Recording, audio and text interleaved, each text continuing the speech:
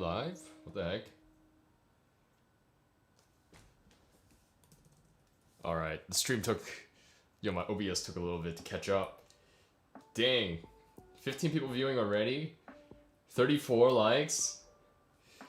Are people that excited to watch me fail at Unravel? Like, what the heck? Oh, man. I don't know how I feel right now. Let's go, yes. I am... I have never felt so much trepidation before a stream, and so much, you know, like happy because you know we're somewhere. I am totally not here to see you improve. Yeah, dude. I mean, yeah. Shoot. Let me. I spent the night at a friend, so I'm a little bit discombobulated. I haven't touched the piano today, so I've not warmed up, and. I feel like I should start a timer, but like I don't actually want to be like, yo, I gotta practice for 6 hours because I don't know if my hands will actually hold up. Can you hear the piano fine?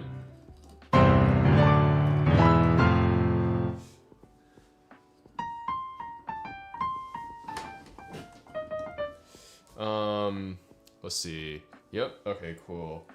I suppose that my voice is fine too, but yeah, I guess like first and foremost, I'll just say, like, thank you everyone for 500 subs. This is the 500 sub stream. Although it was kind of weird to say that because I'm almost at 850 now, so yeah. I had a little bit of something planned for 1,000. But that sort of stuff takes a while for me to do. And so I'm literally not prepared to do something for 1,000 subs. But yeah. Once we hit 1K, you know, I think instead of putting out like a special video, I'll probably put out like a Q&A video type of stuff, you know, which is very generic. But also, I'm planning on playing for a stream and streaming at my piano or my other piano, like my grand, and like, you know, playing for like an hour or so. So yeah, playing like a recital. You know how it is. More streams. I see your fruit. But anyways, y'all aren't here to watch me listen to me talk about new stuff. It's just more Unravel, I guess. Ah! Okay. So, again, I'm using this so I have a little bit of back to my stand when I want to write notes and stuff like that. This kind of blocks my view of myself, so I can't see if I'm doing anything. But yeah, this seat is a little bit low, which is going to be unfortunate, which means I'll have to take breaks more frequently than I want to. And I didn't even have time to set up like the whole like learning Unravel on stream type of thing on the overlay, but that's okay. But anyways, I'm only new haircut. Yeah, I got a haircut yesterday, which is nice.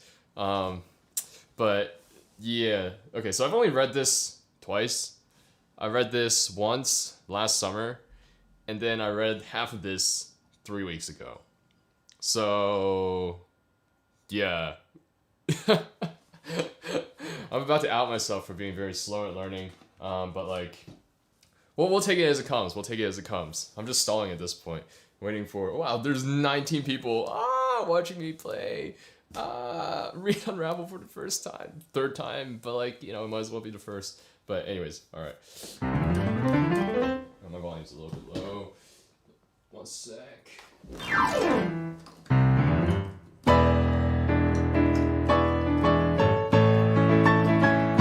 Always gotta check my fortissimos to see how it sounds like.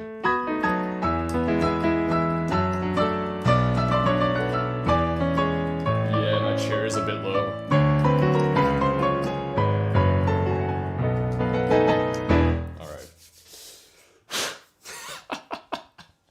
I'm so nervous for no reason because I'm like playing on like stream. I'm reading on the stream, but yeah, and this folder like blocks my own view of myself. But here we go.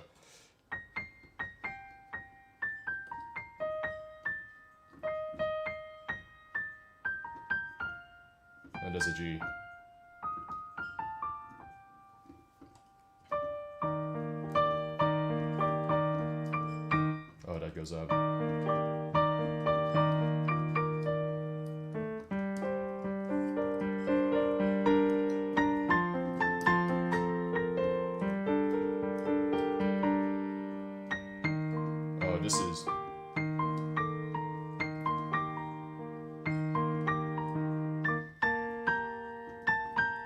connect like that?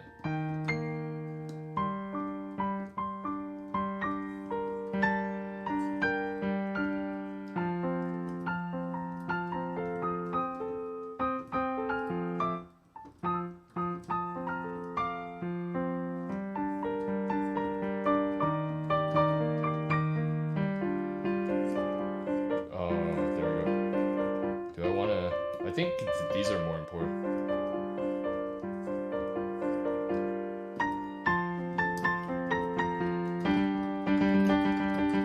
Ooh, that's an interesting pattern. Because that's not like instinctive. Oh, oops. Oh.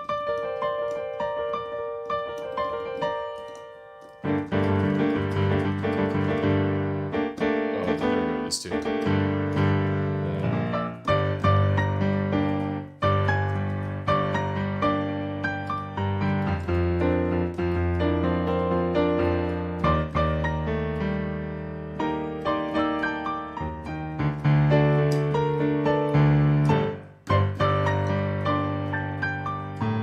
Sorry, I'm not reading chat because I'm focused. I'm actually so nervous. I'm like, I feel like I'm being judged.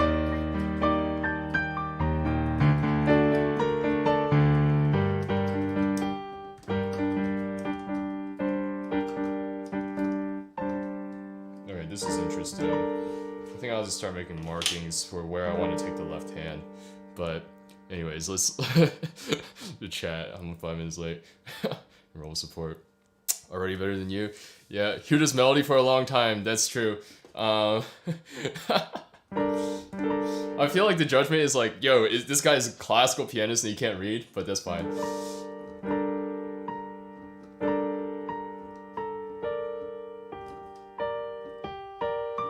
Yep.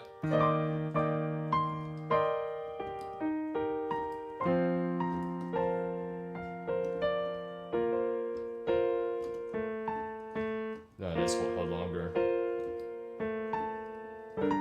It's funny because, you know, I've heard this so many times. I have an idea what it's supposed to sound like, but I like matching up the rhythm to the notes, and it's like, you know, still a little bit shaky.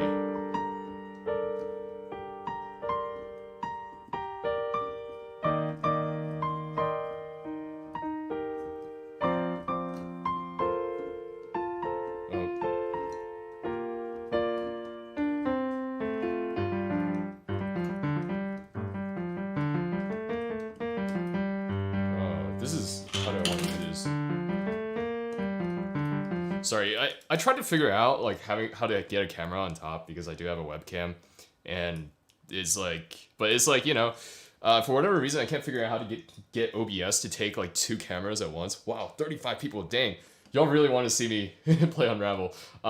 So unfortunately I'm unable to show my hands. So I'll just try to talk through everything that I'm doing.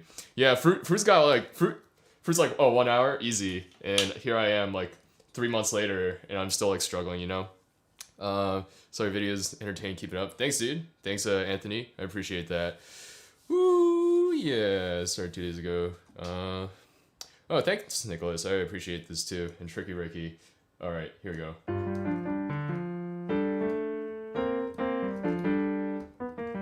Okay, so this passed from 2 to 1.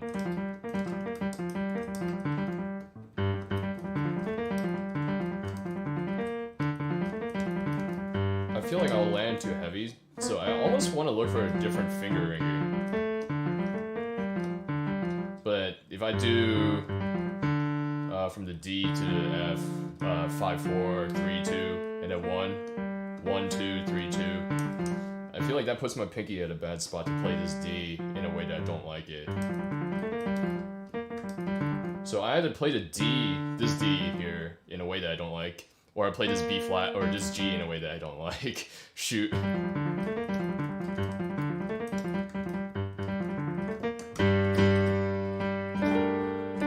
And he writes out the roll.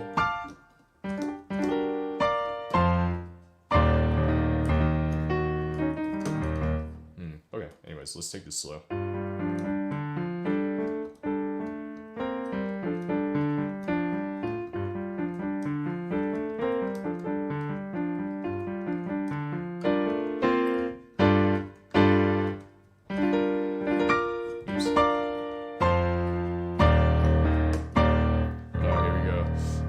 Two hours late. No, I just started, dude.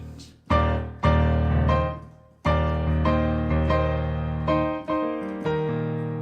this is bog standard.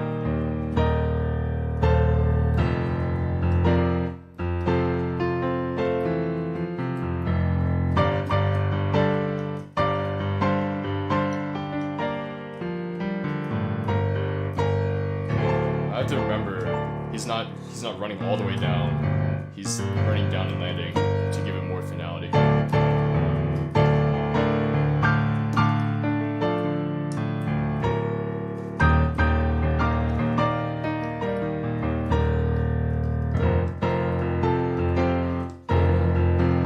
Yeah, that's a quarter.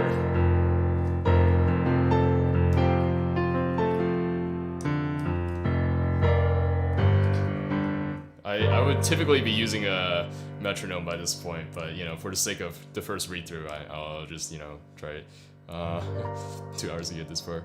41 people, 41 likes on the stream. Yeah, that's kind of nutty. Like, what the heck?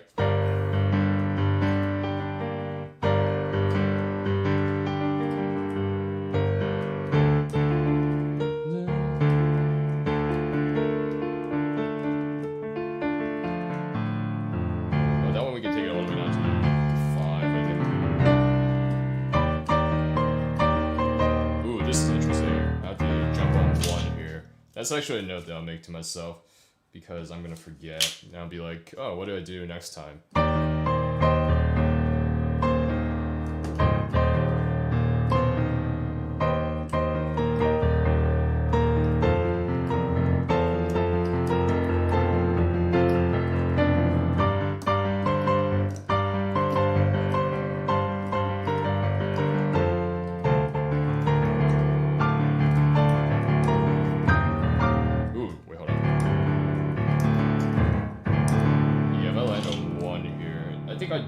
Do that, but like this jump just caught me a little bit.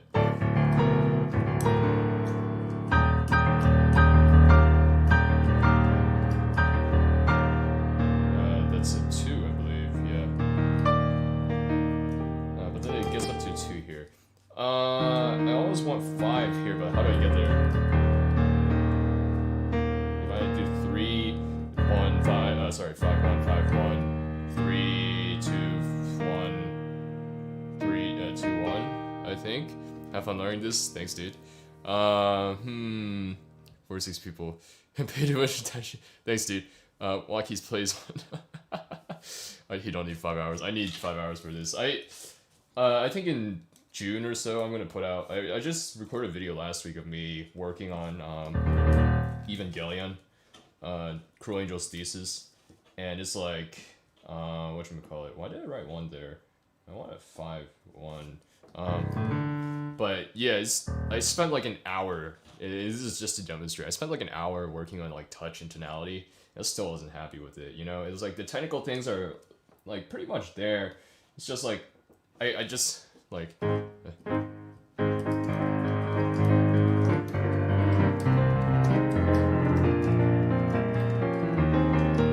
Like getting that sort of crescendo in that touch.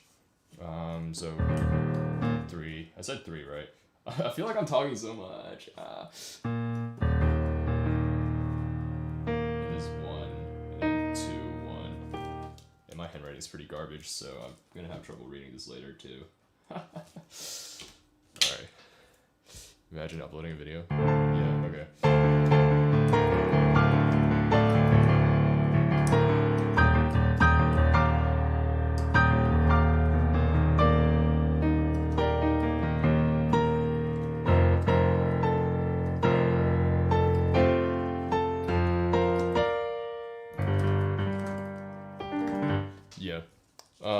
Okay, let's see. Nonchalantly plays with pencil in hand. My bad. Yeah, okay. I think, yeah. This arpeggio is a bit more stretched than I'm used to, you know? Since it's going on the power chord, and so that will take some practice. Yeah, I noticed you Chopin song on piano.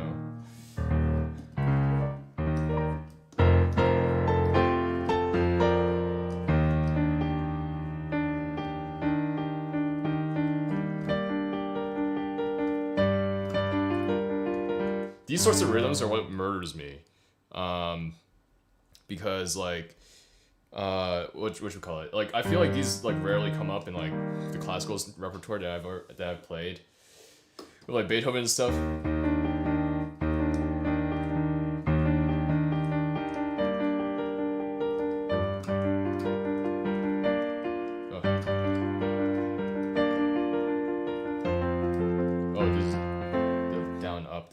Does. I should get a book so I can sit on top of it so I'm not quite so low. We'll do that when I take my first break. Ooh.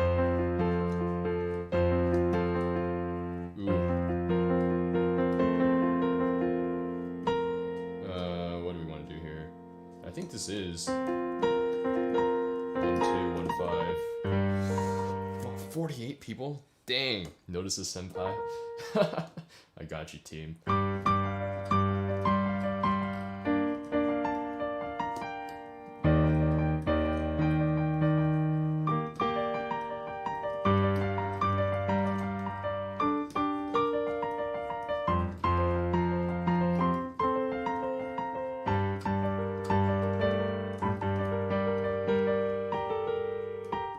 How do we want to get up here?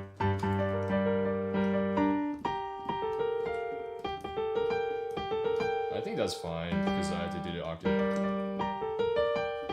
Unless I... The problem is like trying to take all this in speed, right? Like doing slow you can do whatever you want and it will work out, but like taking in speed, it's like kind of have to guess like what's gonna sound good.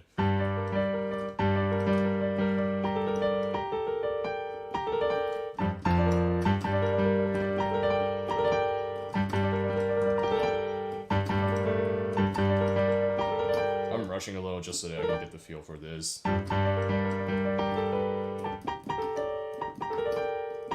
think going 1 is fine. Yeah, going 1 here I think is better than doing the jump. Yeah, probably just need to how do you train your reading at first sight?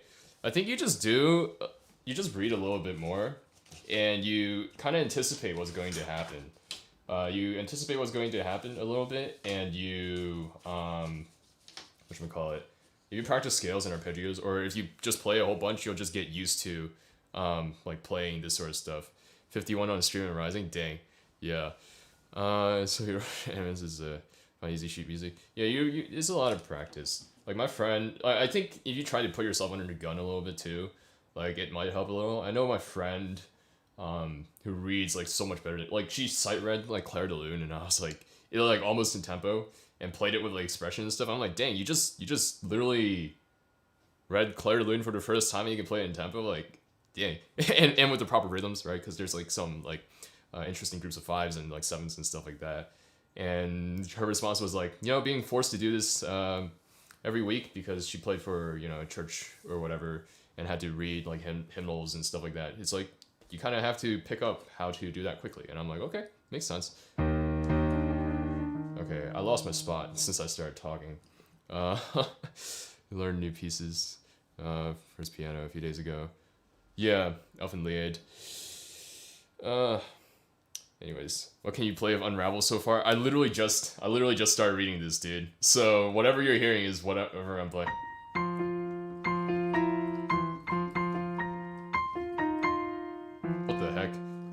Am I in the... What? Oh, yeah, it is an E flat.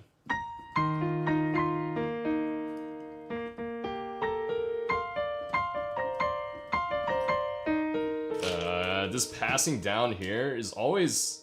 It's like... The natural instinct is to always go 2, but then... And then 1 again. Is a little bit unnatural, which is why I have to mark it in. So I save time later from having to think about it.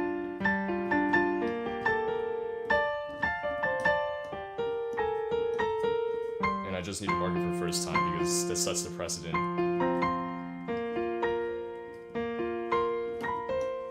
Ooh, how do we want to get up here? I think going to 1 here.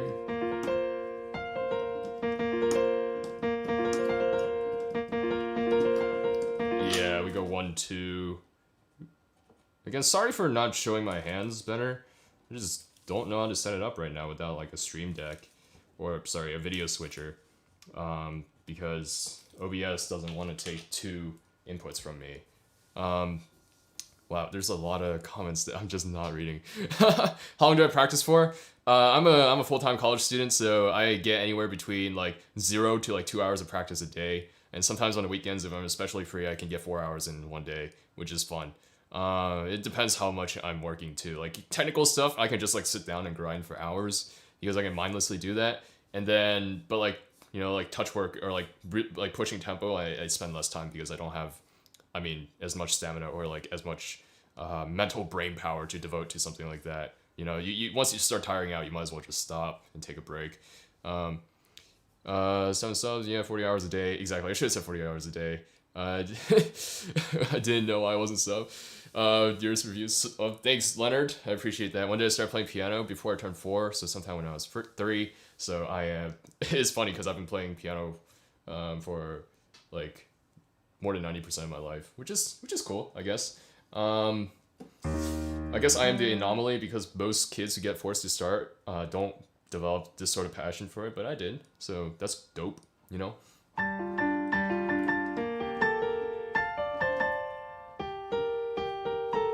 Oh yeah, this is definitely a 1. Ooh, this third here is angry. Yeah, we want to pass it to them.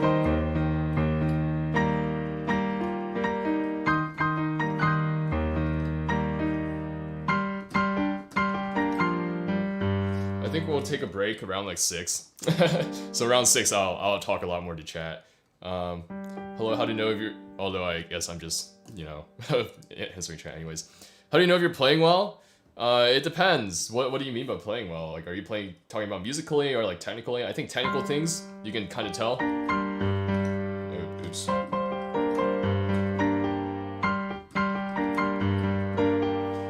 If you have no teacher for musical things, you should go listen to people that are reputable and who you think are good and you admire and you want to sound like them a bit. And then you go and compare them to your own playing. Or you come to my stream every other Saturday where I review videos and I can listen to your video and talk about it. But it's all about training the ear.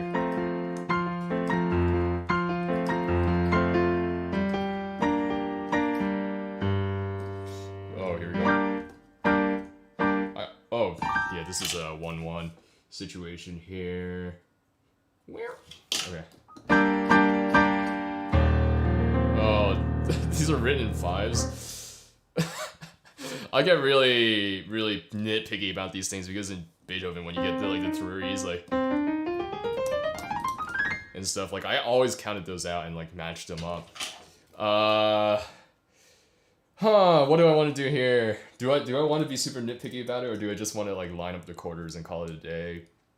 But then the left hand isn't lined up necessarily either because it's like passing into like cut time almost. I think we just lining up the half notes is fine, and I'm just gonna mark it in so that, again, I'm trying to save as much brain power as I can on the second run through so that I don't actually have to like think too hard. Like, I just have these markers for myself so that I could, you know, just play and worry about other things like playing the right notes for now and like some of the phrasing. So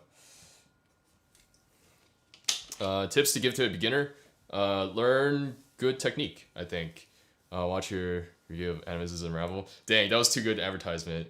Yeah, proving that I cannot play Animenz'S Unravel. But yeah, I think you want to whatchamacallit, for a beginner, you want to play with proper technique. So learn how to play with like shoulders relaxed, you know, like stuff here, and like your fingers like properly curled with a slight arch here, right? You want to start off with like fingers like curled, right? Okay, I said that like twice now.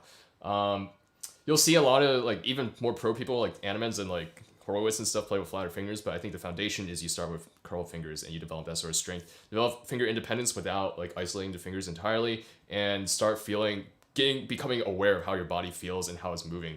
And Start with a teacher, maybe, you know, like even if it's just for a few lessons, just so that they can instruct you on like how it's supposed to feel. And if you get how it's supposed to feel, you remember that and you apply that as you're moving forward. I think, so in 2 weeks, I'm putting out a video on like 3 beginner mistakes, technical mistakes, and that's a lot of the mistakes that I see.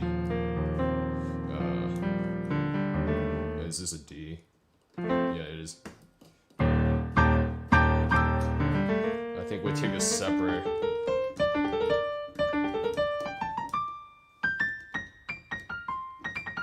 So these aren't like technically impossible, it's just like all of them put together is where it gets hard, right?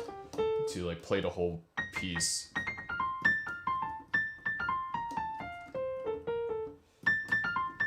Because of the endurance that's needed. And of course, the continuity between each section.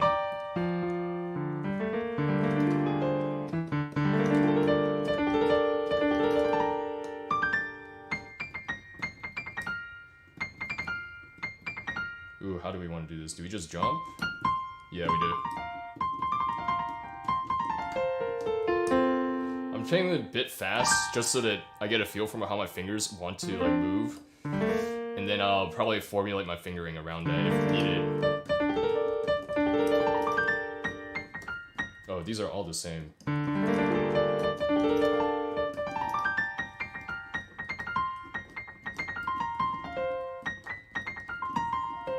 I don't hear these in groups of 5 yet, so I need to work on that. And these jumps are going to be a little bit beastly.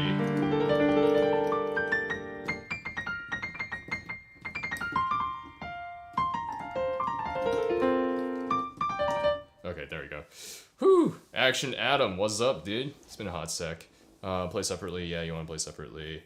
Do you get to technical level with this keyboard? No, I started on a Yamaha U2 for like the upright for like the first 5 years of my life, and then we got the piano that you see in my performance videos. And then I did that for a while, for my whole life. Let's see, what are we talking about? How to fix a digital piano? Don't know. How to do that? How long did it take you to learn No Game No Life? 2 months. I feel like everyone asks like these sorts of questions, right? Why does it matter? You know, like, sorry, I don't mean to snap at chat, but like, I think it's like, yeah, okay, it's interesting to say like, how long did it take for you to learn something? And it's like, cool, Fruit did it in 5 hours, right? And this is going, if I want to play at a technical level that Fruit played it at, it's going to take me at least a month, you know? But like, what does it matter? I'm playing something that I enjoy, and hopefully I'm playing it in a way that you enjoy.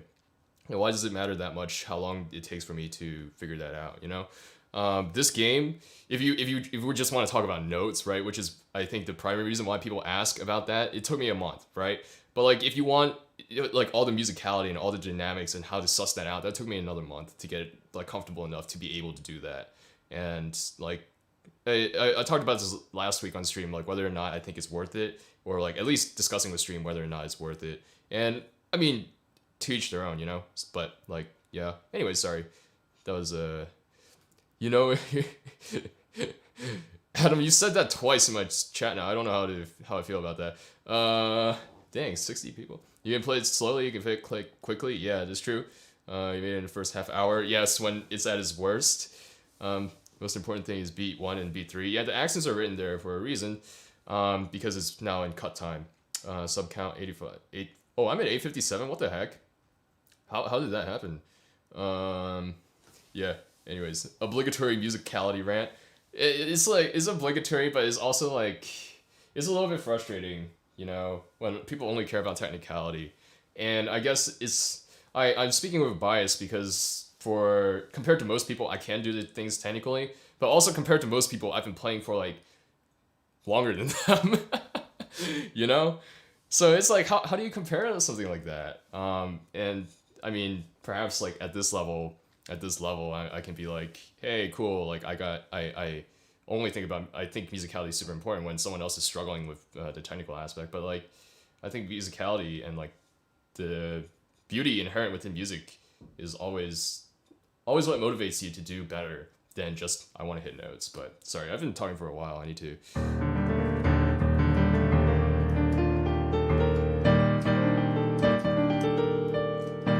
I need to figure out where I want to line up these notes. So we'll do pencil and paper first. I think yeah, around here. Sorry, I'm like just punching it in. Before the C, around the F, this one, the A, and this one's in between the B and the A. Yo, should I do like Roman numeral analysis too? I'm not that good at it yet, so maybe it would be good practice. That would be real classical nerd right there. So I guess I won't. Between the B flat and D, okay. And this one, the D. This one's B flat and F. I just like to line all these up, so that when I'm going fast, right, like there's something to hit. And like if I generally hit in that direction or in that section, then I know the rhythm's gonna be correct. I know some people can like isolate kind of like a each rhythm like in their mind, but I can't.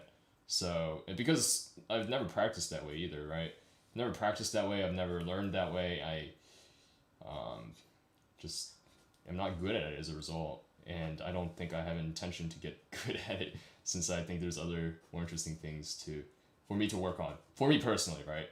A lot more skills that I want to hone. Like this week I was listening back to some of my old playing. I'm like, dang, I've improved a lot already just in the few months that I've started doing this. But like, you know, it's I need to grab a drink of water. Sorry guys. But it's like kind of, you know, interesting otherwise. I'm gonna go part 4. Have I ever tried lucid dream? Nope. How do you go about making arrangements, especially of songs with many voices? I've only arranged like 3 things for this channel so far, and I'm almost done a 4th, so I don't know if I'm the person to ask for that. But I think what you want to do is pick the ones that are important, and then decide whether or not you want to keep the rest, and what you want to convert into like something that's more pianistic. How do I have extra 100 subs? I don't know. Playing for 3 years, learning on your own. You guys have bad technique. How do you correct it? You need help. Lots of, I think, hand things like these. You can hire me for private lessons. Just shameless plug. Or you can watch some of my videos. The ones that's coming out in 2 weeks. Unfortunately, I can't edit fast enough to get those out in time. But like I would say, first and foremost, recognize like how your hand is supposed to feel on the keyboard like this. And then like hit each note like while lifting each finger and feel what that's supposed to be, right? Because most people don't play this way with bad technique. They'll flatten out or collapse or like flatten out their hand like this. And it doesn't, like, you can see very clearly when your hand is correct, I think. And then you just play like that and get a feel for it. And I mean, like you can do the Schmidt, right? Like hold the stuff down. Don't do that too much. Or you can do hand in one and scales to just get that sort of feeling into your fingers. Okay, now I'm done lining everything up. I should start playing again. The Crasher editing it now. Okay, yeah. Try to plus ultra. Yes, higher watt sensei. Hello, pure water ruler. You're here not for a WattKeys after hour. I don't know if we're doing after hours today. I don't, because I'm kind of tired. But I said that last week too, and I just like got kind of psycho.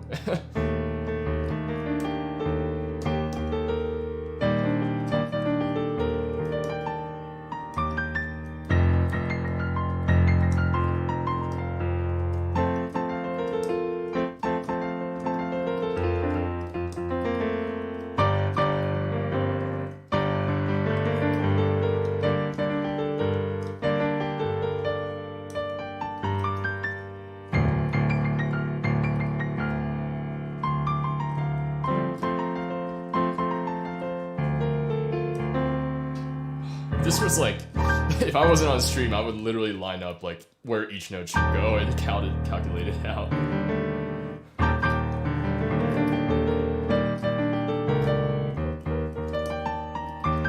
Because it bothers me that much. I'm weird.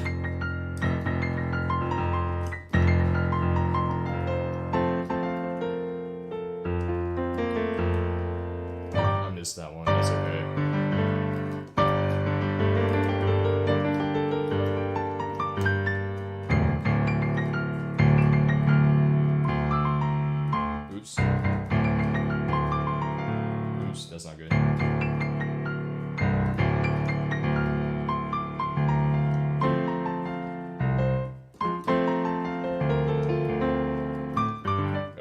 was fun. I don't know if I'll work on that today.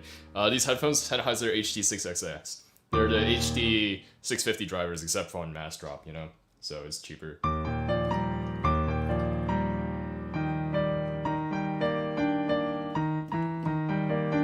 Ooh, wait, messed up. Oh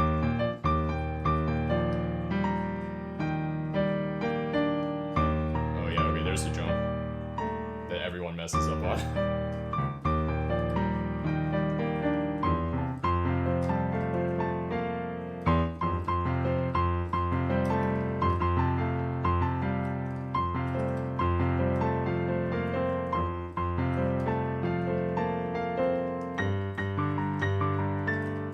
This pattern is I don't think I've played this pattern before.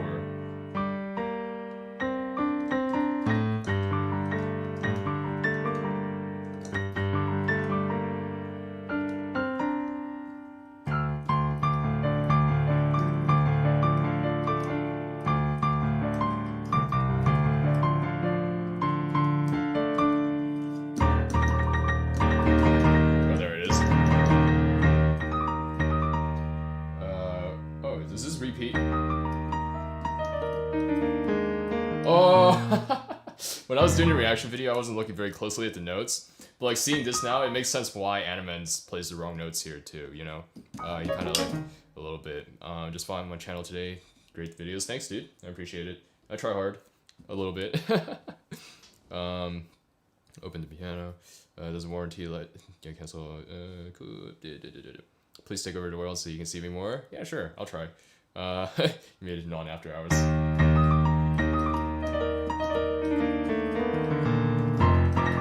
Yeah, this is a tough part.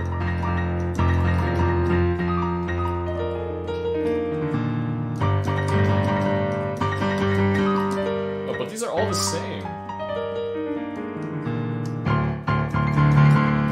There's a difference. I should have known they were all the same. They actually sound the same, but I just don't think with my ears, you know? I think with my eyes, which is not good. Oh, what do I do here? I think. Yeah, cross.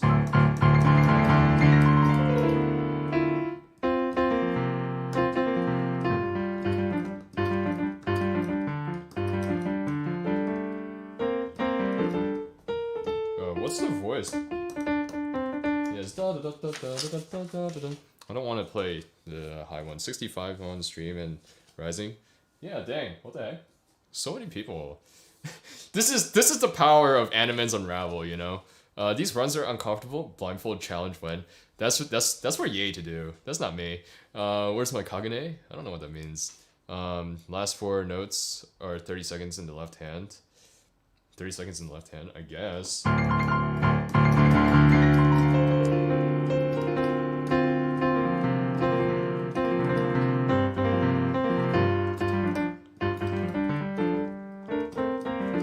I feel like that's a call I'll make when I'm closer to being done.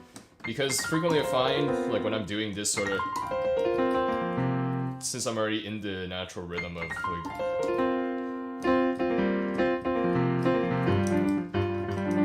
Perhaps, we'll see.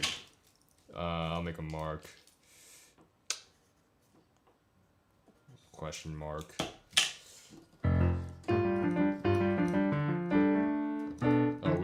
I did this earlier and I forgot what I said. Oh yeah, we're crossing to a second.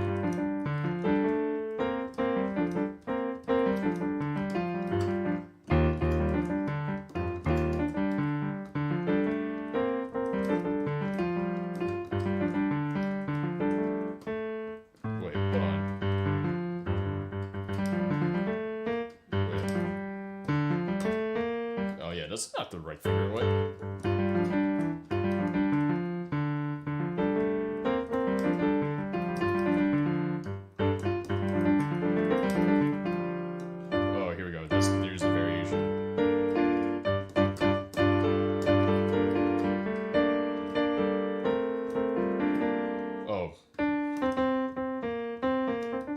See.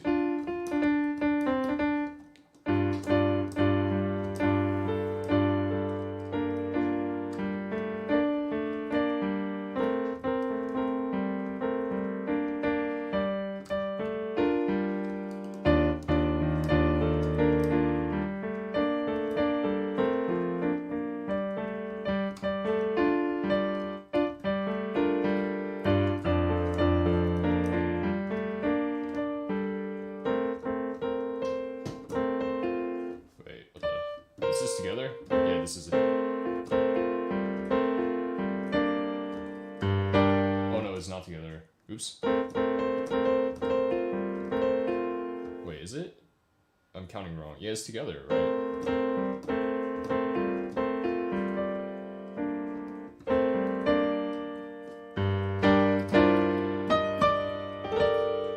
I like how he writes out these rolls. It's like some Beethoven level stuff, you know? Nice haircut. Thanks, dude. Someone's leaving. At the background, all good. See you, Chopin. Sama, playing this in solo mode. Sounds really good. Maybe. Slow? Why are you rushing this song so fast? Learn the songs by the right and then the left hand and practice that part perfectly before we get to the next part of the song. I'm not rushing, really. I'm just reading through, you know, for the first time, so I get a general idea of where everything is. And while I'm playing a little bit fast now, it's literally just so that I get a better understanding of how things are gonna feel when they're a little bit faster. Like after this is taking a while. Sorry, I'm looking at the time right here. This is taking a while, one, because I'm talking in chat, but two, because I'm also trying to suss through as many things as possible without working on it, so that later I can come back and do it again. But like next practice section, right, I'm going to be with a metronome and like grinding each part. So fear not. This is just how I read.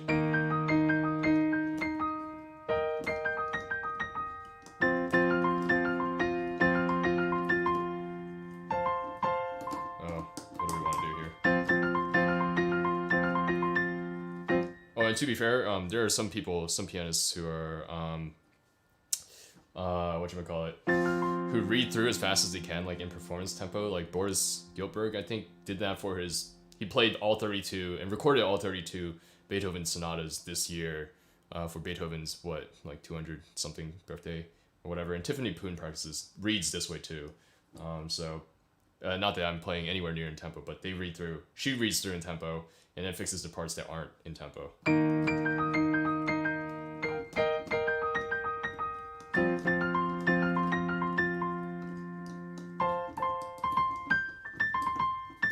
Yeah, okay. 1-2-1, the classic. Just gotta write it in so that I don't get confuzzled.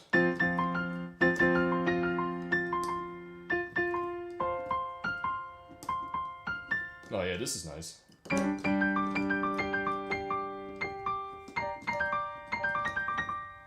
Yeah, there we go.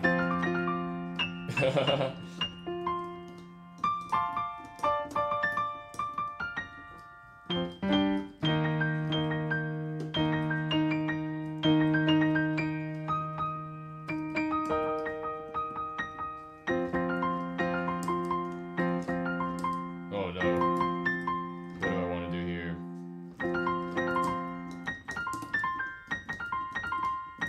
I think I can spaz the thumb. I think that's fine. Yep. Yeah, there we go.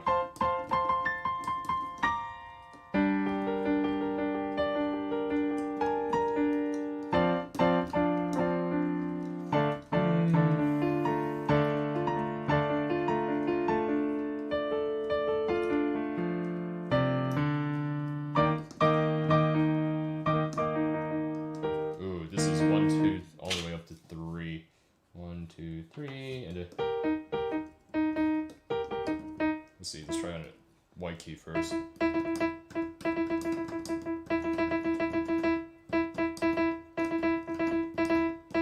I feel like going backwards is a little bit trickier. So let's see.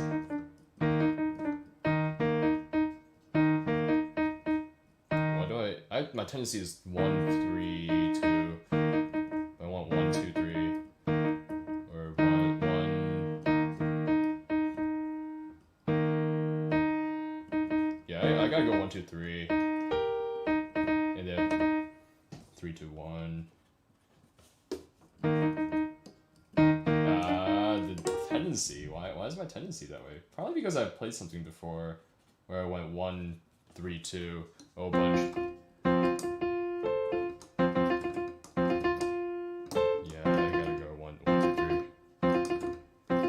Days? I would give it a month. I'm not a fast learner. And also it depends how much time I have to practice.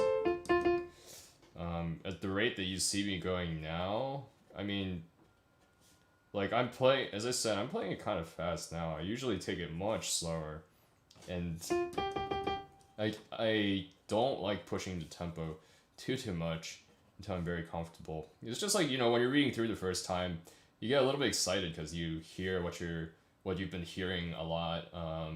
You know, you hear yourself making the music, or at least some of the music that you've been hearing everywhere else, which is a little bit exciting, you know, when you hit those spots.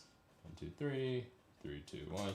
And again, I'm just writing this in because this is not instinctive at all, and my instinct is to do something entirely different, so this is just going to keep reminding me over and over again. How do you earn money? I don't earn money. I earn money if you pay me, that's the thing. First one, it's took you forever. Issues. Expectation. After 6 hours of practicing, I expect to have the opening down pretty well.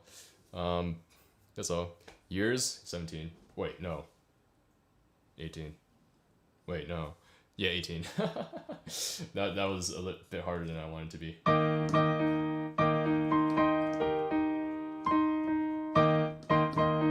Sorry, I'm playing really heavy.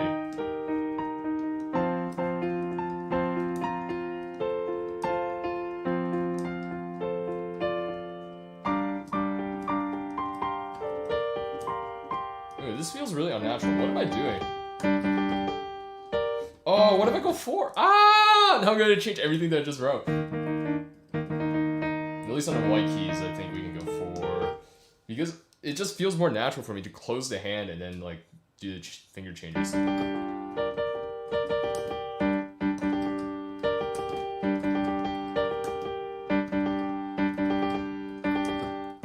Like this, because this motion kind of brings the thumb down, I suppose. Okay, we'll give it a shot. We'll see what happens.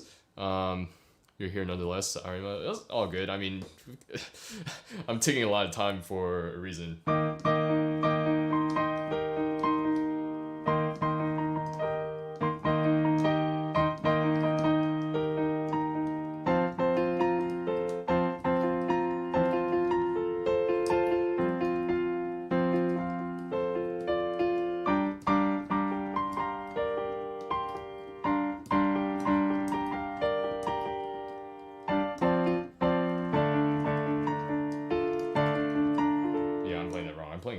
Instead of dotted A's.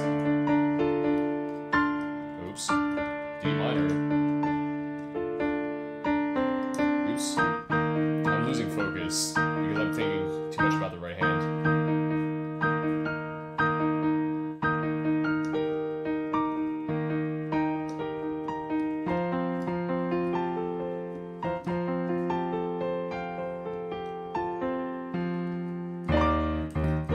There we go. Through that section. Now moving on to next. How many more pages? Dude, we're almost done. I almost want to say this is easier than I expected, but like it's not. It's easy in sections, but it's not easy when you put it all together. That's the problem, right? And in tempo.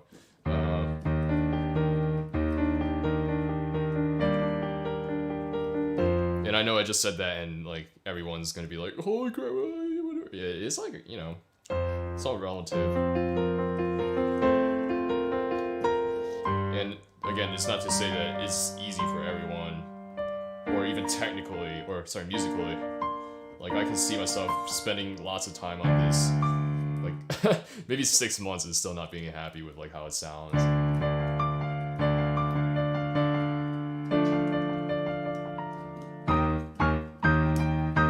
But here's the part. I think Animenz'S spazzes the thumb here, and I think spazzing the thumb is the only way to do it. So, Animenz'S rotates a lot about the wrist sometimes, which is, you know, and then here we have 1 2 1 1 2 1, I suppose. Yeah, we spaz the thumb and then we come down. Imagine having your sub count be 3 figures. What the heck? It's really interesting listening to someone practicing piano who is a lot better. Not often I hear anyone else than myself practice. Yeah, I mean, you should go watch some of Tiffany Poon's old like practice vlogs, because she practices a lot better than I do.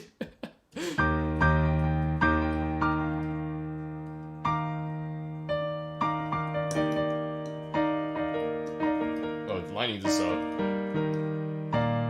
Oh, wait, this is fine. It's just a little bit awkward to stretch. Because it's not like a neutral position E flat chord arpeggio. What if we made it a neutral position? Yeah, I was gonna say, like, dang, inspiration. Shift the thumb down and jump and make it sound like a normal, or play it like an arpeggio.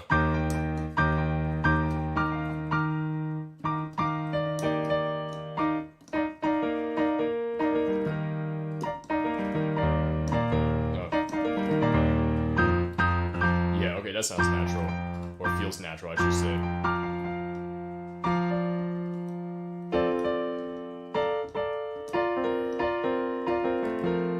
Yeah, okay, I can shift this thumb down.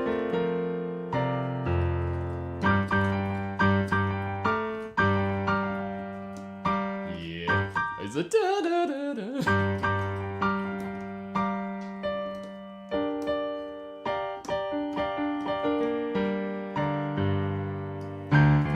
Jumps are fine, like shifting down.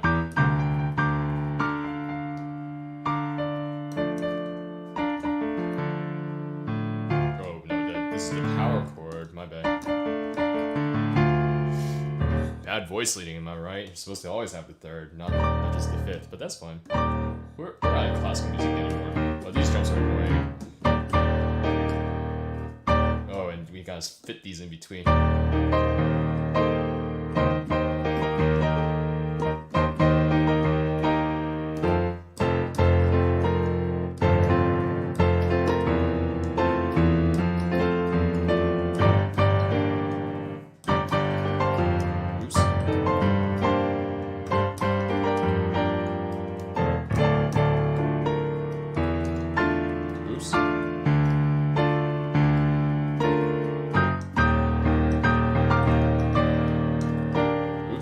That's not good. I just said oops like 5 times. Oh, there we go. Da da da dum. I kept hearing da da da dum.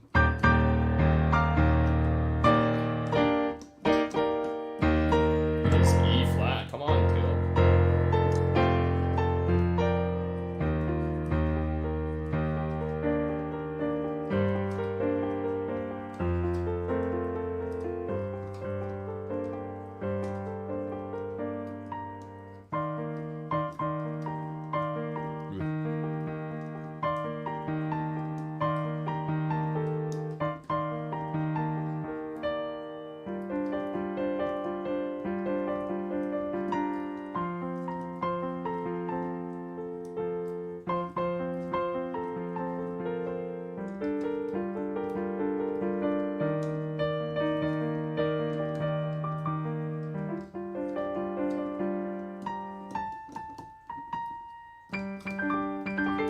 This is the unnatural pattern.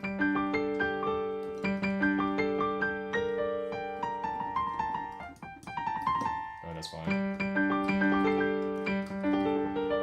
Yeah. Oops.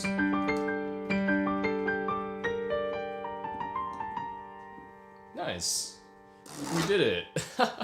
That's the first read through. It wasn't entirely a read through because I was, you know, putting in work to see what I want to work on moving forward, but we did it, team. Time to read chat to give myself a little bit of a break. Oh man. All right. Let's see. All right. I feel like I missed something. Oh, 77 people watching? What the heck? Y'all wanna? Wow. Okay. Dang. All right. Learn playing by sheet, or is it not a big deal? I think playing by sheet is helpful because you get to write stuff like this, and you don't need to like store everything in your head. I know most people who only play by, you know, ear wish they could play by sheets better, and people like me who can only play by sheets essentially wish we could play by ear better. And so I guess pick your poison. But I do highly recommend learning to read sheets. It's just, you know, let's see. Master Uguay, Interval recognition, memorizing notes are best for playing sheet music. Yeah. I mean, interval recognition is good. Let's get this guy to 1K. Thank you. I appreciate that. You can just use Synthesia. Synthesia is slower. I really... Okay. Do you have any recommendations under 400-ish? Just the Yamaha P series, like the P45. This is a P125, and that's around $600. But I mean, I guess I mean, is it selfish for me to plug my own links down below? You know, like I think I'm allowed to do that. Yeah, so my equipment is down in the links below on kit.co.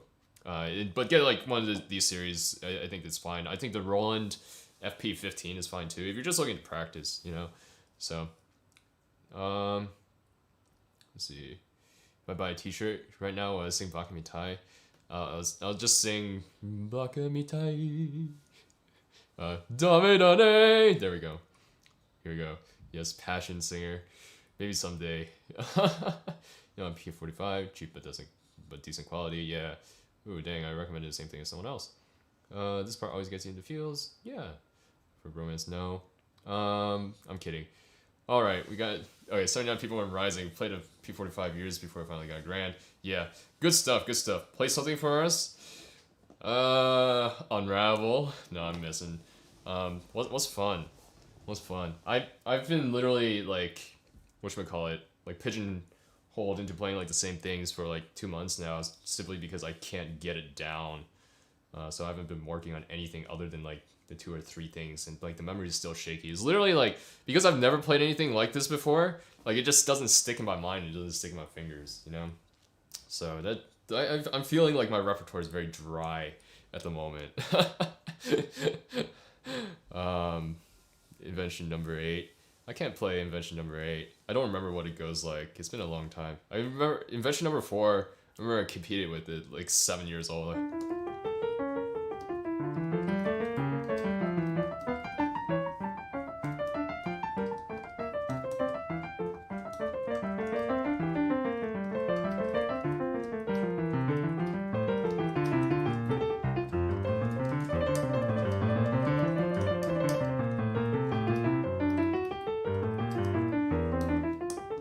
Forget how to do the rest. Wow, I'm getting requests. Unfortunately, I feel like I should have put this in the description. I can't play by ear very well, you know? And like some of the things that I do know how to play, it's like, I need to work on it a little bit first. I don't know any Final Fantasy. I haven't played Final Fantasy yet either. Do I play piano or do I just practice? What do you mean? It's AOT Season 4 opening. I haven't seen AOT, so I don't know what that sounds like. Hang out with your family, peace. See you, Arima. Appreciate it. But Cruel Angel's Thesis, that's the one thing that I've been working on that's like kind of tough. It's not hard technically, well it is. It's not that I can't get the technique, it's just all the phrasing is just like, you know.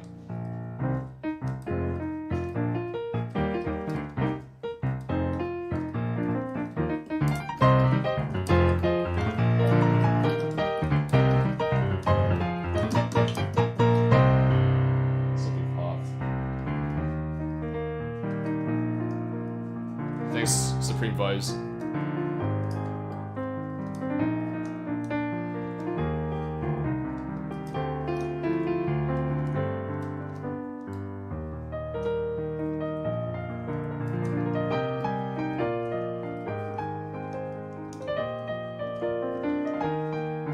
This is Animenz's.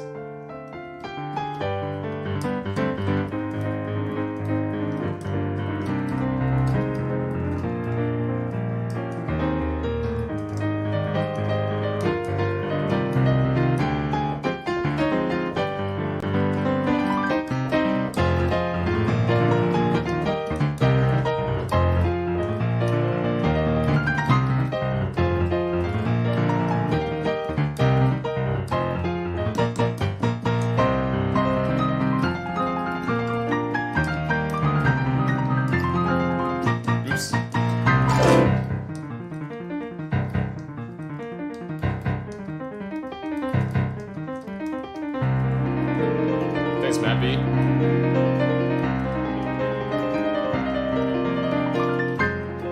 Oops.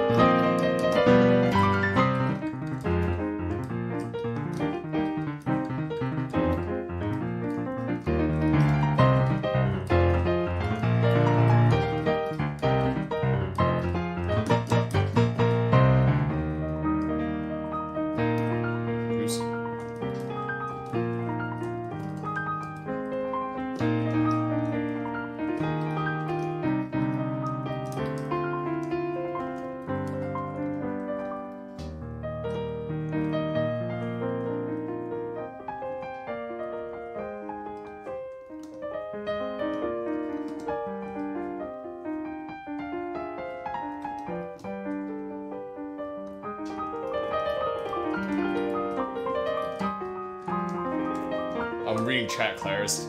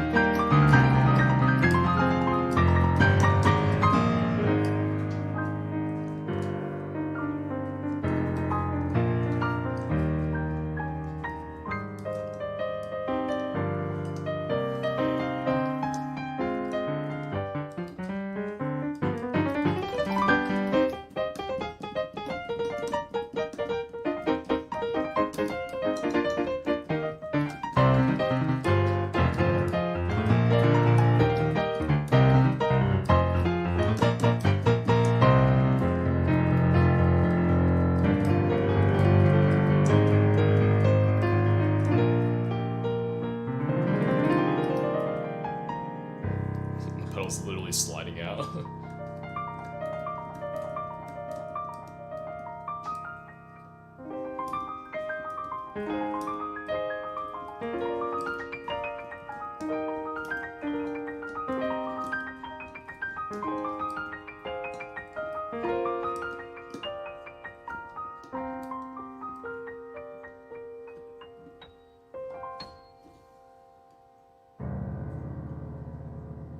Piano goal.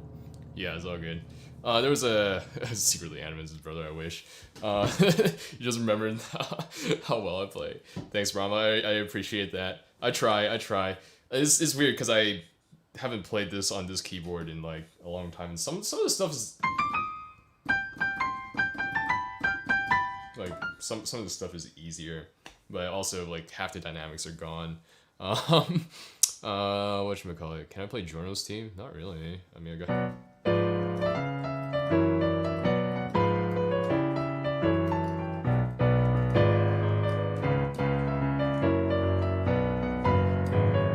And I forget.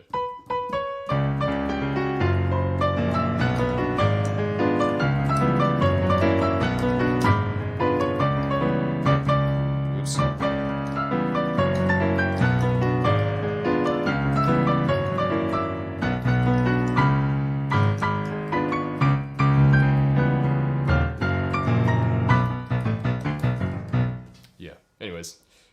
Difference between a grand and digital. Yes, sir. Hello, James. I appreciate that. Oh, Vin Ludens, I think, asked about the pedaling. It's just, I think it's or several people commented, it's like, you know, yeah, the keyboard is shaking. You know, like, one of the reasons why I was like, I can't play by ear. That was literally Fonzie's arrangement.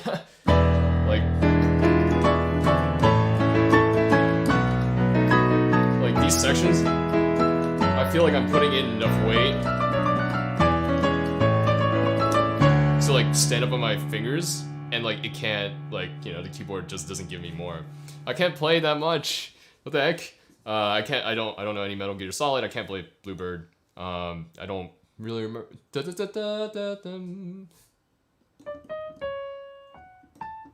Yeah, I can't figure out the chords by ear. Only My Railgun. No, not really.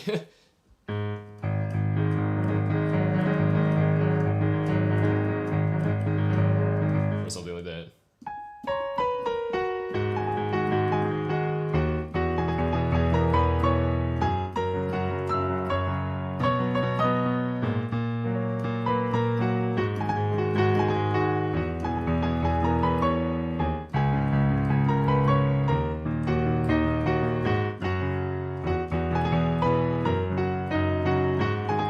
That's by ear. Not really. What can I say? Twinkle Twinkle Little Star? We're taking a break, James. That's a...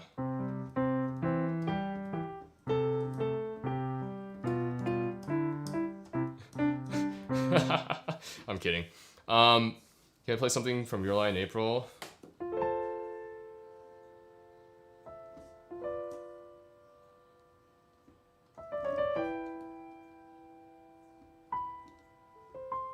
Dude, I don't know any Naruto.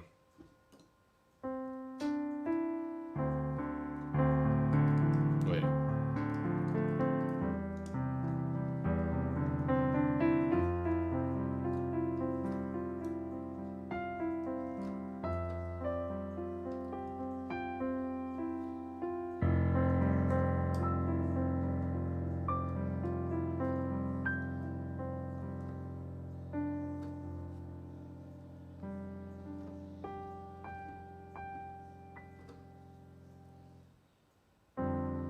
Oops.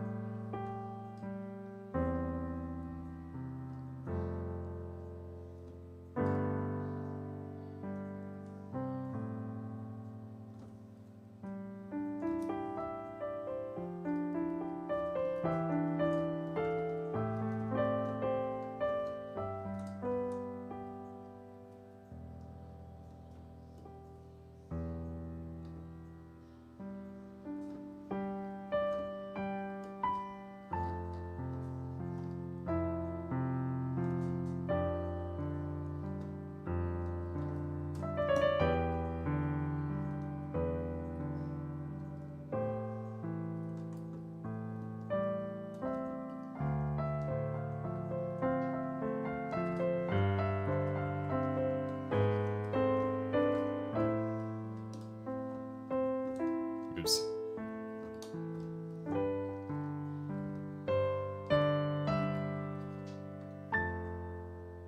And that's all I remember. I forget how the rest goes. That's okay. Sorry, team. Yeah, I don't... Okay, there's a reason why I don't take requests is because I don't play by ear well enough, you know? I should make like a list of things that I do know how to play. Like, here's the thing, right? Like, for 1,000 subs, I'm going to be playing a recital/concert, which will probably be more ready by the time I have like, you know, a little bit beyond that. Because when do I get the community tab? I think I get the community tab at 1,000 subs, right?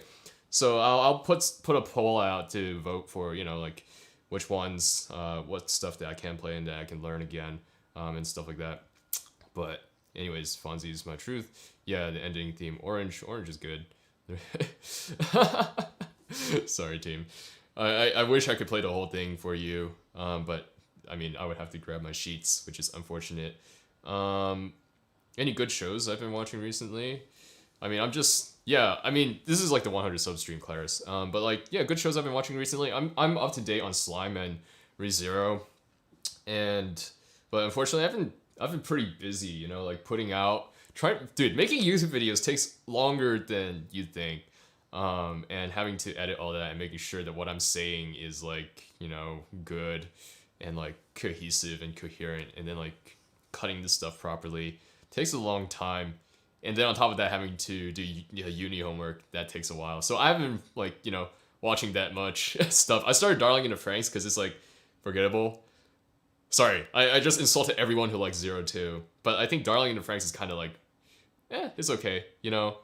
Like, I think it's like Ava, except not as good. But 02 is also, you know, better than like Asuka and Rei, so that's all good. Yeah, 500 subs special. 02 is pretty dank. It's just that everyone else is like flat. But that's all. Anyways, I guess we'll get back to Unravel since Darling in the Franxx is dumpster fire. It starts off like okay, you know. Heard Requiem of Silence. I heard it in his live. It was very good. I just don't remember what Requiem of Silence goes like. I just know it when I hear it, and it's like, okay, dope. I'm like floored every time. Yeah, don't worry. I know it gets worse. I know. I have a general idea where the plot goes, and how it doesn't make sense, and like there's like bad exposition dumps and stuff, and I'm waiting for it, but it's okay. You know, it's just something that I can throw on and be like, yo, I start watching this. At least it's something to watch. And then once I'm done, Anime Doro. Yeah, have you guys seen that video by that guy who's like, you know, whatever. But if I watch something that's too good, then I just binge. If I watch something that's like too mad, then I'm not entertained. So Unravel version 2. I don't know. No Game No Life 0. I liked No Game No Life 0. It was fine. Yeah, it was certainly, there was more depth to it than No Game No Life itself. You watching Bushoku Tensei? No, I'm not. Again, I said the only stuff that I'm watching right now is whatchamacallit. Sorry, Slime and ReZero. Sorry guys, I'm a little bit tired. There's more people watching me than ever. So this is a poor condition to be in. And I still have a whole bunch of Unravel to go. Steins Gate is on my list. I will be doing Steins Gate or watching Steins Gate at some point. And my friend tells me that I'm gonna love it simply because there's a whole bunch of time travel and CERN related stuff. And, you know, my freshman year, I did some research with the part of my university that does, you know, stuff with CERN. So, Science Gate and Best Anime. Yeah, nice. Just made it, took me a month, so not bad. Yeah, Shoga Tensei. Okay, I see. Skills with pen too. You see me, dude. I think I demonstrated this last week, but I used to be into pen spinning, and I never got that good. But see, the drop again. You know, drops everywhere. But yeah, Science Gate. Oh, I'm a physics major. Yeah, I'm not that good at it though. I'm just like always confused. I did. What is it? We did quantum. I did quantum last semester and I almost failed, but that's fine. How the heck are you spinning your pen like that? You just got a physics degree, dude. You should help me with my stuff. How do you spin a pen like this? It's like you hold your pencil, the heavy side, the eraser side, against your thumb, like thumb flap. Sorry, let me move this so I can see how I'm demonstrating. And you like apply pressure with your forefinger like this, and it'll like snap out like that. But if you redirect it into a circle, then it becomes a circle, and that's called a charge.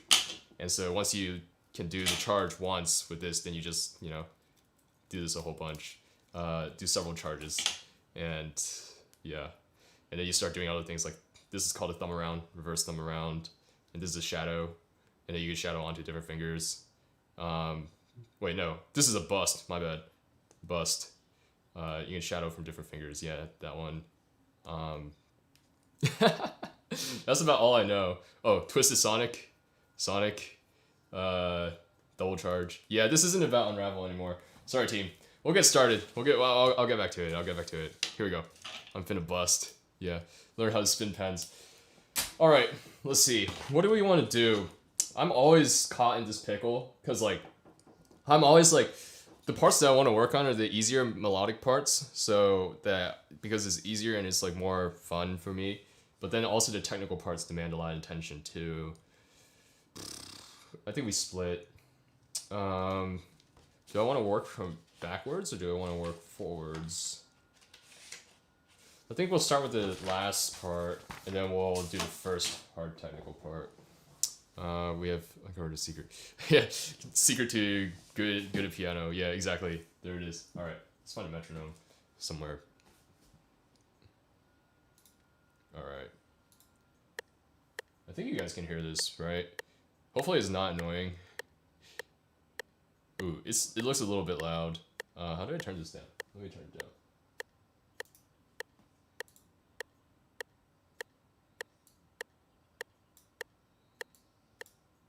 There we go. Maybe a touch more. Lit. Alright, I'll put this over here then. Oh, yeah, okay, never mind. I think we want to go by a quarter first and then see where we end up.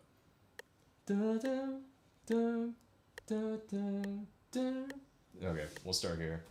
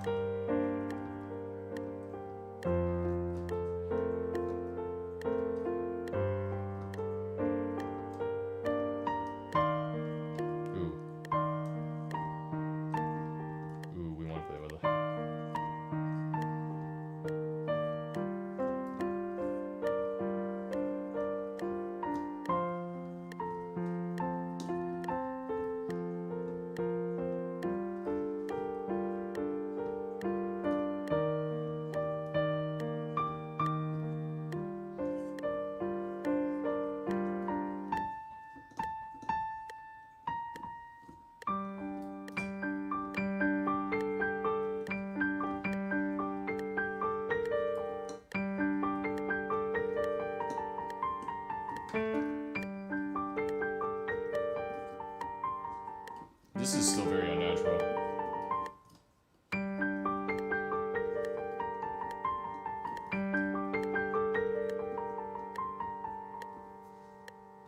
You saw my analysis videos, they were very good. Thank you. I imagine now using Metronome. Yeah. Piano's just a warm-up. I'm gonna go practice Opus 10 Chopin Etudes. See you, dude. Imagine playing in tempo. Yeah, you should play in tempo. All right, let's see. Oh, my camera died. Ah, sorry, team. Give me a sec. They're making emotes of me in Discord? What the heck? That's, interesting. Interesting.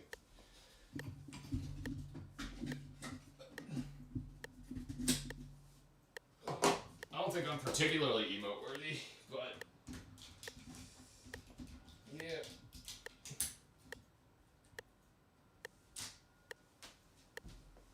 Oh, we can turn up the ISO a little bit since it got dark out. There we go. Oh, a little bit brighter. Play the end run at the end with my right hand. Why would I play with my right hand? Doesn't it sound better with my left? Like,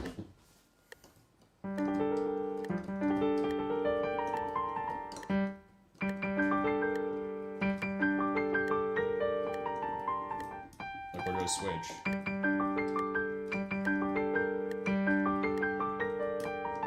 Like, I can make this jump. But then, you're right, there's a big jump later. Actually, which way do I want to jump? Because I'm jumping here 3 to 5, and 2 to... That's a bigger jump, yeah.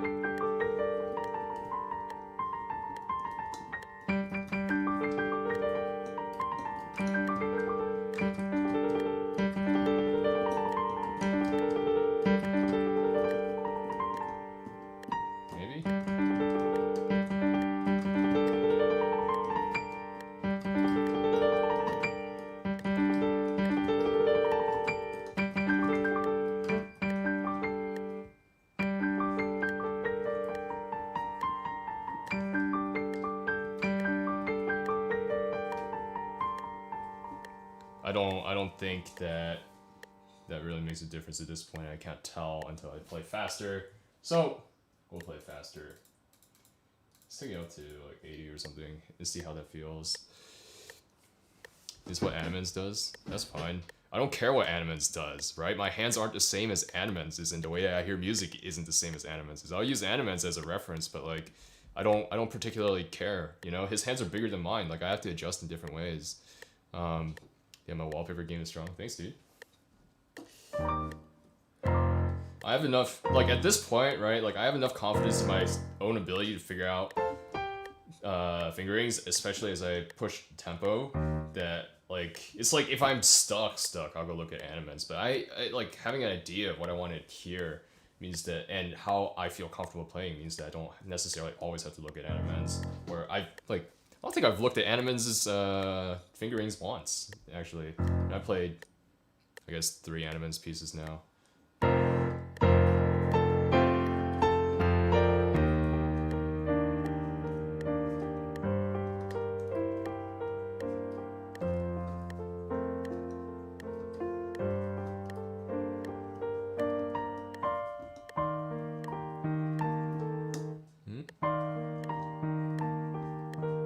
I hear the dun dun dun dun, but it doesn't come, right?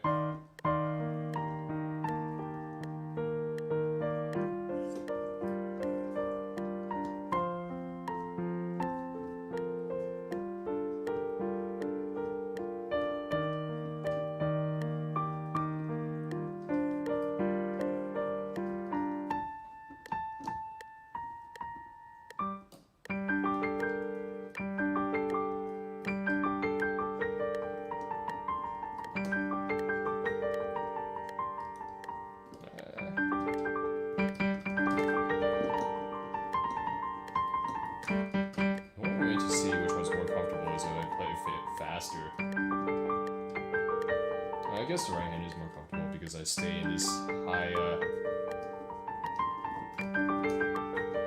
have to move the body over as much. Alright, let's hike it up to like 90 and see what happens. You can play tenths. I can't exactly, you know. Don't y'all love it when you're playing these in sync with the metronome? Thanks, Michael. Is my metronome synced with my piano audio? Because I know sometimes when I watch my VOD, the video audio is not synced with my, the video is not synced with my audio, which is Slap, yeah. Which is something that I haven't been able to figure out how to fix. So hopefully the metronome is aligned with everything else.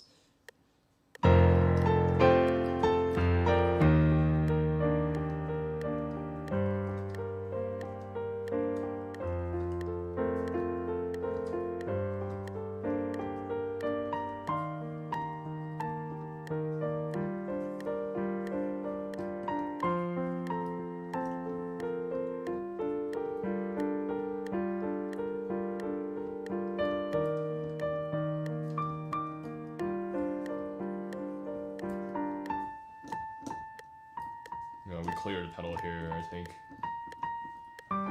Oops.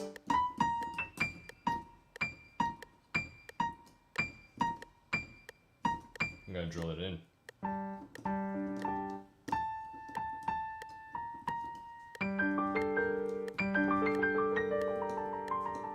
It just feels more natural to climb though.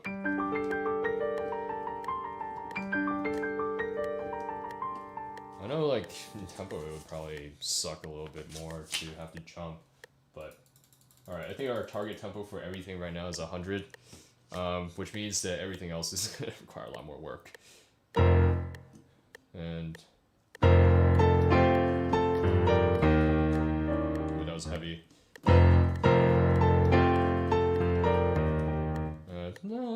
There's a question mark, you know? It's not as final. Or, I mean, it is a one chord, but because it's like first inversion, it doesn't sound as final. It almost sounds like, you know, because we go, but it sounds like a dominant chord instead. It's not a dominant chord. Dominant has a major in the bottom. My bad. I don't know music theory.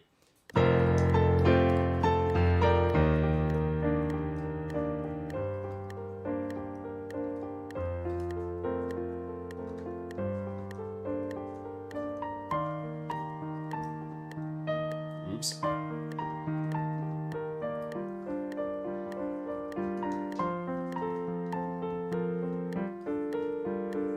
Oh, there's a G.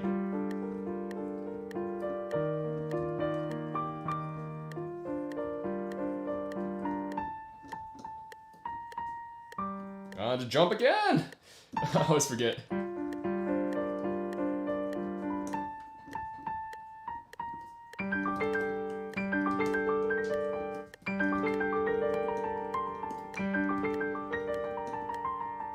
And I did that.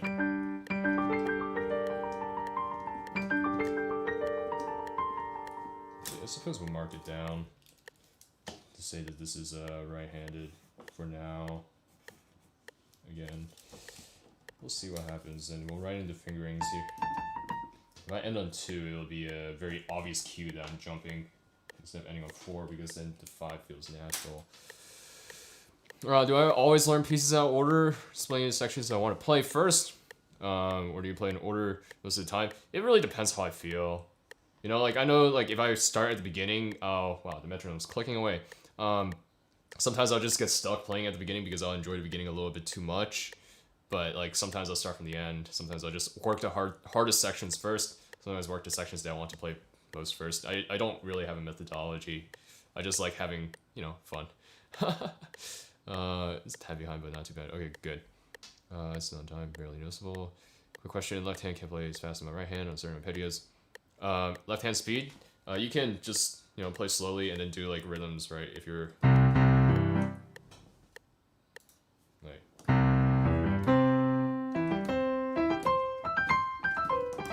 You get comfortable doing stuff. And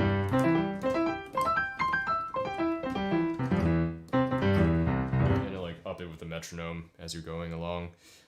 With the right hand, just like really articulate with the right hand and the left hand on the notes that you make sure, like, so every C, like, on beat. Reinstall left hand driver, yeah. Should a progress video after I finish this piece would be a neat video idea.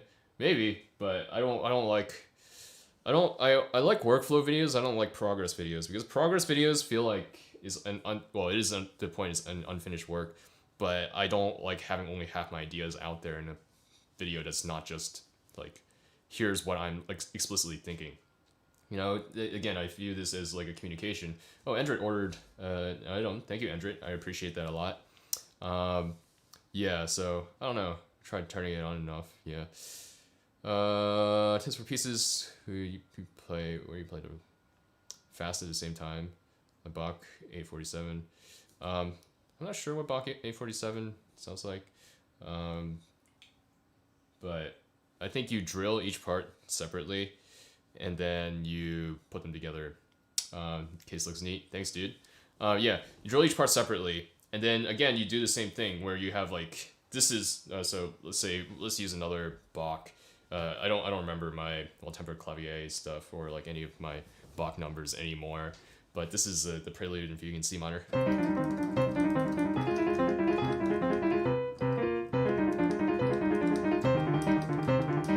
Right, like stuff like that. I think we need a break. No, you don't. No, I'm kidding. So you want to make sure that you hit all the quarters. Oh, this is it? Dang, I'm too good. Yeah, so make sure that you hit these at the same time. And you want to practice slowly, like, okay, this is the one.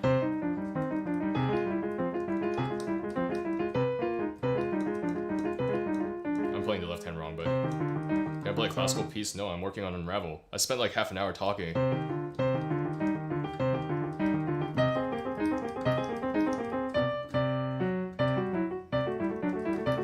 Right, you just make sure that you hit those, and then you just keep going with it, right?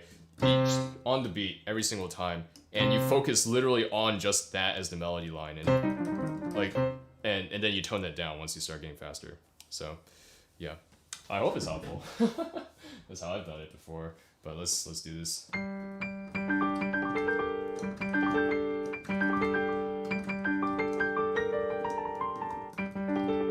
This is still.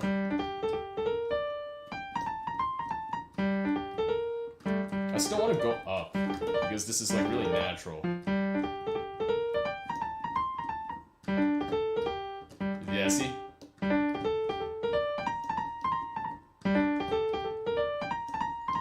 It's like a muscle memory thing.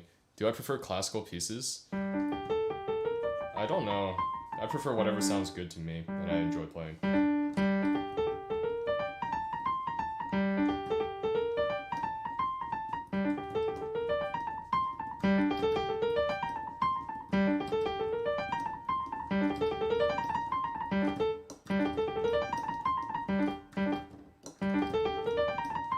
That'll get better with time.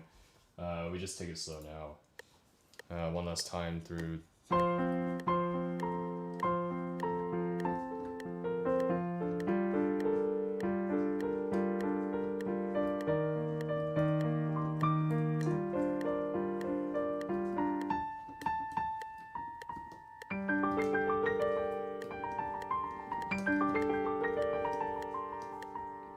That finger marking helped a lot there. All right, let's move on to the first hard section, which is the wall. Yeah, you're too distracting. You remember me when you're famous, I suppose. I don't know. That's literally everyone's trying to hop on a train now. Like, remember me when you're famous, and I'm like, what does that mean?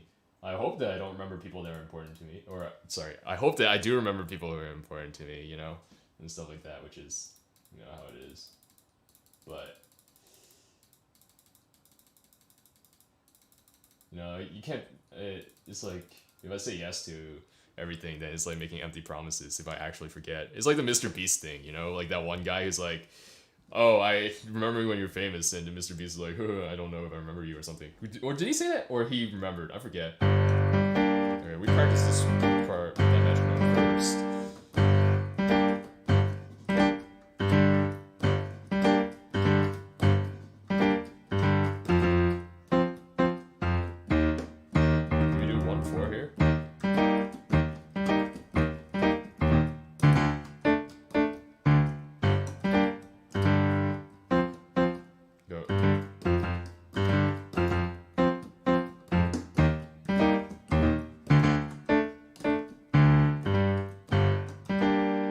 This is nasty in tempo. That's what it is. Or who was here when there were just a few peeps. hope that I don't remember. I misspoke. Want big YouTuber now? There are too many chat messages for him to read. That is true. Dude, I've never had a stream where there were like more than 30 people at a time. So this is like double.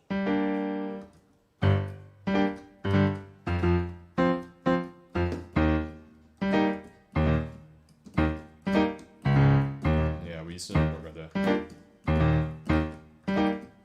Yeah, okay.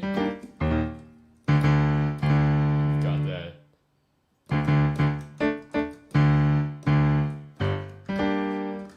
I don't know if y'all know like my reminiscences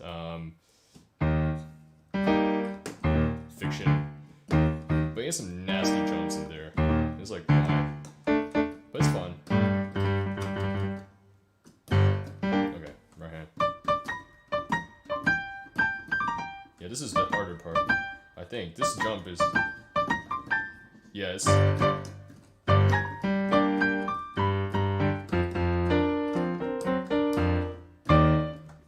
jump.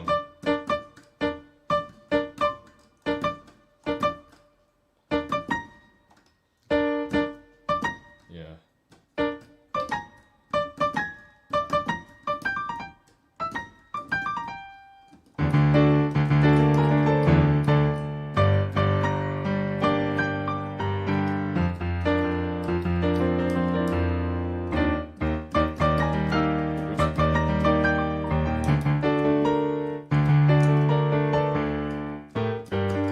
Wait, is this together? Yeah, wait, no, hold on. Yeah, this is, wait, hold on. Wait.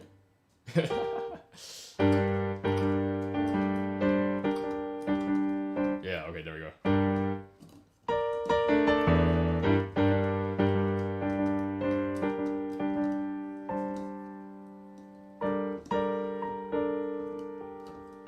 Yeah, alright. Metronome's back. I think we take this by the 8th so that I can, practice a little bit more slowly. Isn't this part the wall? Yeah, this is the part that's the wall. You love your content, don't stop? Yeah, no problem. Thanks, man. I appreciate it. Good luck with this. Yeah, I think... Ooh, metronome's a bit fast. I want to take it really slow right now, just so that I can get the feel.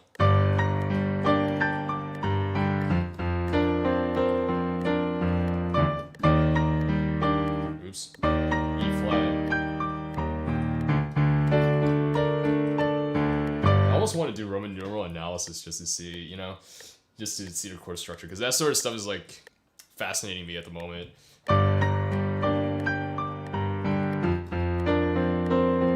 Because I did some of it as a kid, but it wasn't interesting to me then. It's more interesting to me now, and I just don't have enough time to really invest in learning it because I'm doing so many things. Oh, sorry.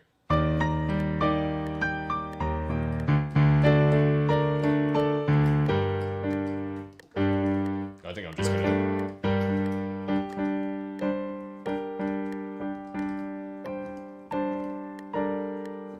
Alright, that was fine. Let's bump it up 10. Let's see what happens. Basically, I'm gonna push it until I get really, really stuck and drop it, and then or when it becomes really, really uneven, and then take a few music theory classes. I'm doing that now. Again, it's just that I'm putting too much time into this, putting too much time into recording, and then practice. I have to practice, right? And a lot of time into video editing, and then my sys classes and my physics classes, So music is my most interesting class in a lot of ways, but it is also, unfortunately, because it's also the easiest class for me, it takes the back burner a lot more than I wanted to.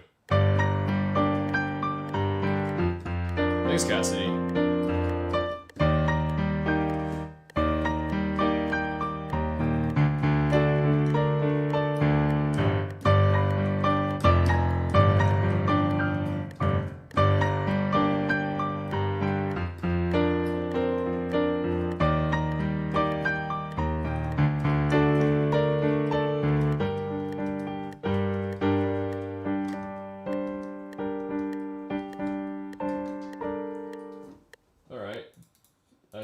Bump 5 this time, and then we'll bump 10 on the 8th, and then I'll just sit at this tempo for a while until it becomes much smoother. Yeah, nice thumbnail. Thanks, Andy. That took more time than I thought it would. But all my thumbnails take more time than I think it will.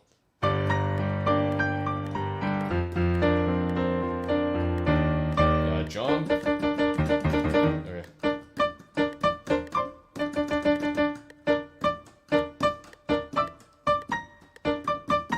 Okay.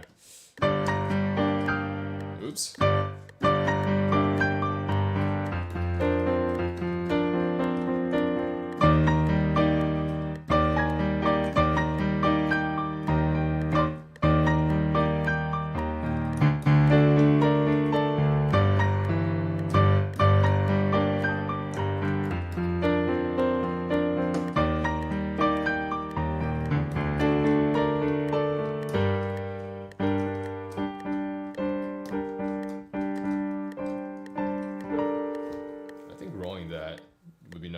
Yeah, thumbnails do be like that.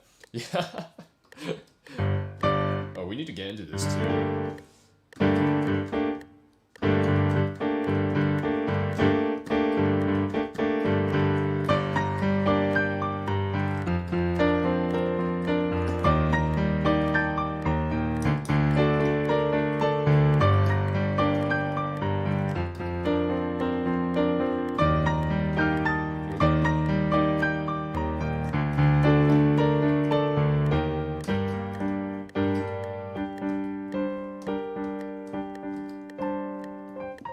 Sound good besides the missed notes? Isn't that how it always is? It always sounds good except for the stuff you play wrong. What the heck?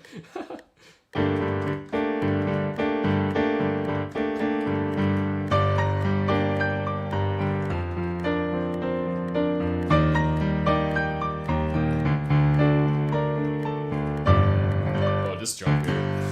Because that breaks the pattern.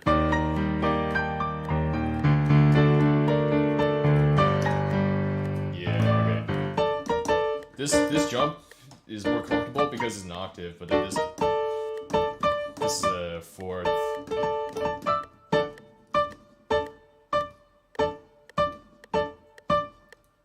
Shameless plug for my How to Practice Drums videos.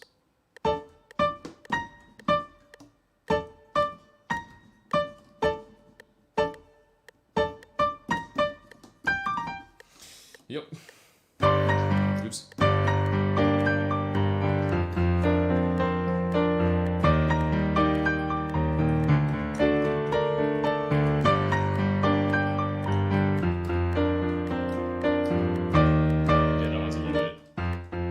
Not anticipating.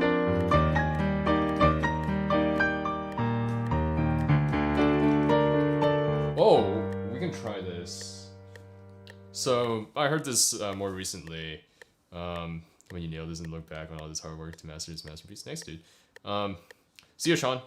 Thanks for tuning in. Sound good except for how long I've been learning this song. I've been learning this since this stream started, and then I've taken breaks. No, I'm kidding. Well, not kidding, but oh yeah, see ya, Andy. Thanks for stopping by. But one of the things that I heard recently is like when you point at something, you point with your index finger, not your pinky. So maybe anatomically, you want to point to find the notes that you're going to, and still so you're going to still jump. I can't talk. You're going to still jump to your pinky. But you're going to point to the key where your pinky or where your index finger would naturally land, and then play with the pinky. And I heard that recently. I hadn't implemented it because I haven't been working on something new like this. But we can give that a shot here.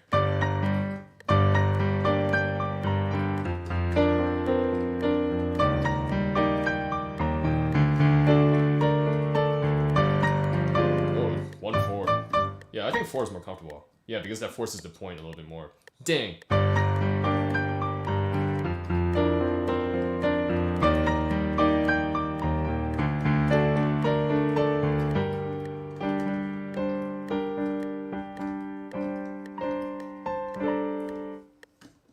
Yeah, there we go.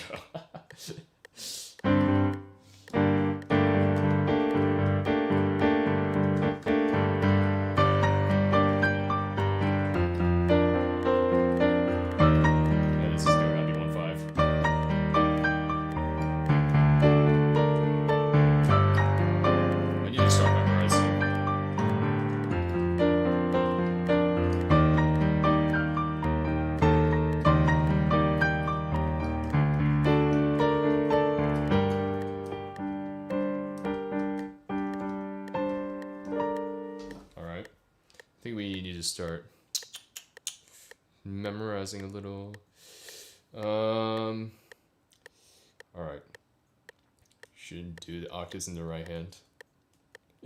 We're gonna do the octaves in the right hand. What do you mean?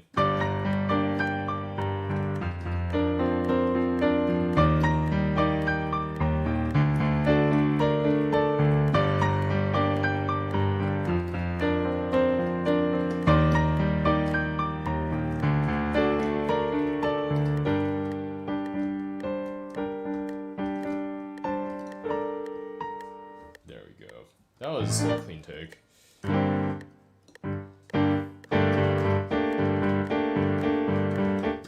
This is more percussive, I forgot. We want a drier.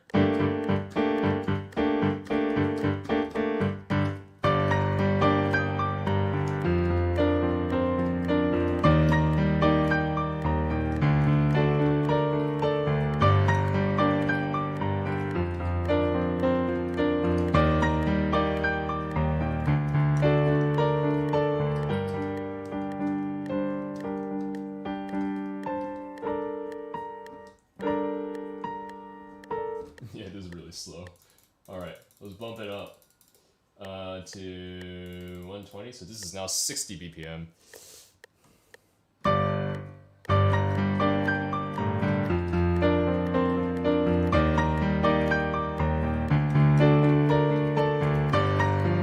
Oops.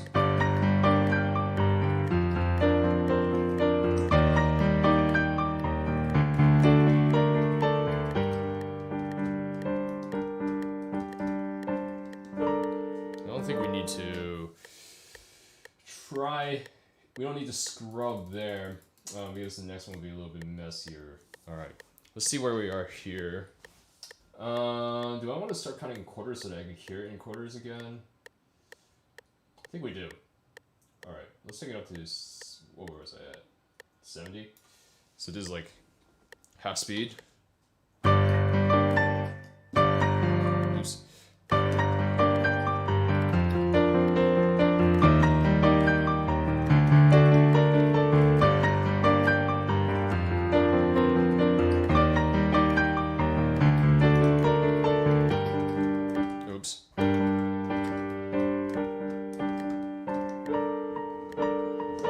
Oops. I can't count. That's okay. Let's see. Alright, let's go. That was clean. Thanks. Let's bump it by 5 because that was pretty good. Let's see. Oops.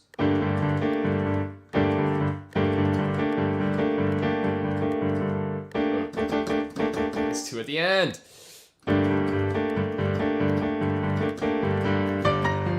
Yeah, and simply adding an extra measure, making this thinking a little bit harder has already screwed me over.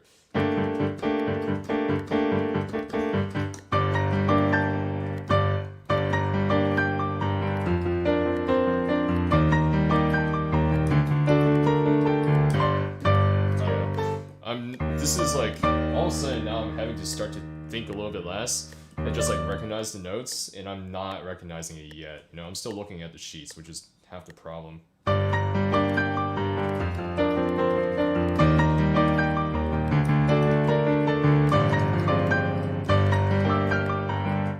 when one thing falls apart, everything falls apart.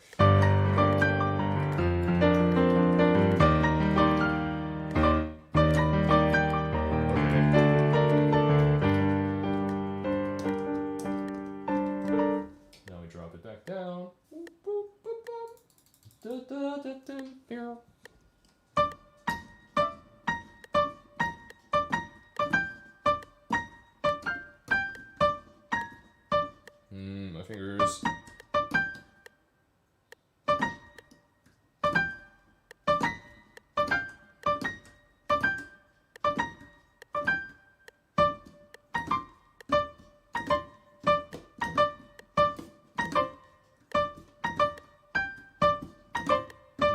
Yeah, okay. That's half the problem.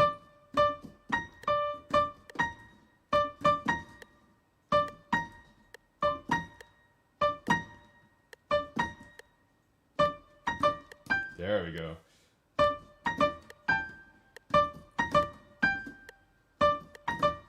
I need a book. I'm like seriously sitting a little bit too low. Well, that was a little hop and skip. Bro, you learned this quicker than thought. Yeah, a little bit quicker than I thought I would too.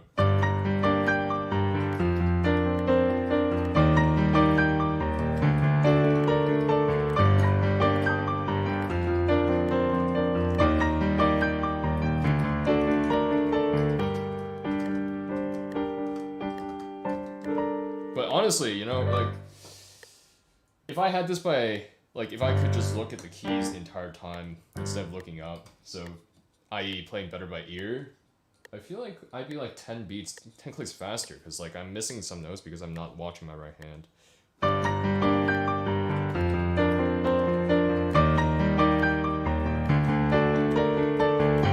Yeah, see? I forgot where I was going.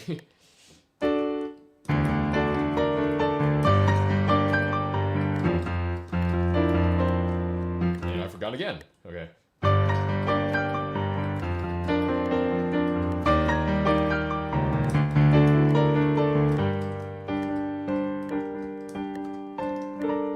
Alright, let's give it 5 clicks. Let's give it 10 clicks, because we're risky. Our left hand jumps later on. They pull thousands of viewers. Do I pull thousands of viewers? I'm at like 50 some viewers. I'm not good enough for that sort of thing.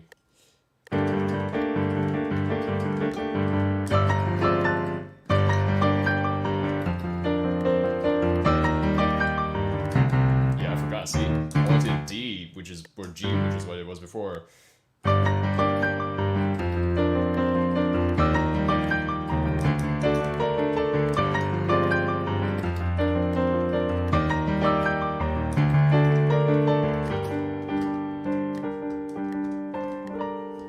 So this is unnatural. Gosh, I'm actually going to get a textbook. My seat is too low. Give me a sec, guys.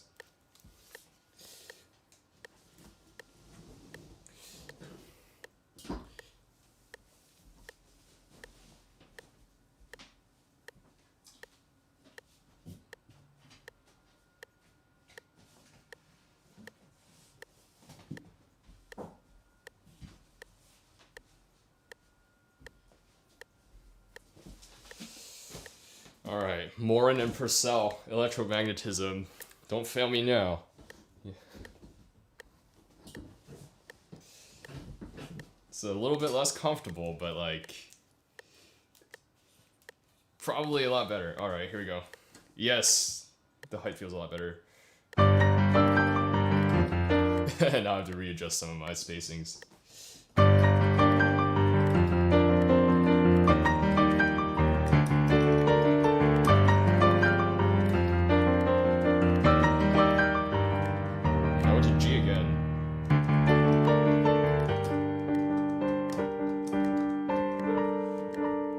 Metronome.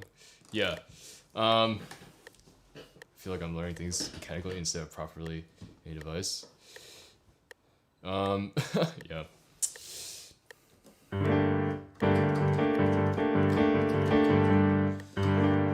Yeah, I use the metronome a lot. Because it's like a benchmark, right? Like I can actually track how I'm doing better. Or where I'm failing at, because like if I don't, then it's like I'm just playing. I don't even know if I'm pushing tempo at some parts or not, because I'm focusing too much on other things like notes.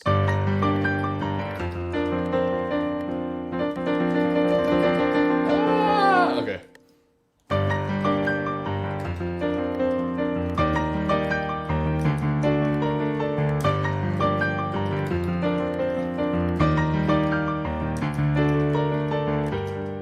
It's this jump here, the second time it repeats. I'm just literally not thinking of going to the G and then to the D.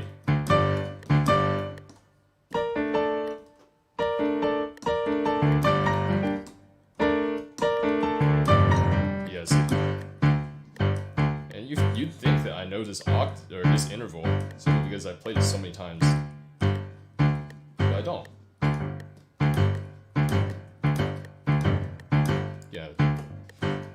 once I land here messy, then the rest of it becomes messy because everything is thrown. Not Griffiths. I have Griffiths for quantum and E&M. This was my introductory class, E&M. Like for my intermediate class, E&M, we use Griffiths. And Griffiths is a lot better. I think my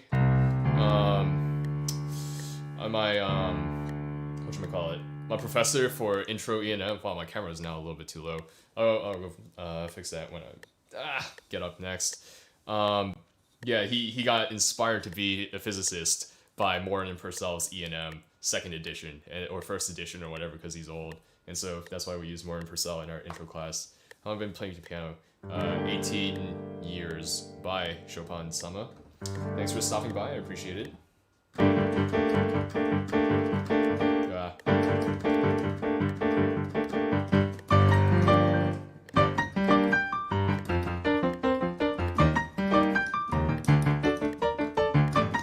Yeah, see, we missed that again. And once I miss that, then it all goes to town. Where do we get in? We just practice the whole measure?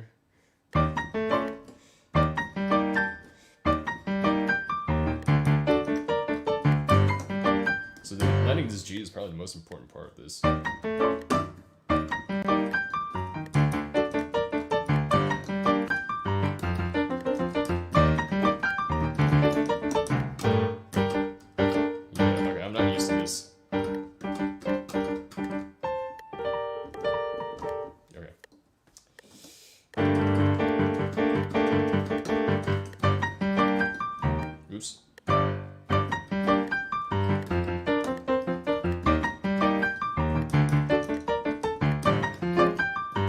Missed it again.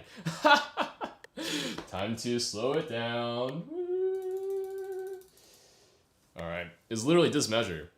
Dude, because like, I feel like I can play this at like 90 or 100 now. A fairly new sub.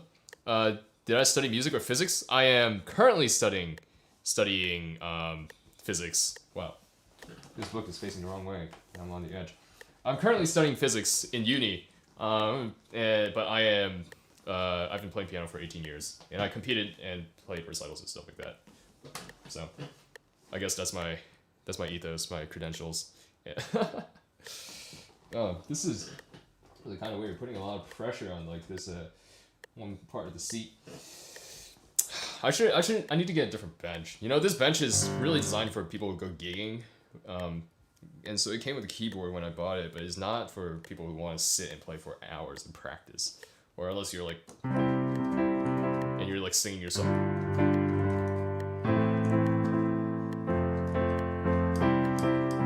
Or whatever, you know. But,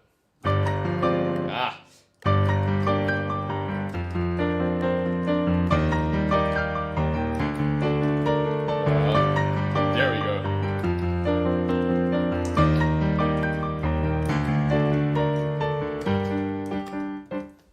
I think we want to just make sure we accent the first note of each measure, and then things will get better.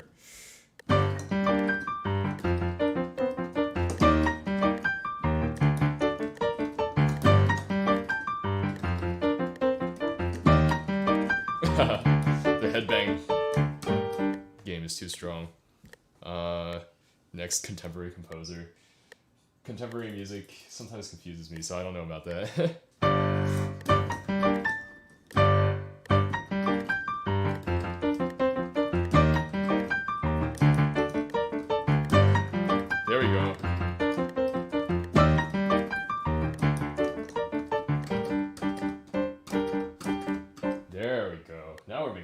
That was 80. Now we can bump it up to 85 and see what it feels like. We're going for feel here, not like clean. How do you get stiffness out of your hand in the right hand octave jump? I mean, I feel like there's a bit of this like octave motion, like with the wrist. Kinda.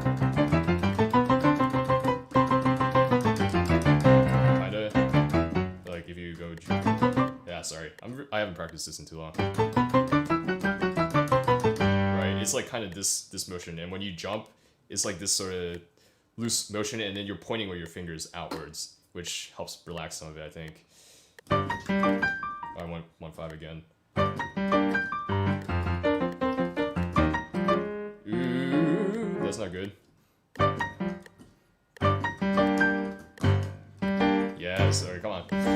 Remember that. We're almost there. I feel like we're making good progress. And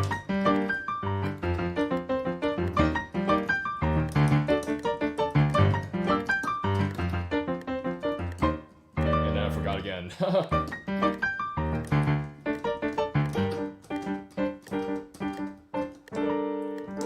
Alright, 85 is a good tempo. Remember, the goal is we're getting to 100 BPM. Full body practice mode, yeah. Revise your octave to yeah.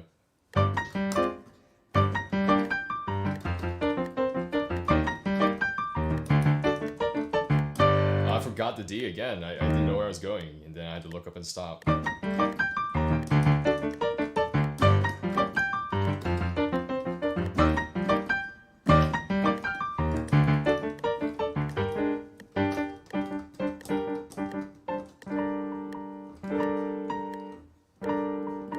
Yeah, there we go. Yeah.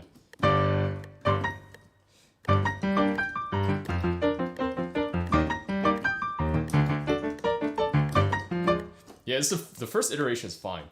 It's just, you know, moving from... I think, yeah, oh, it's because I'm not practicing the next note that comes after.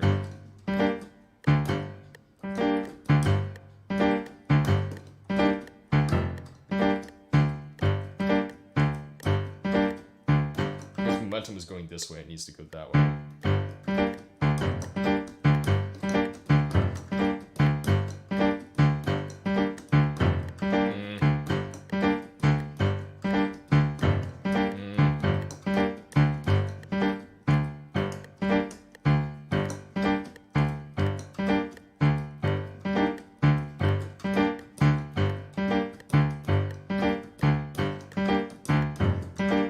The sort of stuff that you grind, and then like after like a day or two, it actually starts to feel a little bit better.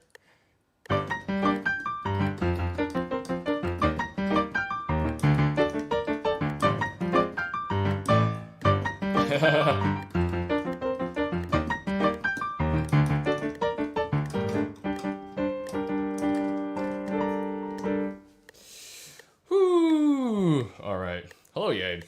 You have been summoned.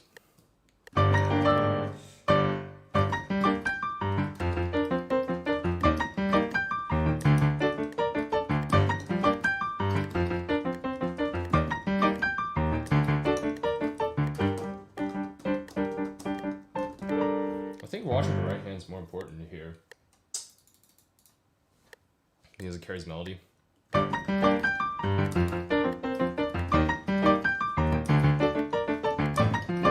I think I need to see this note. I need to see this one. Hello. Enemy Piano Angel. I need to see this note. Look at it. Because if I don't hit this G, then everything else messes up, as I talked about before. And I want to see down here and then up here.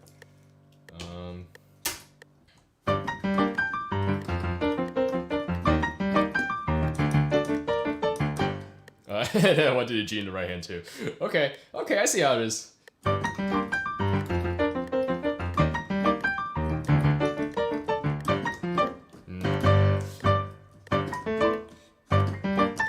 Which hand do I trust more? Why am I messing up the second one? Why am I messing up the second one and not the first? Alright, let's take the metronome off. I know, okay, if I add the first...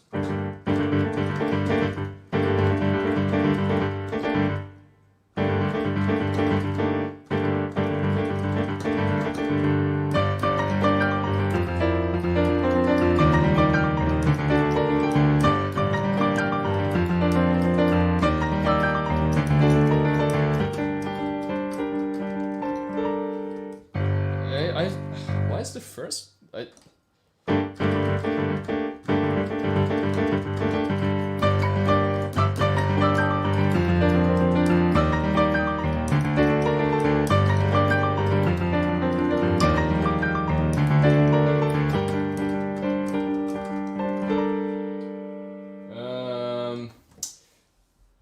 the slight rubato helps before, like the breath, so I can look and see where it is. But like playing it as written. Of course, I don't intend to play this robotically at the end.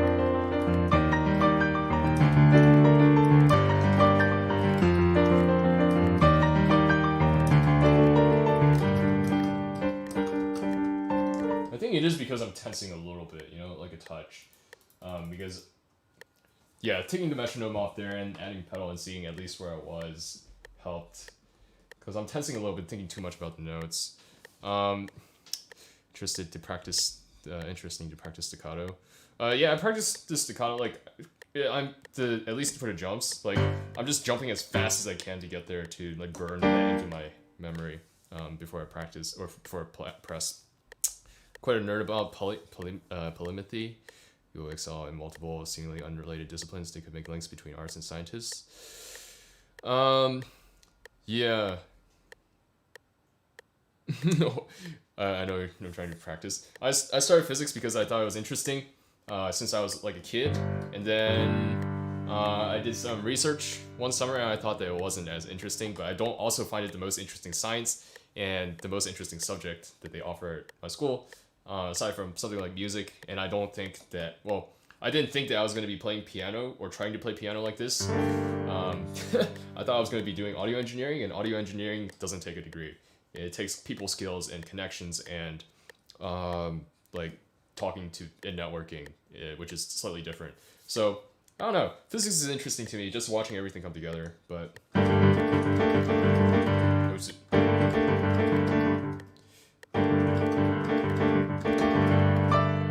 I forgot to go down. Oh, and I didn't hit the D.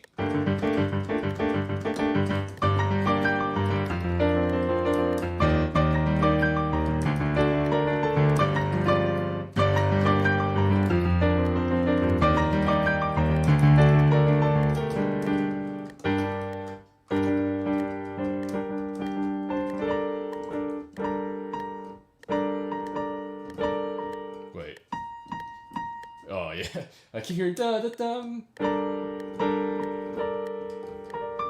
Yeah, this is slower than I think it is. Alright, let's try 100. See what happens. That happens.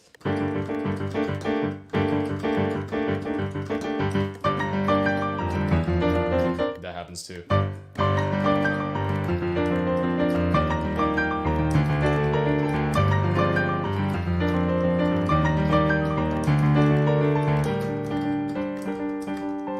What happens when we try 134? Just as a meme, I should have just clicked and dragged, but now that I committed to clicking, we're just gonna click it out. Yeah. Alright.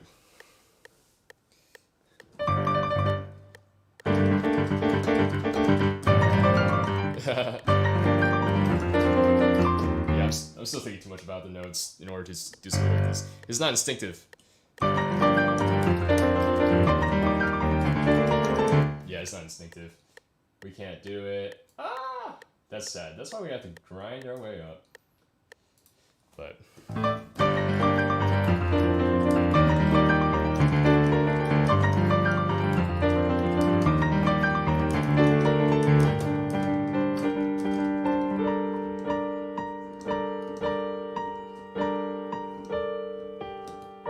yeah.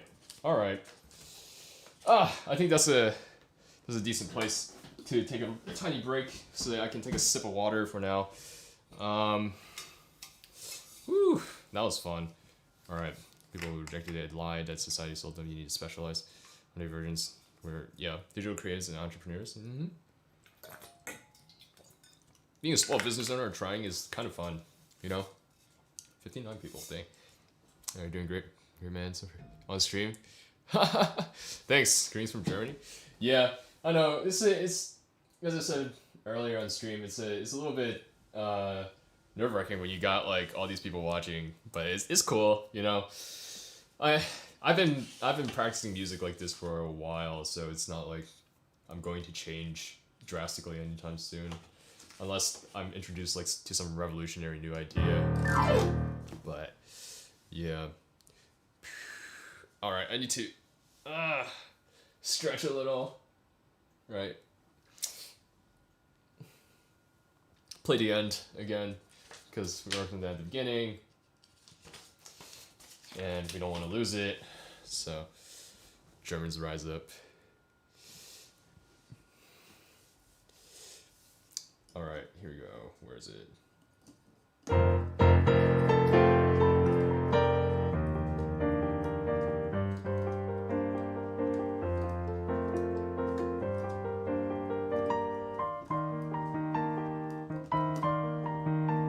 Oh yeah, that's right.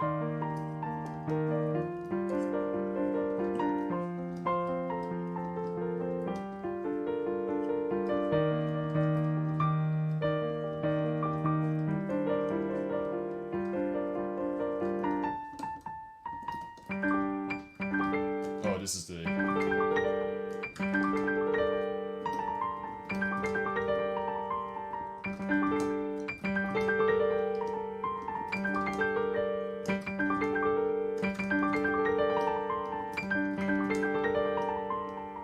Yeah, it needs to be a little bit more even.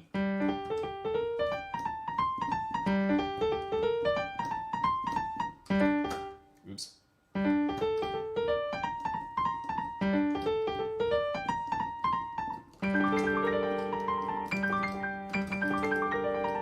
I hear this a lot, and it sounds really scrambled when other people play it, because like these notes aren't lined up.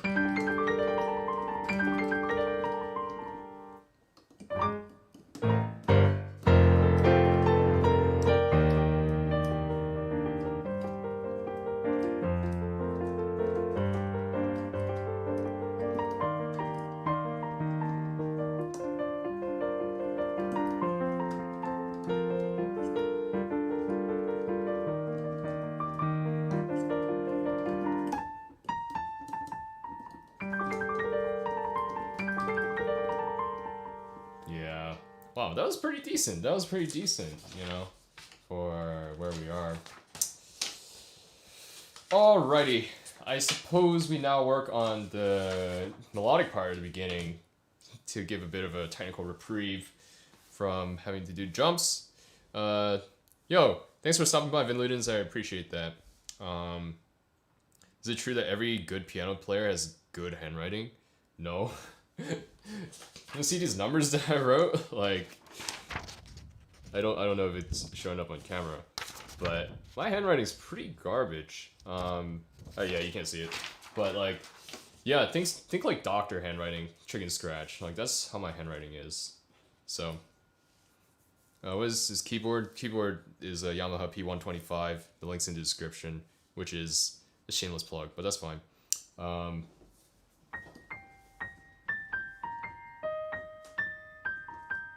That's a G.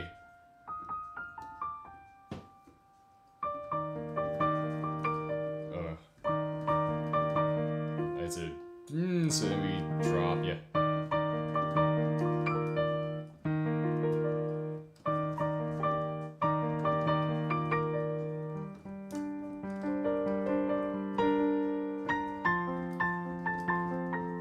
Oh, that's... Yeah, we gotta do that again.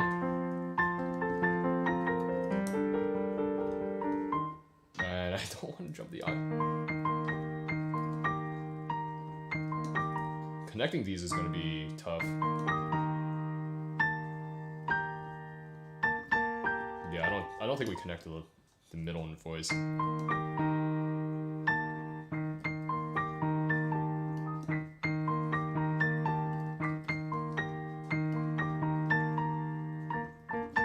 I don't think we connected top voice for that matter.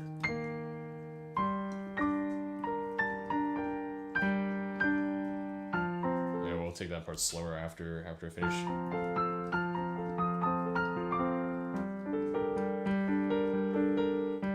Why does it go to B here instead of a G? I think I like the G better than the unison B.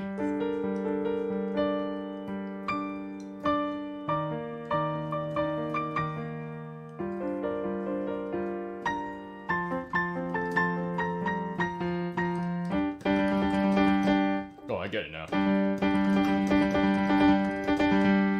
Yeah, I don't get this. Oh, there's a B flat. My bad.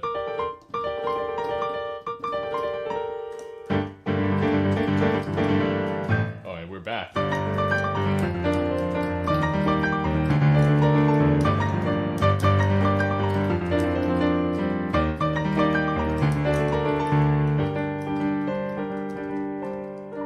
It always feels so good when you get to a section that you practiced. Because you're like, wow, I can play this and not have it sound like trash.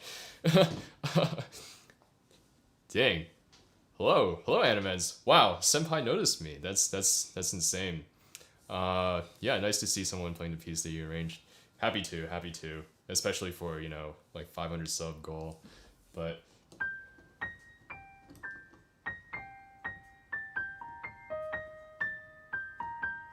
I always think that it's a B flat. It's because this isn't freaking treble clef, but like my brain still reads it as bass, you know.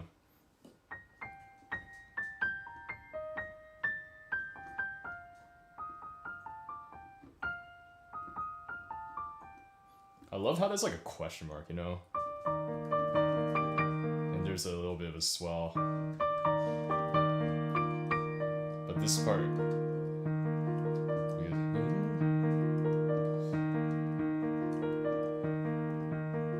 This is why I like playing like the softer, slower parts a lot more when I'm starting off working on it, because it's like I can already begin thinking about phrasing. And like it's not like I'm not thinking about phrasing for I know I want this on top, right? And this in the middle. And I want to drive to the like half notes, or I guess they're sustained like a whole note if I'm holding down the pedal to hold up. But there's like a technical barrier to get through first. And of course there's a technical barrier here too, because if I don't know the notes, then I can't do it. Senpai noticed me. Well, I was just trying to make him feel good. No, you made me feel good. Thanks, Animenz'S. I appreciate it.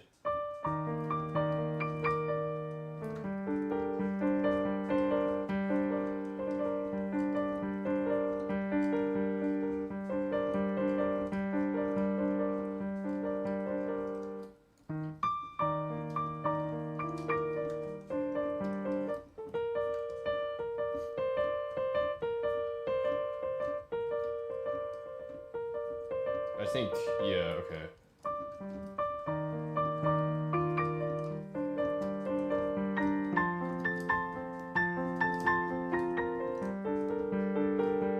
Yeah. Watching his live for 2 hours, so I made this account that made him feel good. Dang. The trolls.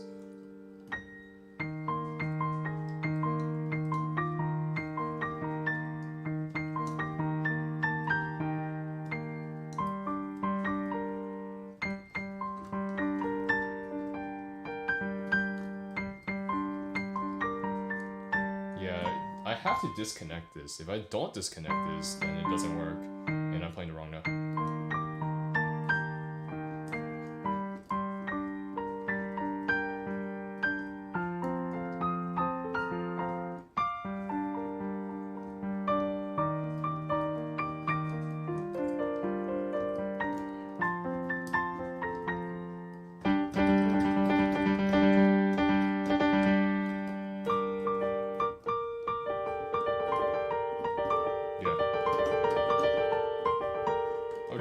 I would be using the metronome at this point, but like, you know, I don't think you guys want to hear that much more yet.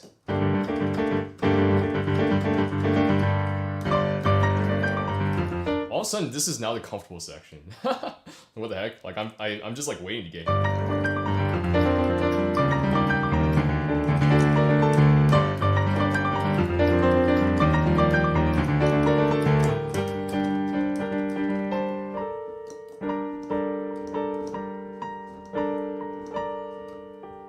I'm trying to rush this part and I can't do it. How many years? You can play Bach easy pieces and Clementi's Sonatina? I feel like that's like The Watt is already this good. No, Bach easy pieces.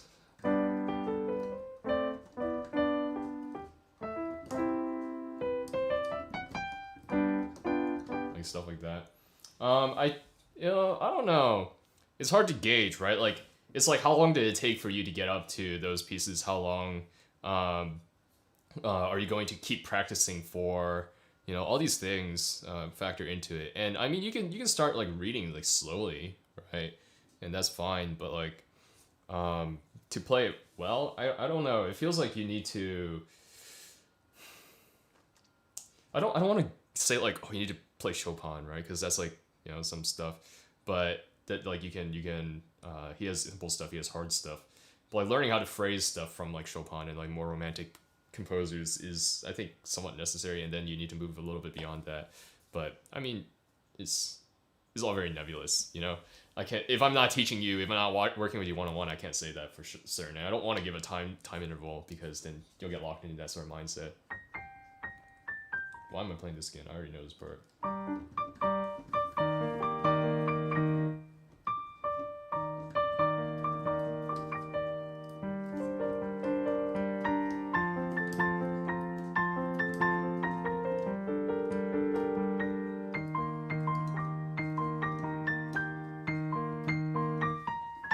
I really need to figure out this. Okay.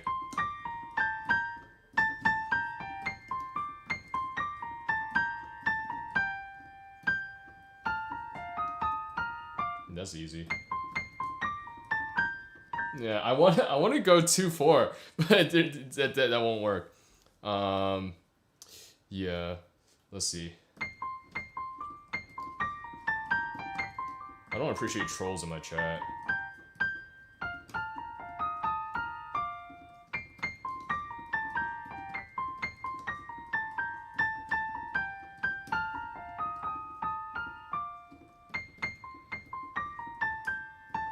Yeah, I gotta go 5/5. Online lessons only? That's kind of tough. Are you asking if I only offer online lessons, or if you are only taking online lessons? How long it'll wait? I don't even know who's asking. Yeah, which one?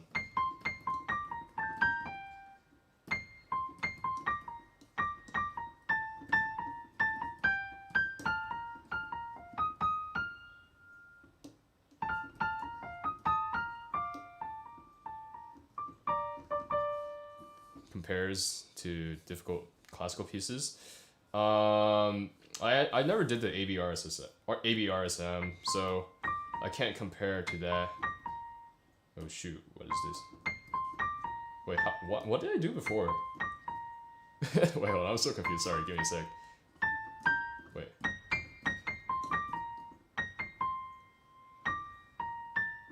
Wait. Oh yeah, I messed up. Let's see. Do solfege like singing do re mi work here?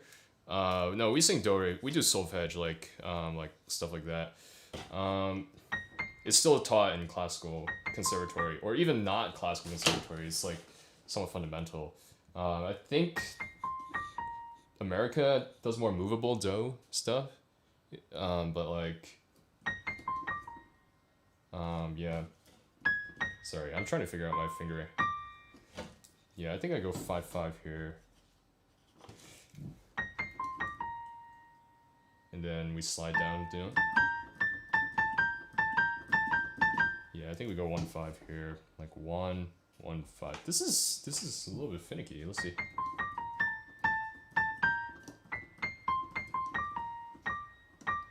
Oh. Yeah, we have to go 1/5. And then I go 5/5. Dang, this is a little bit annoying because I can't connect the way I want to. Again, how does Unravel compare? I think, if I remember correctly, Hungarian Rhapsody number 2.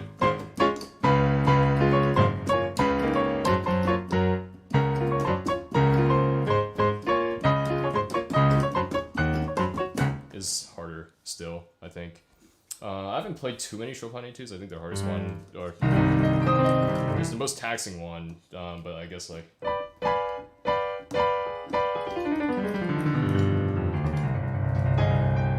I think this is harder than this game.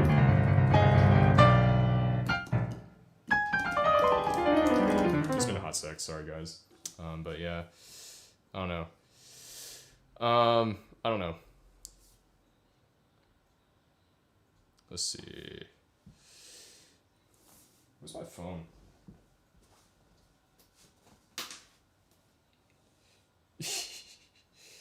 What the heck? Let's see. Break time. I gotta think a little bit of what I want to do next, cause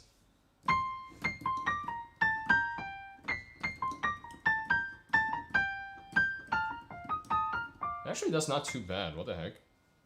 Yeah. Let me. If Chopin arranged Unravel. Yeah. Where's Yay? If Chopin arranged Unravel, gotta do that. Drink some water. That's a good idea. I have pee soon too. So. Oh, you mean drink a beer? No, I'm kidding. I haven't played Liszt. The only Liszt I've ever played is Hungarian Rhapsody No. 2, and I started a little bit of the Cortot Bach variations back in the day, but like I never read all the way through and I never finished. So it's a little bit disappointing.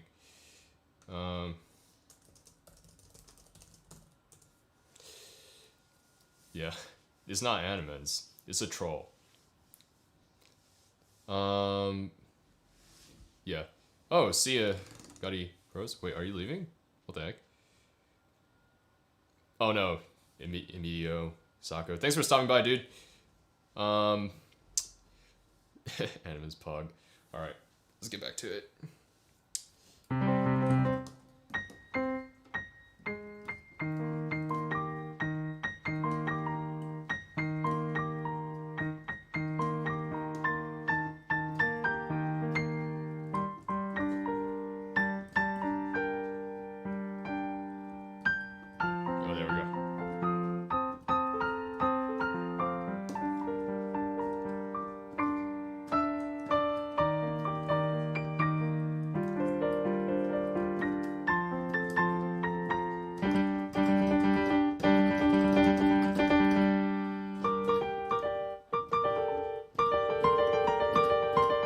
That's not as bad as I thought it was going to be.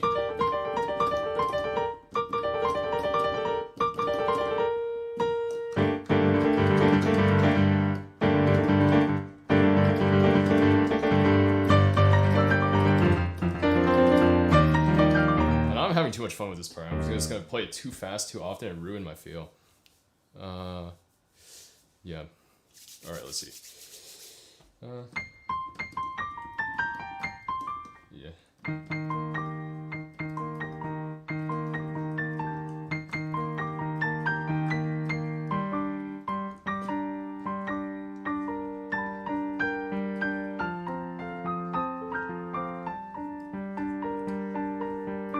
I keep wanting to jump the octave.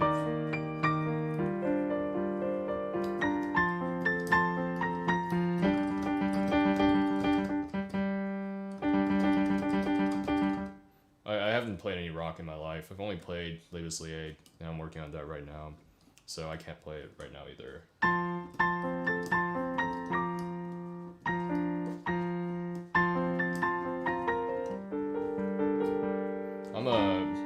I'm a Beethoven and Bach person, or I played mostly Beethoven and Bach growing up. Not that I have extensive repertoire either.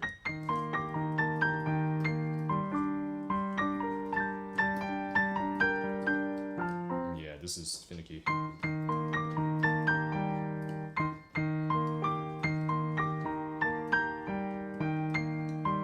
I'm like thinking technically, and I'm like listening for the voicing at the same time, and I'm unhappy with both, which is the problem. And so I'm like trying to fix both and not focusing on either one, and it is not working. All right. See ya, Ant. Thanks for stopping by. I appreciate it.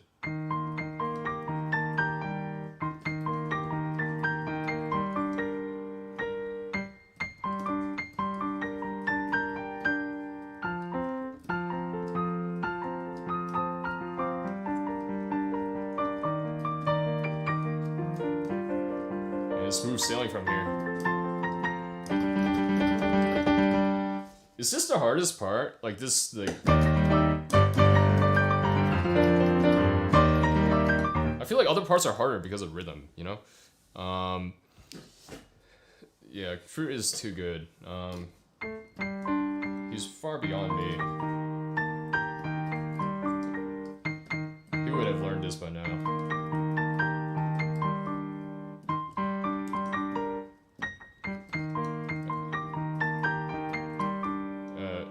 Yeah. Count. Thank you. Please count.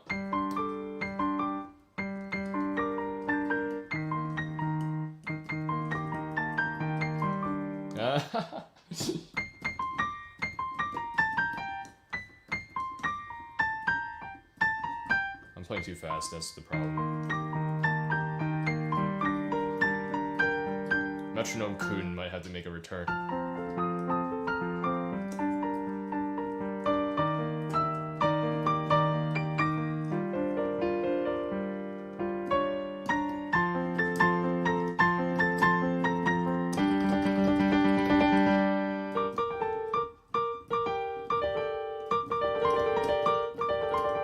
This has to be softer.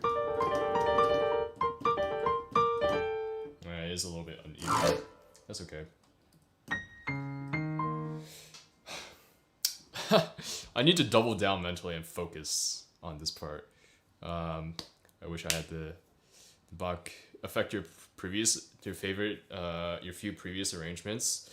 I think after I started coming back Fruit, like, and playing a lot more, so again, like, for college I took like almost like a year and a half off. Like I like messed around, but I didn't play, you know.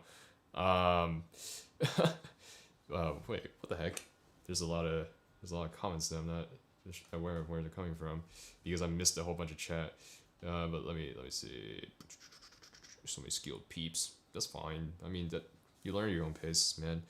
No, I saw it. Technique and tempo. What the? But like, whatchamacallit? Arranging? No, I think I ended up being more influenced by Chopin anyways. Simply because when I think with the voicing stuff, that's like some Bach, you know, like playing fugues. I don't have any fugues in mind, like memorized anymore because, I mean, that stuff is hard to memorize. But yeah, it's like, I think coming back, I was like, it's time to play all the Chopin that I never played before. You know, that's why I picked up. And then, you know, like the Ballade again, and like, you know, working on.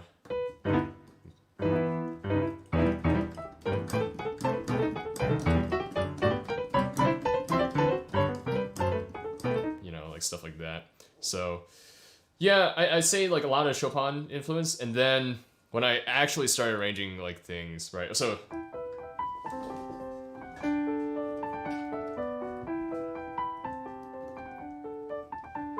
that was like kind of in isolation of like everything else. Like I just started doing that, and I think I was playing Moonlight Sonata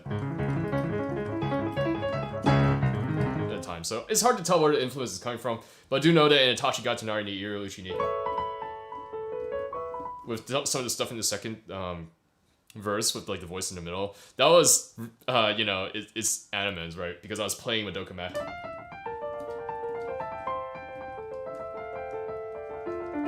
And he does that a lot in the, you know, pre-chorus, so I was thinking about that. Tiniest minorities, Beethoven, Bach over Chopin, Liszt. I feel like they're like different, you know? Like there's something about Beethoven where I just like vibe hard with, you know, like.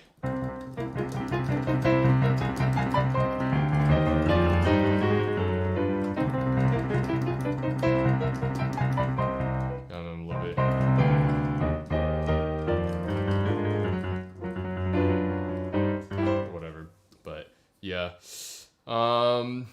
Yeah, okay. Fruit roasting other people's arrangements. Yeah, Fruit is poggers. Am I playing with or without pedal? I'm practicing like half and half. You know, I'll put the stuff back. Learning a Chopin 82. Thanks for stopping by. Red Potato. Giorno's team? Yeah, Giorno's team. You know it, John.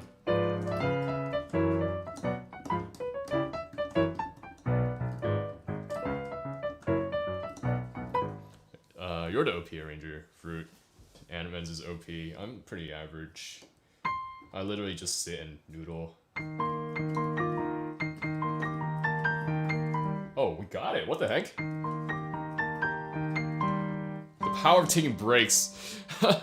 Hello, Warinka. Warinka. I said Wadinka as though I was like trying to speak Japanese because I've been thinking about Japanese too much. Not that I've been studying.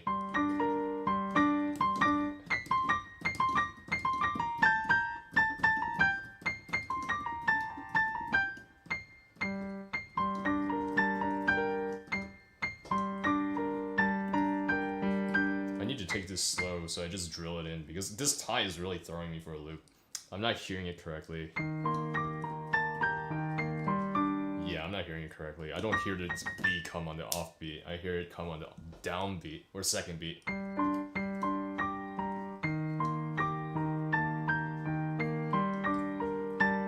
Yeah. This slight shift, like the eighth note shift, is sounding very unnatural to my ear, which is why I can't play it. Slower. Metronome's coming back!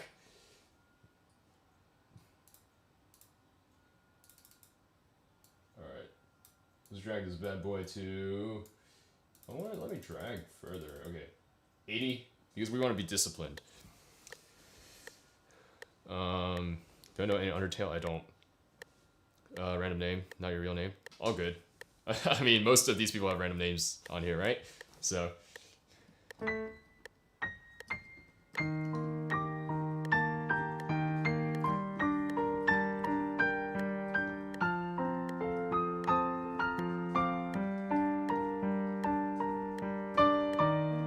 Okay.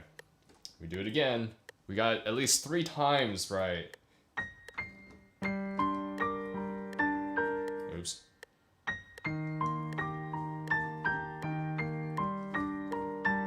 Yeah, that's one time wrong.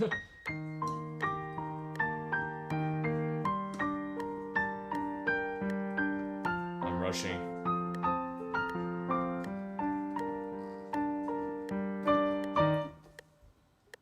Yeah, I want to take the slow.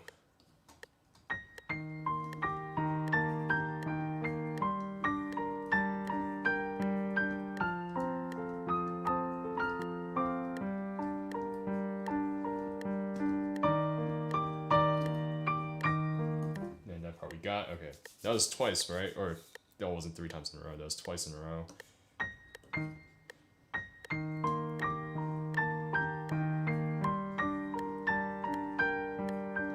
And I'm rushing. I care a little bit more about technique right now, so I don't mind the rushing, but I'll do it one more time.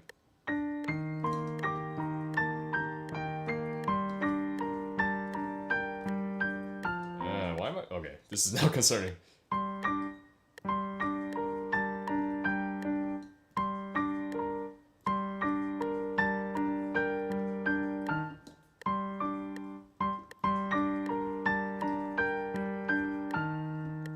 That's an F.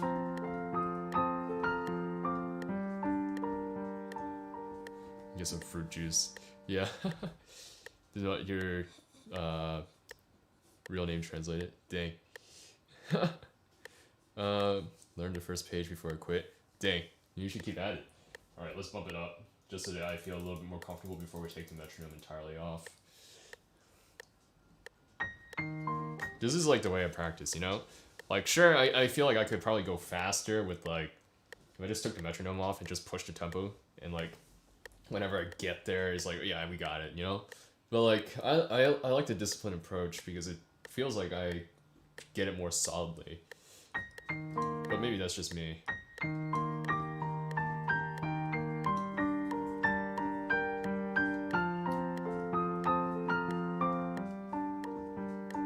Alright, one more push up to 100, and then we take off the metronome.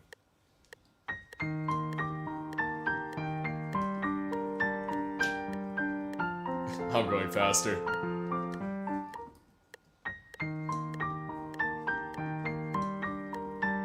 And once I lost focus, immediately I messed it up.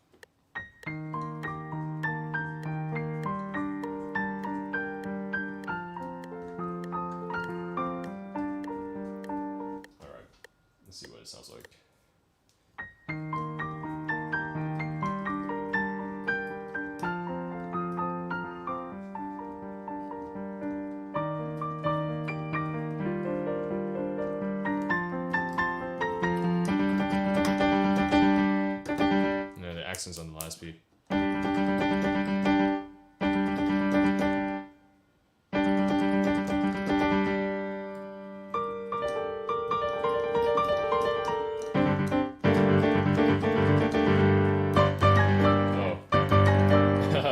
We lost it, but that's okay. Which means next time when we practice, it'll come back. And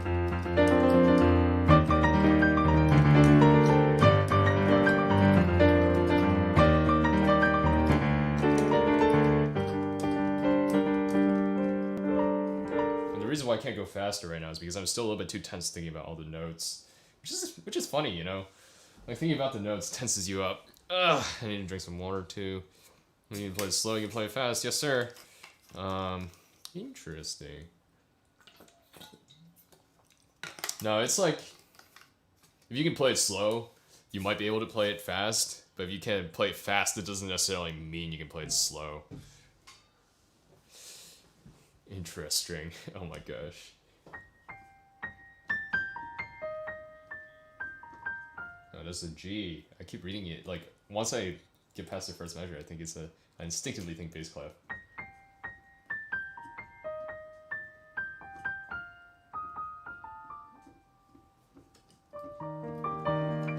And it goes to an F. I'm thinking too much about the melody before I even can play the notes.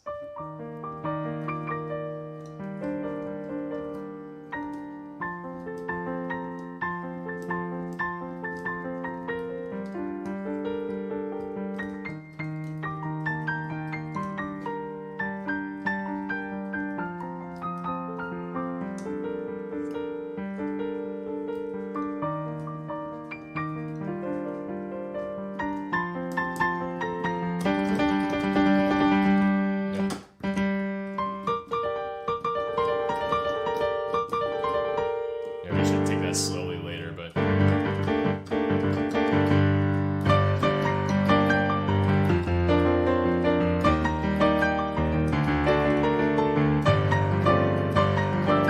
yeah, again, missing this G makes me miss everything else. Yeah,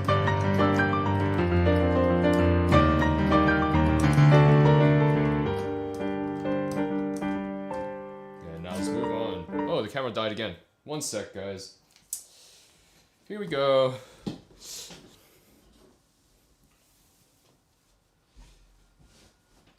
Yeet, yeet, it's all good. Oh wow.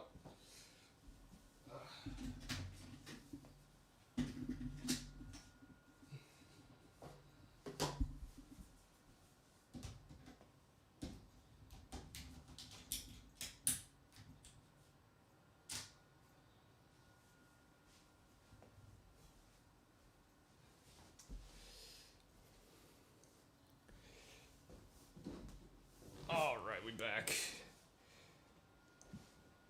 Alright, 40 subs in this stream. What the heck? Did I get 40 subs this stream? Interesting. Sorry. Interesting. I gotta do the, you know, 2 set. Let's see. This Unravel's power is too strong. You know? Like everyone's like, dang, let's get more Unravel in my life. And people just click, which is funny. But anyways, no shade. It's just really good, you know. All right, here we go. 2 set power, exactly. All right, let's figure out how to phrase this. What's this?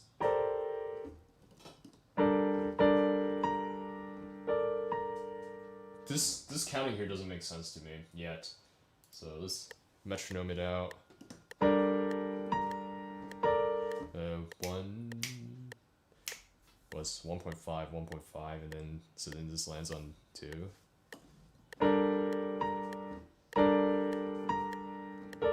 Yeah, there we go.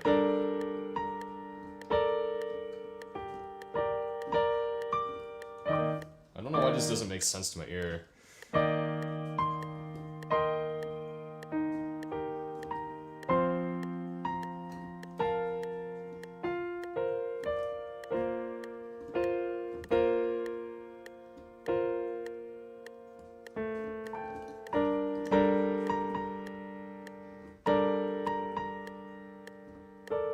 Too long.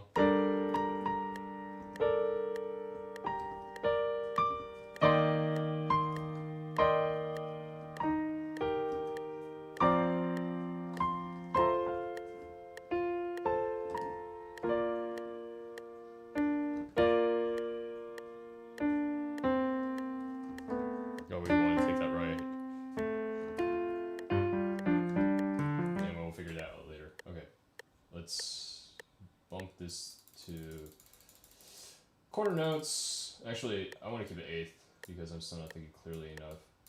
Let's bump it up to like 120 or something. So it's not like I'm dying listening to myself play. Yeah. Oh, 52 viewers. What the heck? Thanks for stopping by, guys. Again.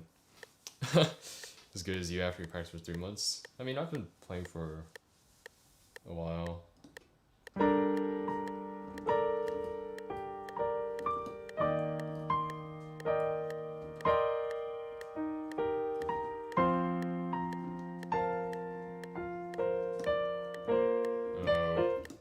want to connect the melody as much as possible.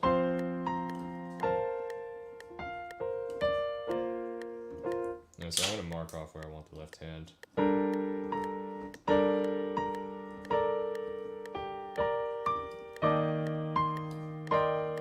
Yeah, I think we want this left-handed.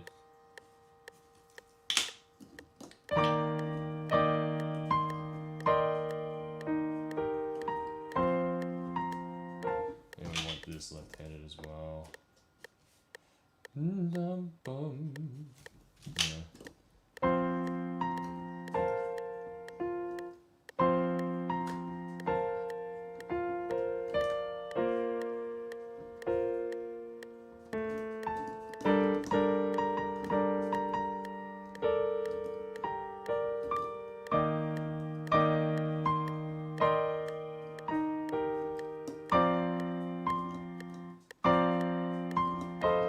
Yeah. Alright, we can down up this.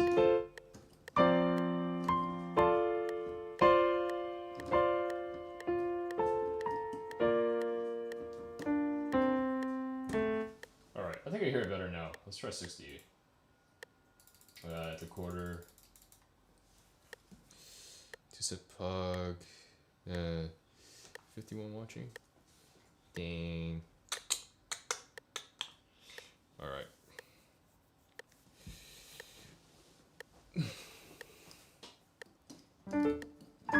What's the hardest part of this? Ooh, discounting. Oh no. My counting's so dun, dun, dun, dun, dun, dun, dun. Yeah, that's too fast. Okay, I gotta do 120 a few more times. How many breaks did you take?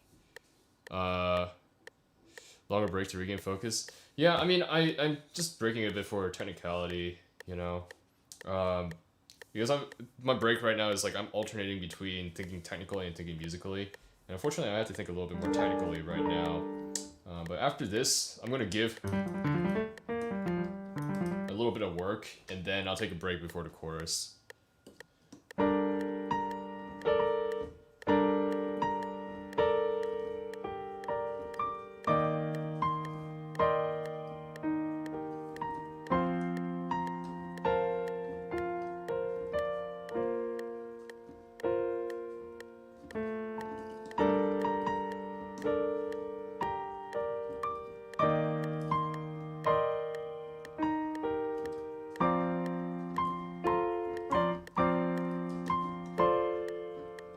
There's no way there.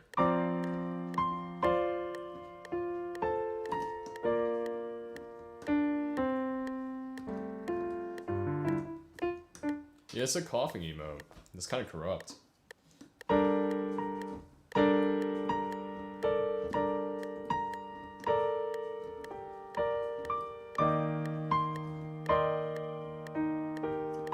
think if I literally get the first bar, I can hear the rest.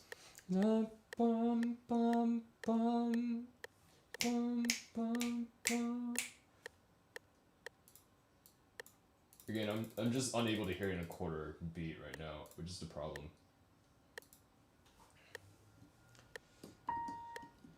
Because I'm very nitpicky about how my rhythm comes out.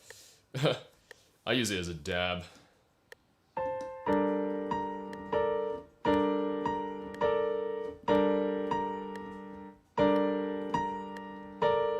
Oh, there we go.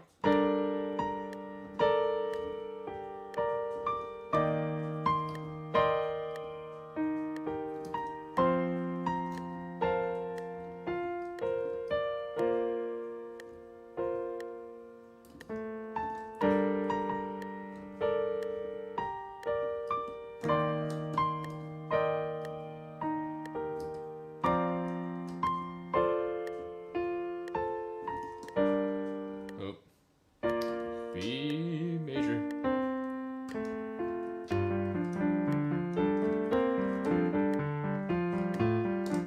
Anyways, alright. Let's do that one more time. Except 15 clicks faster. Because I can't.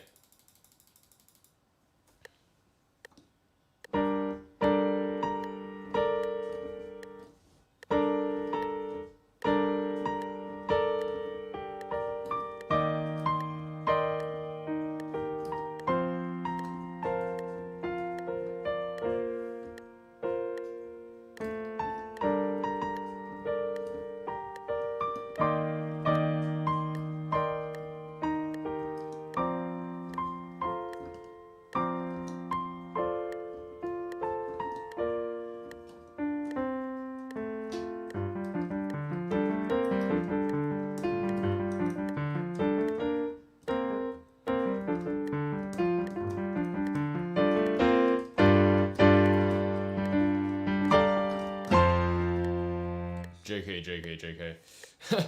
Adam's still back. Yeah. What the heck? I mean, Adam came back. What the heck? What's up?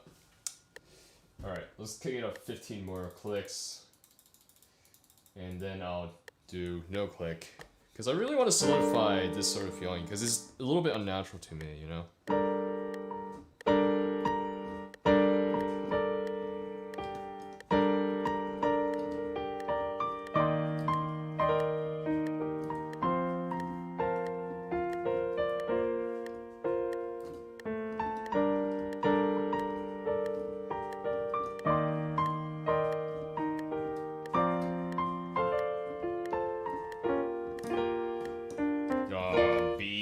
Major, please. Okay. Sorry, I'm losing it, guys.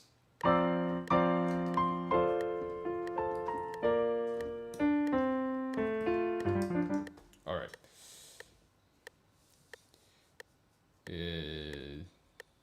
Alright, let's try no metronome.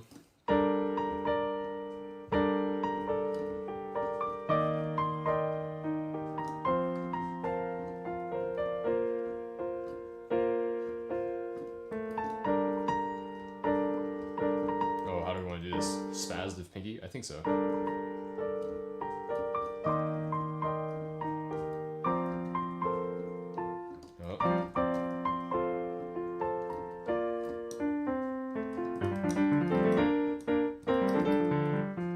Oh. Okay, there we go. Whoo! Nice! A little bit of work, and suddenly I can hear how it's supposed to sound, you know, like rhythmically. It's like I can hear it in the way that it's played, and I guess this is my weak ear, right? Like both rhythmically and like with pitch wise, relative pitch. It's like I can hear how it's supposed to sound when someone else plays it, but then when I hear it for myself, like it doesn't internally come out the way that I hear other people play it. So I recognize that it's not right, but like I personally, like within, I don't feel the pulse and I don't feel the beat or the groove as it's supposed to be, which is why I just had to do that. Ooh.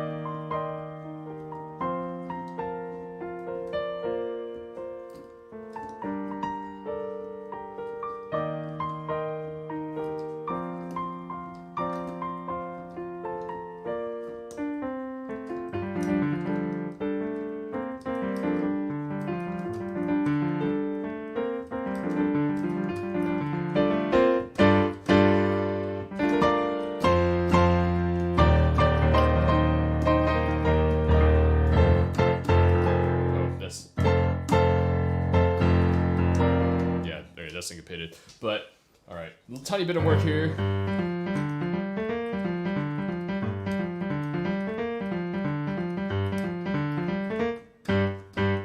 All right, few more times.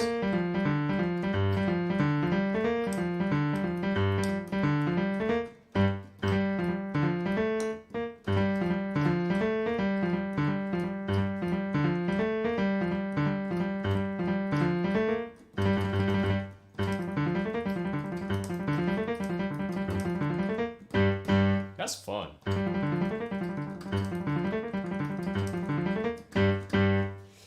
Crazy progress for this little time. I wish I always made this much progress. I don't know if it's because this keyboard is lighter, so like, I can get this stuff down quicker. But like my Dearest is taking a long time compared to this. I feel like this actually what it is that there's a lot more familiar elements here.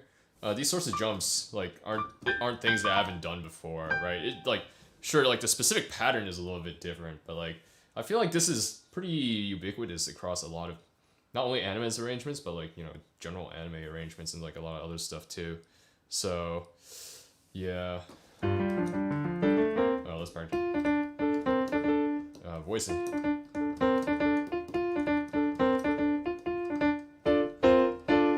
Oh, we're still voicing the bottom now. It's a D minor. Yes, it is.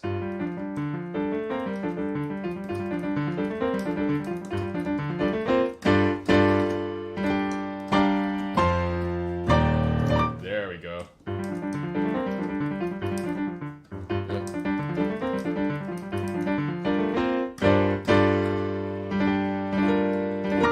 Oops. Alright. New haircut? Yes, sir. Thanks, Timlo, for making it. Fortunately, you won't have to hear me, or maybe you may have to hear me try and sing this later as I'm trying to phrase. But that's okay. Okay, we're going to try to play through everything we've got so far, as in tempo as I can get it, just for kicks. Right, I won't do this maybe I won't do this normally, you know, but like, since we're on stream, just for kicks, you know? Alright, chug my oil tanker full of water, then here we go.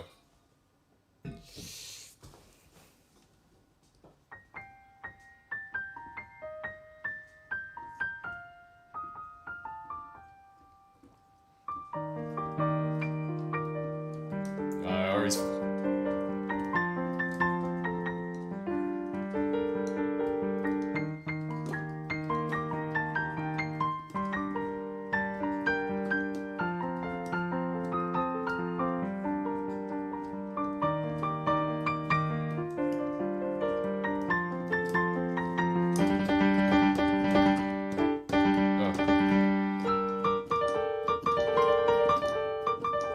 That's gotta be quiet.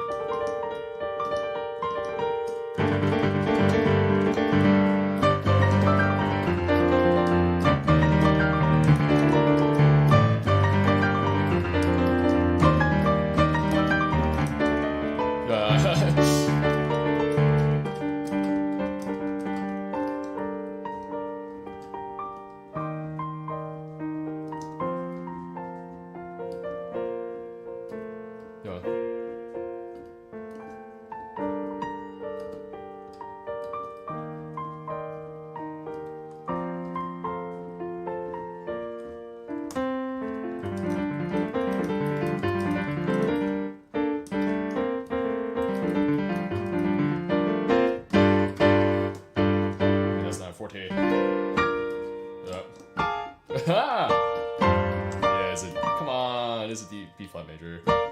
And then there's a G minor. Yeah. Okay, whatever. It's break time. It's break time. I can't take too much more. It's like I'm starting to forget what these notes are too because I haven't played it in like, is it half an hour now? An hour now?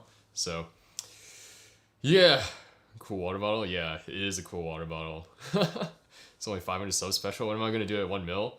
Nah, at 1 mil, I think I'm just going to do Hungarian Rhapsody number 2 because I don't want to play that yet. But anyways, thank you. Thank you. Sounds good so far. Yeah, I'm going to go use the restroom real quick since I've been sitting here for like, how many hours? Like 3 hours? Dang, we got 3 more to go. I might grab like a... Yeah. All right, hold on. I'll be right back, guys. Let me put on my background music. And then we will... Yes.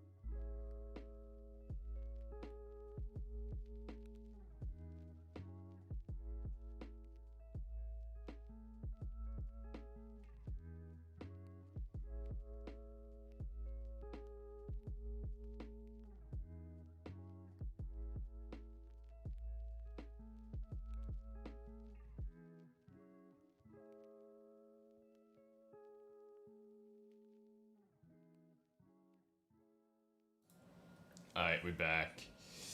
I'm just gonna sit for a little bit if you guys don't mind. You know, a chair with a back suddenly is very nice. Alright, let me raise myself. But, yeah. You know, plans for 1 mil already? Nah, it's like, just in case, you know? So that I'm not caught off guard. Like, I was like, I'm gonna do something for 1K, but like, at this rate, I'm gonna hit 1K before I can put something together, you know? Which is suboptimal, maybe? Slightly. Yeah, let me turn this down a little bit. Yeah. Actually, let me turn it down on my Spotify.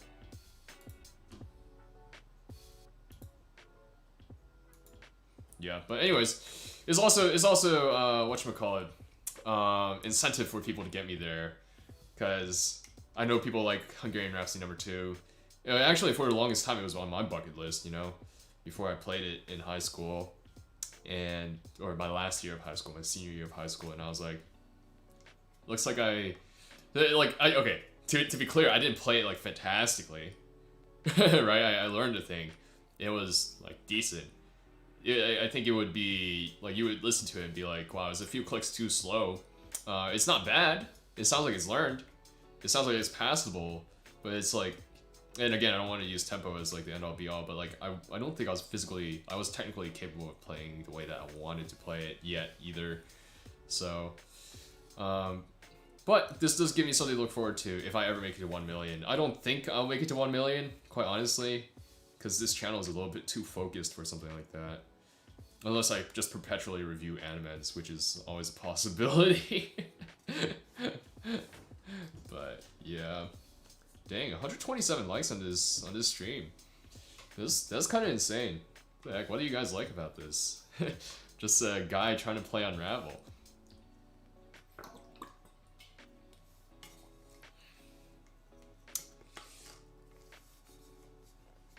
Oh man. Very chill. Yeah. It's very fun watching. Thanks. I'm glad. I hope, at the very least too, I hope this like kind of shows like how I go about like approaching a piece for people who are learning and stuff like that. And sure, like, I know there are a lot of people who have different like methodologies for doing this and like stuff like that, but this is just how I do it. I would say it errs on the more methodical side and like the section work. Again, I know some people don't do section work and you just go straight through and it works for them. And I'm not just saying some people as in like friends, I'm talking like big name people like Tiff Poon and stuff like that. But yeah, for me, it's section work, being methodical and taking it slow just is what I do a lot. What about reviewing other YouTube pianists like Katine, Marisi, and Kyle Landry? I can do that. I'm thinking about that. You know, Animenz's is, I think, currently the easiest. Okay, it's a bit easier for me to understand what Animenz's is doing because one, he's yeah, I should react to it. One, he's playing on a grand, you know, so the things that he's doing makes more intuitive sense to me because it translates better, right? Like you can see, for example, again, me playing a fortissimo here versus me playing like just like a forte like this. It's different from like, you know, my brain's work crazy for hours. Should eat cookies or something, yeah. I'll go grab a banana after this or something. Actually, maybe a banana is not the greatest thing to eat on stream because then it becomes an emote and then it's like, what? But yeah, I'll eat something unhealthy like cookies or whatever. Michael Rad, what's up? But yeah, Animenz's is easier for me to react to than other Ani pianists who don't play on a grand, for that reason. But whatchamacallit,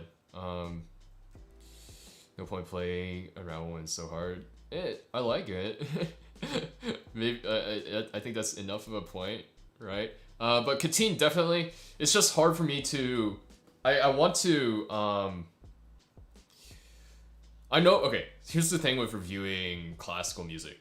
You know, like I want to be able to. How do I say it? Classical music, I feel like I step into a minefield. Okay. I feel like I step into a minefield every time I talk about classical music simply because, again, I have not been to conservatory. I know how I've been trained to play certain composers and how I hear certain composers. And I've done like some reading and some research on like how some of these composers should be played or interpreted and played and stuff like that or whatever. But at the end of the day, I don't know this well enough to like dialogue with someone who has a differing opinion aside from this is how I hear it, which is perfectly fine, right? But like that makes me feel like I can't teach something like this from a more like a more of a, or I can't say these things from a more of a teaching stance, right? And I would iterate, that's why I call my videos reviews and not reactions. I don't want to review or react to what Animenz's is doing, because I'd just be sitting there being like, oh, this is cool, this is dope. I want to review what he's playing so that we can pull out things so that we can all learn together, you know, and figure out what he's using in his playing. So one, that it helps you, right, who's listening, but also two, that it helps me to see what he's doing, and then like trying to apply that to my toolkit of techniques that I can use. And so yeah, it's like, yeah, I don't know. So with stuff like classical stuff like Tiffany Poon or like Katine and like even like some of the more older pianists like Christian Zimmerman or like Horowitz and Rubinstein and stuff like that, I can say a lot and I can talk about technical things, but it's harder for me to talk about musicality because I just can't dialogue that. Because I haven't gone so far in conservatory. It's closer to home. I hope so. I like that. I mean, if it's...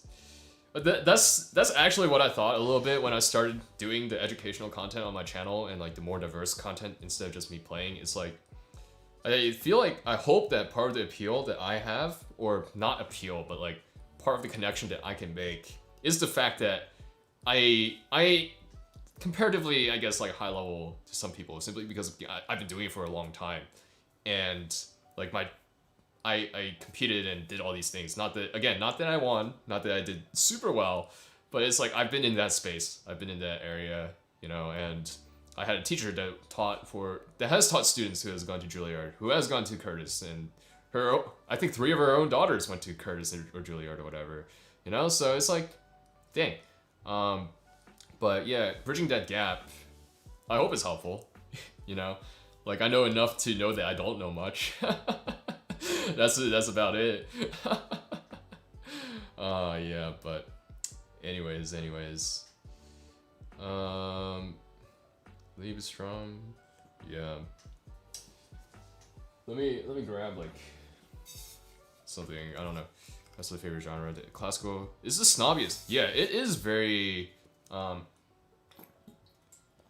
think within classical music, you get like a lot of like some people who are just like very, very chill. You know, like you get the chill people. You watch like, dang, when I saw Gil Shaham's interview with Tiffany Poon on her channel, Together with Classical, I was like, dude, the guy's like so chill. Like, what the heck? Like, I listened to some of his CDs back in the day, and I'm like, dang, you know.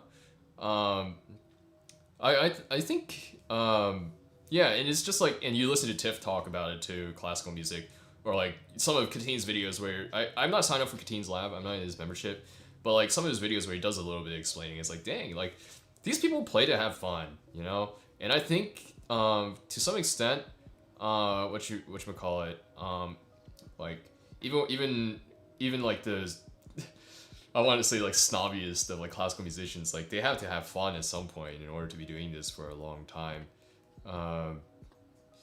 Yeah, new gen of YouTube pianist content. I hope. Special no cap. Yeah. It's like, yeah, I don't know. Oh, you're late? You just woke up? Don't worry, we got like 3 more hours to go. I'm just taking like a 15-30 minute break before I get back into it, because I've been at this for like, I guess like a total of 2.5 hours or whatever. But yeah. Weak. Lol.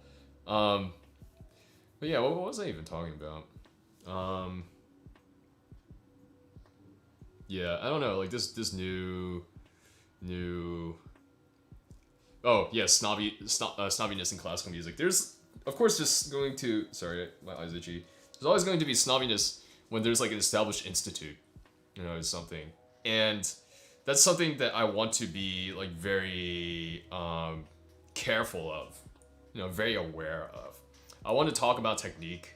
I want to talk about like complex things in music, but I don't want to talk about it in a way that's gatekeeping. And I think gatekeeping is the right term, right? Because it's like, oh, you gotta play Chopin this way, you gotta play Beethoven this way, you gotta play Bach this way, and it's like, yeah, that's like, okay, well, if somebody wants to pick it up, and perhaps what I would say is like acknowledge, like what the original, perhaps what the main lines of interpretation are. It's like learn the rules to break the rules type of thing. But like even if you don't want to, right, then like do it your way. I just think that there's a certain elegance and beauty to working. Again, I talked about this last week on stream because I talked about these sorts of things. But like it's like creativity within a box for me. You tell an artist like paint me a picture. Like for example, the artist who painted my profile picture or made my profile picture. I'm like, if I said to him like make me a profile picture, he'd be like, what the heck? Like what do you want? Like they're creative, but they can't. It's like where does the creative energy go? But like you give him like references, you give him like things that you want him to do, then it's like cool, like he can work within that and make something great. Like, and the same for any other musician, music and artist or whatever. And I feel like the interpretation of a composer helps create a bit of that box for me, and that's why I feel like I want to be a little bit faithful to something like that. But anyways, you're out of town at Villa, about to eat dinner. Yeah, no problem, dude. Take your time. The VOD's gonna be up. What's up? What happened? Chopin, choppin', Sema. Nah, I'm messing. Lucent D Dreamer, yee. Alright. Yo, winter's out. Need to do a trio sometime. Perhaps. We'll see. Yeah. I don't know. I'm like, I feel like at some point I need to be like, how do I say? There's so many ideas and so many things that I want to do, but I simply just don't have enough time for it. Like, as I said before, I'm learning slower right now because I'm like whatchamacallit? Like, the pieces that I'm working on are a little bit different than I'm used to, right? Like, I've never played rock before, and so hearing the chords and hearing how things fit together and hearing like the notes and how it fits into my fingers and stuff like that is difficult, And it's like, for whatever reason, it's not the most technical thing, right? Sorry. Like, this piece isn't the most technical piece ever, but I'm having such difficulty memorizing it. It's been like 2 weeks, and I still can't do it. What's your opinion on the hard section in Animenz'S Unravel? Is it massive arpeggios in the middle, or the machine gun fast dotted rhythms, or octave jumps? Not sure. Because all I gotta say is that I've only worked up to the chorus now, right? So I feel like just reading it is like one thing to be like, oh, I think this is gonna be hard. But like having to work it is slightly different. I would say that, however, based on like my biggest interval is a 10th. And sometimes it's a little bit uncomfortable too. I would say it looks like these arpeggios in the middle aren't difficult or terribly difficult. Like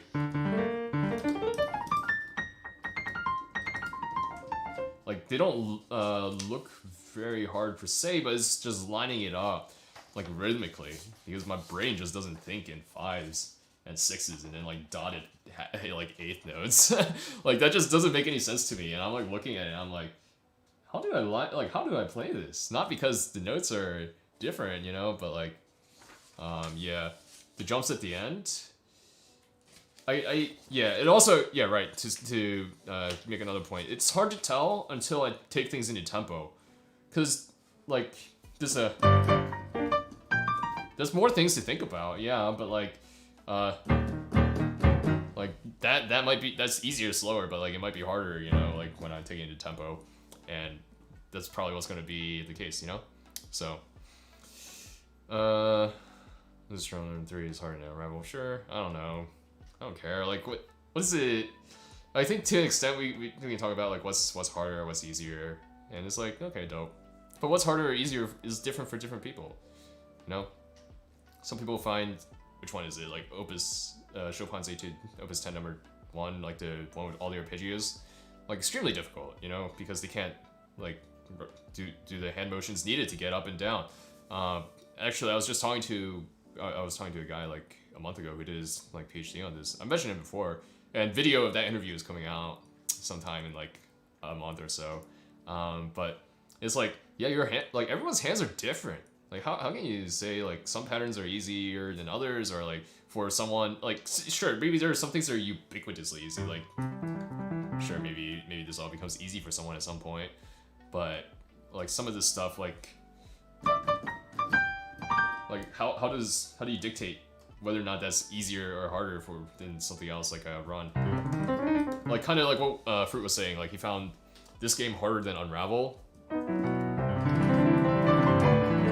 Like these sorts of runs, I wouldn't say they came naturally, but I think they were both like easier and harder for me than compared to the rate that I'm learning Unravel right now, simply because runs I feel like I need to put more time into making them even, but also they were easier because I already had the endurance from playing, right? They were very similar, you know, so I don't know. Whatchamacallit? Okay, let's see. Unravel, not only an unpredictable patterns, but each one is just hard. Yeah, I guess. Yeah.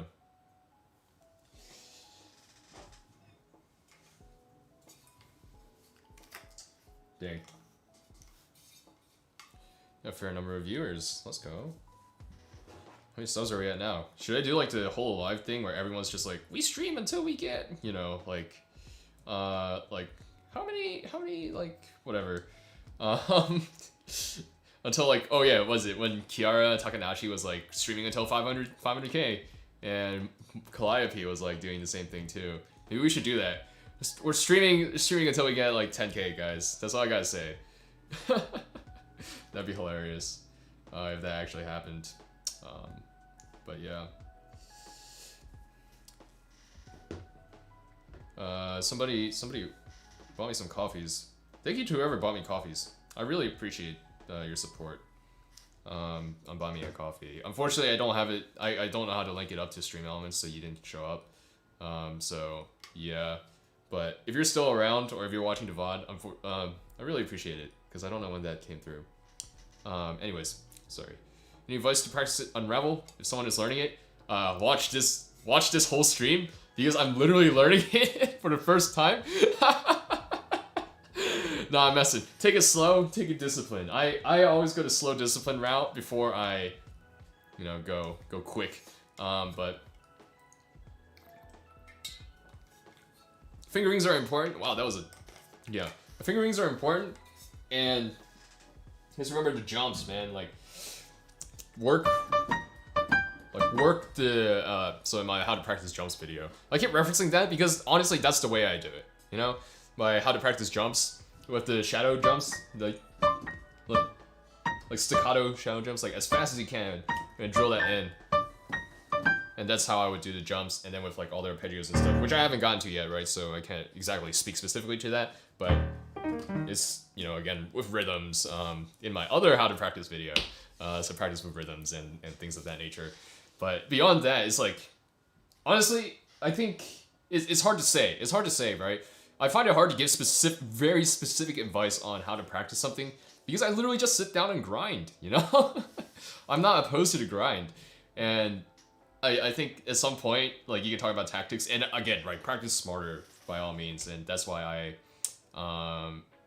who can play Unravel watching learning is a nightmare. Yeah, it's like, and that's why I made those practice videos, right? Because there's techniques and strategies I think that you can apply to practice smarter.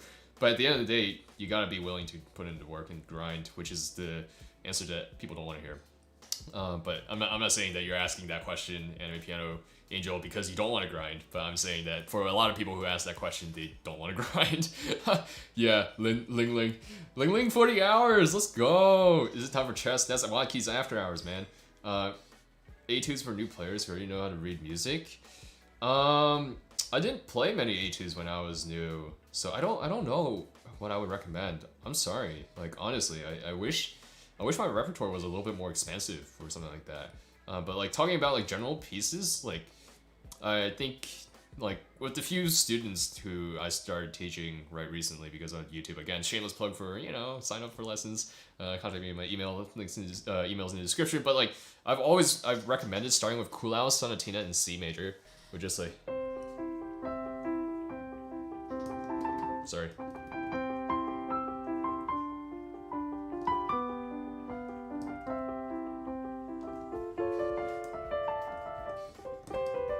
Yeah, because your hands in a relatively neutral position the whole time, and there's some technical things like there's some like scales, kind of like. Oh, sorry. Except it's a little bit less demanding because Cool Out's a little bit more romantic IMO, which makes them easier to digest and understand and to think about phrasing too. So I always recommend starting with Cool Out's Sonatine in C because it's less played than Mozart's Sonata in C, so you're less tired of hearing it, and also it's more romantic, so there's more of that like phrasing that you can start thinking about, and there's the similar technical elements, and you can start thinking a little bit about pedal too, although maybe not that much yet, right? But anyways, that's just my recommendation. How many watch hours do I have? I don't know, like 2,000. There are some smart practice tips that might help. Yeah, cool new ways to practice.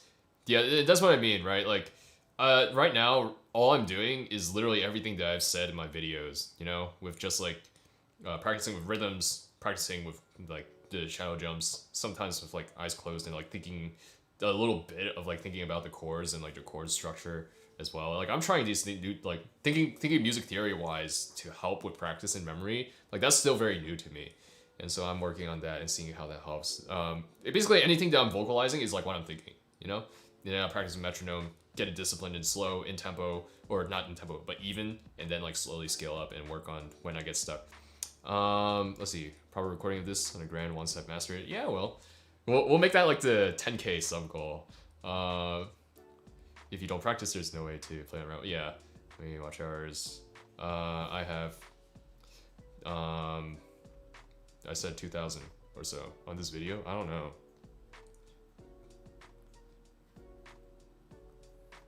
Yeah. Speaking of the grind, get back to work. We'll start again at 8:30. Yeah. Jazz Unravel 2K subs. I wish I could play jazz. I don't have an ear for jazz at all.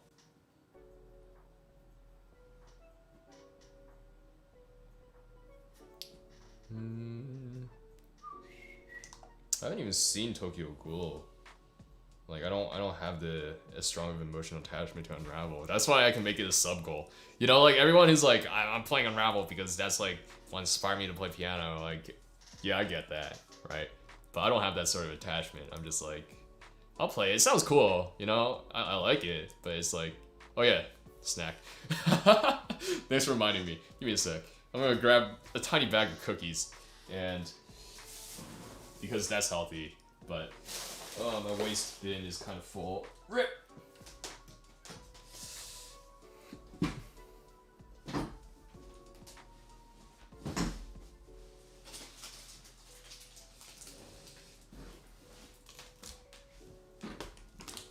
Yes. We got cookies and juice. I don't know who gave this to me. It's just in my room somehow. Get a banana? I'm not getting a banana.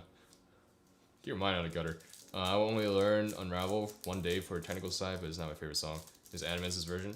Yeah, I get it. You know, it depends on the person. To each their own. You know, like, I'm not gonna fault someone for thinking that Animenz's Unravel is great, because it is, you know, a work of art. But it's also like, if you don't like that sort of thing, or you feel like there are more emotional things with like a slower piece, and this is why there's a lot of beauty, and I wish that I had more patience to do it. Currently, I'm still like, you know, grinding through a lot of pieces that I wish I played back in high school, instead of like trying to grow via some like the new ones. Like working through a whole Beethoven sonata, man, that's a grind, dude. Like working through the second movement, like dang, like the amount of intricacy that goes into that, and the detail, and like the expression, and like getting all that like even and like clean and whatever, you know, what have you, and getting all the voicings is something else, and like it's really beautiful in its own way and very profound, and that's why a lot of people love the second movements and hate practicing and playing it, because it's like difficult. Yeah, more emotional arrangement that's slightly less difficult, and I agree with that as well, you know. But there's something sometimes, I don't know, I just like, and I feel like I say this from a place of having a decent amount of technical mastery, which is why I can feel this way, right? it's like if it sounds good and I'm like, wow, I hear a lot of ideas that I can work with, and there's more, even if it's more complex, then I'm like, yeah, I can work to musicality here. It might take like maybe a few more weeks, right, before I have it like even enough that I want to do that. But like, yeah, it's like with Unravel. There's a lot of ideas I hear in Animenz's arrangement, stuff that he brought out, right, that I discussed in the video. But I'm sure as I begin to work this more, I'll start hearing things that he doesn't do, and that I'll do. You know, like for example, one of the things that Fonzie nailed me for on his stream when he reacted to my reviewing his crossing field was the last chorus where or whatever, right? How I landed on this A, and he felt that it gave the chorus less impact because he wanted to land, like have the strength to start on the D. But the reason why I did that is because I wanted it to feel like it stutters a little bit, like the you know, like on the upbeat da, and then like you land a little bit differently, you know. So it's like, yeah, I don't know. It depends, right? It depends on what you on like the different ideas that are there, and that's why again I have no problem playing other people's arrangements. I have no problem playing classical music or sheets, and you know, playing my own stuff is fine.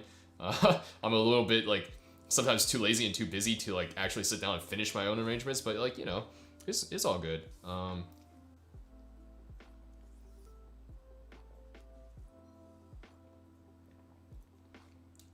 Let's see. Prelude in E minor is amazing. Yeah, it's very good. I like that. Better unravel easier when I learn it. Yeah. It's like work. I mean, it might be helpful, right, for some people to just like work a little bit and like progressively like go through. And maybe like work a few days on unravel on a section, and then like come back a few days later, work it again.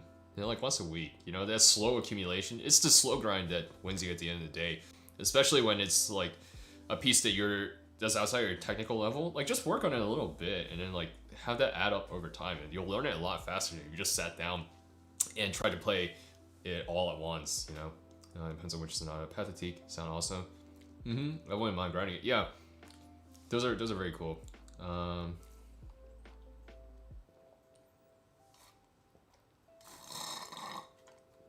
Yeah, the slow stuff. Yeah, I haven't played the. I kind of lost. Excuse me. I have a hard time thinking through Beethoven's first movement of the Midnight Sonata. And I think if you listen to my upload, I explain a little bit of that too. It's just like, you like to get one of my merch? Your merch in my videos? Lol. Nice. Thanks. I appreciate that. It's like, you know, what was I saying? Yeah, you hear Moonlight Sonata like played only one way these days, which is the very light and dreamy touch. And if you you watch Daniel Barenboim's 5 minutes on Beethoven's Moonlight Sonata, he's like, it doesn't sound like dreamy and moonlight at all, right? And he probably didn't play it that way. And again, this is now getting into like, do I interpret it as Beethoven intends it to, or do I interpret the way I want to? And for me, I want to at least give Beethoven's a shot, and it's really hard for me to hear it, and that's why I just never played it, and I'm like, I just can't hear it any other way.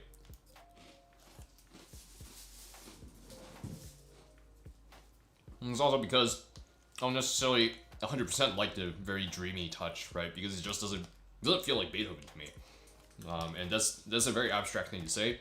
But like, it's just like, dang, it's a little bit different. It's different from my boy, you know? I think if you watch one of Tiffany Poon's newest videos, how she talks about how much she loves Schumann, it's kind of like that. When you resonate with a composer, and suddenly the way you play him, like you hear other people play him, it's not like it's bad or wrong or something. It's just like, wow, my boy's talking a little bit different. I don't recognize this. How many days should it take you to learn a piece? However long you want. Honestly, dude, it's like, sorry, I'm eating. I need some calories. Some blank calories, but calories nonetheless. Come on, gym bros out there. If it fits your macros, right? I'm gonna eat Pop-Tarts till the day I die.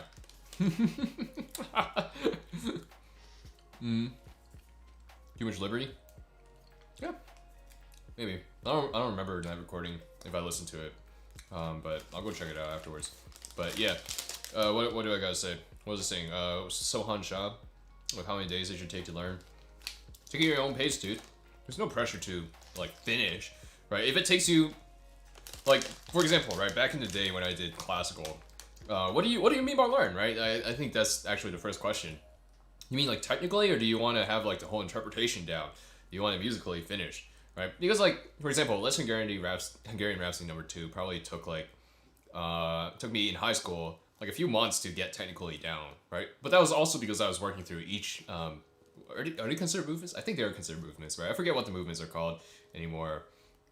But like working through each movement, working the interpretation of each movement, and then like move on like a few months later. And so I took it really slow, right? And there was no rush because I was in high school. I was a senior and I was dealing with some senioritis, and it's like, okay, that's fine. Take your time. Talking about whole interpretation, there. Like you think about like how concert pianists, concert violinists, concert musicians, right? They prepare a program for like during their off season, and then like during their on season, they come on and like perform for however many concerts, and then they go back to the off season, right? And they go prep more program, more repertoire, and it's like I find it hard to imagine that like even if you go listen to Josh Wright, practice Chopin's Concerto in E minor on his channel, like it's like they're reading really fast. They're learning really fast, Like they started Roman numeral, like figure bass analysis to help with memory. Like that stuff comes instinctual, and you go to conservatory. If you've been to conservatory, correct me if I'm wrong, but you do a fair amount of solfege, especially with your music theory. So you're training your ear and stuff like that. But yeah, it's like, what do they do after the first like 2 weeks after they've learned the notes? They spend the rest of the time polishing. I'm sure they're working on more than one thing, but I can't help but like think like, dang, it's a lot of time that you spend after learning the notes to make it sound the way that you want it to. So, sorry, long response. First movement is easy but hard emotionally. True. It depends on your touch and stuff like that, how you want it to come out, which is fine. I buy my cup. I'm breaking delivery. I bought my own cup. I shouldn't say I bought my own cup. I got my own cup. It didn't break in delivery. I have two other people, I think, who got my cup, did not break in delivery. So I think you're good. This is not the right feel. Yeah, that's fine. I mean, too much and random. Imagine classic concert pianist. Lol. I'll learn someday. Yeah. The will of D? What the heck? I have no idea what that is. Yeah, music is kind of subjective. CLP 635 is worth to buy. I've never played it before, so I can't give you that sort of opinion. And I'm not gonna try to. But if it's a Yamaha piano, I think it's probably fine.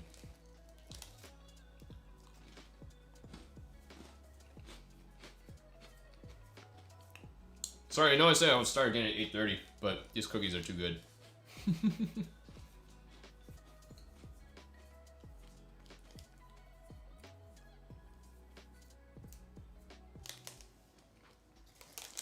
I've never seen One Piece, sorry. For all the new people here, right? I became a weeb in May. So it's like, I feel like I've seen a fair amount of anime for having just become a weeb. And I'm pretty committed, but like,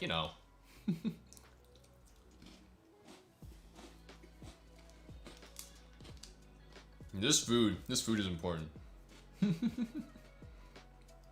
If it fits your macros. Dang, where are my keto warriors at? Tell me that I'm wrong. Tell me that I should stop eating this. No, I'm kidding. What do you think is the best electric piano?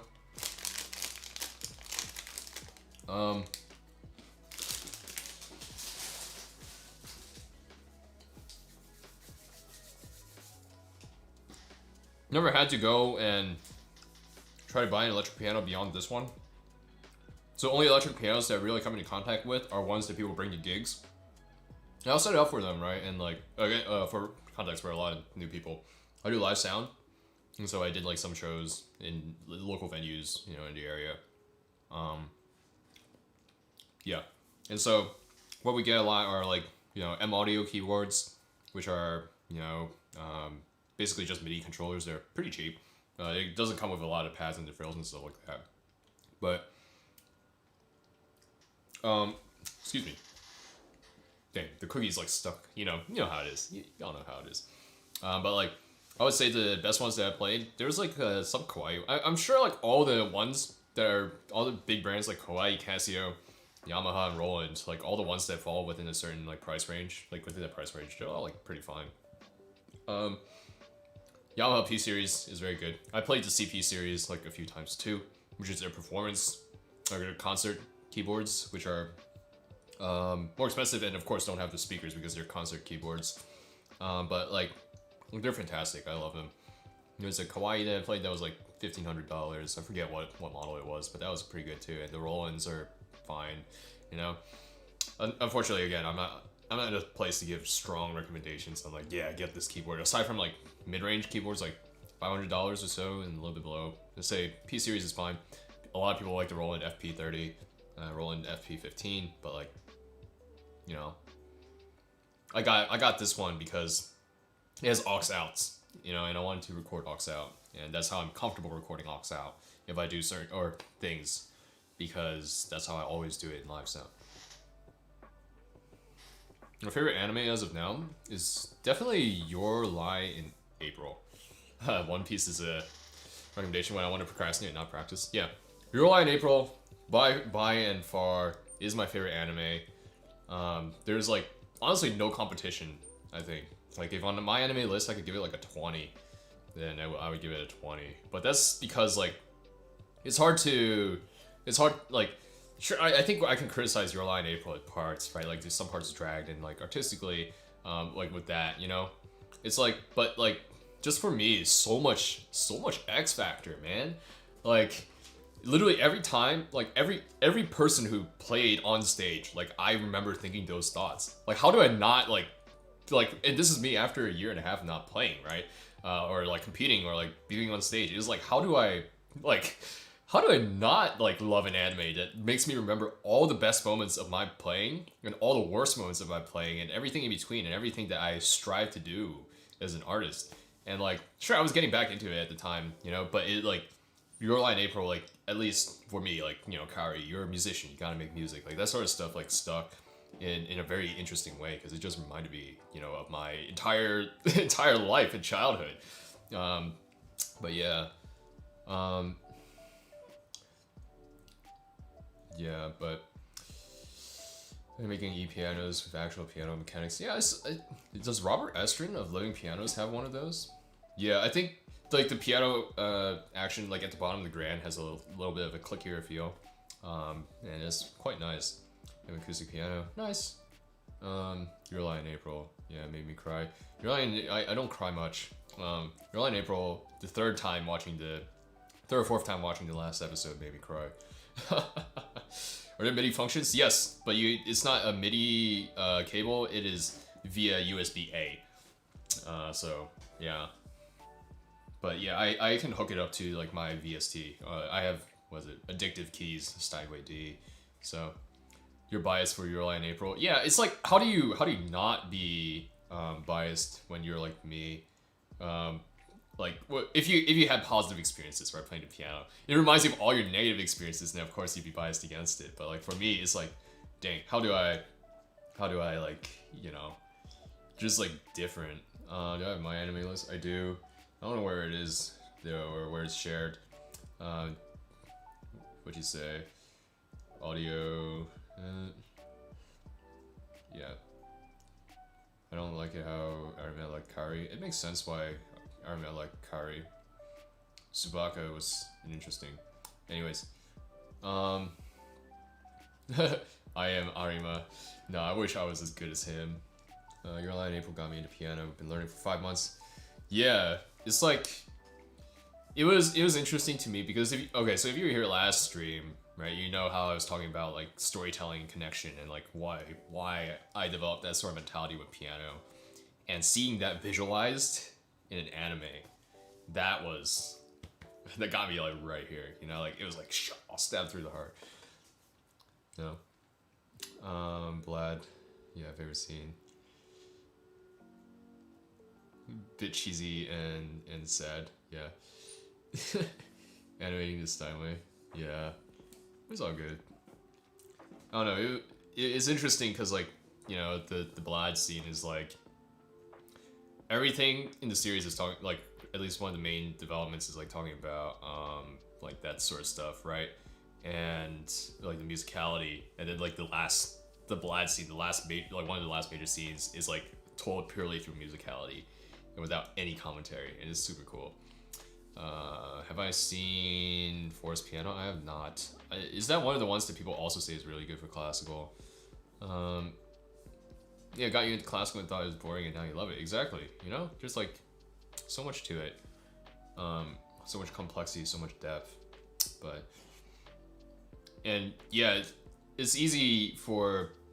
I think it's easy to talk about like proper interpretation and like all the snobby stuff, the nerd snobby stuff, right? That classical musicians for, but it's like at the heart of it. I think this is what the composers were going for. I think they were geniuses. Yeah. The more I think about the music, but like they were probably not unlike you and me. Like some of them professional composers. Like at the time Beethoven, music is moving beyond the church. With like Haydn and stuff like that, and people becoming hired and like there's like patrons, like wealthy patrons, and you read some of their like job descriptions, like manage the choir, do this, like put out the X number of performances and do whatever. It's like, okay, I respect the court. And it's like, okay, yeah, there's like pressure to constantly churn out content, but there are also like people, and that's probably the reason why they went into it. Like it probably wasn't very profitable to be a musician unless you got a wealthy patron, and like what are the odds of that at the time? Yeah. Where's Piano? Angel Beats? I didn't like Angel Beats. See you, Gotti Bros, but that's a hot take. I think a lot of people love it a lot. WattKeys, am I Chinese? I am. My family's from Hong Kong. Forced Piano was more solely focused on piano. Yeah. Okay. Maybe I'll take a look at Forest of Piano. How long am I playing piano? I'm playing until like 11. I said I was gonna start at 8:30. It's now 8:45. I'm willing to keep talking if people want to, but I mean, there's more and more people coming back on, so I guess I'll just keep talking. Sight read for at least, yes. What nationality? I said, oh, I'm from the States. I never learned it. I told my students, yeah, for at least it's not difficult. It's just a little bit sad, how like a lot of people teach for Elise and don't even like talk about how the lines move, and it's like dang, like there's so much to it, but you just hear it overplayed, and one you get bored, and then like people don't think like about. Sorry, that was a bit aggressive, but like how they flow into one another. I don't know. I find that kind of beautiful. Story time is always fun. Yeah. There's another people. Yeah. I'm getting political. Let's not get political. Yeah, I hate for Elise with passion. That's fair. Aggressive for Elise. For Elise. Yeah.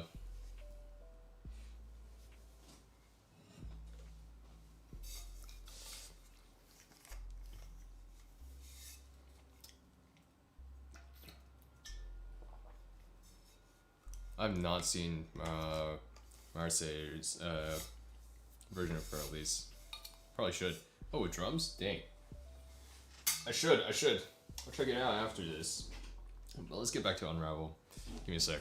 I will use the restroom again and probably swap out my camera battery so it doesn't die. Yes.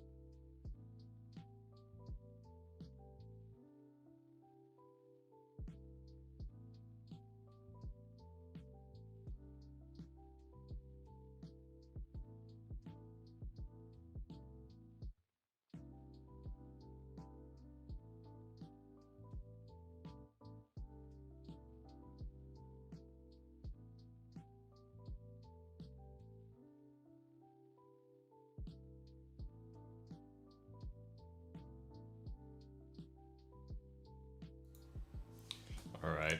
I'm beginning to wonder why I agreed to this. No, I'm kidding. It's worth. Alright. And Piano Angel, thanks for stopping by. Appreciate it. Oh no, now you're back. Hello. What? Call the clarinet. Sure. And the slow, yeah. Alright. Here we go. I think we read through slowly again what we just worked on so that I don't lose it. And then we'll move on to the next section, woo, which is the chorus.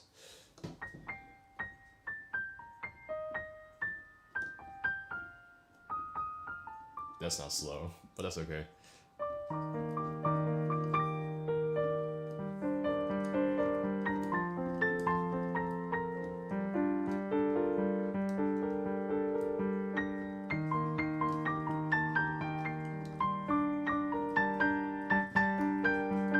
Oops.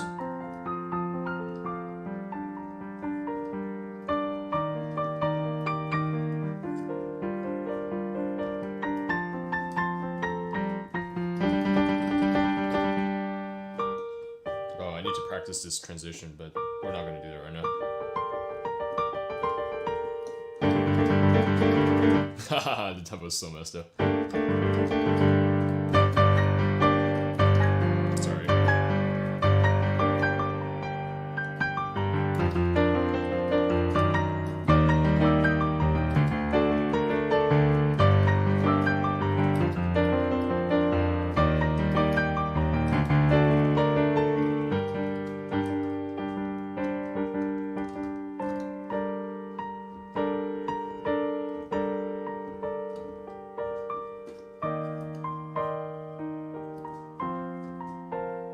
Oh, my tempo fluctuated again. That's okay.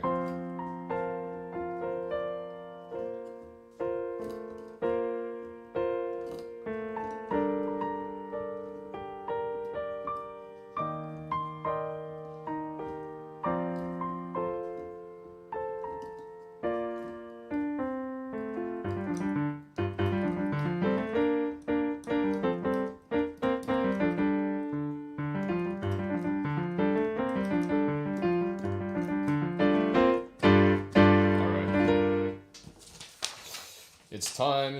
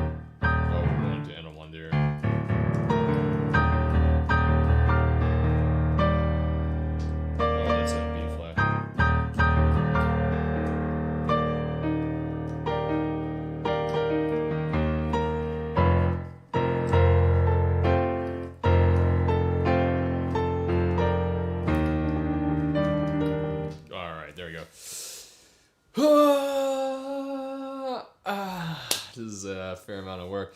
50 consistent viewers, that's very true. That's the amount to get the YouTube rank on Hypixel. What the heck is that? 10k subs next month. Will I ever do a SH practice? What's an SH practice? Yeah. Minecraft.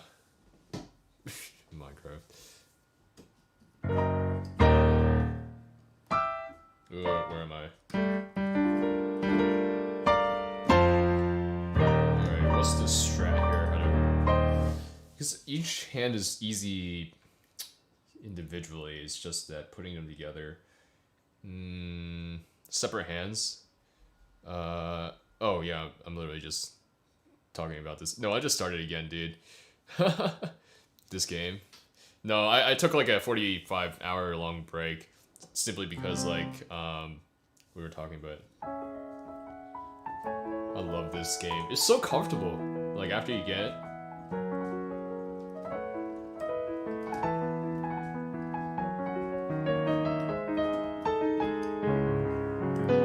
I love the 5-chord there. Sorry, I'm distracting myself because I don't want to work on. Okay, fine. This is fine.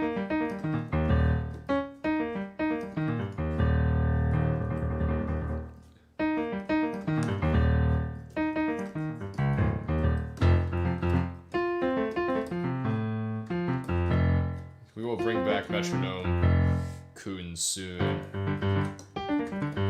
Yeah, there we go. And I'm just sussing out to see if there's anything that's really concerning or uneven for me at the moment.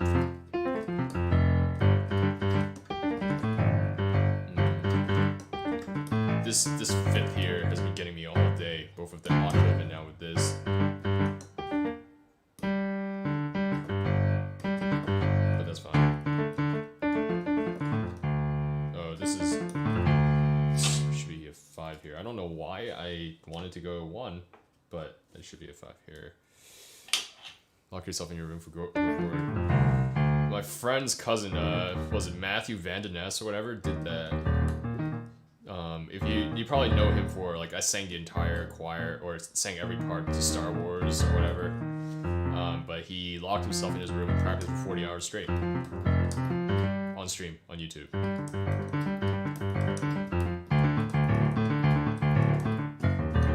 Oh, this jump.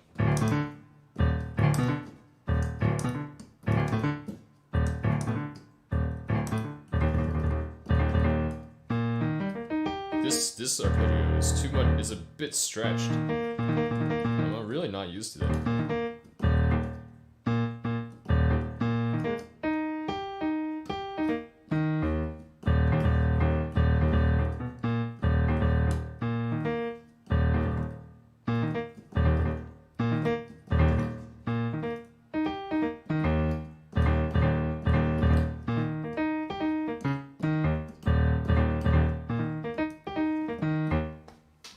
Let's try to do it 2 hands. I don't know Angel Beats opening.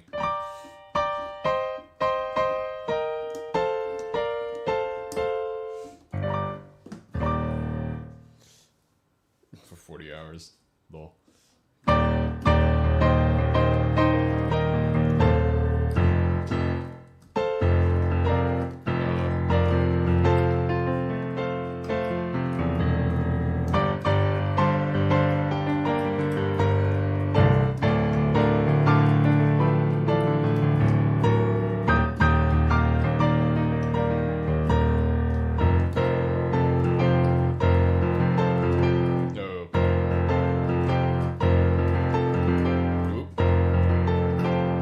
We need the metronome.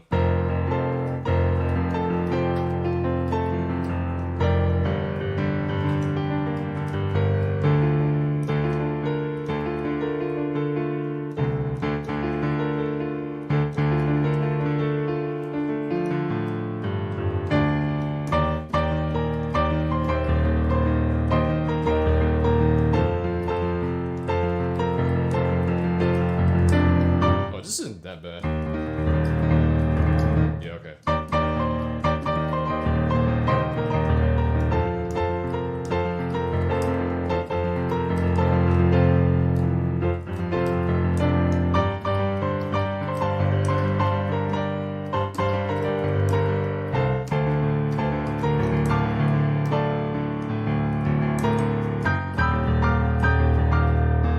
That's still a stretch, and I don't have memory for it.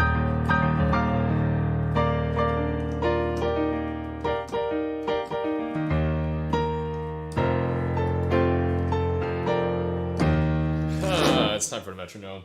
That's what I think it is. It's time for the metronome. Alright, here we go. Let's see, where do we want to start? I think we want to start at 60 just to make sure that I have everything even. And then we'll work our way up to 100. Metronome time! Right. Or Chan or Kun or whatever you want to say. Dang, somebody disliked this stream. I wonder who did that. I'm kidding, that's fine.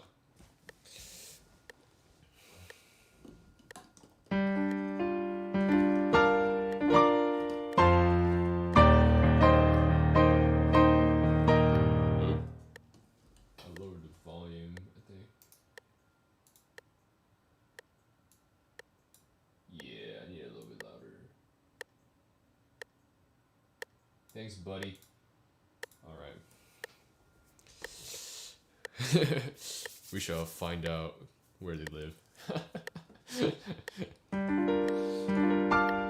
Let it be known that WattKeys does not condone violence. Oh,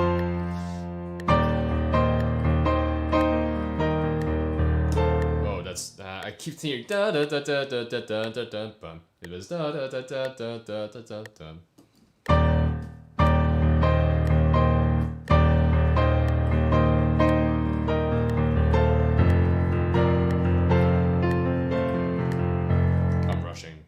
I'm not feeling the pulse. All right.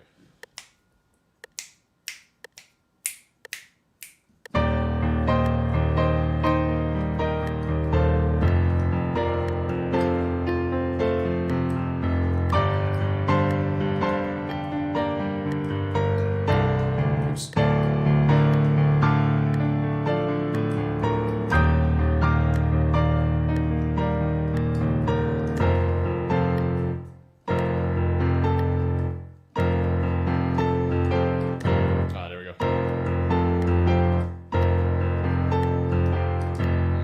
Feeling it.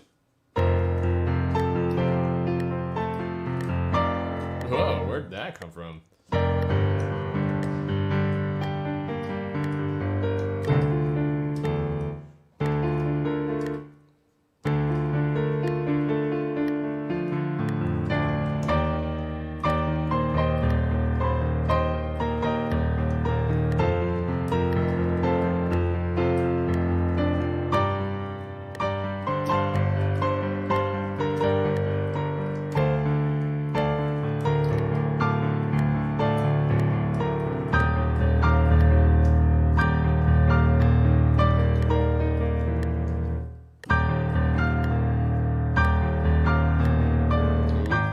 Hitting a G instead of a B flat.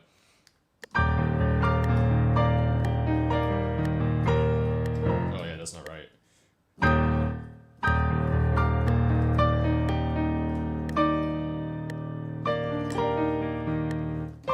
Yeah, I'm holding that too long.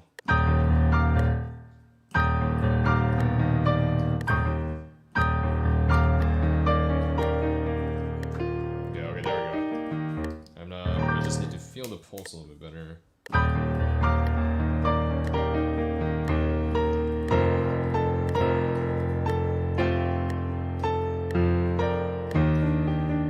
Alright, there we go. You can't practice for the next 2 days? That's fine. Truck could. Lol. Yeah. Oh, it says really nice. Thank you. Oh, it's about to hit 900. What the heck? You like the way it sounds slowed down? Yeah, it's quite nice. Alright, here we go. I think what needs the most work... The ending needs work.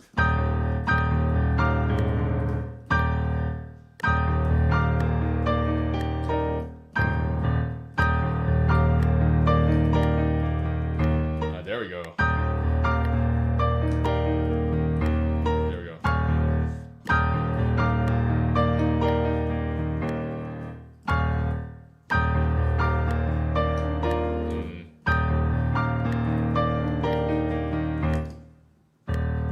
Stretch.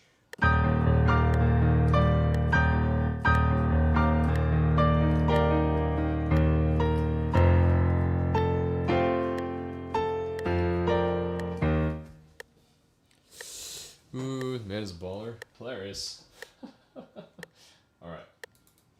Let's give him 5. Let's see where we're at.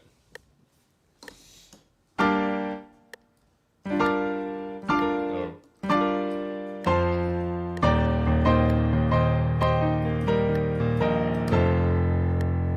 But I missed.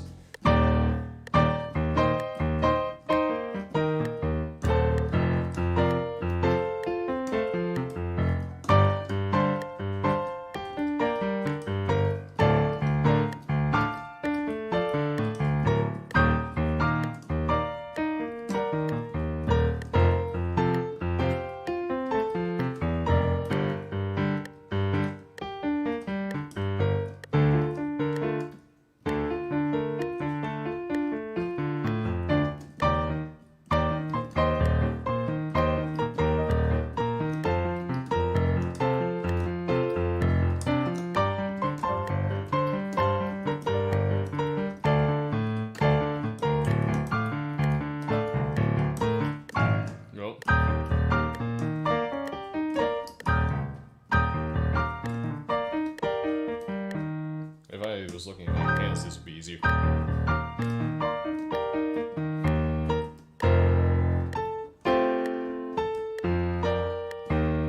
Nice.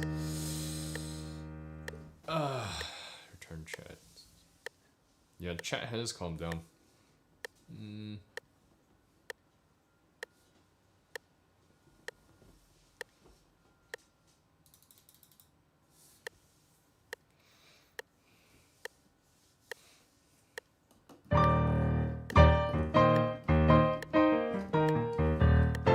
Let's keep private conversations in Discord or something.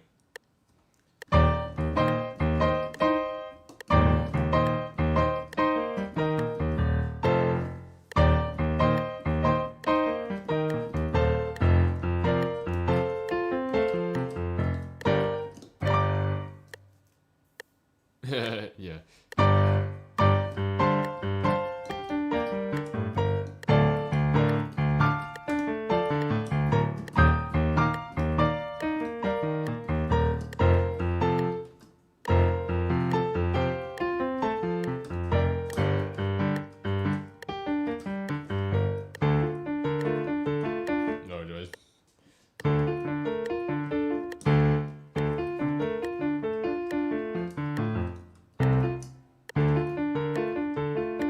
This up.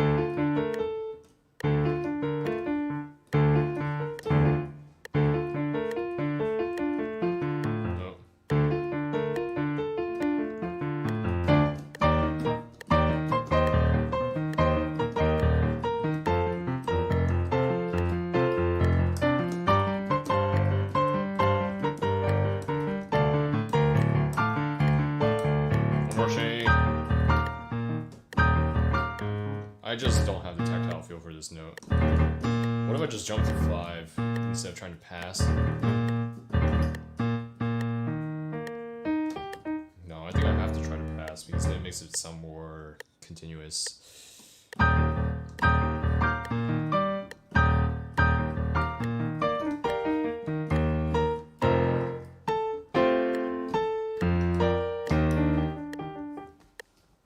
Yeah, everything's fine except for the last measure.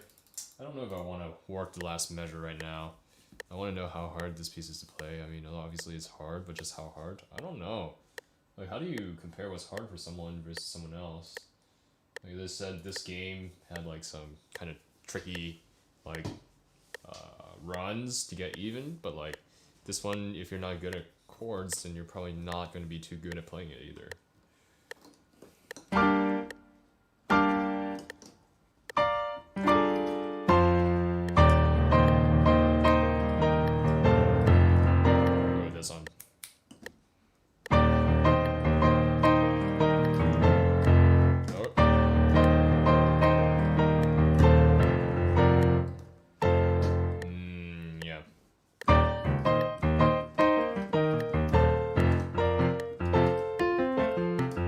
I've been playing that wrong the whole time, haven't I?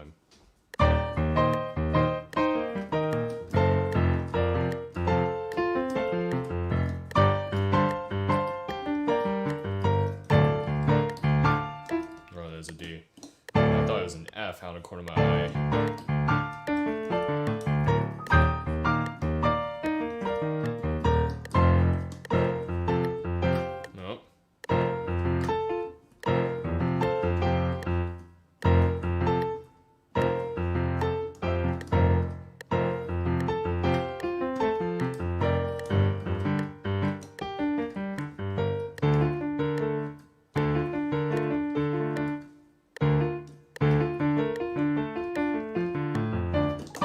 that's an interesting idea.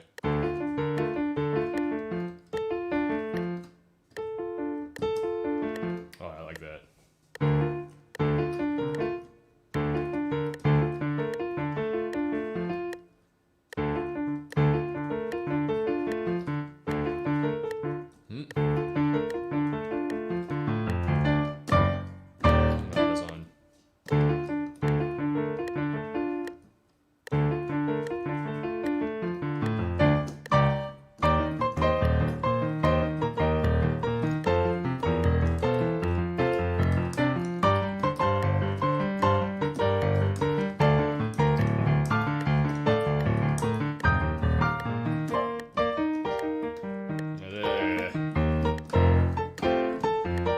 Practice that later.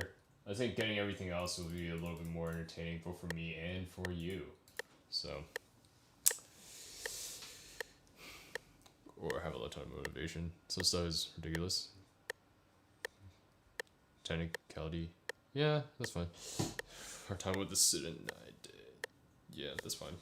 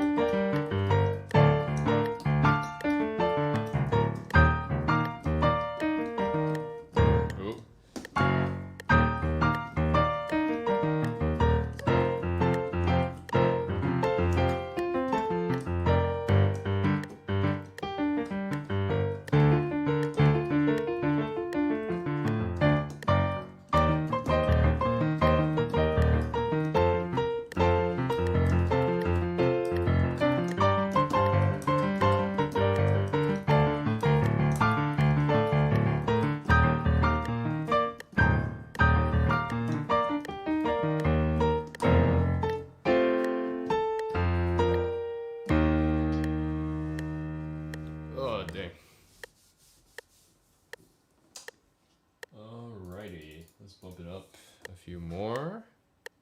Let's see where we're at.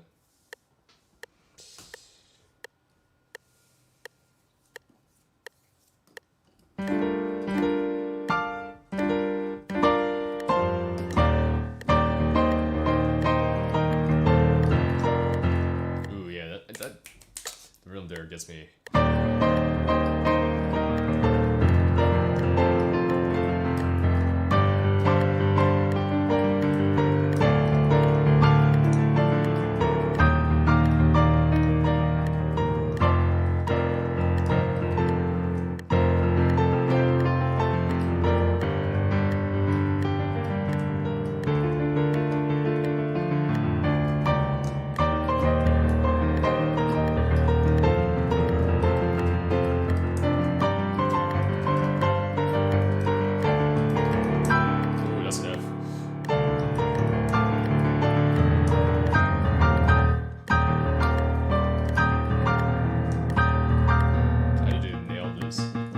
After this, after I push the rest to like 90 or so.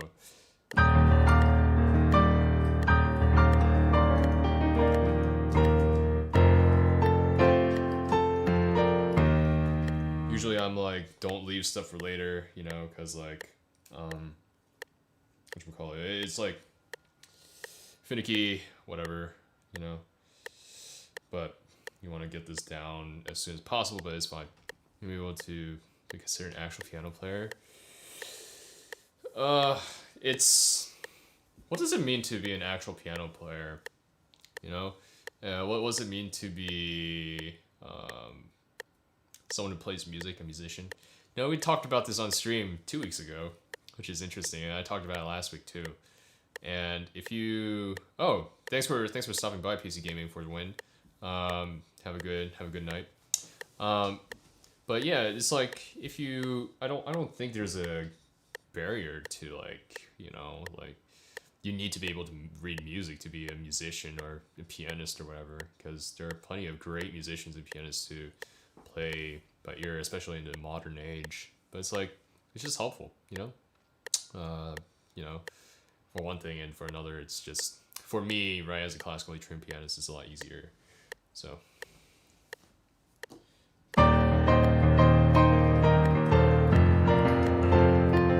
This rhythm is off. I need to practice with the click set to an 8th note just to get the hang. Okay,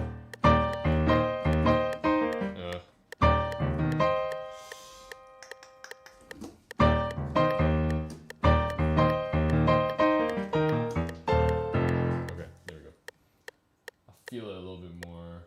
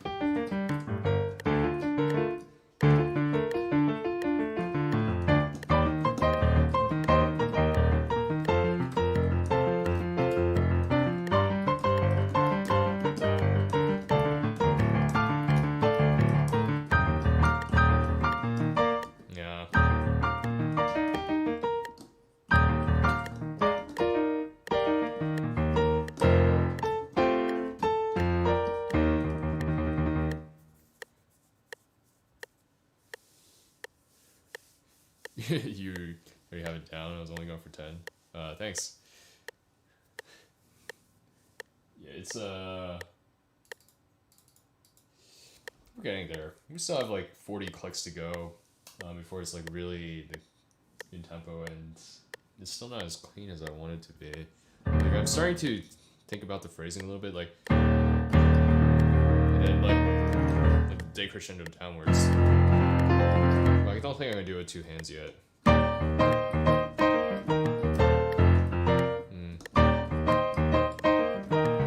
Yeah. Yeah, that's on. I'm not hearing it. I'm not hearing it. I'm playing a little too fast. I think I'm gonna drop again. Do 85, like maybe like 2 more times. Yeah.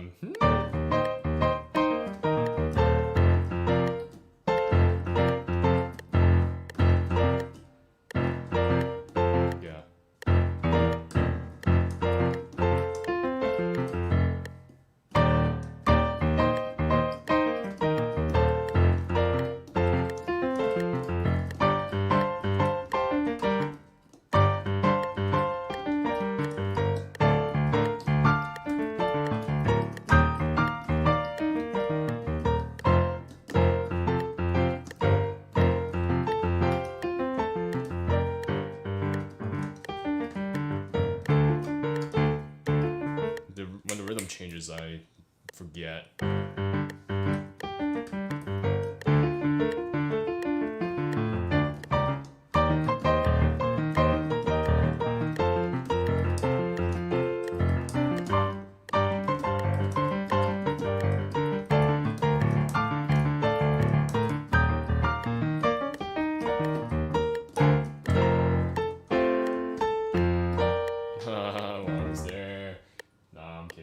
There. Still got quite a ways to go. I know I said 2 times, but I'm gonna, move up again. A good teacher. Yeah, start with me.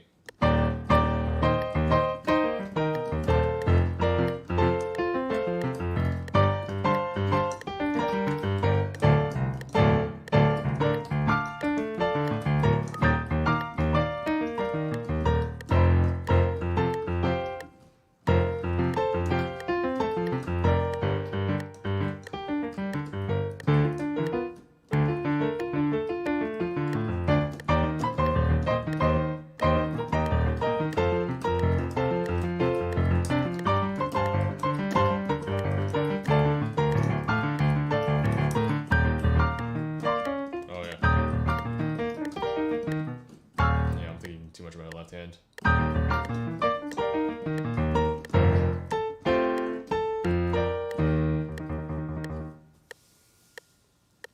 898, 1K in a few more days. Thanks, Murphy. I appreciate it. Gotta go down.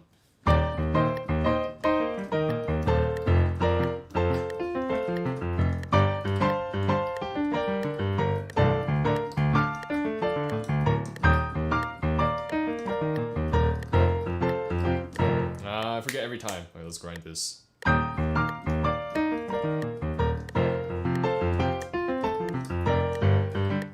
not listening anymore. I'm just kind of on autopilot, which isn't good.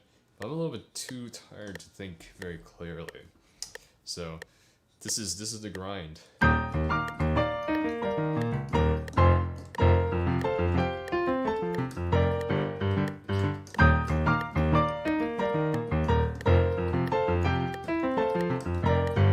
Yeah, that's better.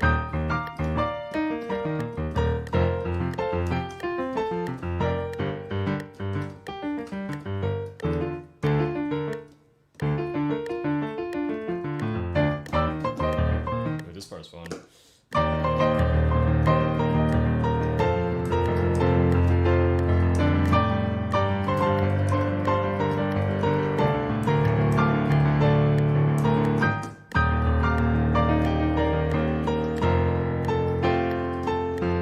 And that's why we practice without a pedal, because this arpeggio suddenly sounded a lot better than it should. Let's see. Tomorrow. You always play without pedal when you're learning something hard?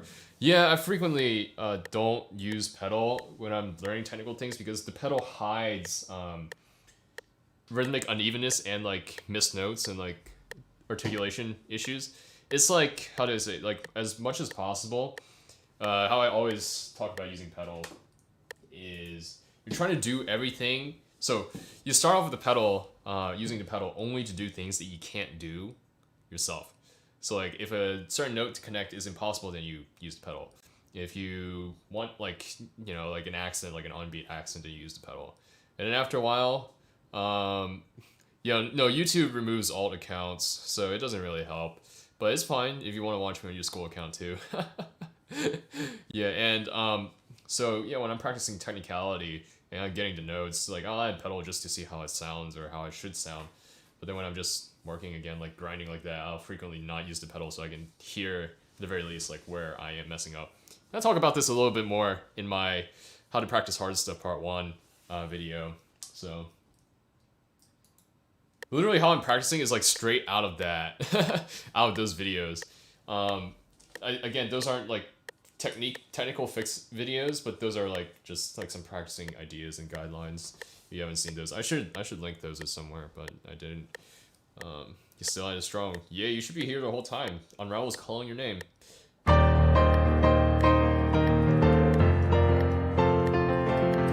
rushing the second one.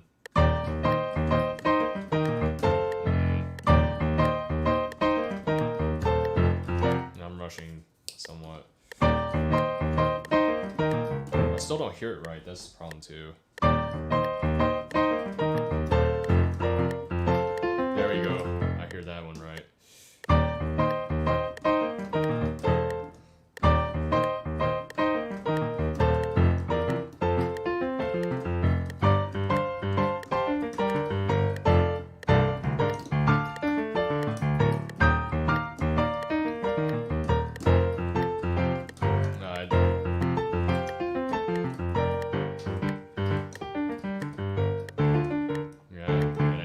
This part. It's just the rhythmic changes, it's not hard.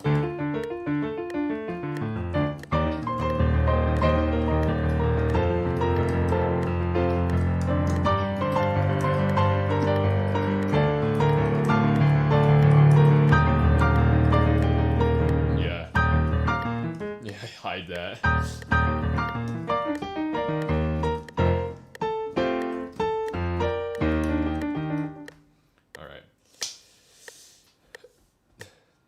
Nice. You just go all in, start slow, start in random places like Watts to process, like when learning. Have I learned the intro? Yeah, I learned everything up until this point. I mean, up to like around 100 BPM. Like if you want to know how I learned, this is exactly how I learned. So this is pretty straightforward. It's just like play through, see what the issue is in a section, apply the right like practice strat, and then like grind that practice strat for a little bit, and then like put it together and see what happens, and just slowly work up the metronome numbers. I worked metronome for a long time because I want everything to be even before I start like manipulating tempo and stuff like that. So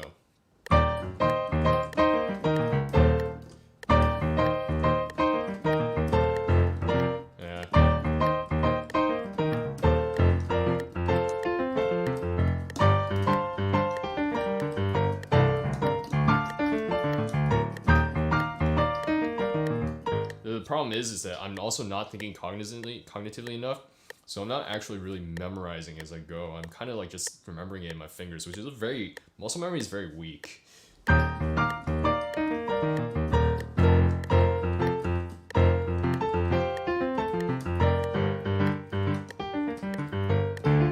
Actually, I might do chordal analysis just to help a little bit with this.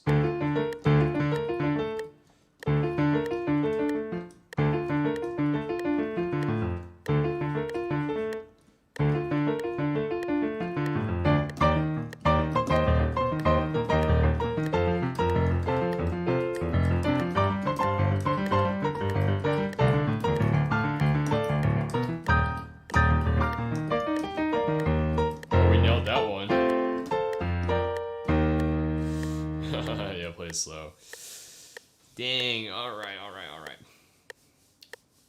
Headphones Sennheiser HD6XX from Mass Drop or Drop.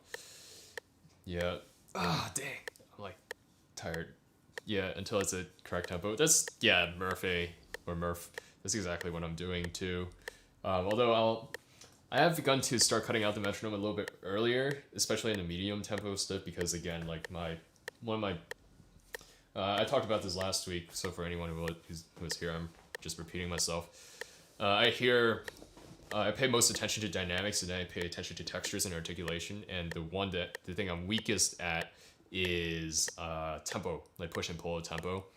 And so I'm working on that by cutting out some of the metronome sometimes. Yeah. So you can practice. If you want to play this again, give it a shot, maybe.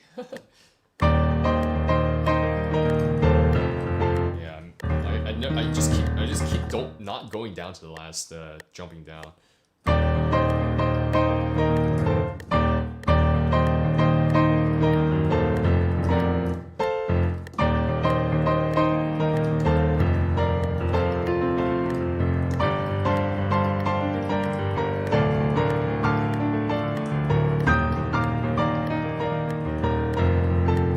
There it is. I wasn't thinking. I should like make a hash mark here.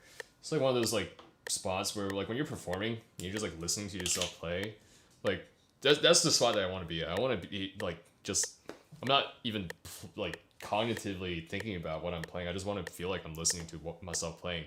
Every once in a while, you just gotta like snap back into it to remind yourself of something. And I think this is one of those spots, simply because this is giving me so much trouble, which seems a little bit weird. Like the rhythm just changes to normal, and it's like. But my brain doesn't want to hear it. Oh,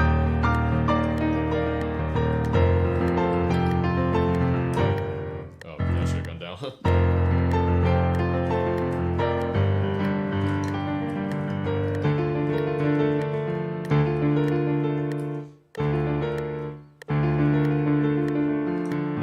Yeah.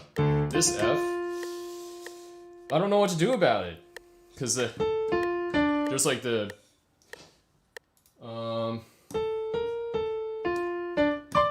right, but then there's and then so like the first one that comes up, I want it to be part of the line, but the second one also has to be more articulate.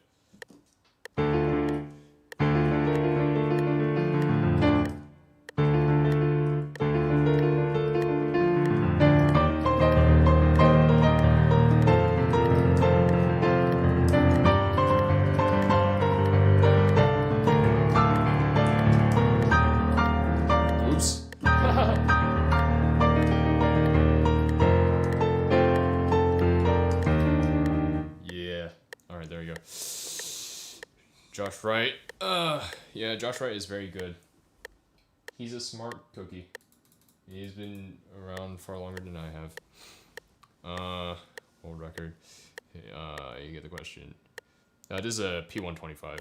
I'm too poor for a P. No, I'm kidding. But yeah, the P125 is fine. I like it a lot. So I assume that the P515 is going to be comparable. I played the CP88 before, which is probably, or something in the CP series, which is their concert series, which is very similar action except a little bit better, and that is fine as well. And that's closer in price range to the P515. That's like the high end, like home range, right? The P series and the CP series is the concert series range. So, yeah, are becoming the any piano Community chill spot? That would be pretty fun. Yeah. Yeah, it doesn't have the wooden bits. Yeah.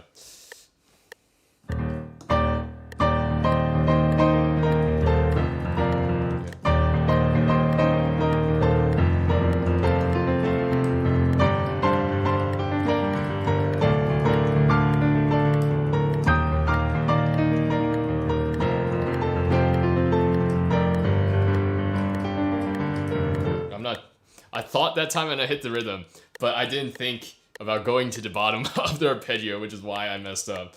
I actually glided a whole bunch of them, which is why I should stop practicing with so much pedal, but I want to start thinking about the phrasing. Oh,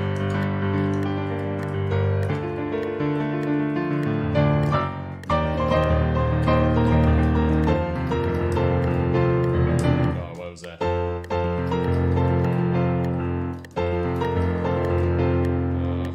Why am I getting stuck?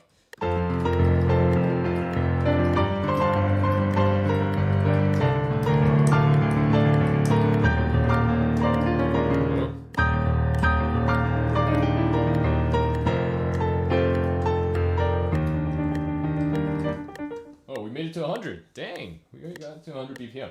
What happens if we try performance? No, I'm kidding. We're gonna take off the metronome. Yeah, give it like 1 or 2 plays, and we'll see what it's like. Oh, I'm talking on beat with the metronome? I didn't even realize. Oh, man.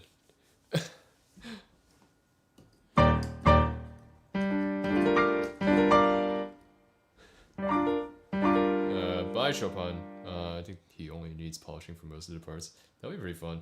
Yeah, I did the wall part. Yeah, no problem, dude. It's been 4 hours. That's kind of insane.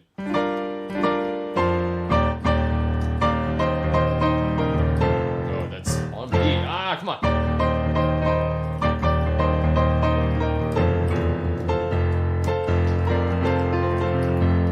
Yeah, I'm not playing that evenly, so it sounds a little bit off. Yeah. I'm just, okay. I'm getting it with the metronome, because the metronome's helping me feel the pulse the way that I need to. But without the metronome, I'm not feeling the pulse that I need to, the way that I need to, because I hear how it's supposed to be like da da da da da da da da da, but then I'm not feeling how the bass or the left hand fits into that. Bye, Chopin. I already said that. No, I'm kidding. Finna head out as well. See you, Lucid Dreamer. Thanks for stopping by. Next stream, learning snow halation. Nah. Next stream, we're back to normal WattKeys masterclass where I review videos, because I think that's more helpful for a lot of other people. Yeah, I'm going to make a separate upload. I don't know when I'm going to record this or when I'm going to finish after practicing today. Like, but yeah, we'll try. Singing the beat. Click, yes.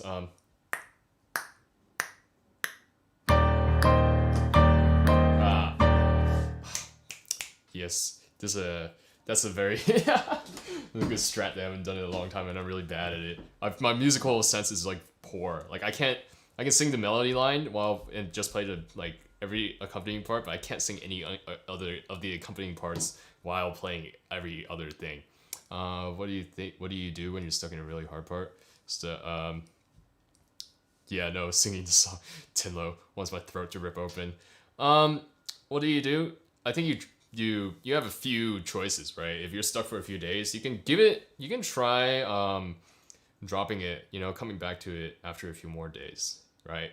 Because sometimes that's just what you need. Like, for whatever reason, taking a break helps stuff settle into your brain, and you come back with fresh eyes, and suddenly you feel like you get it a little bit more. But like, you could also try different ways of practicing, taking it slow again, and then, well, I think if your issue is pushing tempo, then giving it a rest, will probably help you more than continually trying to push the tempo if you're stuck. And if you are trying to, you're just stuck technically, then I would say try a different method of practicing and practice very slowly. Try singing the song, timing left foot. That is true. Perhaps we should try that. Trying new... shoot. I've never had such difficulty hearing this. I don't know why. Okay, here we go. We'll try the tongue clicks first. Yeah, because I want to play click on the...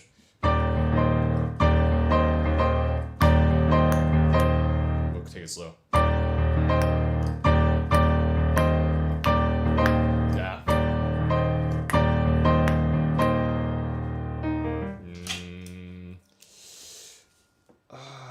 flaming hot garbage. That's okay. That's what happens. Okay, first we'll try the half note.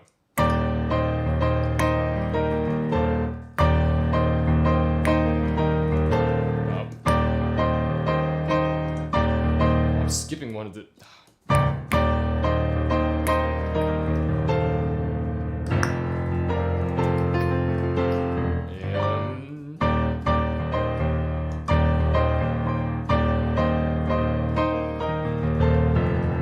Stopping the foot is easier for me. I don't know, I just get it.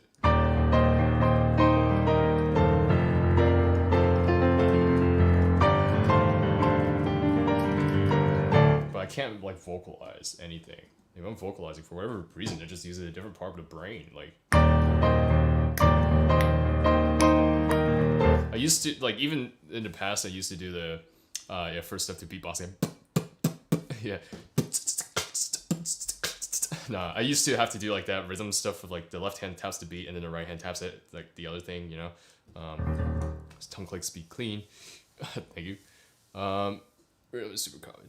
It is everywhere, but like for whatever reason I'm just not hearing it here. Like I've played it before. It's just like I don't know. It's something with like perhaps the chord. It's like it's not that I hear it incorrectly in the right hand. It's just that it's not lining with the left hand, like on the beat, the way that it needs to feel like it's on the beat. I can't tell if I'm rushing or if I'm like pulling too much somewhere yet. So, can I beatbox as well? I don't know. But biting to the beat is easier than tongue clicking. Probably, because there's many more mechanisms that have to occur. See, I'm off, right? What happened?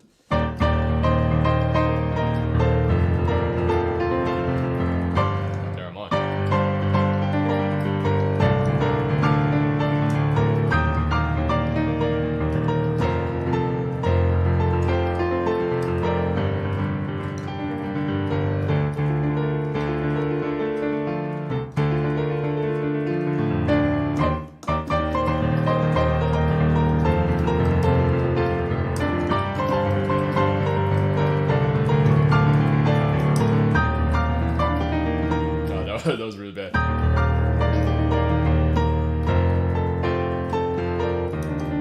Yeah. Well, that was better. That was fun.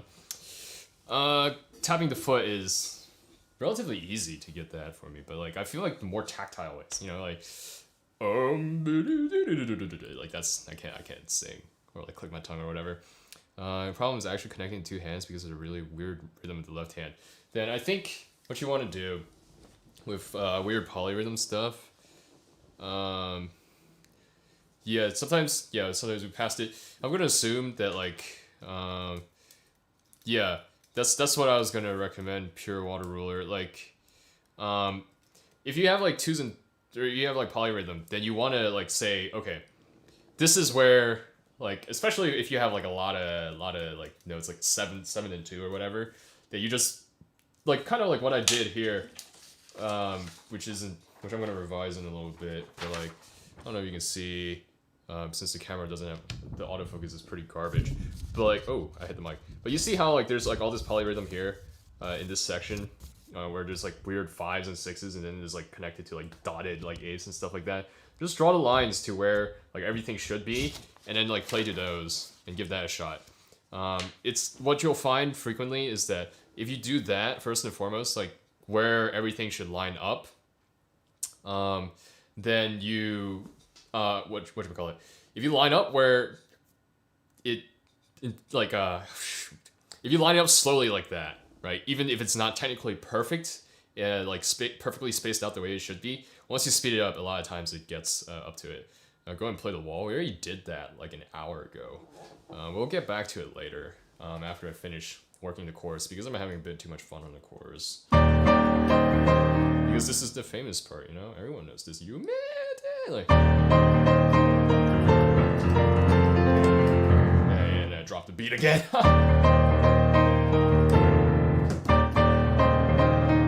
Yeah, no problem, dude.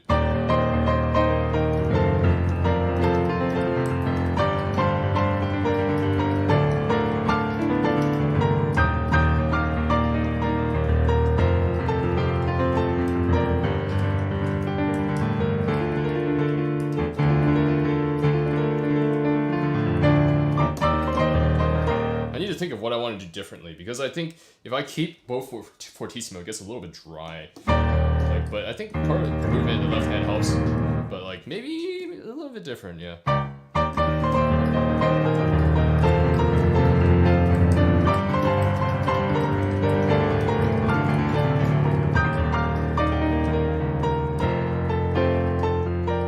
Yeah, I'm not singing the song while I'm playing it. Dude, one you would roast me for my trash Japanese, and two, you're gonna roast me because my throat's gonna split open. And I want to hear from my singing. Dang.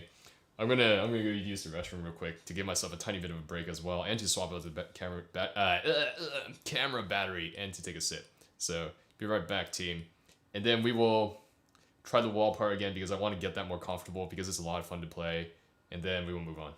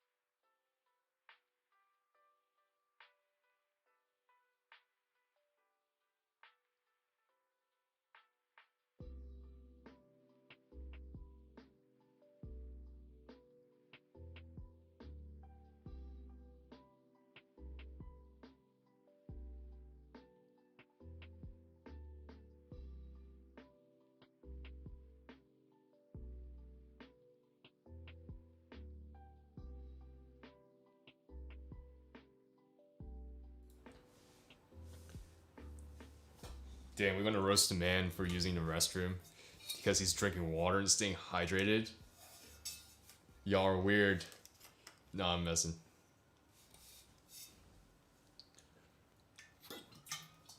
That apple juice was murderous though, too. All right. Let's hit the wall. Just one more time. Since it's fun, you know?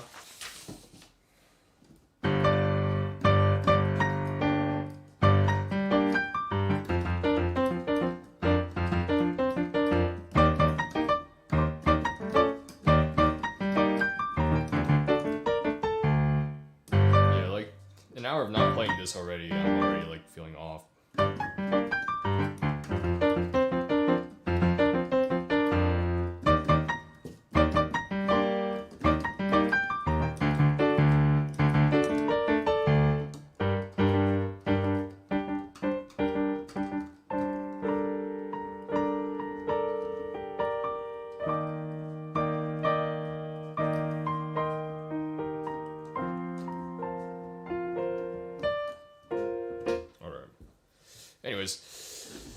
anyways, sing. I'm good. Thank you very much.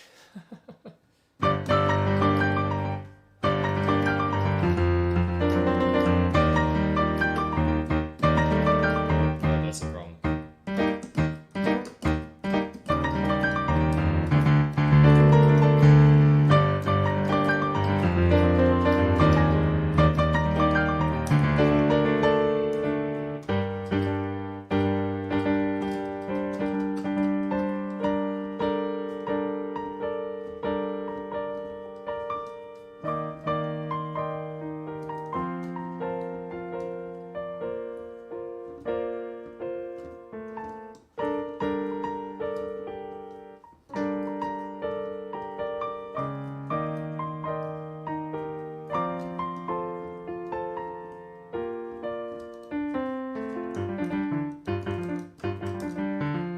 Got my fingering.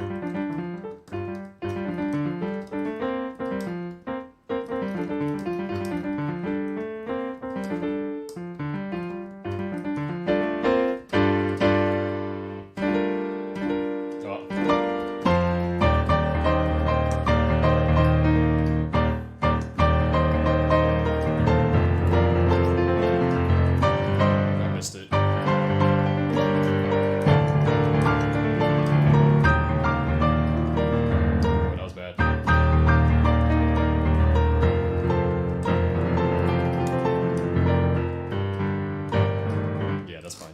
Alright, but the wall's fine. How's this man playing without sustain? I'm gonna die after 1 second of playing without sustain. I didn't promise to sing an hour, 2 hours ago. Don't gaslight me like that. Animenz'S karaoke.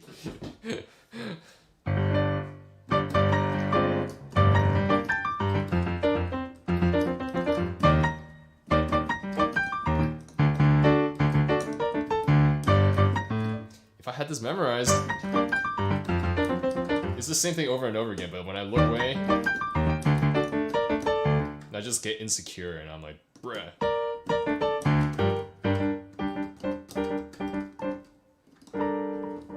Alright.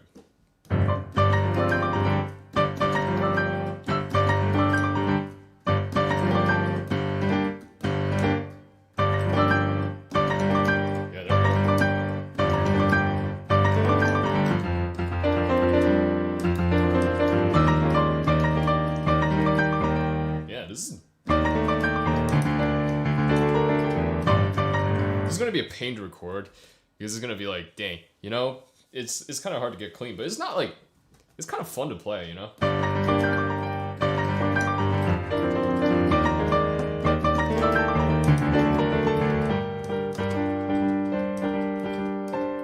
Because it's like this, there's this feeling of power when you like play so much and move so much.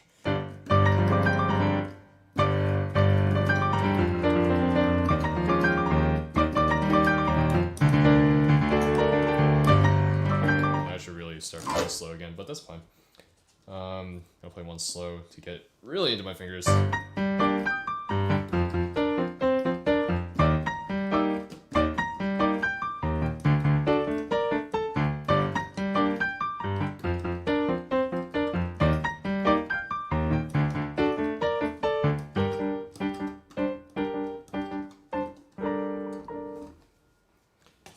5 a.m. And it was a stream. Be there, be square. I'm probably not even going to be able to wake up in time myself. And it's at 8 for me. So, alright. Oh, what the? Animenz'S. What a go. Alright, here we go. That means staccato into the 16th notes in the right hand to make the rundown clear. Yeah, I mean, I don't care enough at the moment to practice that since we already put like half an hour into it. So, yeah, the half an hour was spent on the jumps, and so after that it's fine.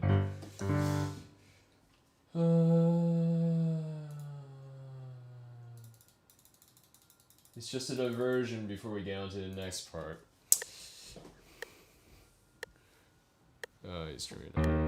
Send him. Yeah.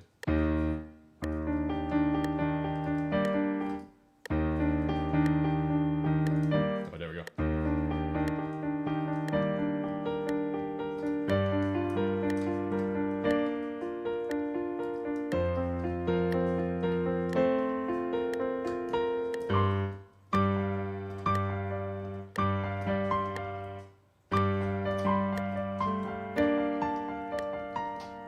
Yeah.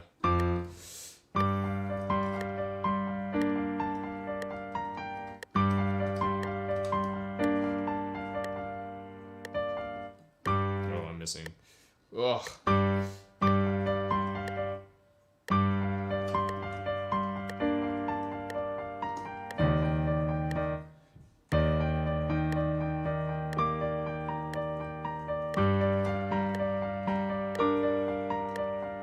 I should hold that.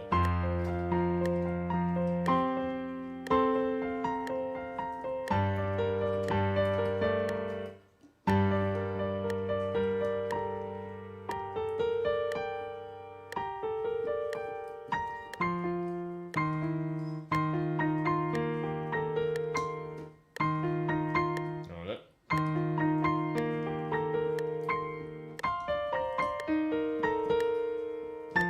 Oh, yeah.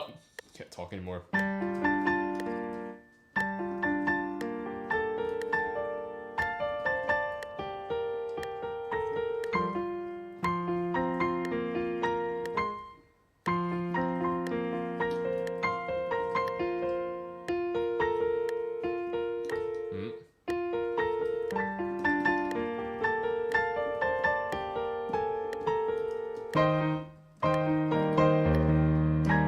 Nope.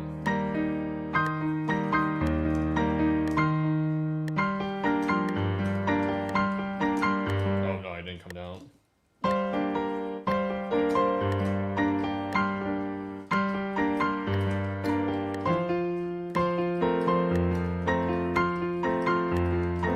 Oops. Yeah, this is okay. I'm like speaking in grunts now.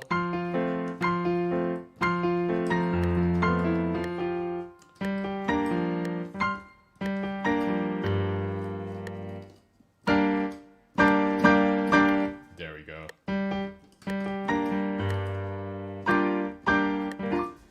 Wait, what is that? Oh yeah, okay.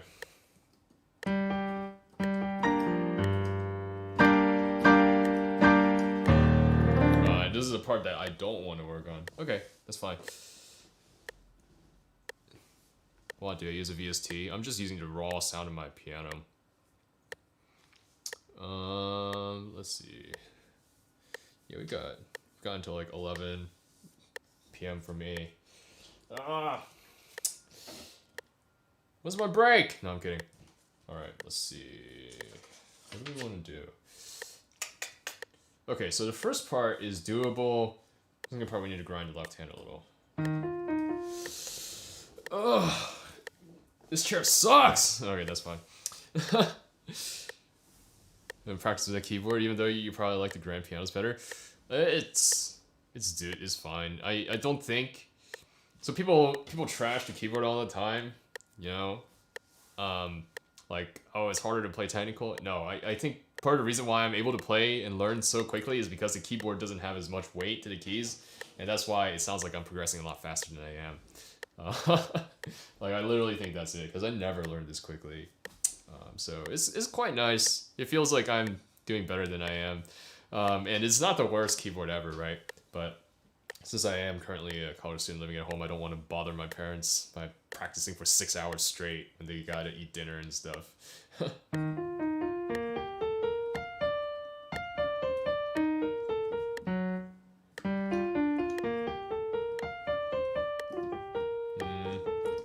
I'm trying to find a musical idea here.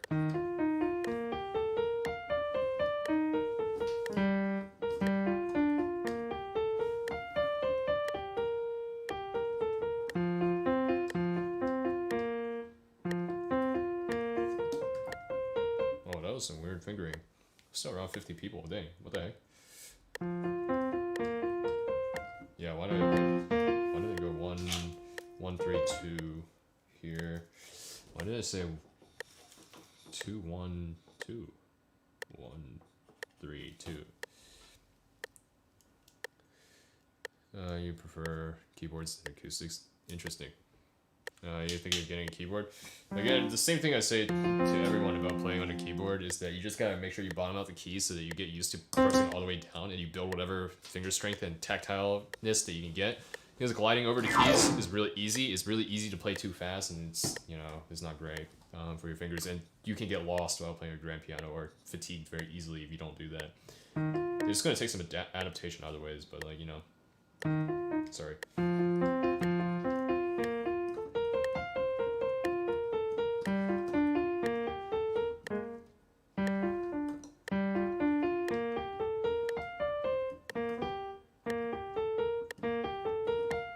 I think 4 feels better.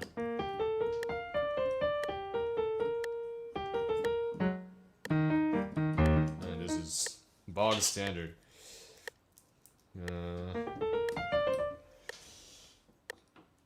I'm gonna need to take a break soon. Sorry guys, I wish I could do like the 6 hours straight through, but like I just mentally can't, you know, because I don't want to like too mindlessly practice, even though I can do that, and you know, my back is getting a little bit tired from having to sit like this because the chair is like kind of weird. The cushion isn't like the greatest. I'll sit. Tucked I'll sit. Okay, here we go. Let's finish out this section and then we'll take a break. All right. Motivation, right? Put my way into my keyboard. Yeah, P45.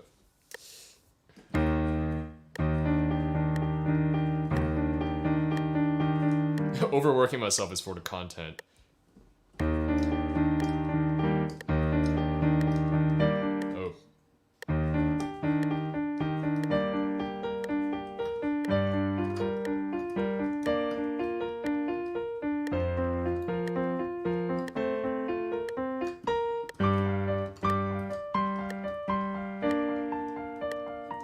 I'm rushing.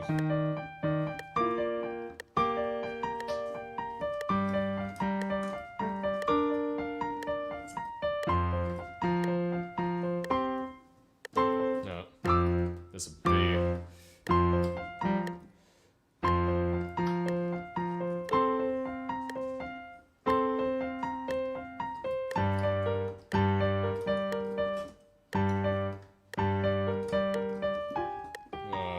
what's it?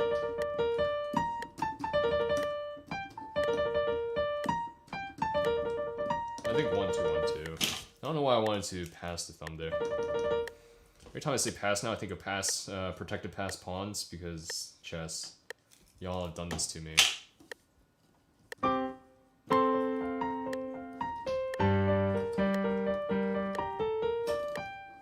Okay, we'll take that section and scale it up, because I think that's not going to require that much work. We'll even jump 15. Yeah, P45 is very good. Play a random song for us while you're taking a break. That's the same thing as sitting at the piano. What the heck? You're gonna go practice piano now too? See, what's the point of me playing a song if you're gonna leave? But yeah, we're down to 40. That's fine. Okay.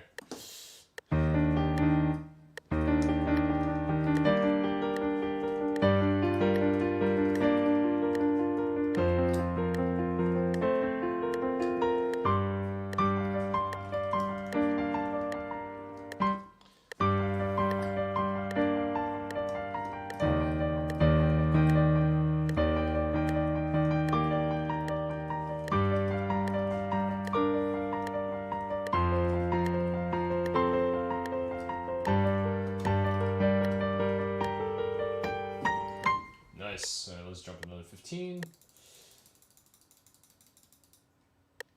And let's hit this.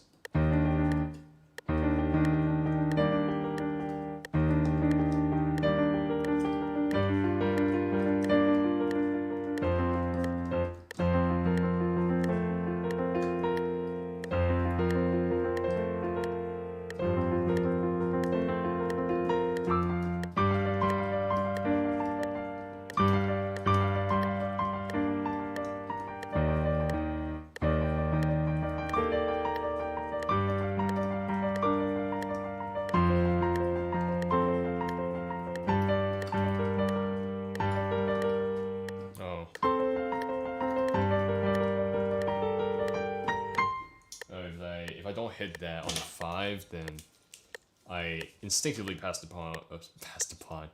my thumb. So I need to hit this on 5.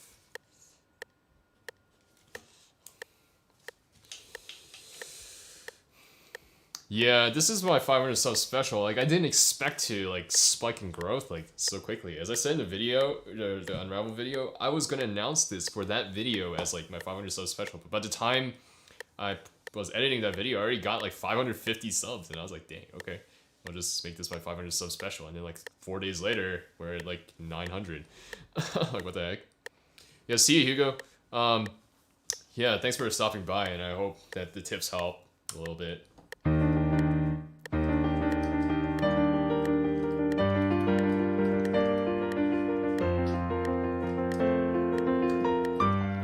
Think of that pass. All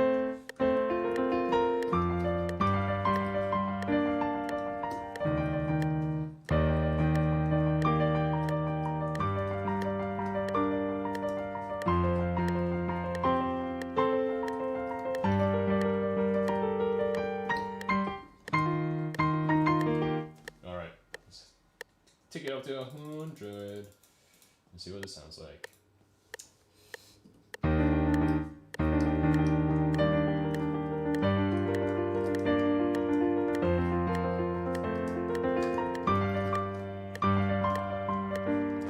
That, but I'll do that later.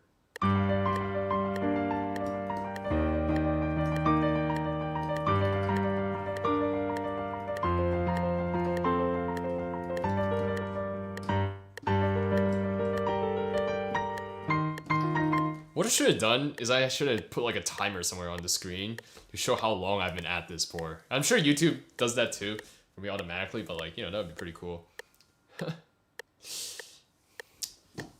Yep, see you, Hugo. Alright. That's dope. Practice a tiny bit of continuity between the two sections. Because that's important. Where are we?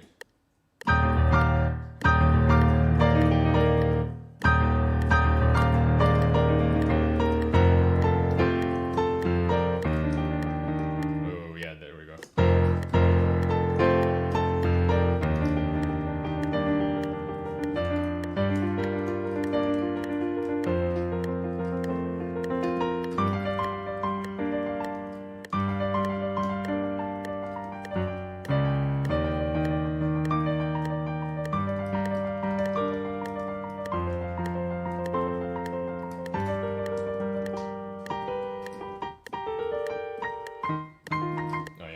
Practice.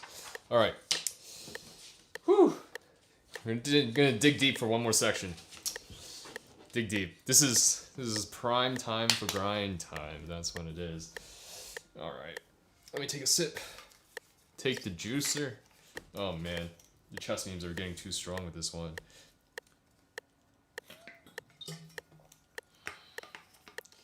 That metronome though, pounding it into the skull.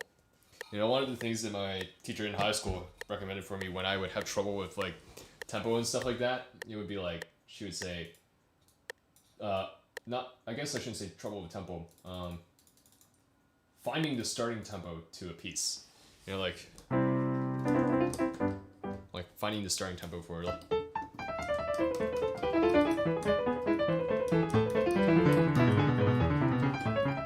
I always have a tendency to play too fast starting off because nerves, you know. As a nervous person, I play faster. Some people play slower, but you know. Oh, thank you, John. But like, yeah. Dang. Pasta Nick, yeah, 904. But yeah, one of the things she told me was like, before you go to bed, put your metronome by your pillow, under the pillow, very softly. You guys hear the clicks. So you sleep it, you fall asleep to it, you dream it, you wake up to it, and then you'll just always be able to find it. And I don't think I did that once, but it was an interesting idea.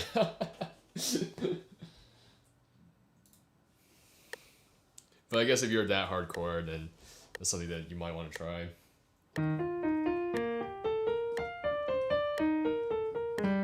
No, I just jumped.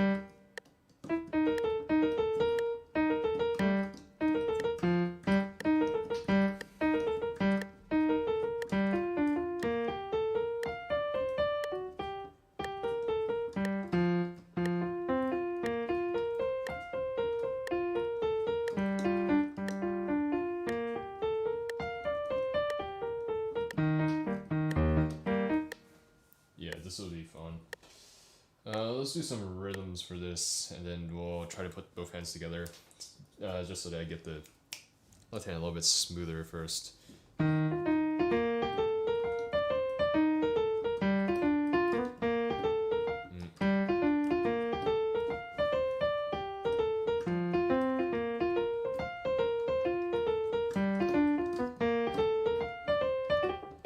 Ooh, that's fun.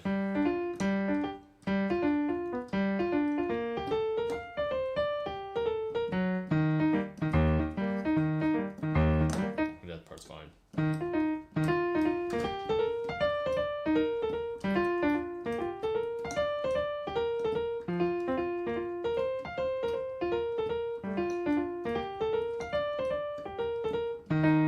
Yes, there we go.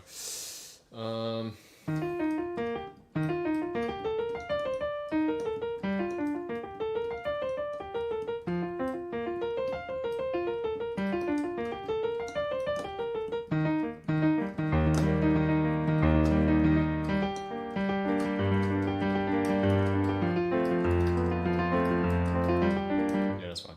All right.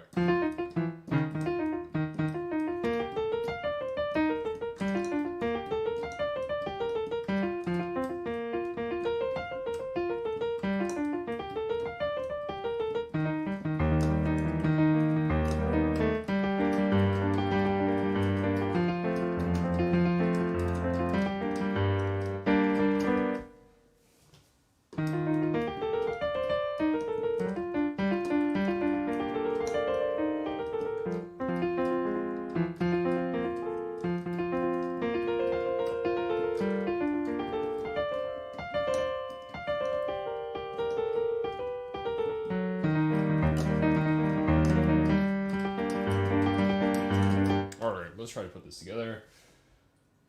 Yada yada. Miami. That was so 2006. Or was it 2006? Oh, I'm putting it together. We already lose half the practice. Nope.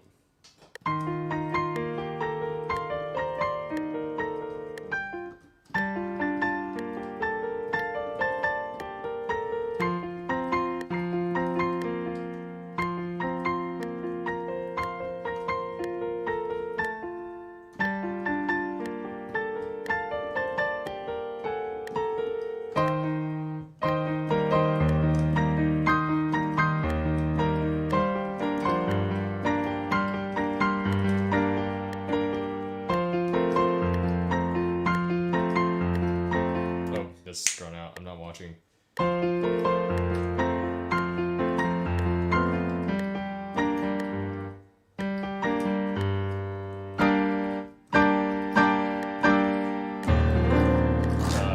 Arpeggios.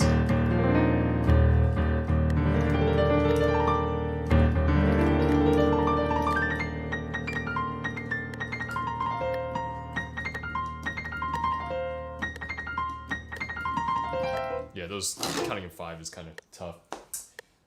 Interesting. Okay, I think we try this one more time. I'm like pumping myself up. All right, come on, you got this.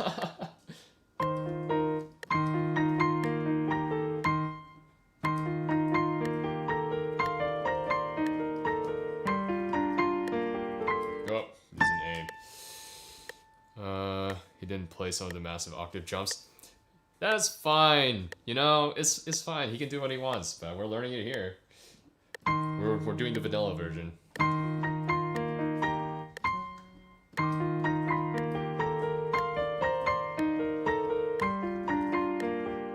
Oh, it goes down. I'm not reading again.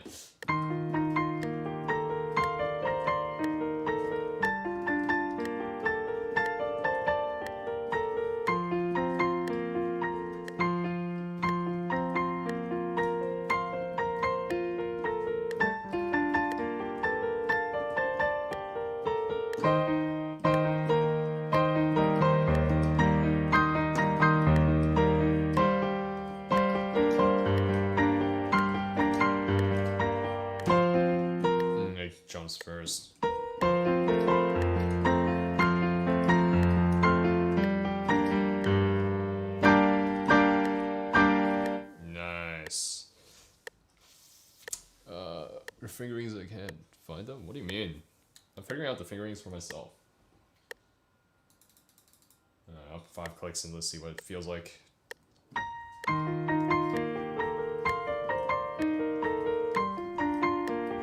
Oh, back down. Think.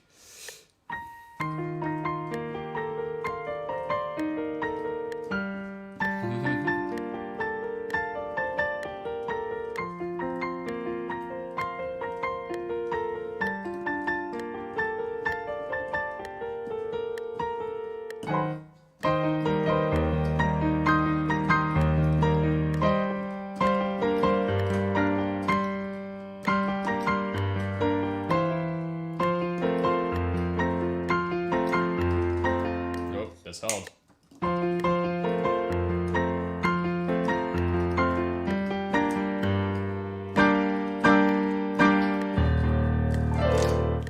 Dude, I'm starting to look tired now. I've been tired. What the heck?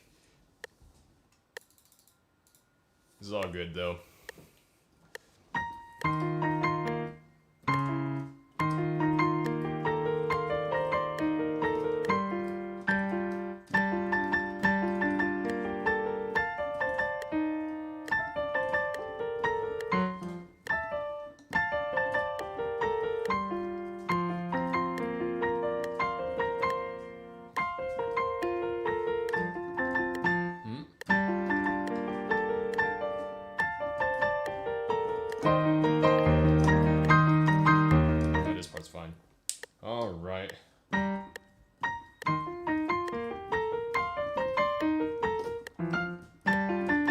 Somebody asked earlier how I can do it without pedals. Sometimes it's just even less taxing. You know, it's kind of, you know, I just don't even need to think about my foot, and it's like fine. Yeah, to figure out the figure yourself preference. Yeah, correction. I'm tired too. Yeah.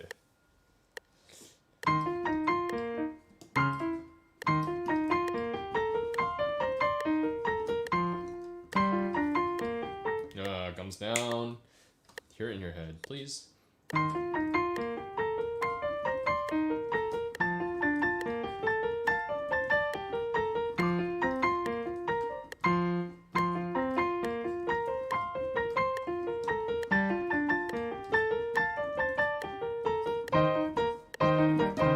Just the transition needs a little bit of work. Let's see. Once with rhythms, and then we'll speed it up again.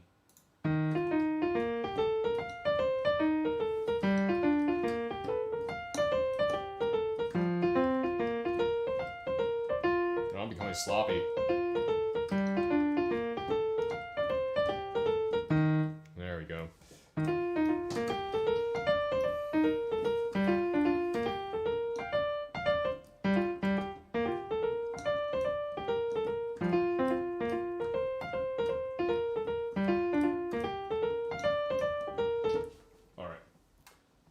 Clicks, and then we'll push to 100.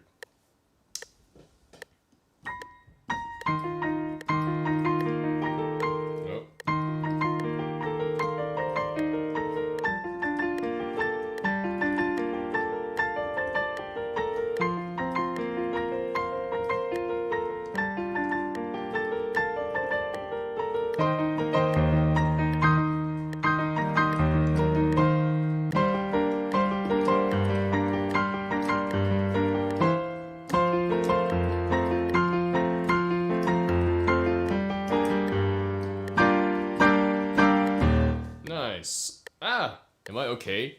Do I need some sleep? Maybe? At some point. How far can my hand stretch? Is this what's my reach? My reach is a 10. And sometimes it's a bit tough. So, yeah, it depends on the, you know, positioning.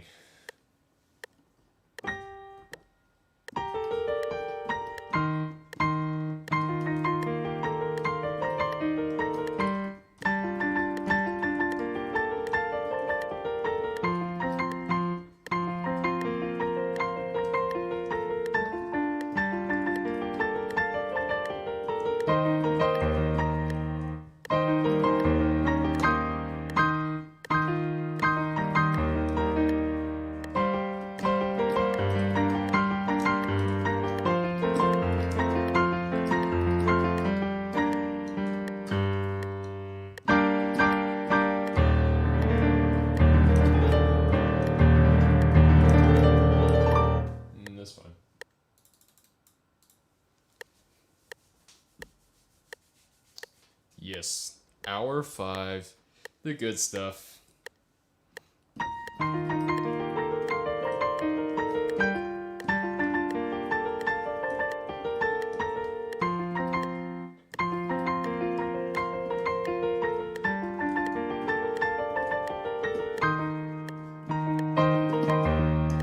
need to practice this transition. Okay.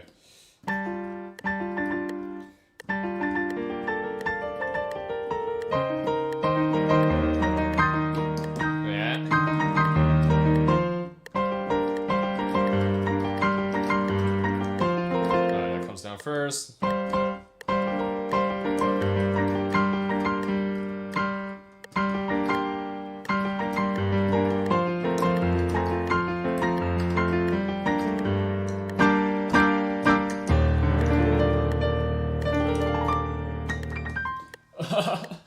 don't think I have the energy tonight to try to suss through that section.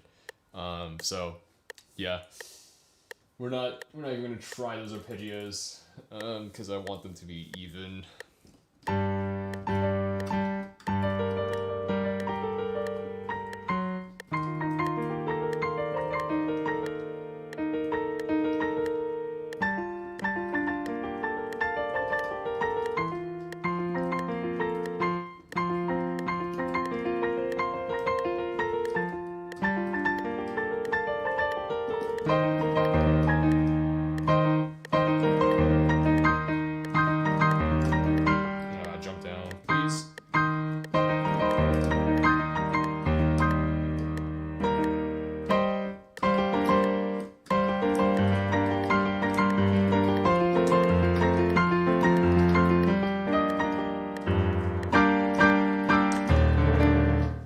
Nice. From beginning to... What?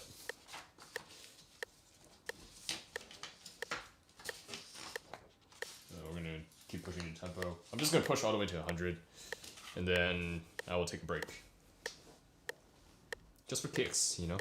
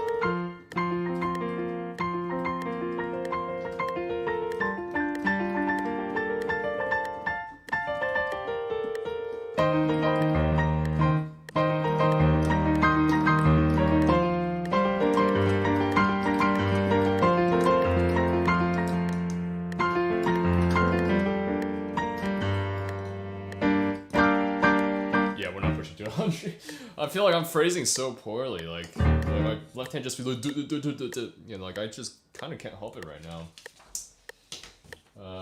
Let's see, what do we want to do? Just slow. We're gonna top a little, just like consolidate a little bit.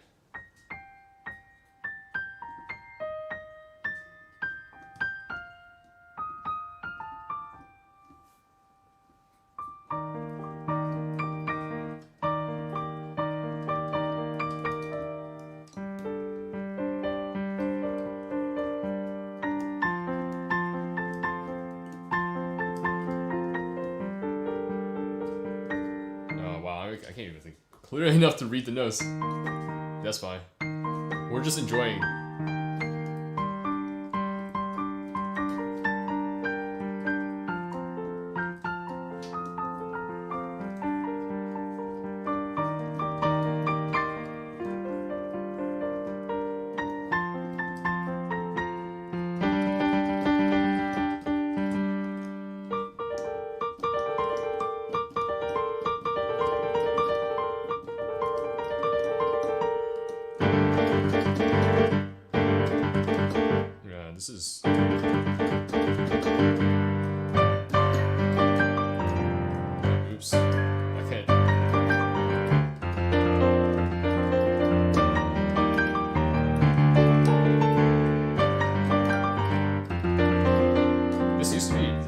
2 hours ago. This is so much more comfortable.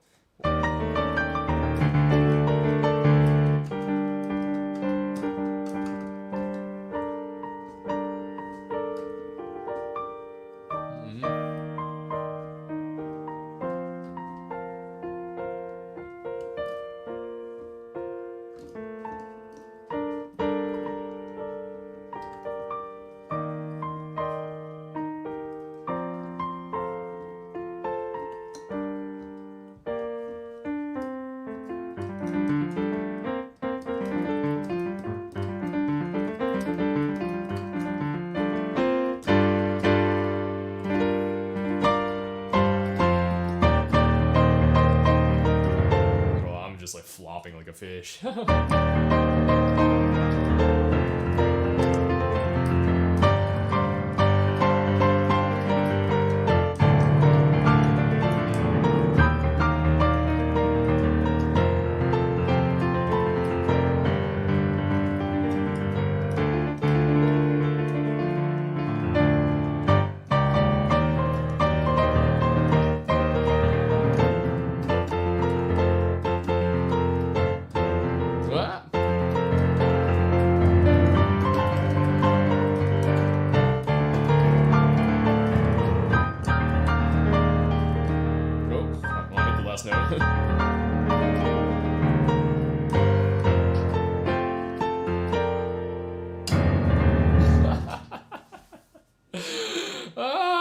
Okay, that's fine. That's fine. Okay, break time.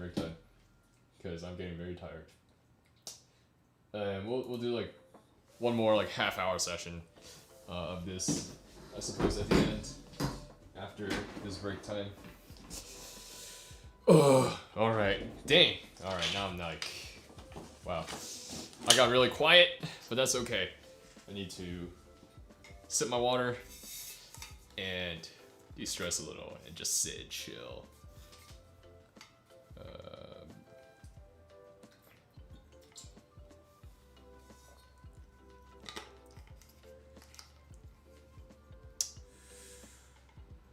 Use sheets. Yeah, that feeling of messing up the hard part. Thanks, Winter. It's quite an insidious cycle. You know, sometimes when you're performing too, put a lot of time, you put a lot of thought into the hard part, and you're like, dang, I aced that hard part. Now I'm chilling. But then because you're like, now I'm chilling, then you mess up the easy part that comes right after. That has happened to me a few times. I'm just like, no, you know, but that's okay. Feeling the hard part right and messing up the easy part. Yeah, yeah. Oh man, there's still 40-some people here. What the heck? We're like double last week's numbers. Y'all be wilding out. Like you guys like watching this or something. Nah, I'm messing. I'm a little bit too self-derogatory for something like this. You guys said I was at 904. I'm at 909. Dang. I got like 20-some subs. Ooh, during the stream. Messing up the ending of the song. Hate when your mind blanks. Yeah, just like... Yeah. That's happened to me too. And it's like, dang. Like... It's so disappointing because like everything else is like going well. Then just that feeling. And then you realize you're screwed. That's the worst. When you realize that you're screwed. But yeah. Gosh, I'm like, sorry guys, I'm not very, I don't feel very responsive right now, cause I'm like recuperating for that one last push, cause we got that, you know, like that, whatchamacallit. I think I'll try to put everything together, that I've practiced so far, and then, you know,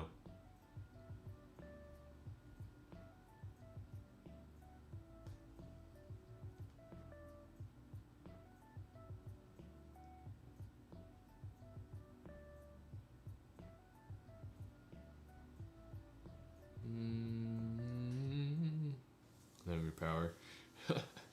Lend me your energy. You know, a watt is a unit of power. Yeah, tell me about it. I've heard those jokes for years. Yeah. You're already pianoed out, if that makes sense. It's all good, dude. I am. Yeah. I'm chilling. I'm just gonna like silently sit here on stream, lose all my viewers because I'm just like silently sitting here on stream, like just nodding along to the music. You know, that's slightly out of sync because the audio is coming through a little bit faster than the video. And then I'm gonna sit back down and start practicing silently again, you know. And then at the end, if I'm not passed out yet, I'll play some chess. Which is dope. Nah, this is chill. Yeah, buddy. Man, it's a rare chance to watch Watt just be dead inside. Dude, I'm telling you, like, you guys only see me on YouTube and on stream, but I'm like a hard introvert. I'm very, very introverted. Like, it's not that I put on persona to have energy, but it's like, I am energetic, and I do like talking to people, and I do like, you know, being like this, but like, it's just after a while sustaining that, because this morning, earlier this afternoon, I was hanging out with friends too, you know, because I drove into Philadelphia for fun, and so now I'm like kind of tired, you know, so there's like the tired and then like this psychotic energy that comes out of that, like last week when I was playing chess, but then like after that, then it's like almost like the slight dead, you know. Have I tried Animenz'S Change the World? I have not. I also didn't. Change the World's from Inuyasha. I didn't watch Inuyasha growing up. Like growing as a kid, the only anime that I watched was Pokemon, you know, classic, and Doraemon. And Doraemon we watched in Cantonese, so I always thought it was a Chinese cartoon until one day I learned it was Japanese, and those weird squigglies were actually Japanese characters and not Chinese characters. That was a shock for young WattKeys. Never once have I given you the introvert vibes. You're seeing the introvert now. Again, like, I am 80-20 introvert on Myers-Briggs. And again, as I said before, Myers-Briggs is not NLPL. I don't know what you guys feel about the Myers-Briggs, but like every time I'm taking it, I'm like 80-20 introvert. I'm just too exhausted to care. Lol. Pokemon Beyblade. I sound really comfortable on camera. Yeah. Well, one, on camera, I guess we can say on stream, right? But like, in my videos, a lot of it's edited, you know, clearly. I like that sort of editing, but like also I need to edit because I'm a little bit long-winded.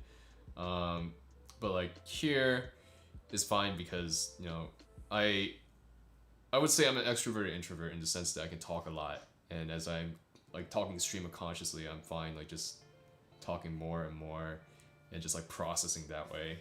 And I'm very comfortable explaining things, or trying to explain things, I guess is a better way of saying it. I don't know if I'm the greatest teacher or even a good teacher at all, but like I feel a little bit comfortable when I'm like doing that. So Gundam, dang. Yeah, I just keep talking and talking. Somehow it works out. I know my IRL friends get tired of me just ranting. No, I'm kidding. I love my friends. Yeah, but oh man.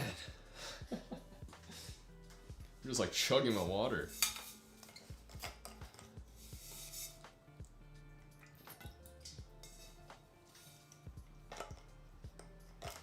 Well, we're at 1,800 plays. How the heck does something like this happen? Maybe I should stream for like 20 hours next time, you know? I got like thousands and thousands of click-throughs and plays. Like, this is the key to growth. Is this what the algorithm wants? But yeah. I'm also comfortable on camera and talking and stuff because I did a bit of podcasting work for my fellowship at my school, my Christian fellowship, and so I hosted and started the podcast and edited the podcast and stuff like that since I'm an audio engineer. So, change the structure of Cruel Angel's thesis. It's all good, dude. make it your own. Be like Katina and turn it into jazz, and like it sounds great, but like it also doesn't sound like Cruel Angel's thesis anymore somehow. Gundam Pokemon. What the heck? Magic the Gathering? Is there a Magic the Gathering anime? 20 hour, at least 72. Dang. What the heck? Oh, you mean you play Magic the Gathering? Yeah, I never got into Magic the Gathering, and I think that's a good thing. I got into Pokemon trading card game, you know. I like the strategy for that. I would get the World Tour decks, you know. Yu-Gi-Oh! Believe in the heart of the cards! I never seen Yu-Gi-Oh! I've just seen the memes. It's time to you know.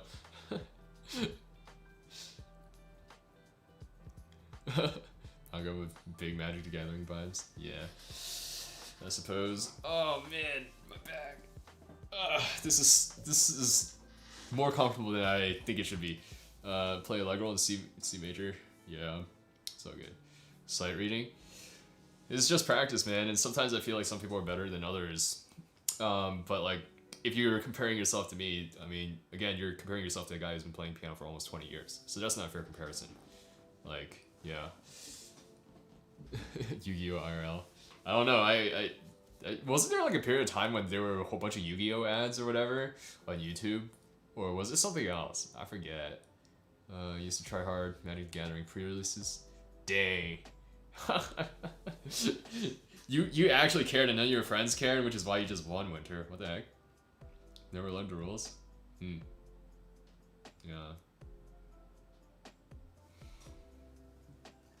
Oh.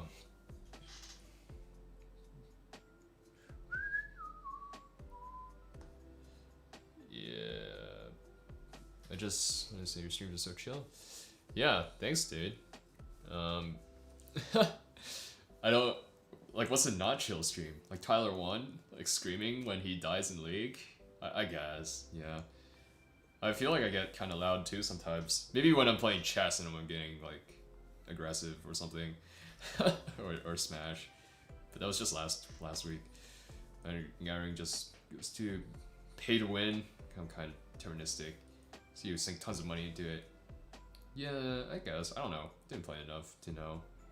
Call friends. Sweat Magic Gathering. Chill streams. Yeah. Someone got stupid lucky and got all the good cards. Yeah, I remember. No, I don't know anything about Magic the Gathering.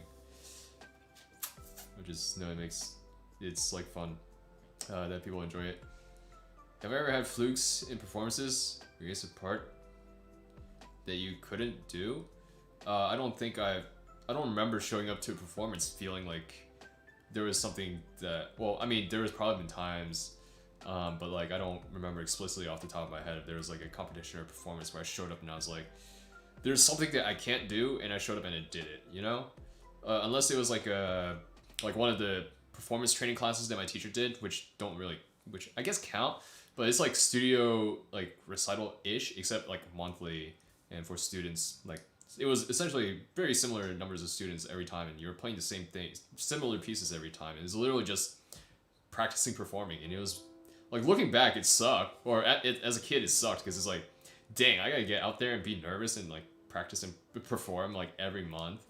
But looking back, it's like, dang, the only reason why I got good at performing at all, I still think I'm pretty bad at performing, right? I still don't think I'm the strongest performer. But the reason why I can develop such a strong mindset or think so deeply on it is literally because that happened. Yeah. What the heck? Why did we just get like a whole bunch of subs? Where is all this coming from? Dang. Thanks everyone for subbing. I really appreciate it. Stream elements spam. No, it's like literally all these subs literally just rolled in. No, I'm still gonna push for like half an hour more. I just need to, you know, get my mind back into condition, and then we'll try to play some. So Watts waits one more minute before rolling in 100 more, I guess. Yeah, but we're not all the way tuckered out yet, I should say. And then, you know, it's time to chill. All right, main deck, reducing components. Yeah, somebody create 8 alts and subs at the same time. That's kind of funny. Yeah. Someone accidentally did that in draft. Dang. Well, my stream chat has become Magic the Gathering. That's hilarious. How much should I actually practice in a day? No, I like never practice in 6-hour blocks. Like typically I'll practice, again, I'm a full-time uni student too, right? So I practice 1 or 2 hours a day if I'm lucky. Some days I just don't have time to practice, you know? But then they usually like, I'll practice for an hour until I'm like, I feel like I'm, like the important piece first, until I feel like I'm losing my like focus and stuff like that. Then I'll like sit down, take a 20-minute break or so, watch YouTube, and then come back and then practice for like another hour, work on everything else that I either worked on the day before or like are less important. And so I just cycle through things that I'm working on at a time, you know. Some Sundays, some weekends I'm able to do like around 4 hours a day with this similar sort of strategy, but like, you know, that doesn't happen very often with now like video editing and like shooting videos and stuff like that. Dude, I'm a full-time, no, I'm not a full-time content creator, but I'm a content creator now. Like, what the heck? It's kind of funny, you know? So becoming someone who people listen to is weird because, you know, again, being more introverted, I was more quiet growing up. It's kind of like Linus Tech Tips talking about how he's like a nerd, and now he has like 10 million subs. I feel kind of like that. Not really though. I mean, I was a little bit more extroverted, outgoing in my specific friend group, but like in the school as a whole, I'm very more quiet. And now I'm the one with 900 people who apparently want to hear me talk about more stuff. You almost reached a sub goal during the celebration of a previous sub goal. I know, it's kind of weird. So I reusing Mini. 1 hour a day. 1 hour a day is good. You know, it's less so about like, I think how much time you put in like necessarily. It's just like this focus time and like consistency. Achieve a reasonable technique. How many hours you dedicate to scales if you to practice for 4 hours? To be honest, I myself have not. I don't really practice scales or hand-in that much anymore. I know I should, right? And this is why I hesitate to like really peg my channel as like a pro piano channel, because I don't think I am. You know, I think 10 to 15 minutes for like warming up, like working through some hand-in and some working through some like scales and like some passing stuff is like enough, is sufficient.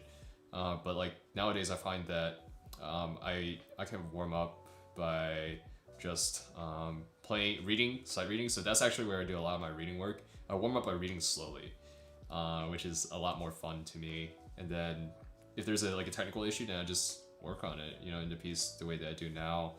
I think hand-in helps with some of this, and it helps a lot, especially when you're starting off, because then you're learning it in a non-technical setting. So like I'm doing hand-in, I'm starting to pick up hand-in a little bit for thirds, because I'm really bad at playing thirds and like scale. Thirds like this. Yeah, I know, I shouldn't have said I don't practice scales, but that's simply the truth of the matter. I don't, like, all I gotta say, right, is like, if I had 4 hours a day, every day, to practice piano, I would put like 20 minutes towards practicing technique like that. And just to, you know, develop like feeling and like perhaps incorporate a little bit more like things that I've been thinking about, you know, like, not that I do Taubman, but like a little bit like seeing where like, how like a double rotation around the wrist like helps with like some of these thirds and stuff like that. But I don't have that sort of time. And a lot of times piano is like my de-stress, you know, I de-stress by playing piano, and sometimes I even just turn off my brain and just like grind, you know, and just practice for hours like I just did right now. But like, it's like, I'll practice that when I need to. Sometimes like right now, just the place that I'm at, I just don't want to practice scales like that. And I feel like I'm proficient enough that I don't necessarily have to. Hand-in is fine. Pure water ruler. It's just, it has to be properly applied. I used to practice 7 hours a day with scales for 4 of those hours. Yeah, Sunday morning here, like to listen to your streams. It's like a radio program I listen to while working on stuff. Thanks, Halcyon, I appreciate it. I almost made it, I wanted to make it to your stream today actually, but you know. My sleep schedule is absolutely ruined, and I wake up at like 12, like earliest, 12 p.m. Sorry, afternoon. So I wasn't able to make it, but yeah, we'll give it like 5-10 more minutes, and then we're gonna get back on the Unravel grind. Try to put everything back together. But yeah, yeah. Oh man, but.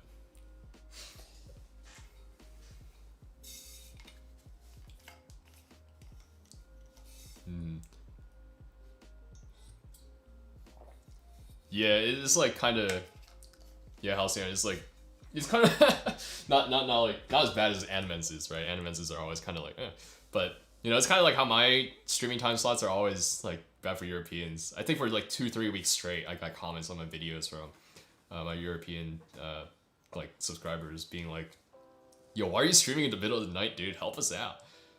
You know, this stream is at a good time for me, EST.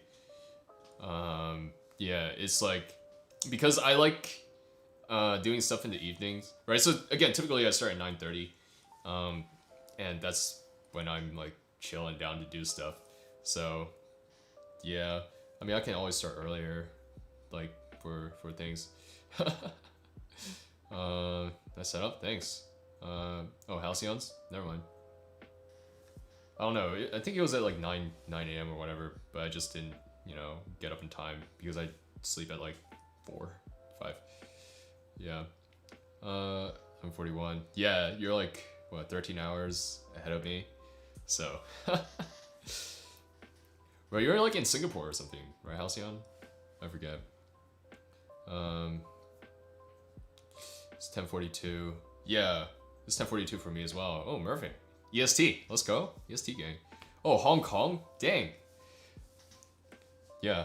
I wish, dude, you should teach me like Cantonese or something so I don't disappoint my family anymore. Like my my accent is so bad now, Halcyon, that like my aunts and uncles like tried to talk to me in English, and I'm like, oh no, things are going down. You know. But yeah. Let's see. For the other side of the world. Yeah. Yeah, I have a P125. For what piano I said. I should put that more explicitly into my description because I feel like I've been asked.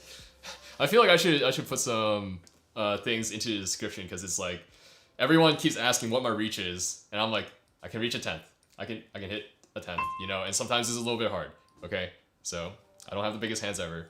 What keyboard am I using? I'm using a Yamaha P125. My whole setup is down in the description, right? And all these other things, but you know, I should compile an FAQ, FAQ section. Cantonese is really hard. You're glad it's your native language. Yeah, what was it? I wanted to learn Cantonese at my university because we have a language requirement, but it required apparently the beginner course didn't count towards the language requirement because they didn't teach enough writing, because it was made for students who took Mandarin first and who were then thinking about doing stuff in Hong Kong, and to pick up some basic Cantonese to be able to do it. And so I would have to test and place into the intermediate section. And since I am illiterate, or was illiterate, I'm still mostly illiterate, and my accent is getting worse and worse every single day. I am now, I was like, I can't, you know, so we did Mandarin instead. And now my Mandarin is just as bad, so. Yeah, or if not worse, Mandarin is a lot worse for me. But Cantonese, I can still like, I can sit there and listen to people talk and kind of get what's going on. Unless they're reading from a script, right? Because like written is so much different, and I just have no idea. Like I listened to like Cantopop for a little bit to see if that would help with my Cantonese, and I'm just like, dang, I like can't understand any of this at all. Yeah. Having double jointed fingers? I have no idea. I literally never thought about what double jointed fingers does for you as a pianist.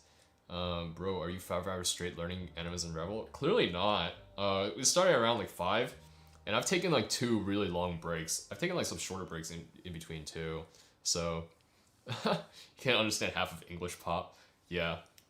But, I mean, yeah, it is kind of tough. English pop is different. I feel like if I have the lyrics in front, well, I guess if I were literate in Chinese and I had the lyrics in front of me, it would make sense. And like most Chinese music videos, I feel like include the lyrics because like it's kind of hard to do pitches when you're or tones when you're singing actual pitches and tones. But yeah, what was it? I remember growing up listening because my parents, again from Hong Kong, loved their old school canto pop. So like that's why I really like that sort of vibe. It gets me kind of nostalgic. It's kind of like that. Like for people who haven't heard it, it's like Tabi no Tuchu except sounds older. With that sort of instrumentation. And that's also part of the reason why I really, really like Tabi no Tuchu. It's like almost nostalgic for me because it gives me like strong canto pop vibes sometimes. Or old school canto pop vibes, like Sam Hui, what's his food? I forget the names. It's, like older Hacken Lee, like Vivian Chow and stuff like that. So, yeah.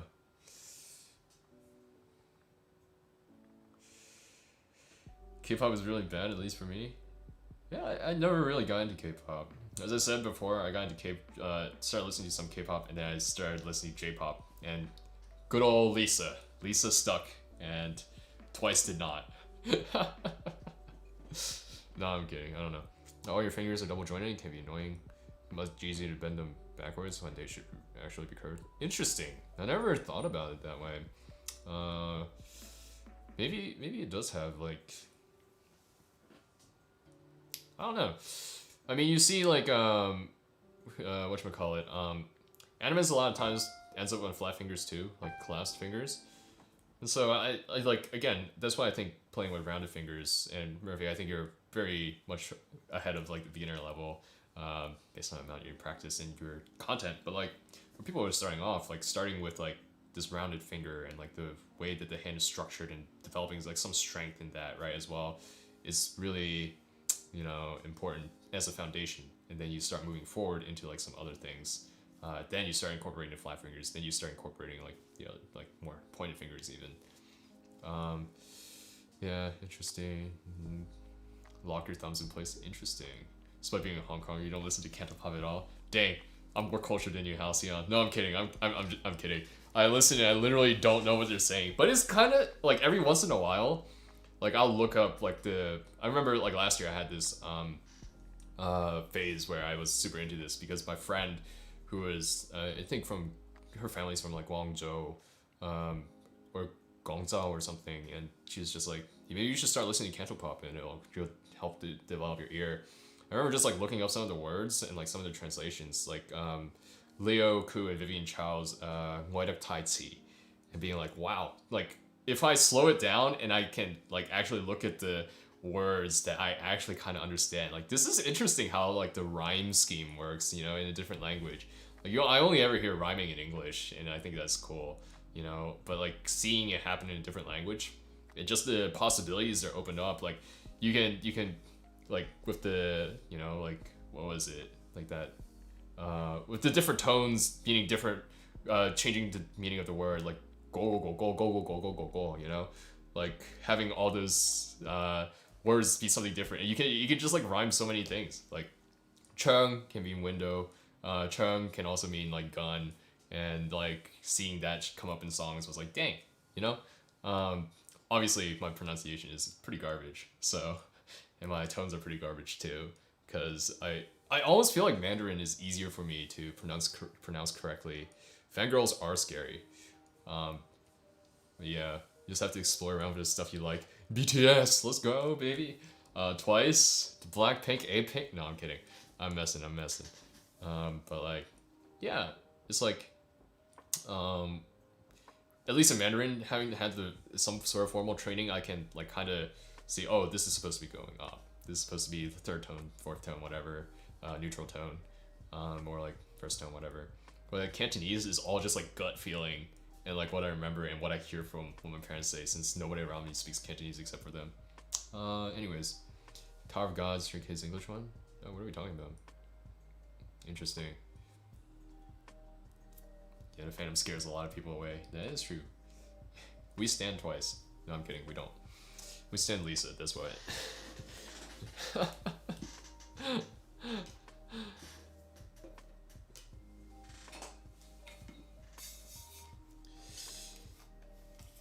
K-pop bands singing J-pop. That's meta. That's meta. I think at some point, all right, I gotta get a little bit more prepared to start the next next 30-minute grind. 9 intonations. Yeah, I literally, like I know there's like 9 tones. Like having never, anyone sit me down like these are the tones, right? You because you don't think about that when you're a native speaker, and for a long time Cantonese was just like second nature to me, and because I grew up speaking it at home. There was a point in time where I spoke, apparently in preschool I spoke so little English that I had to be forced to try to learn some English at home so that I could communicate with the teacher. I don't know what that says about like culture and stuff in the States, right? And that's not, I don't want to comment on that, but it's also interesting to think about that at one point I knew another language that's better than the language that I speak the most now, even if I was just a kid, which is, yeah. Oh man. Dang. Suddenly, I feel like Halcyon and I were talking about like Cantonese and like stuff like that, and being in like Hong Kong and stuff like that, and everyone else is talking about K-pop. And we have 52 people watching this happen. Dang. Yeah. Pretty open to most kinds of music. Yeah, I mean, thinking about music, there's a lot of actually some like K-pop producers are like not even Korean. Like I think Sound on Sound magazine did like an interview with like a K-pop producer, and he's from like the UK. He's like the whitest dude ever. And like they don't apparently they make the song and insert like filler vocals and lyrics first, and they send it off to the group, and then the group like puts in the writes lyrics and stuff like that, which is interesting. How that sort of process works out. It's interesting you spoke no language that much when you were young, because at least you have no accent. Yeah, I think in English, right? I don't have an accent because like it was something that got like worked out. I hate to say worked out, right? Because it's actually kind of sad and depressing that I lost so much of it. But like that's what happened, right? I started speaking English early enough, and in that. I guess psychologists debate all the time about like child development and like when language acquisition is at its strongest. But like whenever that was, English became a thing in my life. And so, yeah. What got me into playing the piano? Asian parents. That's a bad response. Oh, thanks, Michelle. I like my haircut too. A lot of entertainment buys a lot of their songs from foreign composers. Yeah, well, I mean, you don't buy the song, you hire the composer, right? Which is interesting. I don't necessarily think that it's a bad thing that other people compose your music for you, right? I think one only needs to look at Lisa's like Hamura and her singing on the first take, right? To be like, oh, she's passionate, engaged in her music, even though someone else wrote it, someone else was technically the composer. But like, I would say the same about, this. Playing piano, like playing classical sheets, like does it make me less of a pianist because I play like another composer because I play Animenz'S? I don't know. Maybe to you it does, but to me it doesn't. Parents made me play piano when I was young, like all Asian parents. Yeah, this keyboard again. Links are in the description. No, but it's a Yamaha P125. I need to again. I like the moment the word. I need to set like a bot. Like the moment the word keyboard comes up, it's like Stream Elements bot. WattKeys plays a P125. Because I've literally been asked this question like 10 times tonight. I heard they finished compositions for a yearly summit thing. I don't know. But yeah, starting piano when I was young, that was forced. But like I will say, by the time I was in 4th grade, I didn't hate it. In 4th grade, I played.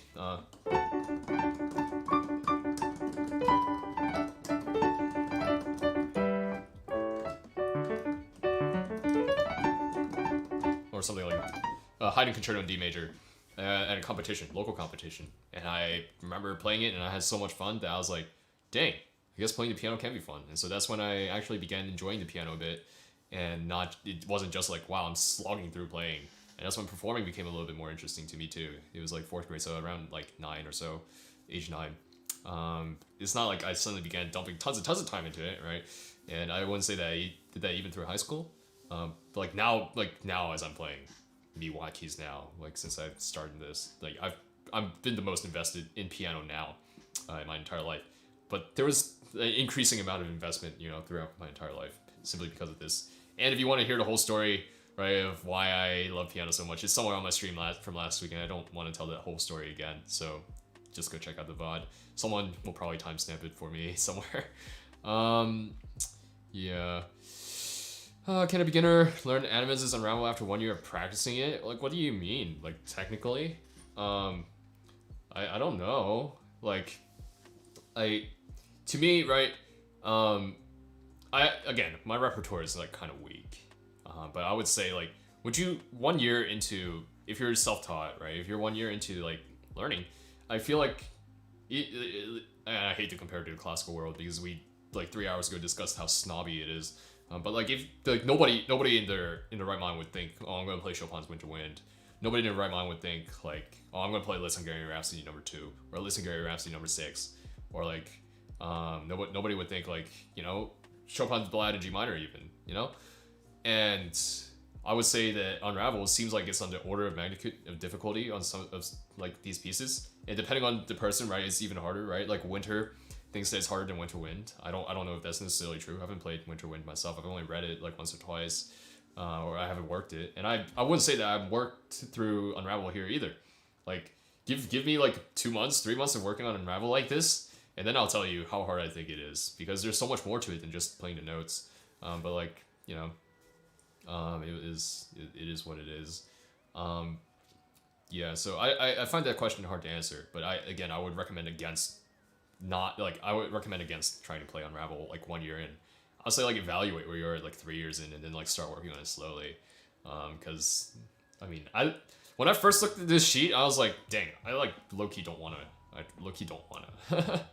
because it looks hard, and it is hard. So Winter Wind is kind of straightforward. Yeah, that makes sense. I wouldn't say it's impossible with a lot of motivation, but it's like, yeah, again, right.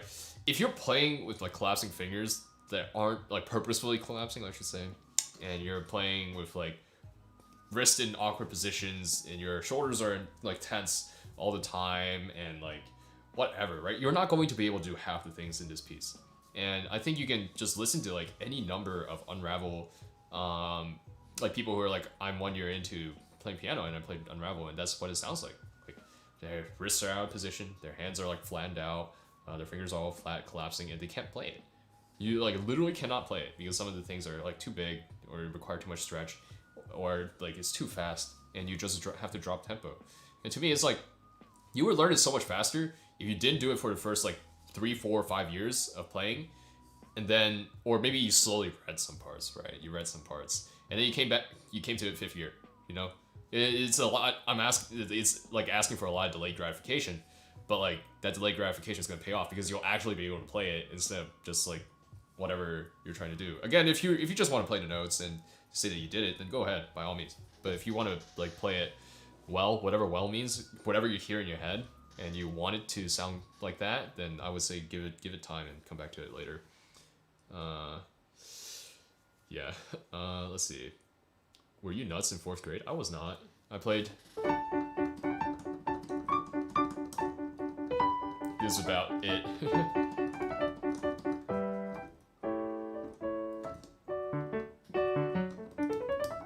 So it could have been better. And yeah, I also don't remember what else I was playing in 4th grade. I mean, my teacher dated a lot about the stuff that I was working on, so I could go back and look at those. But yeah, Winter Wind, who said you practice too much. I really wish that I practiced more as a kid. I think it's like, I find it incredible, right, that there's like at least that I'm like I find it surprising. I would almost say grace from God that like I am as good as I am now, technically at least, because I don't think that I put in quite enough work to merit this in a lot of senses, but whatever.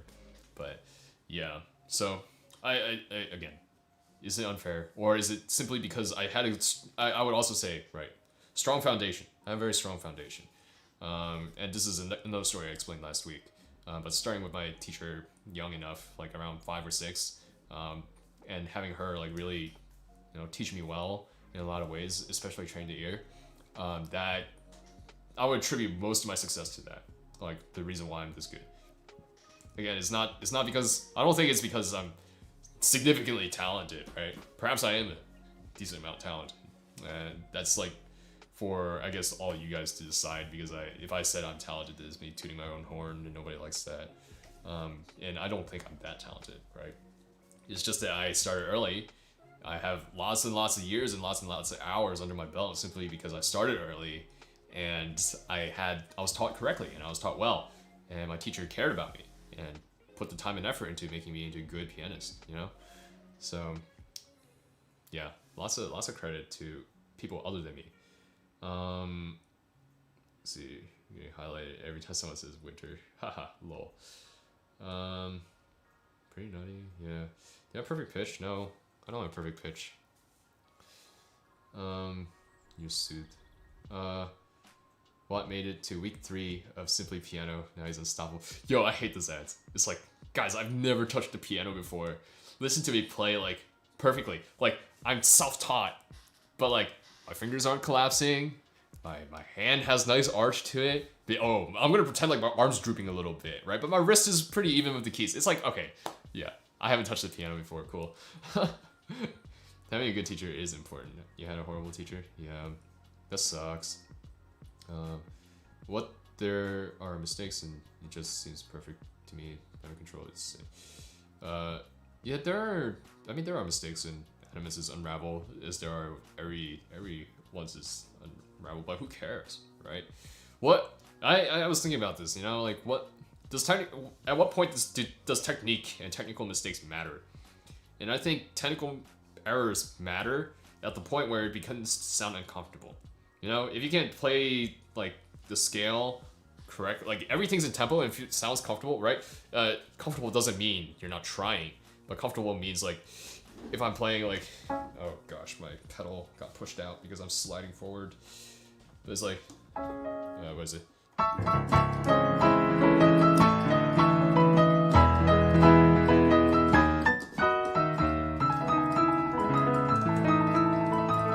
Like I'm trying, I have to push for that. But it doesn't sound like I'm dragging, it doesn't sound like I'm pushing too hard, right? And then like,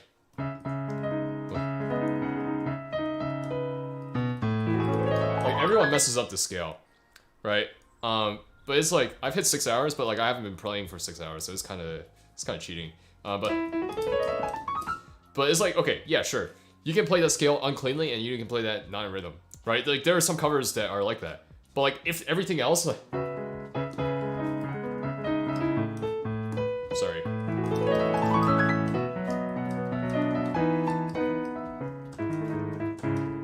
I'm like messing up because I'm like out of it. But like if everything else is like clean, in tempo, and well, and again, it sounds comfortable, it sounds like you're easing into the fast tempo, and those mistakes don't really matter because it's like your mind immediately goes away from it. You'll be like, oh, what was that? And it's like immediately new musical ideas to listen to, and it's just like great. Yeah. Any tips on ear training? Currently, I'm working on ear training, so I'm not the best for talking about this. But I would say listen to chords and pick them out relatively. Like, this is not, like, you find, like, unravels in G minor, right? But this is, this is not a B flat major chord. This is a major 3, this is like the 3 chord, because G minor is like the 1 chord. And I think training the sort of relative pitch relative to the tonic has become increasingly helpful for me in figuring out like where notes are. And you can look into like it's called movable do, movable, and then do, like do, a deer, a female deer, Ray, a tropical to the sun, like that type of solfege, and see, and that might help. It's been helping me, right, since I've been having to do it. It's pretty much no way to play it perfect. Exactly, right? And it's like the only real perfect performances that you hear are like studio stuff. You know, like you get. Dang, what was this? As I mentioned her last week, Kate Liu, Chopin Concerto in E minor for the International Chopin competition in Warsaw, like in 2016, 2015. Listened to it, absolutely floored. You know, that was the first time I like sat like 40 minutes of listening to that Chopin concerto and been like, you know, like just all the ideas in her playing. I was just like, dang, holy crap, right? But important, if you have the score, like literally, I remember listening to her and I was like, wait, she literally messed up like 5 seconds in. Like once her part started, she flubbed a note. And I remember thinking like, holy crap, I would have like lost it, right? Like my mind would have been like, you know, I would have been like, dang, I'm 5 seconds in to this 40-minute program and like I've already flubbed the first note. Like, okay, but instead, what happened? She pulled herself together. If like obviously as a performer, right, you don't show it. Pulled herself together and gave one of the best performances I've ever heard of that concerto. And it's like, yeah, okay, and she messed up other places too, but like, who cares? You know, I guess if you're judging, right, and you're judging purely on technicality, then it's like it matters because that's one of the few quantitative things that you can talk about with judging. But like, what's interesting to note, I think with Kate Liu is that I looked up the Wikipedia for that, you know, competition like afterwards, and it's like she came in third, but she was the only person to finish that concerto and get a standing ovation. And I'm like, yeah, there's so many, like, okay, yeah. This is why competition is a little bit weird, you know? Like, sometimes, like, what's quantitative, right? Notes, play it right. And sometimes notes really draw your ear, you know, when you play them wrong. Like, but it becomes a major distraction when everything else is, like, a struggle. You know, like, if I'm like, right now, if I were to play Animenz'S Unravel, max tempo, you would be like, what? You're messing up. It sucks, right? But like if I play at max tempo and it's comfortable like 3 months from now, you'd be like, wow, this sounds great. Even though I'm technically hitting the same tempo. And why is that? One, yeah, I'm making more technical errors, but two, it's because it's gotten more comfortable, you know? And comfortability is, again, a very abstract concept for me to describe and discuss in this sort of setting. But, you know, yeah. Anyways, I've been talking for a while without reading the chat, really. Yeah, they're hard to notice. I mean, this is also why I think I don't want to say frustrated, but like I'm kind of like, huh? When I get comments that are like on some of my videos, they're like, wow, you play well except for those like mistakes. It's like, yeah, I know, but like, were those mistakes really so distracting that it took you out of it that you had to comment on it? And like, I mean, I get it, right? But like, I don't show up to Animenz'S like Unravel and be like, dang, you really messed up those arpeggios going down. Like you hit like 3 notes there when you weren't supposed to. Like, but other than that, it's fine. No, it's like, no, I appreciate for the stuff. And I'm not saying, I don't want to impose this on people. You want to comment on my mistakes, please do, by all means. But just know that I know that I make mistakes. And that things can always be better. I'd rather get like feedback on like my ideas, you know? Like, oh, that phrasing there. Like, for example, some of the comments on like this game was like, yeah, Animenz doesn't play it this way. And I'm like, yeah, that's because I am Caleb Watt and I'm not Animenz. I hear it different. And it's like, you go, oh shoot, the camera died. Give me a sec, guys. Sorry.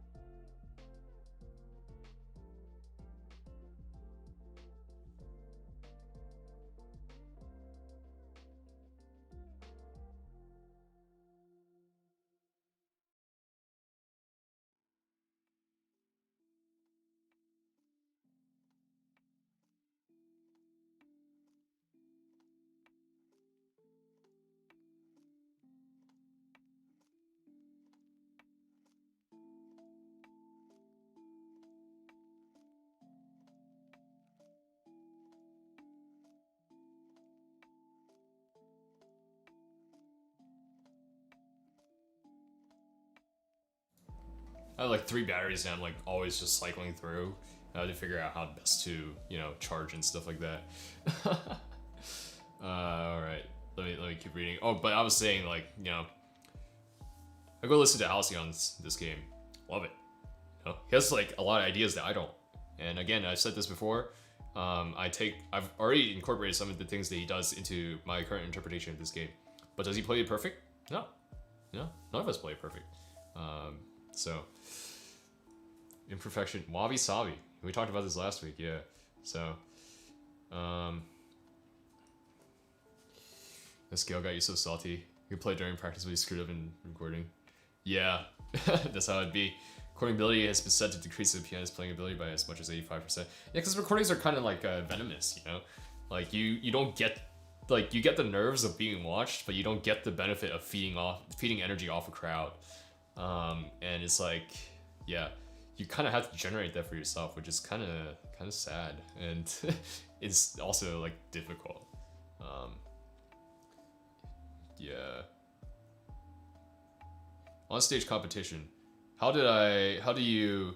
I think it's hard to judge it on stage competition. You know, like Winter, it's like, yeah, the camera is the villain of the stream. Y'all, again, hey, support WattKeys so I can get a better camera. That's all I gotta say. You know, links in the description. Shameless plug. If you get your merch, buy me a coffee. You know, tip me, whatever. Do what you gotta do. But nah, I'm messing. But yeah, it's like, how do you judge an onstage competition? Again, it's hard to. The only quantitative thing that you can judge on an onstage competition is notes, technicality, and whatchamacallit, perhaps like the orthodox interpretations. But even then, you get like a whole bunch of like, there's like politics and like judges' personal preference, even if they try not to be whatchamacallit, as biased. You know, you just can't help it because it's human nature.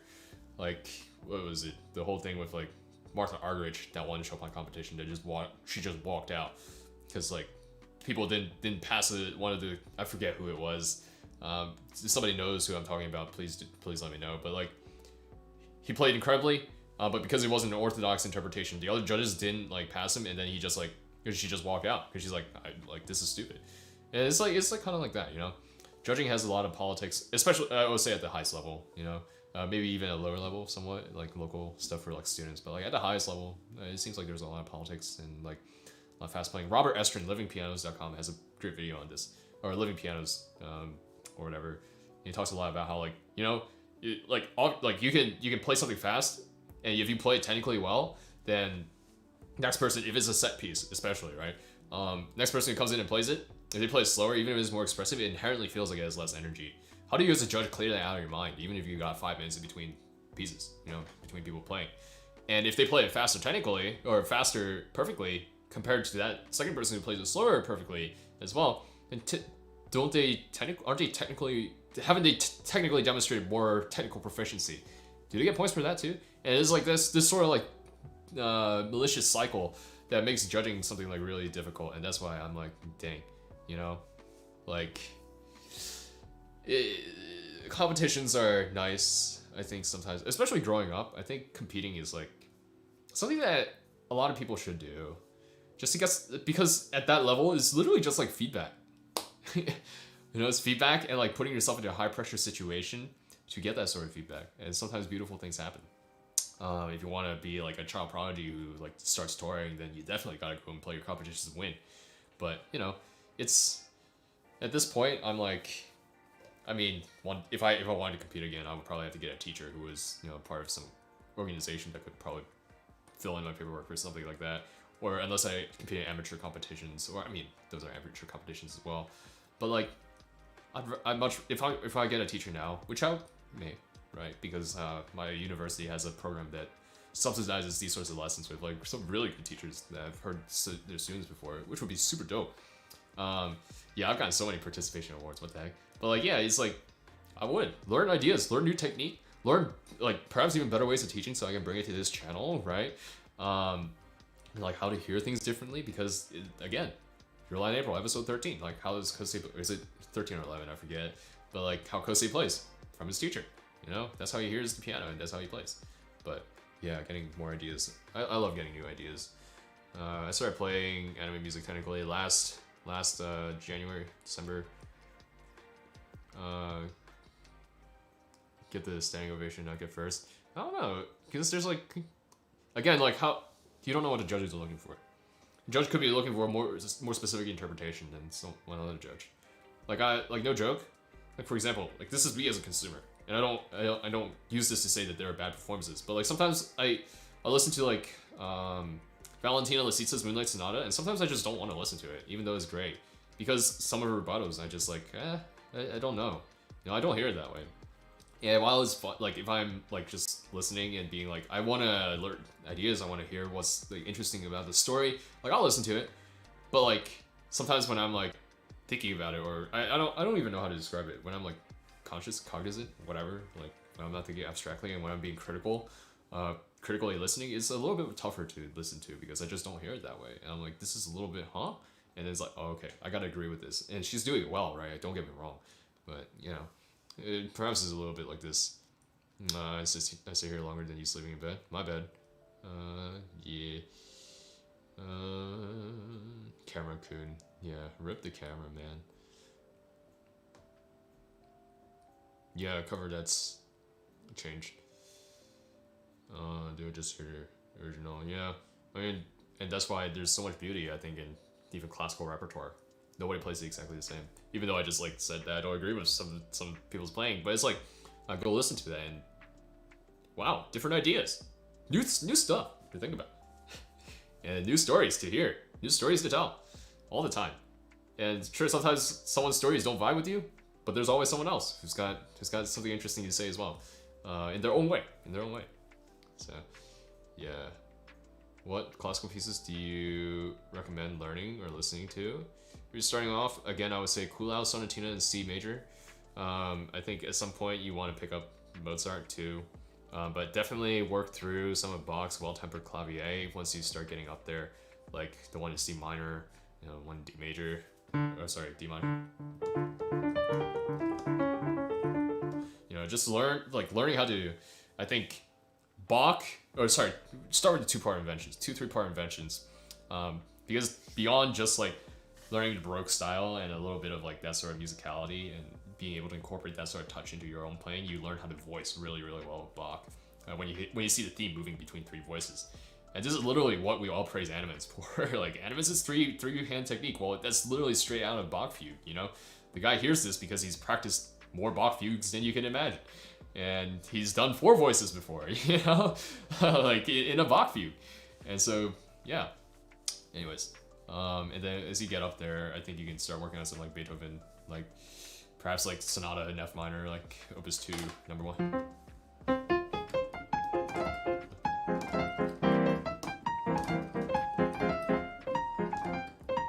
Or something like that, you know, and maybe some Haydn sonatas, whatever.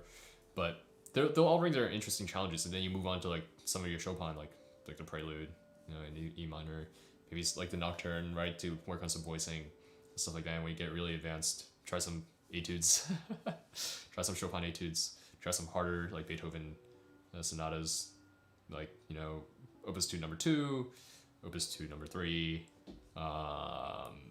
you know, Moonlight Sonata, third movement, or the entire Sonata Pathétique, Tempest, stuff like that, Wallenstein. But yeah.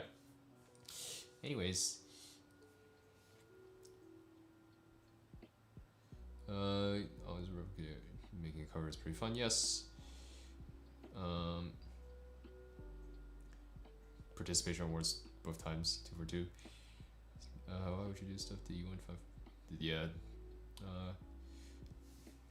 But looking up, yeah, posing for the thumbnail, that was fun.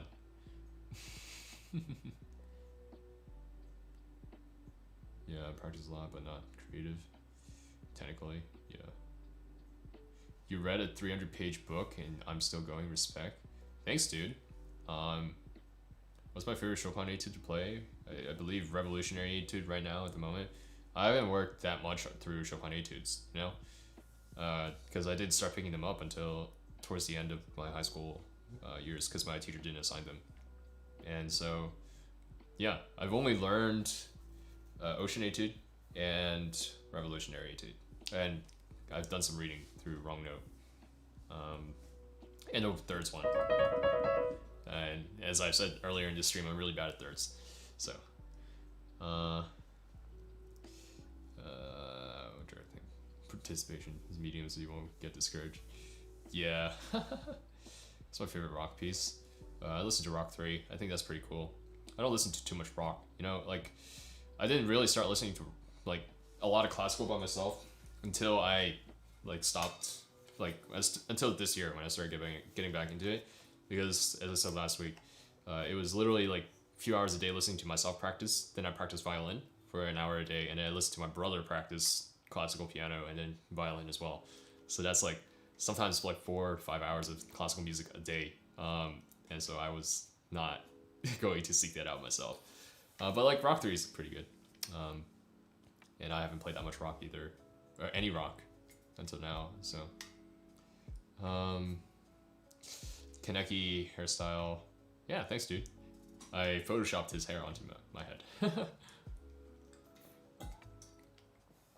It looks like I'm not gonna get back to playing because I'm like too tired. Sorry, guys. I wish I had a little bit more stamina to keep working through Unravel, but honestly, thank you guys so much for 500 subs. Well, I mean, we're at 900 plus now, but like, this was for 500 subs, and so I really appreciate that. Either ways, yeah, I want everyone to feel included. No one wants to be disappointed. Yeah, practice a bunch and get a participation award. Yeah, these are Sennheiser HD6XXs.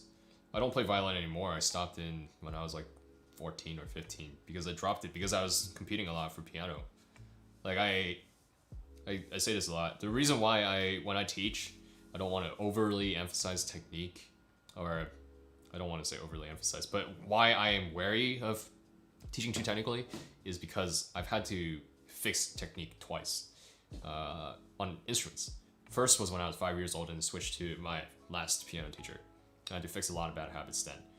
Second was when I switched to my last violin teacher in 8th grade, when I was 13 or 12 or 13 or whatever.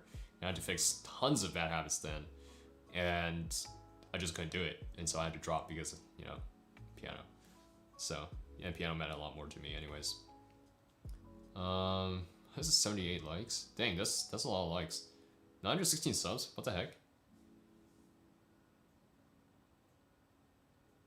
2 weeks ago when I was still small. Yeah, I was at like 100 subs like in February, like mid-February, right? And I was like 200 like 3 weeks later. So now I'm like close to 1,000. Like, what the heck happened? I guess the Animenz's is just that popular and you can carry me to thousands of subs. But I hope it's not just Animenz's, right? I hope that I actually provide good insight into whatever I'm talking about, and that is helpful for people, you know, or at the very least somewhat entertaining to watch someone fanboy that hard and talk about his technique. Yeah. Yeah, that was true. Me and Billy were within 100 subs. I gained 70 subs on stream. It's kind of yeah. How am I still alive? How am I still alive? It's because I guess I'm taking a break. I took like an hour. I'm taking like an hour-long break from playing Unravel. Should I at least try one more time? I analyzed it pretty well. Thank you. I appreciate that. I think it's so again. Why I call it reviews and not reactions is because I want it to be genuinely me reviewing. Me reacting implies, oh, dope, this is cool that he's doing this, right? But me reviewing it implies I'm breaking it down. I'm analyzing someone. I don't want to call it analysis because then it feels like it's like a bit too serious, right? But like, yeah. And obviously it wouldn't be true if I said reaction because I've listened to it many, many times. I am actually an anime protagonist? What the heck? You found me through recommendation? Stay from a perspective as a classical musician. Thank you. I appreciate that. Yeah, I think it's interesting, you know, because, dang, you're just side characters. My friends have been killed. Oh no, I can't beat the villain. I'm too weak. But my friends, lend me your energy, you know. Diego, new tips for new player. You want to take some classes, but due to COVID, you can't. Want to take classes from me? Shameless plug. No, I'm kidding. But if you actually want to, my email's in the description. But tips for new players. One, be very. I think I should make this into an FAQ that I can put in the description of literally every video because I get these questions now on stream a lot. One, be very cognizant of how your body feels. Be very, very cognizant. Yeah, always shameless. Of how your body feels and understand like what a curled finger should feel like when it presses a key, what it feels like to flatten and collapse and to play incorrectly, and how your shoulders are. Are they tense? Are they not tense? Are your lats tight, right? Or are you pulling the shoulders back slightly? Are you sitting like, or is your wrist like tensing up, or is it like, you know, collapsing, and is your arm like level with the keys? Pay strong attention to those things, I think. Lend me your energy. Yeah, lots of energy. As a self-taught, things that you should practice. Cheers from Peru. Yo, thanks, dude. So I would say, I know pure water or whatever doesn't like Hanon, but I'd say start with an exercise like, again, like feel, like if you haven't done this already, be very aware of how it feels like to have your fingers in this position, in this neutral position. You have your hand with this slight arch here, and then to have your fingers not collapse when you play. Okay, that's the first thing I would say. Second thing, begin training your ear. When you're training your ear, what I would say is listen, and this is, yeah, water. This is actually one of the advice that I gave one of my students now, my new students, because, you know, most people don't train their ear. Most people don't know what to listen for. What I want you to start listening to, yeah. Oh, I was gonna say also practice some Hanon, right? Like one, and practice like these sorts of finger movements to help a little bit, and then, and yeah, so the second thing is, again, start listening musically, right? When you're listening to piano music and when you're listening to even normal music, listen for phrases and listen for sentences. Like, and I'll use the cool out of 17 and C.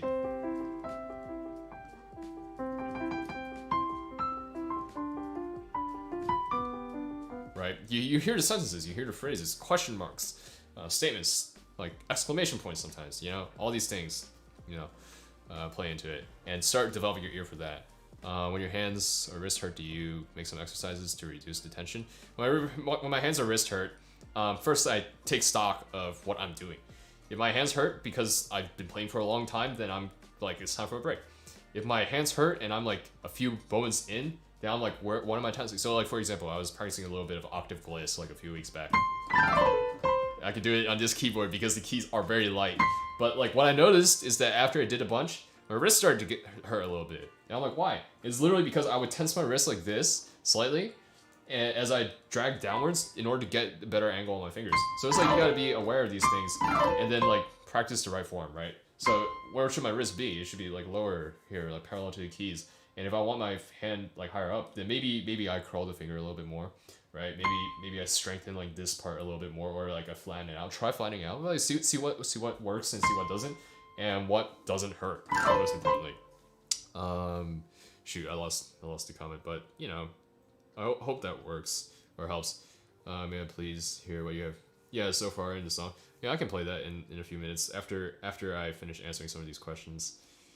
Claris makes one. Dope Sonatina. Yeah, in the last 2 weeks. Yeah, there's just so, like, again, I think Sonatina in C by Kulao is one of the best things that you can pick up as a beginner. Not only because I picked it up when I was like 7 years old, or when I was starting off with my teacher, right?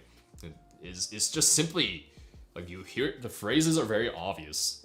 The voices change, right, from hand to hand sometimes. And there's like some technical elements that you can begin phrasing with as well. And then you can start working with the pedal on the...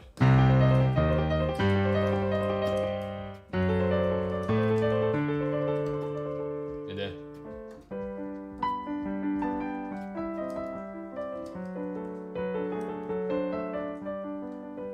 Right, you hear all of that, and you can start using your neutral hand technique, right, to start playing with fingers. And you can start using your scale technique to play like some of the the other runs and stuff like that you're developing, and so I think it's very helpful. Let's see. Just first movement. Yeah, I recommend first movement a lot. I'd sayonara. See you winter. WattKeys is a piano version of Wattpad. What is Wattpad? I forget. What? Why?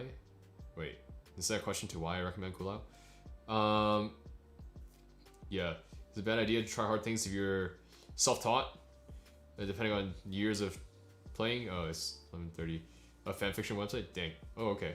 Or kind of be freezing. Yeah, okay. It's not a bad idea to try hard things. I just think that you should be a little bit, again, build that awareness starting off when you're just playing. I would say, like, do your best to find, like, some teacher, you know? Like, stick with your teacher for, like, a month. Stick with me for a month. I don't know. Like, like, try a teacher. And just so that the teacher can say, hey, you're tensing in your shoulders, you know? And when the teacher says these sorts of things, and when your teacher says like, oh, lift your fingers a little bit when you're playing this way, or no, you gotta strike on this part of the hand or finger or whatever. No, like, remember what that feels like. Be very aware of what that feels like and what sort of sound that produces. And it's laying that foundation and then slowly increasing, you know, the complexity, the layers that I think is the best way towards success. You know, if you insist on being self-taught or you're unable to get a teacher, right? Because that's the truth of the matter for a lot of people. You can't get a teacher, or like you're broke and you can't afford a teacher. And so at that point, I would say, you know, there's tons of really helpful YouTube tutorials. You got Josh Wright, you got Heart of the Keys, you got I haven't watched much piano, but like, you know, I mean, I'm sure they're fine since they have a large following. You can start watching some of my content, right? As I'm putting out more of that sort of stuff. Come to my streams, ask me to demonstrate something, I'll do it for you. And it's like, yeah, I don't know. Do I remember the piece? Sorry, let me make sure that I explained that properly. Yeah, and so it's that, right? You develop that, and then you can try a hard piece, but take it slow, don't rush it, you know? And if you find it's too hard, just put it on the back burner. Work on something easier. And then like come back to it, and you'll find that suddenly, hey, it's easier to play. And then like just keep doing that over and over again. Just breathe slowly. And again, playing piano is not a sprint. Playing piano is not a sprint towards like the best technique ever or whatever. Playing piano is a marathon because you're doing this for life. I hope you're doing this for life. I hope that you're finding that this is a way that you can speak to others. This is a way that you can communicate, and this is a passion that you can use to really express yourself, and that makes it something that's for your life, right? And so that makes it also a marathon. You know, you got your whole life to get better at musicality. Sure, maybe at some point when you get older, your technique's going to start failing. But like, I don't know. There's something very very cool about listening to like old Horowitz, you know, playing. It's like after a life of just playing the piano, sometimes stopping, sometimes coming back. The way he plays that Chopin, right? It's just different. He's not the same Horowitz when he was younger. He can't play at the same speed, but like there's something to it. You know, just like more mature. I don't know. There's something beautiful about that. You're just a guitarist. We should see you as a pianist. Yeah. Remember a piece that made me start playing musically? Chopin Ballade in G minor really gelled everything for that for me. But that I explained all that on stream last week, so you should go check out that VOD. We wish for a piano teacher. Hello. You can contact me in the description down below. Dang, all these people asked like piano teacher. WattKeys, your boy is right here. I'm your stream doctor, piano stream doctor. You can show up with your questions and whatever. If you want me to review videos, right? This is what WattKeys masterclasses are for. I'm reviewing videos. Just haven't done that for 2 weeks because last week I was too tired, and this week I am doing this. But like, yeah. Anyways, not as relaxing as piano. Yeah, I'm at 9:17. Dang. Yeah, this is what the Whole Alive girls do. You know, Whole Alive English. Stream until we get 1K. Stream until Gura reaches 2.3 million. It's like, okay, WattKeys, stream until we hit 1K. Playing music is speaking another language. No, I think that's true. You're correct. Prereqs you recommend for learning pieces? I've been trying to learn all my scales at the moment. No, I think there are no prereqs. Yes, okay. For some more technically advanced things, I think you would do yourself a favor by trying to learn some technical things first, like learning scales. So you develop evenness and fluidity, so that you're not showing up. You can play a piece without having to think about like or as much about the technical things, and so you can start thinking about musicality, right? I think that's the benefit of playing exercises. I know some teachers will be like, why would you do that? You know, like just learn all that from like, you know, the sheets that you're playing or like the music that you're playing. And other teachers are like, why would you, you know, there's like more technical things to arguments too, right? From Whiteside and Taubman and like Alexander technique and stuff like that, which I don't know enough of to really discuss. But like, you know, from a musicality perspective, I would say like learn technique on something that doesn't matter as much so that you can focus on the technique and then you can move on to something else. But there's always beginner pieces that are the sound that you can already begin to think about, like how do I phrase, how do I play these sorts of things, right? Like there's a lot of beginner Kabalevsky, there's a lot of beginner like that like Bach Minuet in G that's not written by Bach, you know. You've got like some very basic Mozart as well, and like all these things, you know, you can start messing around with. It's never too early, you know, to start developing musicality and developing your ear. Again, developing the ear is super important. Building a foundation when you're starting off as a self-taught pianist or any pianist, building a foundation of technique with the fingers and like the wrist so that you are going to be able to play for a long time, and so that you can start manipulating those things safely to create certain sounds, and developing your ear are the two most important things I would say. Because if you can develop the foundation, then you can do different things. If you can develop the ear, then you have an idea of what you can do or what you want to do, and you can use the technique and the foundation that you built to then go and try to recreate that. Okay, so I think that's what I would say. Your language is evolving. I use my Everstone. No, I'm kidding. 7 more hours. Play a primitive language. Somehow. It's kind of, again, I feel like we discussed all this on stream last week, so if you want to talk, hear me talk about language and stuff like that, then you should go and, or like music as language and why I got so invested in music, you should watch last week's stream, where I talked at length about these things. What would music evolve into? I don't know. Music doesn't evolve. Music is like legendary. So Chopin still trying to? Yeah, sure. Musicality of Unravel, sure. But I guess at this point I'll just play what I have of Unravel right now, and just call it a night. Maybe talk a little bit more, and then yeah, I expect that the technical elements of this has already gotten worse simply because I haven't been playing as much these past few hours, or this past hour I should say. But alright, we'll see how this goes. We'll see how it goes. I have low hopes. Yeah, dang, like all this stuff like suddenly felt like some of the parts began to feel like actually quite comfortable, but it's like how it is, right? When you first pick something up, it feels like foreign, and then like you practice it and it starts to feel more comfortable, and then you stop and it feels more foreign again, but slightly less foreign than it was at the start. And so this is what Unravel is probably going to feel like right now. Oh.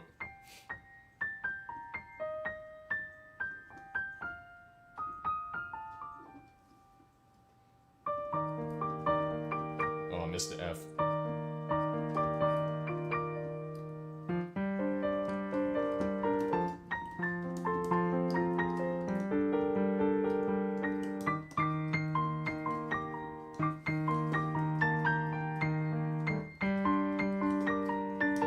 Sorry, guys.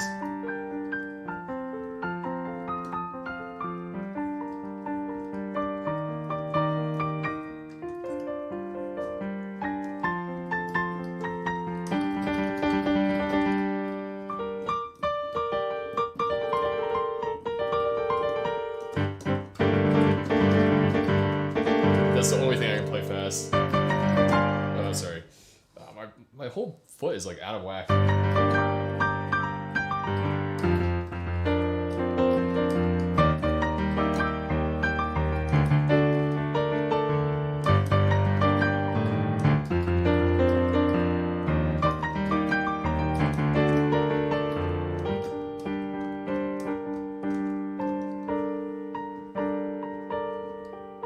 Yeah, my tempo.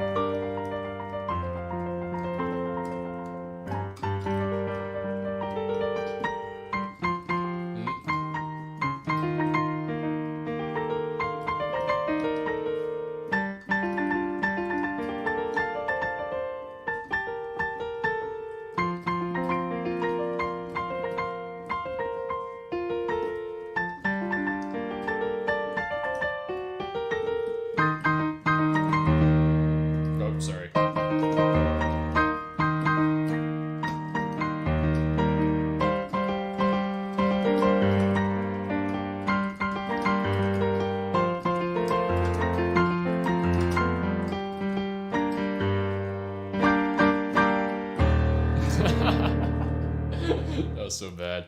I've severely regressed from where I was, you know, even just an hour ago when I was a little bit more lucid.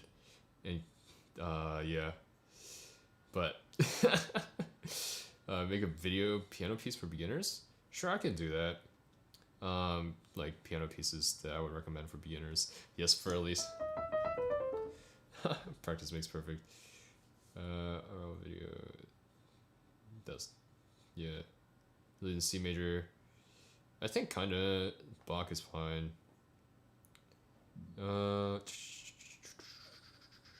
Dang. All right. Wow, so many. Dang. Sunshiny, dude. Yeah. Refuse to learn for at least. That's fine. It was good. Do you have to look at the keyboard at all when you start reading? I do. Like, I mean, how else are you gonna play something like, you know?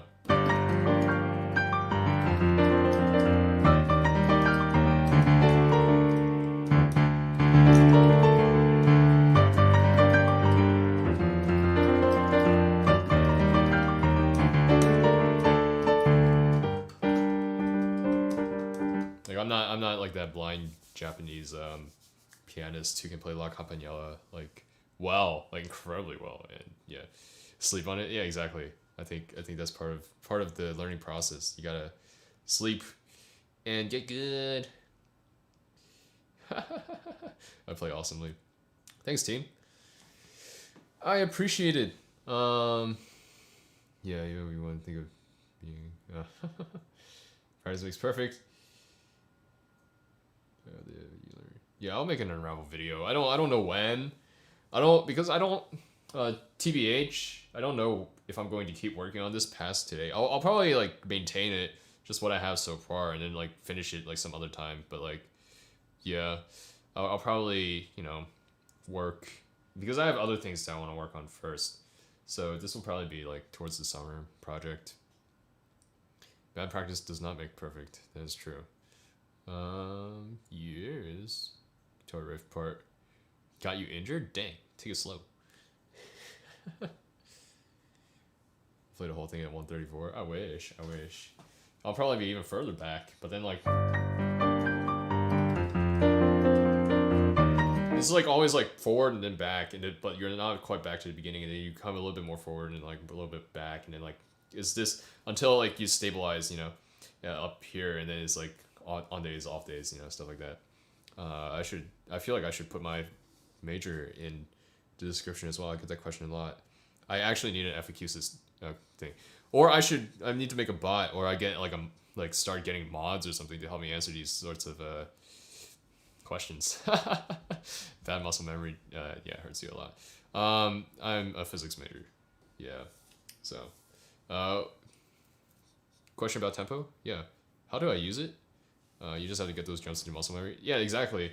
I'm still looking at the sheets because, like, right now I can't think well enough to be like, okay, this is a 1 chord, and then, like, whatever the heck this is, and, like, figure out the inversions and stuff to help, maybe even a little bit of that, like, figure bass memory.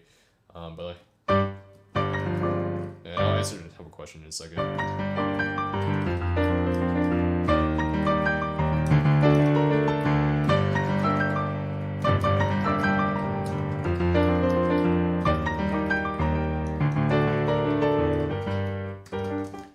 Dang, like earlier when I was practicing this and I was grinding this section, I was getting up to like 100, like pretty clean, or like maybe even like 110.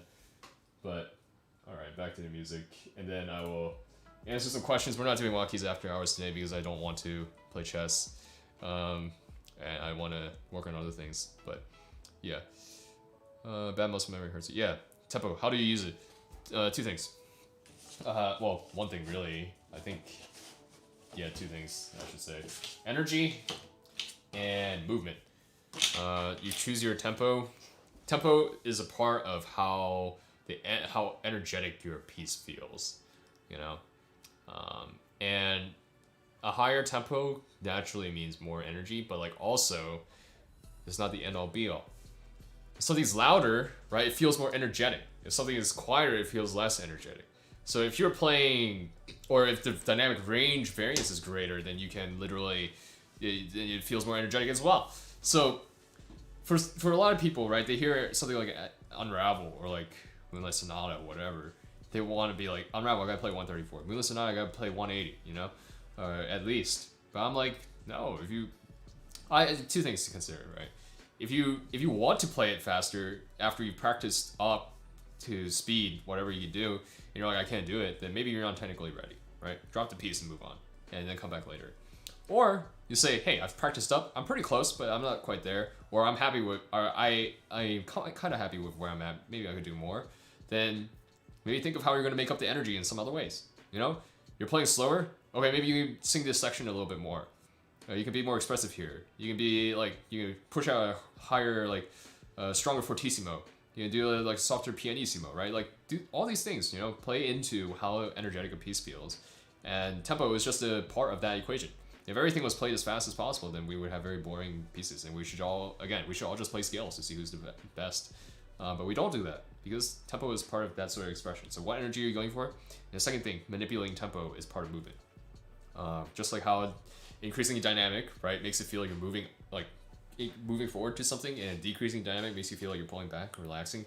Pushing forward with the tempo makes you, if done well, right, without that whatchamacallit, rushing, like when you're really far ahead of the beat, like slight pushing of the beat makes you feel like you're moving towards something, and pulling makes you feel like you're relaxing, right, and like vice versa. And you manipulate this with dynamics and all these things, and that's how you use tempo. I think IMO. You manipulate energy and you manipulate movement. All right, let's see what else. You'll be mod. Thank you. Power friendship. 45 to 75 years the whole time. Took me a whole week to get the wall part without getting injured. Yeah. I don't think that. I think the wall is like, at least for me, it's not like.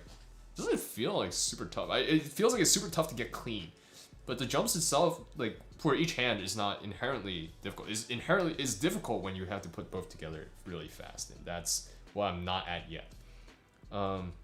Cassie Johnson, yes. Sight read a lot is the answer. Sight read a lot and try to not look at your hands that much, you know? And have a very strong awareness of where you are on the keyboard. Making my overhead piano shot directly vertical seems slightly more natural to be tilted backwards a bit. Yeah, well, I mean, the overhead shot comes from a tripod that's right here, you know, on top of like a container that's on my phone, and so I kind of can't help it because I don't have a attachment for my mic stand and stuff like that to put the phone there. So yeah, it is what it is for the moment. I would like to get like somewhat of an overhead mount, but like I don't know if I would do that here when I'm still living in my parents' house. Only 2 hours. Let's see. If you have small hands who wants to play this piece, you cut notes that aren't important. You can always cheat, you know? When I was a kid and I was playing like some of these things that required octaves and my hands couldn't reach it, like you just cut the top note. You know, you make up for it in other ways. And a lot of times when you're going fast, like yeah, the chord doesn't feel as thick or sound as thick, but like you make up for it again other ways. You play heavier, you play faster, you play whatever, you know. Just cut the notes that aren't necessarily necessary, that you can't reach, and voice the ones properly that you can. Again, I'm saying this as a person who can reach a 10th, which is basically what all Animenz'S does. But like, for example, right, like again, for me playing Les Misliades, working on it, like what I've had to do is decide whether or not I'm going to roll the notes, or I'm going to play the notes. And if I'm playing the notes, then I'm cutting the top note off. And so I've had to do that for like a whole bunch of them, because I simply can't reach. I don't got my rock hands, you know? I don't have rock hands.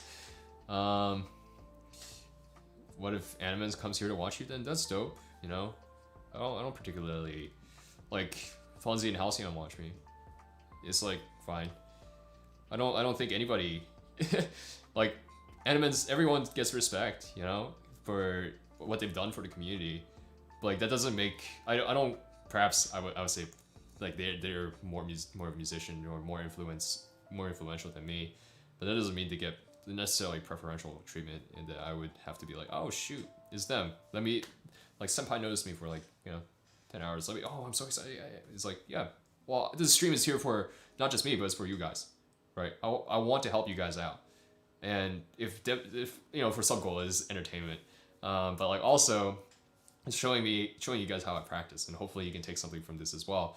But like every other week, I'm just reviewing videos and like trying to help. Like a lot, like, I understand, like you guys can't get teachers, and it's like I want to help you out, you know, somewhat. And so that's just how it'd be. Be another question if I met like Animenz'S in real life, you know, it would be like, dang, wow, Animenz'S, you know, senpai, dang. Started the stream. Oh, you have 3 dogs now, Cassidy? Dang. Small hands gang. What? Can you reach large tents like Animenz'S? Only normal ones. Again, as I said, tents are sometimes even a little hard for me. Like, I have to be positioned correctly. Like, I don't know if you can see on the screen. My left hand is slightly bigger reach than my right, but like, I'm out of position here too, so. But like, this is like kind of comfortable. This I have to hit the edge of the key. Like, this is a 10th. So I have to hit the edge of the key for a 10th. And if I can't get to the edge of the key, like, it's kinda, right? But like, if I'm anywhere even near inside because I have to play a black key, then forget about it, right? I can't do that. I think the new Unravel by Animenz'S is more loyal to the song. Yeah, that's true. But I don't, that's fine. It's like, you can play something that's like exactly note for note, or you can play and have a great interpretation of that, or you can play a cover and have a great interpretation of the cover. So, okay, maybe my hands aren't so small anymore. Yeah, maybe I should be saying I have small hands, but you know what? It is fine. I don't care. Pics coming in Slack on Monday. Okay, I'll be checking the Slack.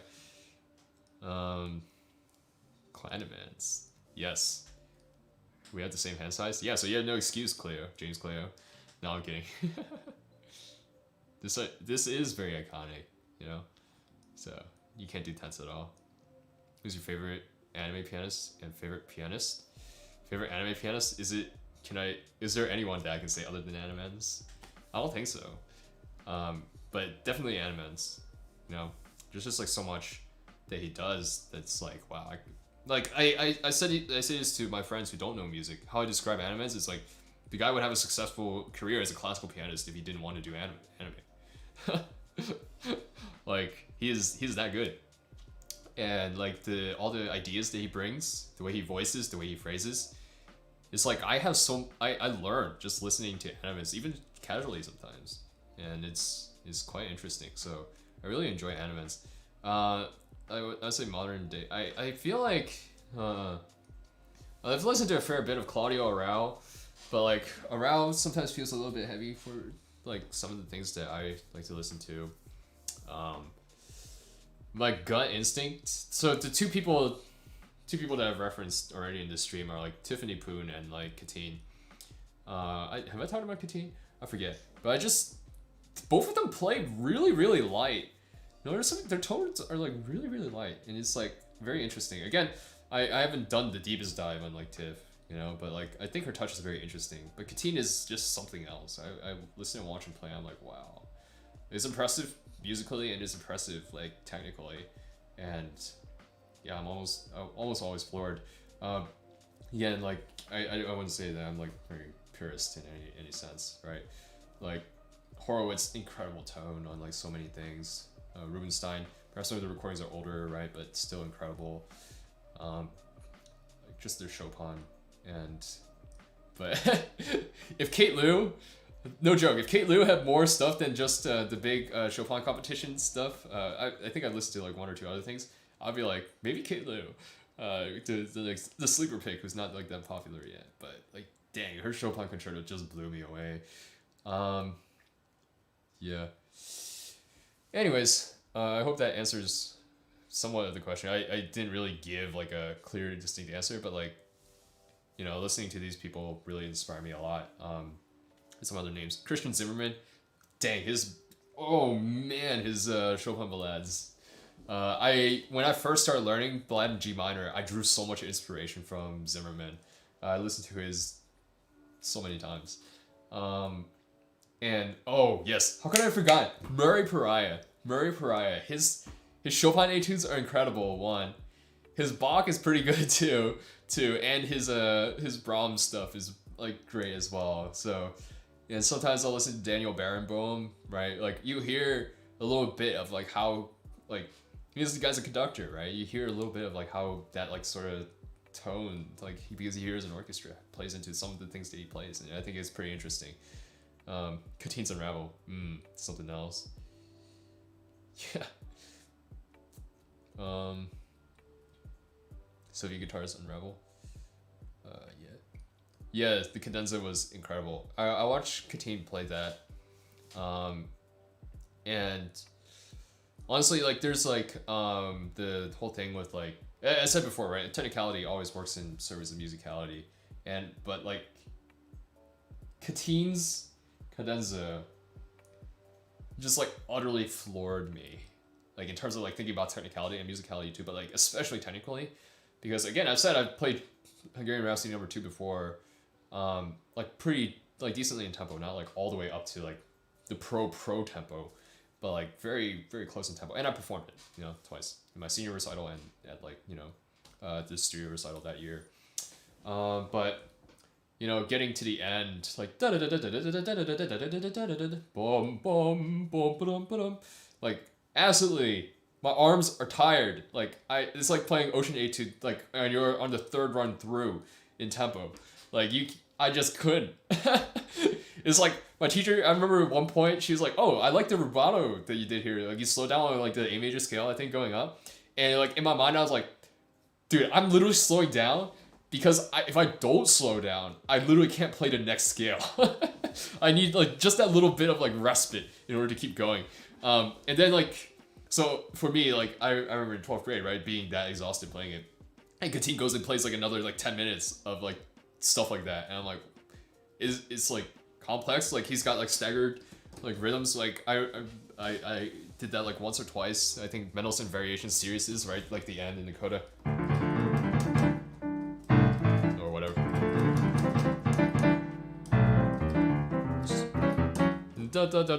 Sorry guys, I wish I could play it better, but it's like, yeah, stuff like that, and I'm like, dang, he plays it well, he plays it clean, he doesn't move the bar line, and pushes and pulls the tempo incredibly. So yeah, I don't know, maybe I'll learn it. Maybe I'll learn to cadenza, and then realize that I don't have enough stamina to play it. So we'll see. That's 1 million subs. I don't expect to get there. That's why I can say that. Lang Lang, I think Lang Lang is really good. Sometimes I just don't like entirely vibe with him with some of the ways that he plays. He takes some like liberties that I find a little bit weird, but that's just like me, right? And I feel like any pianos, yeah, all good. If your thing dies, that's fine.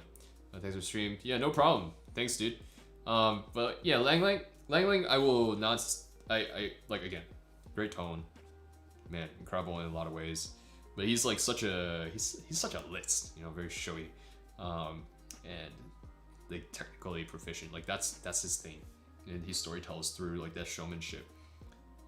Personally, sometimes I find watching him, the showmanship is a little bit excessive, and to me, like I say that not in a like stop showing expressions of your face or whatever, but sometimes it feels a little tiny bit forced, and to me it sometimes detracts a little from like what I'm hearing.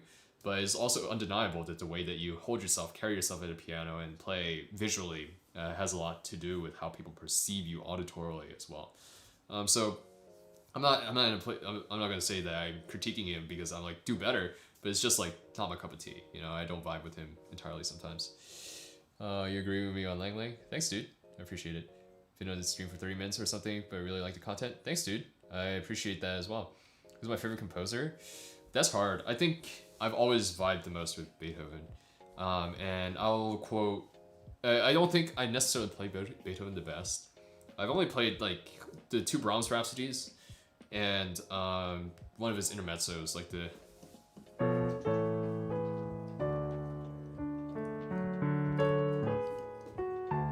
that one.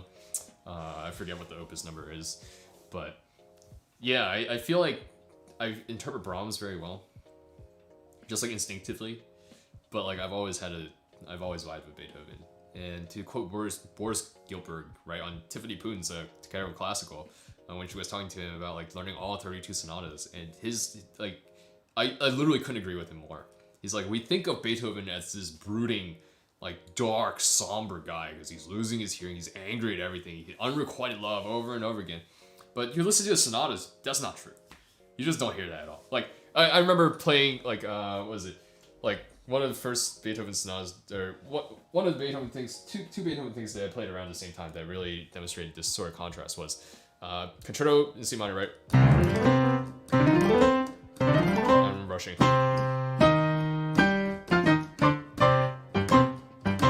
And then like.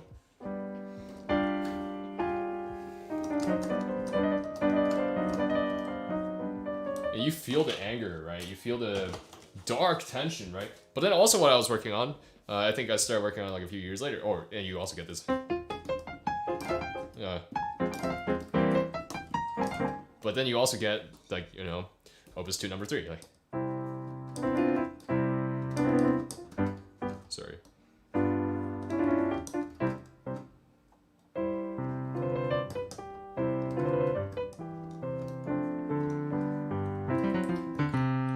Like how do you reconcile a guy who has like, sure, he's using very many music theory things to like craft this piece, and this is like very genius, you know, in a lot of ways, the way that he's using, you know, chords and like the passing tones and like the structures and stuff like that, which I don't fully understand well enough, but like the more I learn, the more I'm like, dang, you know, like you see it.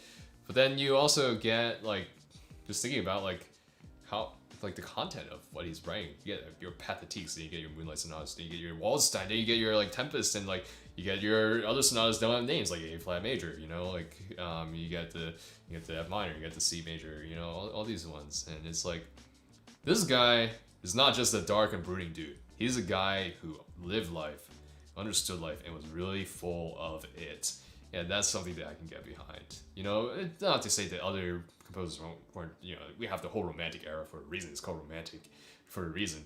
But like Beethoven, just a guy full of life. And I feel like that's something that I find a lot of joy in playing in a different way than like Chopin or like Brahms or whatever. Even though those have been more personal to me. Again, referencing last week's stream. But like for Beethoven, like interpreting Beethoven, like, yeah.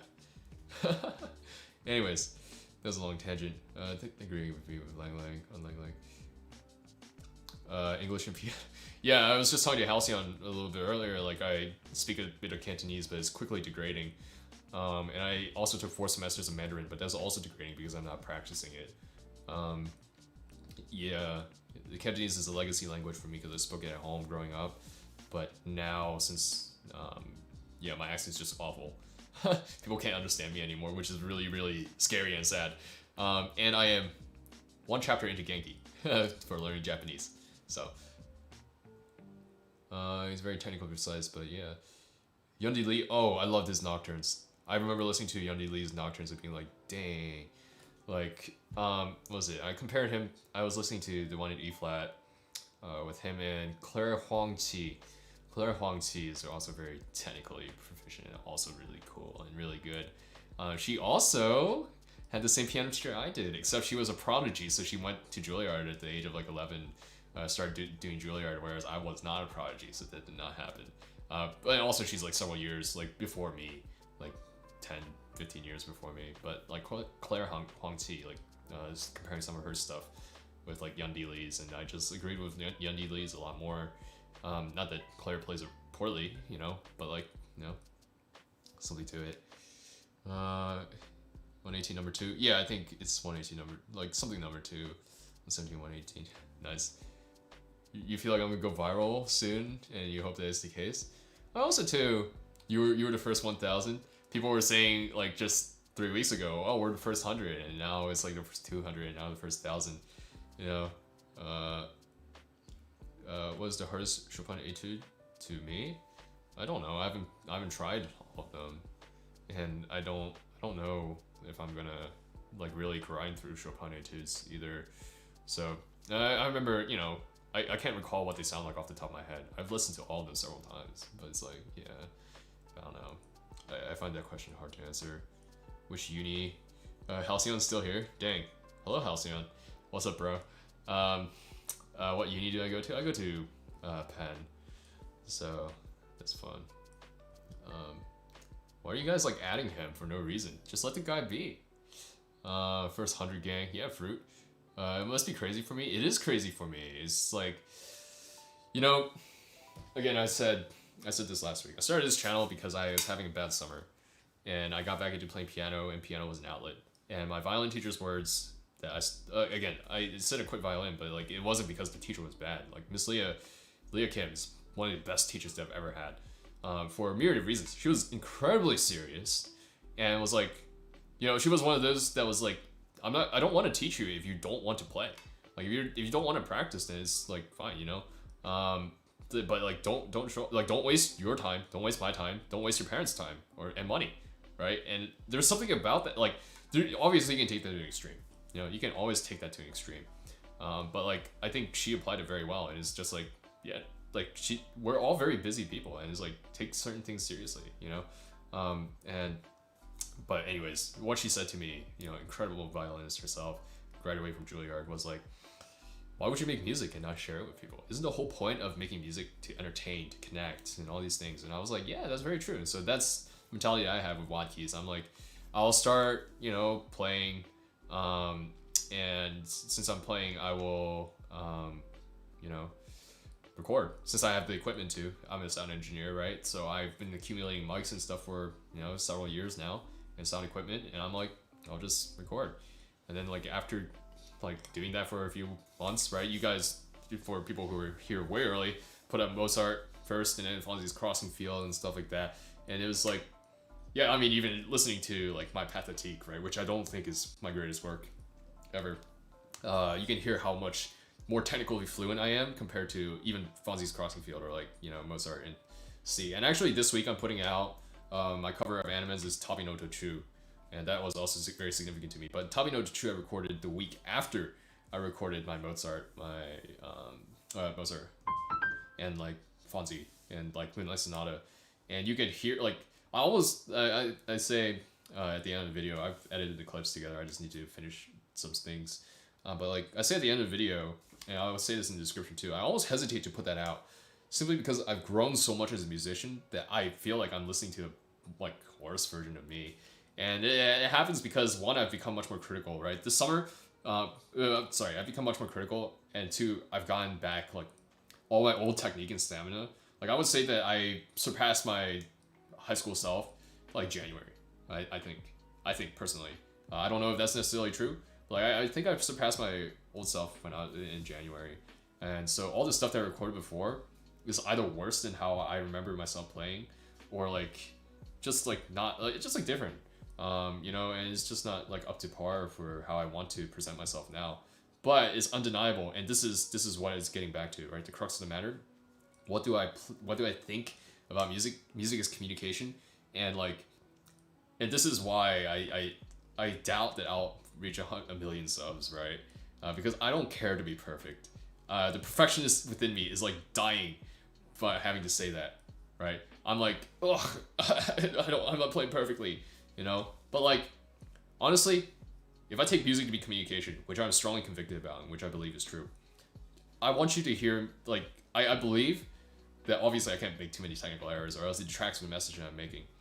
But like, you want to hear me when I'm messy and I'm an emotional wreck. And that was Tabi no Tochu for me, right? I was messy and I was an emotional wreck. That's why I played it, for a lot of reasons, which I'll explain in the description in the video. You want to hear me when I have had a lot of time to nuance through things, right? And you want to hear me at my emotional highs and my emotional lows. And the stories that I'm telling, the highs and the lows, right? This is what makes a person. I'm not some perfect dude with a perfect life sitting here and like, he plays music like technically perfect. And I think there's a certain beauty to that. And like, if you don't want to connect with that, no hard feelings, right? Go and listen to someone else who you connect with like that. I'm fortunate enough that there's always going to be people who care about me in my story. But like, yeah, that's how WattKeys started off. And then come December, I started watching some stuff on like how YouTube channels grow and stuff. And I was like, dang. And also watching a lot more like any pianist, because that's when I started getting more plugged into that sort of community. And I realized, like, hey, what if I try teaching a little, you know? I like explaining. I have some equipment, and I think that it could be beneficial because everyone wants to sound like Animenz's, but nobody knows how to get there. Everyone is self-taught at least, you know. But anyways, wise words. Thank you, Fruit. I appreciate that. Hello, Vader. Have I tried any of Ravel's pieces? I played one of Ravel's toccatas. I forget, from like some suite. It's like Le Chom. I'm butchering the French. Le Chom to Beau or whatever. Okay, but it went like.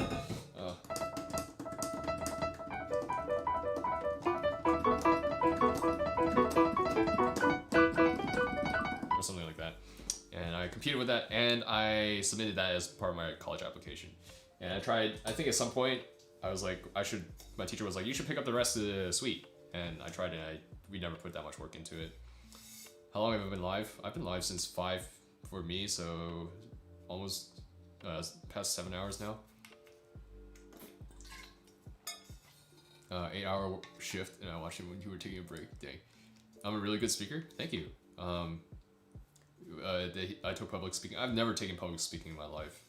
I think I got good at, or better at public speaking in 8th grade when there was one presentation that I had to give in class, and right before I went up, it struck me that everyone is bad at public speaking, and so they expect that I'm going to be bad too, and I expect myself to be bad. So it's like, why should I worry about what I'm about to say? I'm like, you know I'm trash? I know I'm trash. I'm just gonna go up and be trash. And it was like, okay. And that's when I like cared much less about like what happened when I'm like talking like this. So favorite classical piece. I talked about this last week too. Chopin Ballade in G minor, hands down, 100%. 7 years in the making of interpretation. And this is also why I hesitate to put that one out too, because I recorded that in November. Again, before I got all my stamina back and a lot of my like critical, like my technical skills. So the code is slower than I wanted, but I'm just gonna put it out. I just keep talking and talking. Well, I mean, chat is feeding me more content. If you don't want him at his worst, you don't deserve him at his best. Thank you, Fonzie. I appreciate that. I appreciate that a lot. Yeah, Fonzie's here. Me or every person I have subscribed to is here. Alcyon, Fruit, Hayden, now Fonzie. Yeah, we're just waiting for Animenz's, the OG. No, I'm kidding. But it really means a lot, guys. I mean, I know, right, I said 500 subs special, and now we're at like 900 something, which is super insane to me. Like, when did this happen, you know? Yeah, remember when you're famous? I got you, Jasper. I think you've been here since like 200, like sub 200. But like, you know, it's a little bit wild to me that, again, right, like part of the reason why I came back to playing piano was because my roommate was like, hey, play Giorno's theme. And I was like, okay, and I started playing Fonzie's Giorno's theme, and then like playing that like a whole bunch, and then now like a year later, Fonzie comes to my streams and I go to his, and it's like, dang, like, okay, 500 subs in one stream, that would be pretty dope. Nah, I'm messing. I jumped a whole bunch of subs because I talked about Animenz's, and again, I really hope that like me talking about Animenz's is not like a gimmick poll, right? Like I know I'm talking about Animenz's and as like something that could go viral and get a lot of subs and stuff like that. Fonzie just probably woke up at 3 p.m. Dude, I relate, bro. I wake up at 3 p.m. too. Sometimes. You know, my sleep schedule is absolutely ruined. Like, I go to bed at like 5. Like, recently, because, you know, oh shoot, we're losing an hour, because, or at least in the States because of daylight savings. But like, recently I've been like, wow, it's getting bright out. Oh shoot, it's spring's coming. The sun's coming up. Like, okay. But yeah, dang. But Giorno's theme, yeah, and Halcyon and Fonzie finishing appointments since this morning. Dope. Yeah, but the whole anime piano community is really something else, you know, and getting into playing because of anime piano again, like, as I said last week too, right? Like, it was Giorno's theme, then it was like Crossing Field, and then it was like, hey, I'm playing again. Why don't I pick up Moonlight Sonata? And it was like then playing Moonlight Sonata, and then playing all the Chopin that like the Nocturne that I never worked on, but I wish I did. Like, and then working a little bit through Chopin Ballade in G minor again is like, wow. And then I was like, okay, maybe I'll start playing again, you know. And then really getting into it and then watching Your Lie in April, like somewhere along that process helped a lot. Again, like Your Lie in April X Factor for WattKeys, like all of it X Factor, like the lessons, or maybe not the abuse. You know, like I've never been abused in my life. Don't get like, yeah, I'm not saying anything about that, but like all the competition, right? Like how I felt backstage, how I even the fact that he couldn't eat certain things, right? The way he couldn't eat, or like Takashi like couldn't like do certain things, or like he was like uptight and couldn't like. I remember feeling that way. You know, I remember walking on stage and being like, this is it. Like, and then like, I have something to say, look at me, right? And then other times being like, okay, well, I'm just going to enjoy the music that I'm playing, and then like enjoy it, and hopefully the audience gets it too. It's like all these things, like You're on April just literally brought all that back for me. Sitting at lessons and the teacher being like, no, you gotta play slower, and then like, they'll listen to it this way, and then like having practiced so much that you just go on stage and you're able to take risks. Like, oh, I'm gonna pull the tempo here, push it more here, and then like enjoy myself more here, which is essentially what Kosei is doing and learning, right? I can't hear the hammer, so what am I gonna do? Like, enjoy what I'm playing. Take this risk. I'm gonna play it like the way that this person played it, right? Or this is less explicit, but it's like almost interpreted that way. Kari, I'm gonna play how I want to play it. I want to play it like the way that I hear it, you know? And how do you do that? You're only able to do that after you put into practice, and then you're able to take the risks on stage. And it's sort of like having the audience there with you that enjoy it, that allows you to take that risk. And it's like, dang, watching all that took me back. It took me all the way back, dude. And I was like, dang, I'm gonna write mine and make an appointment Sunday morning, dang. Other than relatives. Call them out, Halcyon, that's right. Any piano is your gateway to classical music. Yeah, I'm glad. Classical music is beautiful, and it's like, it gets a bad rap for snobbery. But your voice is addicting. You have been here for more than an hour. Thank you. I don't know what to say to that. You don't watch anime, but slightly enter the music part because the classical musicians playing it. Yeah, I mean, I think you don't need to watch anime to enjoy anime music or J-pop and stuff like that. I've seen Torben Brand stuff. I've only seen very little, so I'm gonna say no. So I don't say something that I don't know. Some anime song arrangements just as hard. Yeah, that's very true. Smexy voice. Thank you. Do I know how to play any Your Lie in April songs? I played a little bit of Watashi no Uso earlier. I don't think I'm gonna try again now though. But I'm just currently learning. I'm going to be at some point learning all the classical stuff that they play. So hopefully, if summer plans work out, I will be playing the Kreutzer with my friend. Actually, my friend who helps me with listening to some of my stuff and finalizing. Because again, Suzanne does a great, it's so cool, when you just have people who hear music differently and you get to learn from that. Again, I say hierarchically, I hear dynamics first, which is why I always talk about dynamics. You guys know, I talk about dynamics all the freaking time, right? It's like dynamic ranges, whatever, right? All these, because I hear dynamics first and foremost. Then I talk about articulations a lot and textures. Tempo, you can listen to any of my videos. Tempo is my weakest point. And again, this is what Fonzie nailed me for also on his stream. Tempo. Tempo always has been my weakest point. But my friend hears tempo first, and then dynamics and articulations. And it's like, wow, this is very complimentary. I get to learn a lot that way too. I'm heading off. Thanks, HEM86, almost 1,000 subs. Thank you. And thanks for stopping by and enjoying the stream. Some of the Chopin etudes, yeah, that's why I picked up Revolutionary Etude partially. I still gotta pick up Torrent, and I'm working, I was working on Wrong Note, but we had to stop that because Evangelion, and working on Labus Liade. Labus Liade, man, that, again, that rock just doesn't stick in my brain. I've been working on it for so long, and it just doesn't want to stick in my memory. And I'm, I wanted to have it done by this month, and if I were learning at a normal time scale, it would be done by this month. But I think I'm going to push it off another month because I want it to be really good. I want... I hear... It's dang, it's I hear all the lines.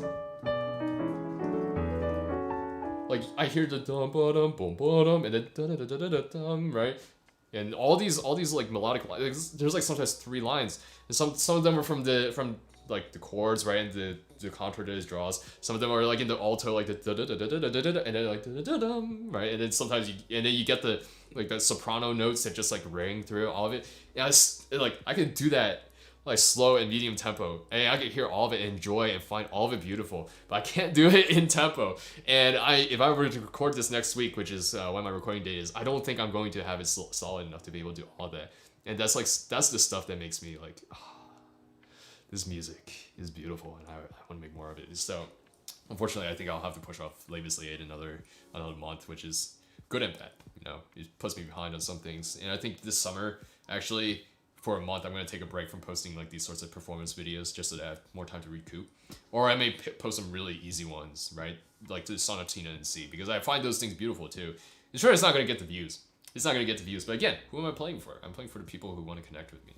And if you just want to hear me play Animenz's this game or like Unravel, that's cool, right? I hope you enjoy it. And I hope it says something to you in its own way.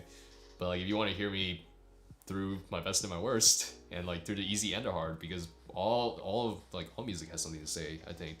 It contains a bit of my story when I play it, then stick around. Watch my videos, didn't know I was below 1K anymore. Thanks, dude. I appreciate that. That sentiment. I hope I get more. What are your advices for hobbyists, pianists wanting to start a YouTube channel about piano covers? Just start. Like if you just want to make piano stuff, right?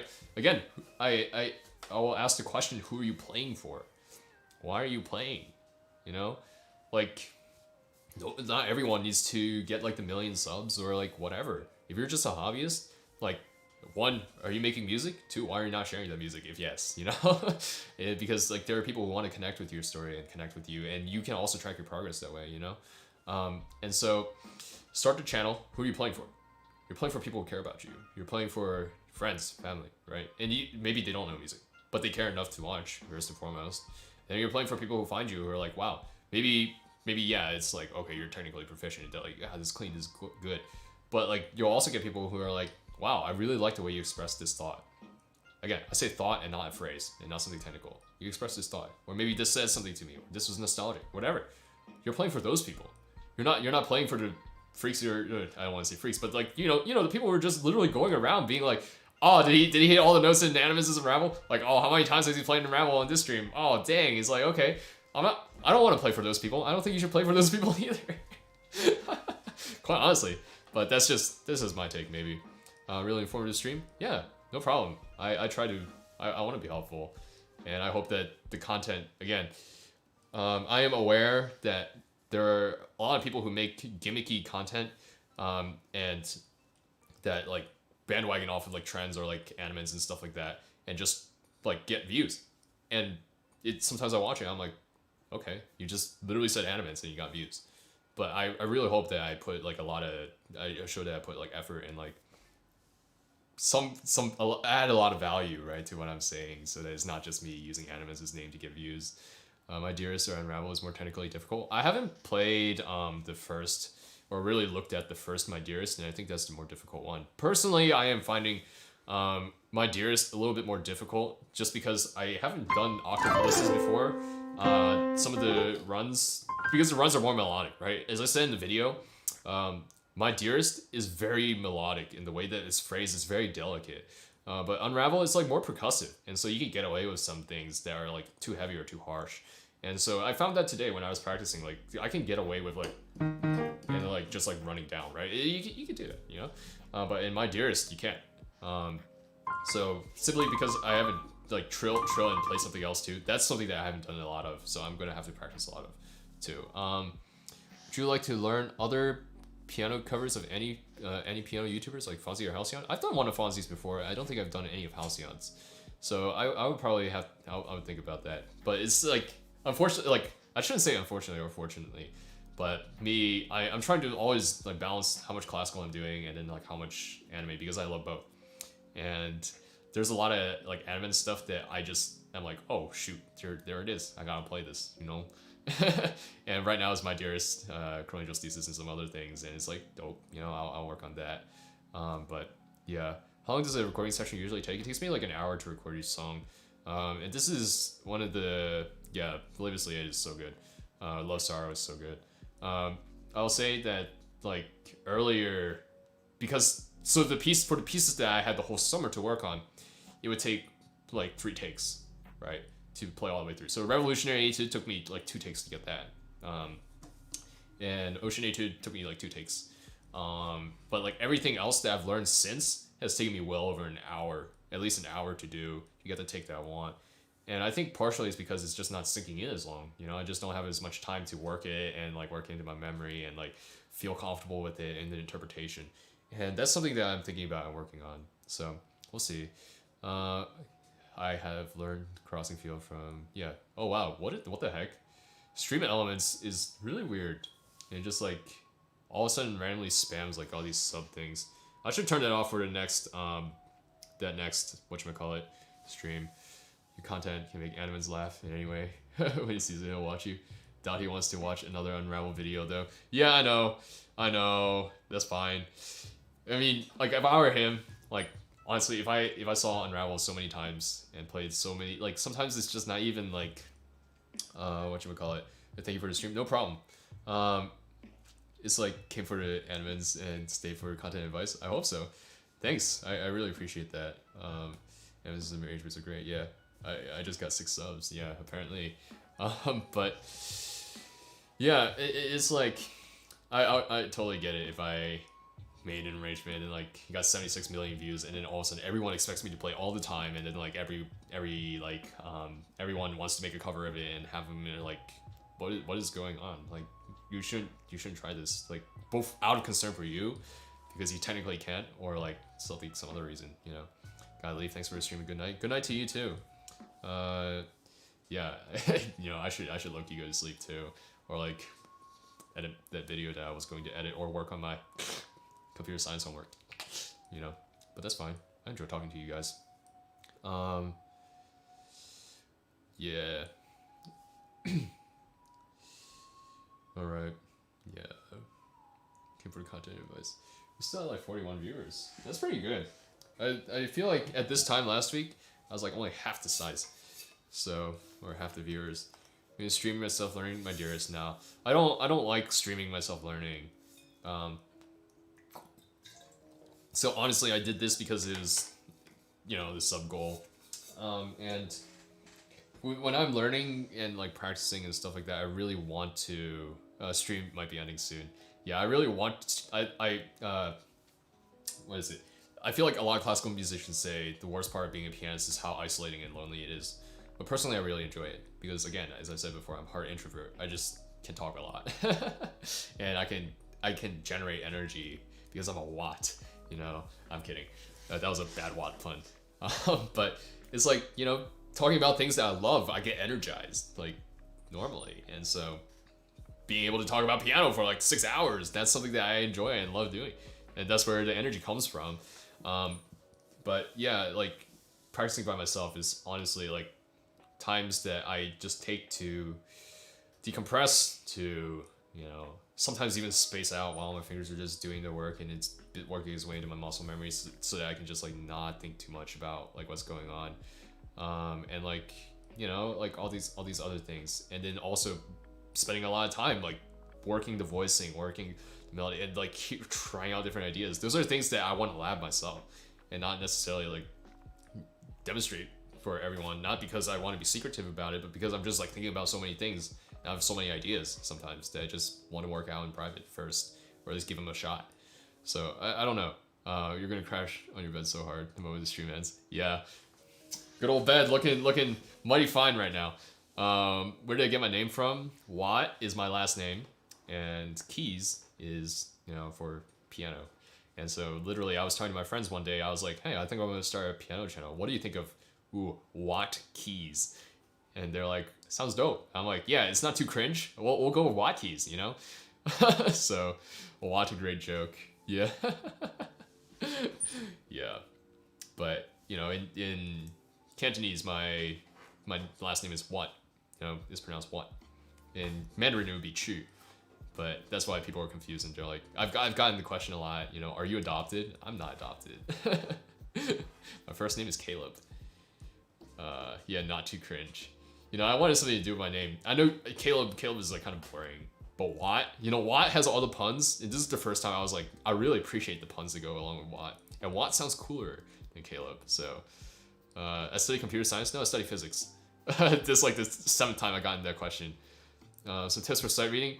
That's like the 5th time I've gotten the question. Read more, read a lot, and like try to look at your hands less so that you develop a feel for where the keyboard is and all these things.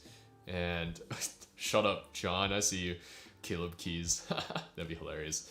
But yeah, like read more. And I would say what might also be helpful is recognize patterns. So like if you played this, if you see, like for example, I saw like this is a pattern that comes up a lot, and it, or like, right in Unravel, like this, like playing on just the 5th and the tonic. Like this is something. Oh shoot, the camera turned off. Sorry. Playing on the 5th and the tonic is something that I've done a lot too, and it's like, yeah, just pay attention to that and then like apply the technique, right? Give me a sec, guys. Sorry, the camera really is the traitor in this stream. It screwed me over several times, but we're okay with it. So.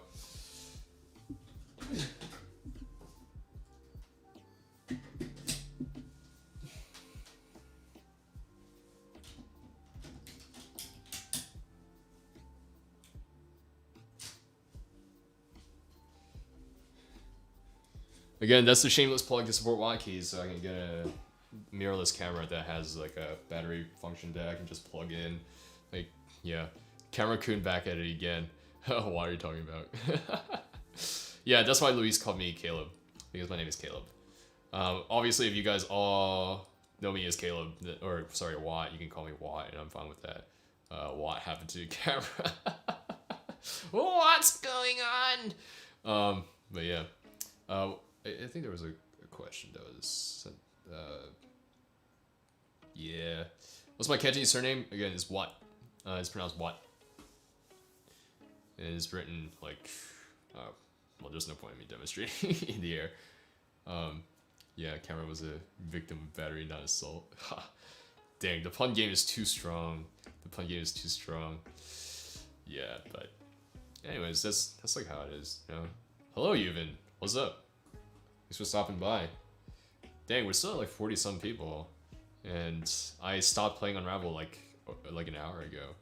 Piano WattKeys. Piano WattKeys is like too much. Keywatt is like nah, and piano up keys. What the heck?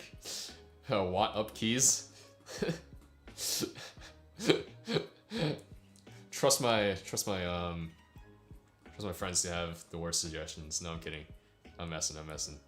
But yeah, I don't know. This has been quite the stream. Dude, just talking. It's prime background stream material. Yeah. Then you can call us keys. Yeah. Dick. Yeah. I mean, just talking works, but like I also need like input from the stream, unless you guys start me on a certain topic. But I mean, yeah. That's why video reviews are helpful, I think, sometimes in playing chess, I guess. Just my soothing voice, apparently. My smexy voice that everyone supposedly loves. I guess that's... Yeah, I don't know. I think this is interesting, though.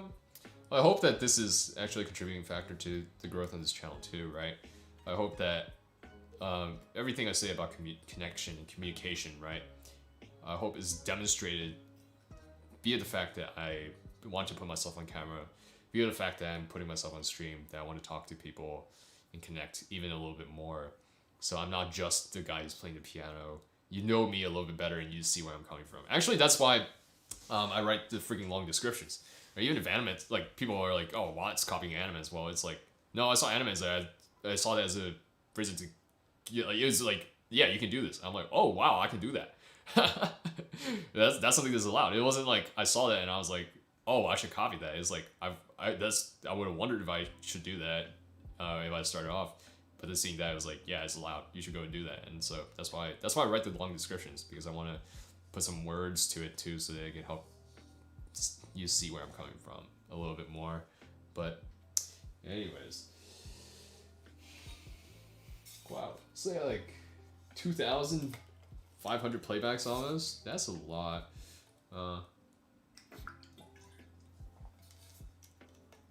Yeah. How many subs am I at now?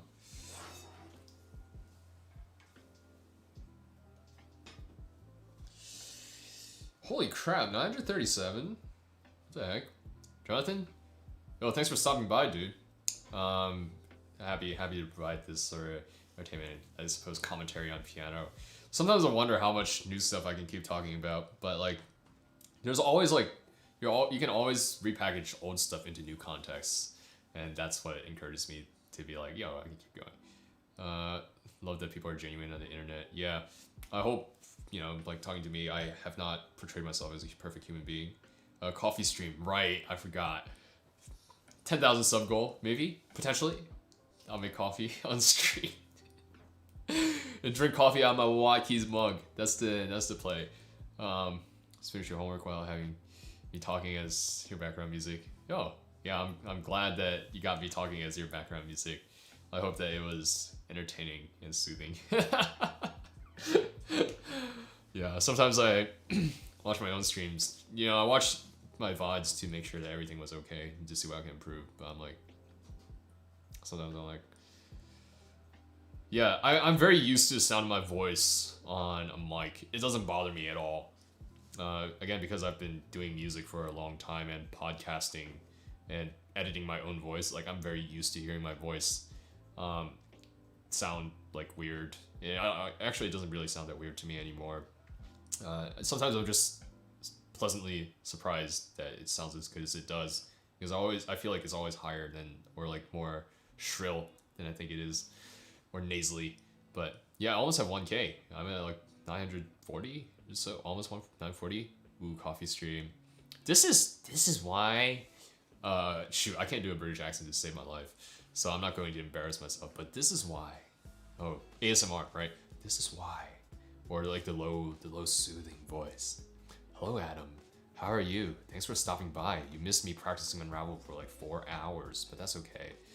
Bro, how are you still alive? Because I enjoy talking about music and I can talk forever about stuff that I enjoy talking about. I don't know how I'm still alive, but like chat just keeps feeding me more things to talk about, and I just don't want to stop yet.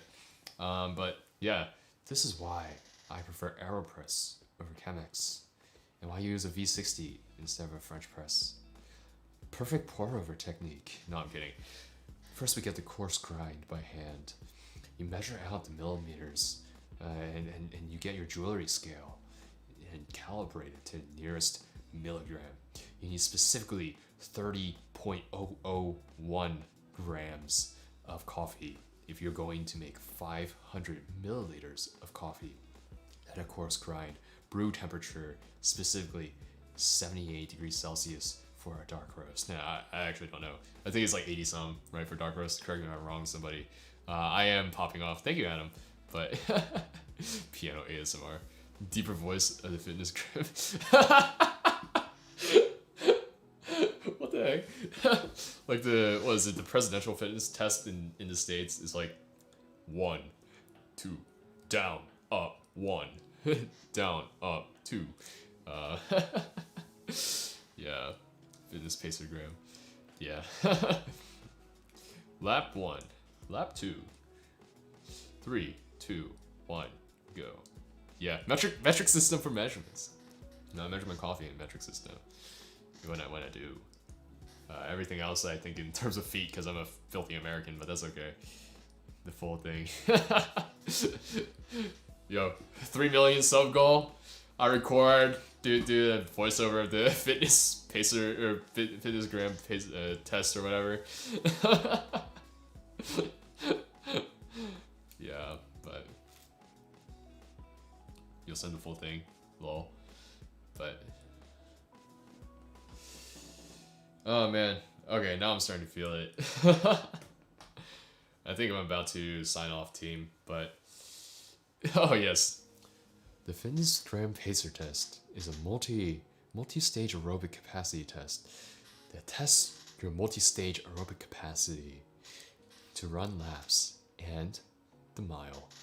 Anyways, I'm making all these sub goal promises. Okay, look, I said Unravel because I thought it would take me until the summer to get 500 subs at the rate that I was going, or like late spring.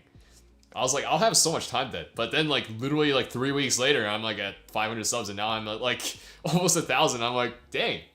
Well, so actually let's The floor is made of floor. Yes, the floor is made of floor. Hello, Logan. But it's like, yeah, okay, fine. Here we go. We're gonna clear the air on the sub goals. There are currently no sub goals, but we will make one or two. At 1,000 subs, and this is something I decided already, right? And it's probably not gonna happen around the time of 1,000 subs. It'll happen like closer, like maybe several weeks after 1,000 subs. But this will be for 1,000 subs or however many I have then. For 1,000 subs, I'll be playing a recital stream, right? So I will be relearning a lot of material and stuff like that to play that. Did I sing Unravel earlier? I did not, because you were not here. So I will be playing a recital on stream, a concert on stream or whatever. Kind of like what I did for 100 subs, except like longer. And yeah, if I don't know when the archer class is made up of archers. Yeah, I don't know when I get my community tab. I think it's around 1,000 subs or so. I don't know if it's the same thing as monetization, so we'll see. But I'll put on a vote for what stuff you want to hear me play, and then we'll learn it. Unfortunately, during the school year, I don't think I'll have enough time to practice thoroughly as I want, so we'll see. You're excited for my recital. It's kind of strange because I thought I would never play a recital again, right? And to be fair, this isn't touring, right? This isn't playing on stage. But like, yeah, this is still something else. Yeah, fake quotes. Actually, somebody asked me way at the beginning of the stream if I'm watching any good anime. I'm literally waiting for a time when I'm a little bit more free so that I can enjoy Unlimited Blade Works and the animation and stuff like that instead of just watching it to get through. Which is why I started dialing into Frank's, because I don't have high hopes for that. So, yeah. Watching live performances, I see when the pandemic is over. Yeah, and maybe who knows if WattKeys actually generates income. So shameless plug again, donate. Help support your boy, take lessons. Stuff like that. Anyways, get merch. But like, if I have enough monetary support, maybe someday tour, or perform live performance. That would literally be a dream come true. I would get on stage and be like, why the heck did you do this? Because you're freaking nervous. You're going to make a fool of yourself in front of all these people who paid to hear you play. But then also it would be a literal dream come true to be able to connect with people like that again. Not even late here or what? It's 12:45 for me in the morning. Yeah. Fake quotes are legendary. I'm so close to one. Yeah. Yeah. Broke rip. It's all good, There's different ways to support. Like thinking about monetization, like one of the things that helps me doing streams and talking like this is maybe one day WattKeys will get sponsored by Honkai Impact third or Raid Shadow Legends or something, and it'll be pretty dope. No, I'm kidding. I would have donated if I had my own money. Yeah, no, I'm just saying. I said all these things because I get that the streams are here. And my content is here because I know a lot of people want to take lessons but can't. Because you don't have time, you don't have money, whatever. Because I know majority of my audience are high schoolers and broke college students. That's fine. There's more ways. I'm going to figure out how I can do this. I'm going to figure out how this is going to happen, right? And just even so that I can serve you guys better, right? So I can make better content. And like for people who can't, like, dope, right? Dope. Help me out. Fine. If you think I'm valuable, right? Like I'm providing enough value, then sure, help me out. But like if you can't, we're gonna figure it out. I hope I'll figure it out. If I don't, then rip. But like, yeah. So donate some coffee. Thank you. I appreciate that. I appreciate that a lot. It's almost 2 p.m. Dang. I'm not a high schooler nor a broke college student. Dang. But you are my Japanese tour guide when I show up to Japan through Akihabara. So that's what you are, Timlo. I'm neither a high schooler nor a college student. Yeah, you graduated from your program, I think you said earlier. But I'm saying the majority of the people, who watch these streams, who watch my content, at least according to YouTube demographics, and who engage with me the most, So, yeah. Dang, I guess all the adults are now showing up to prove me wrong. Oh man, but I hope I'm of value to you guys as well, So, and in order to make more and better content, yeah, watch Corona not disappear. You never get to Japan because of it. Don't worry, I'll just push it back for next year. You exposed. Appreciate the knowledge. Yeah. Adulting. What's that? You know, just helping one person make better music. Channels accomplish his goal. You know, your high school there is physics as your elective. Let's go. Physics is pretty poggers, if I do say so myself. But yeah, how old am I? I'm in my early 20s.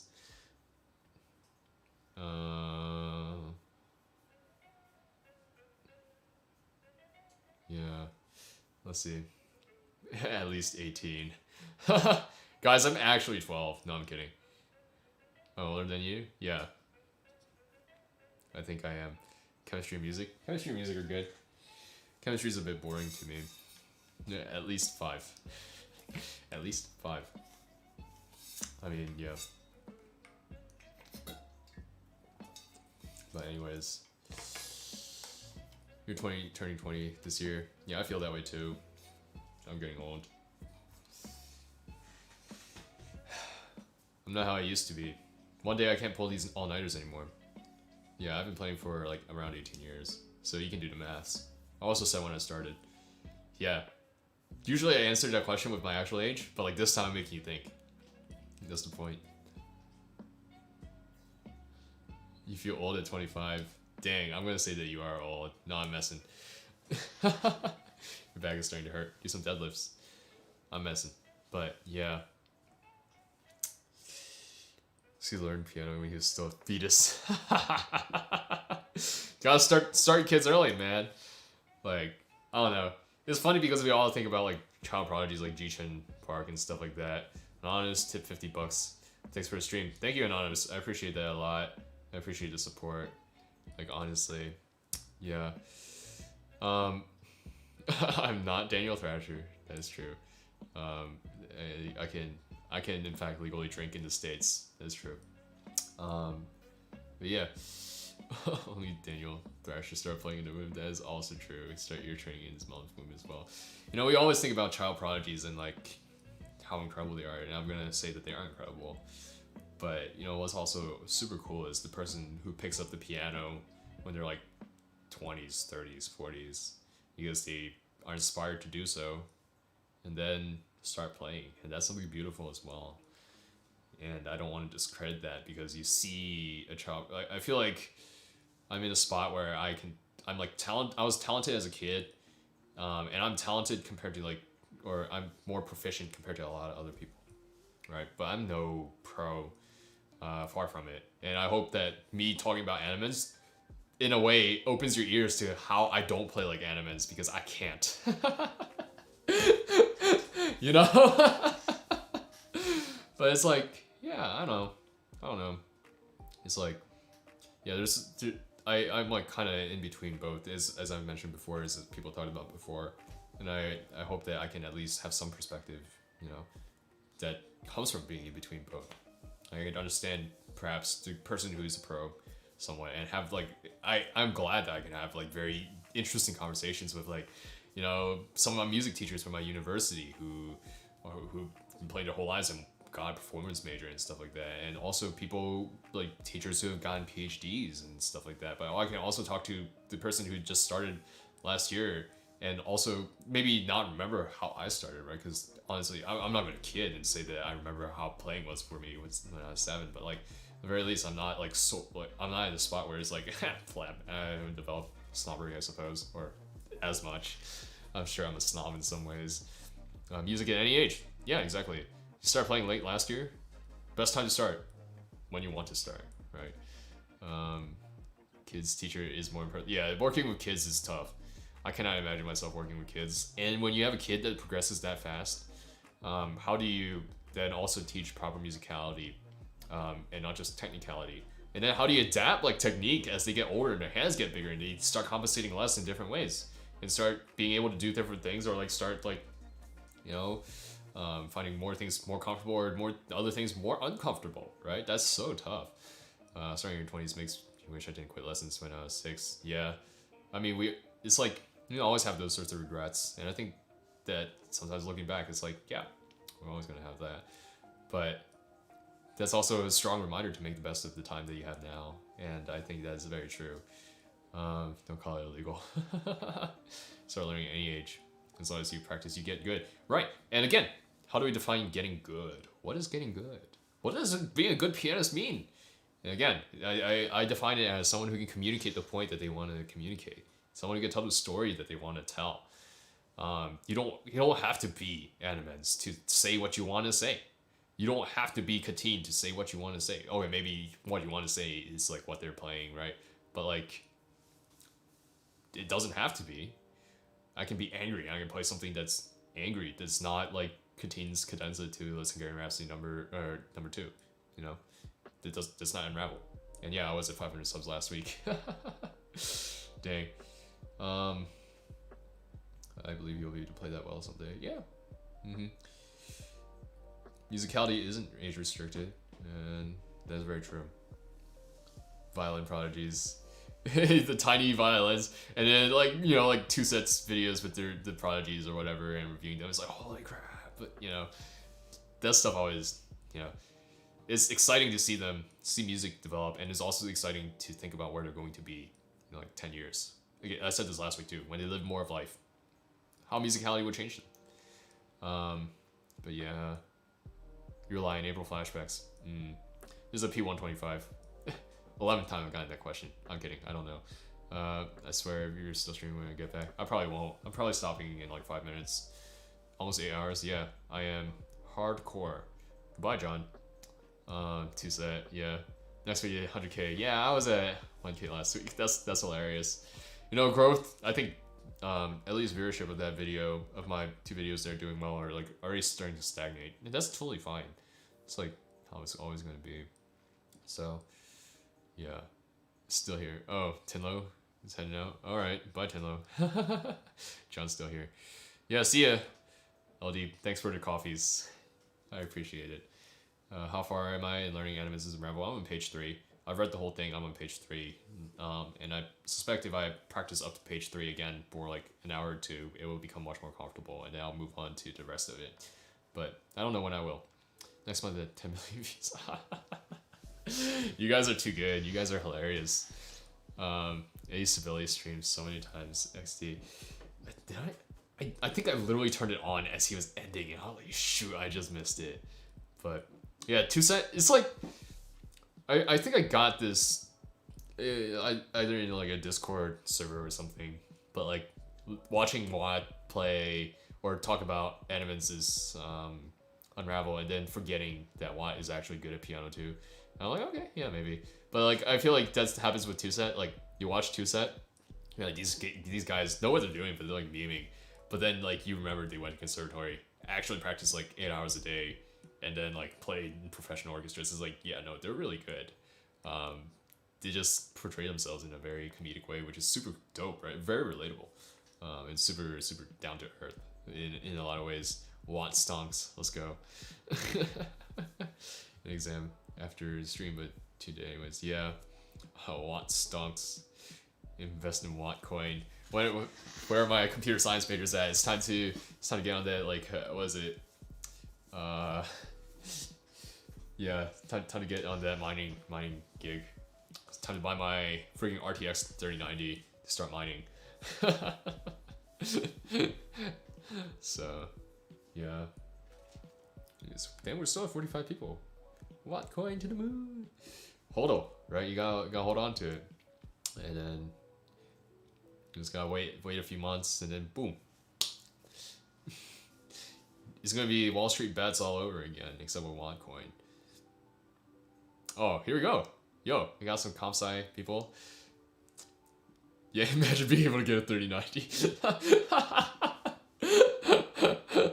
Yeah, that's a good one. Aren't you tired?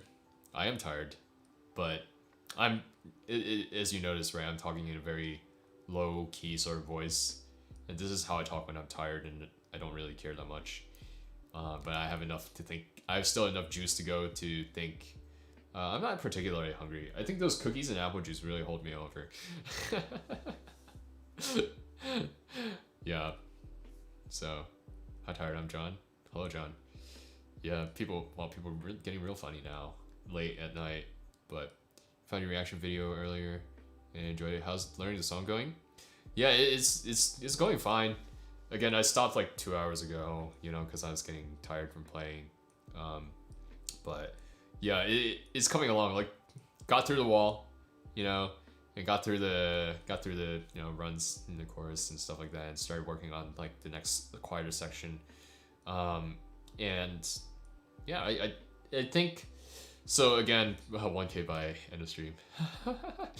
I think what I gotta say about Unravel so far is that I don't want to be like that guy is easier than I expected, right? Because it's going to get hard. I know it's going to get a lot harder when it comes up to tempo. But simply because I'm playing it like a little bit over half speed. Yeah, it's like 1 a.m. for me. A little bit over half speed for me right now. It's not undoable, and it feels easier than I expected in a way, because these are all very familiar patterns. Yeah, these are all very familiar patterns to me, and so yeah. I don't know. Some of them's not, you know, but yeah, 1K subs soon. Exactly, bro. We're waiting. 1K sub. Onegaishimasu, right? every Japanese person just cringed when they heard me say that. You wonder if I'll make a Discord server? I'll make it at some point. I'll probably have to wait until like the summer when I have more time, when I'm not like always either streaming, editing videos, shooting videos, practicing piano, doing homework, or like going to class and stuff like that. Searching for classical, if there were any, and then your vid pops up. It's funny because I did that before too, and I wanted to see like what people were thinking about Unravel and how people were thinking about Unravel, and when there was none, I was like,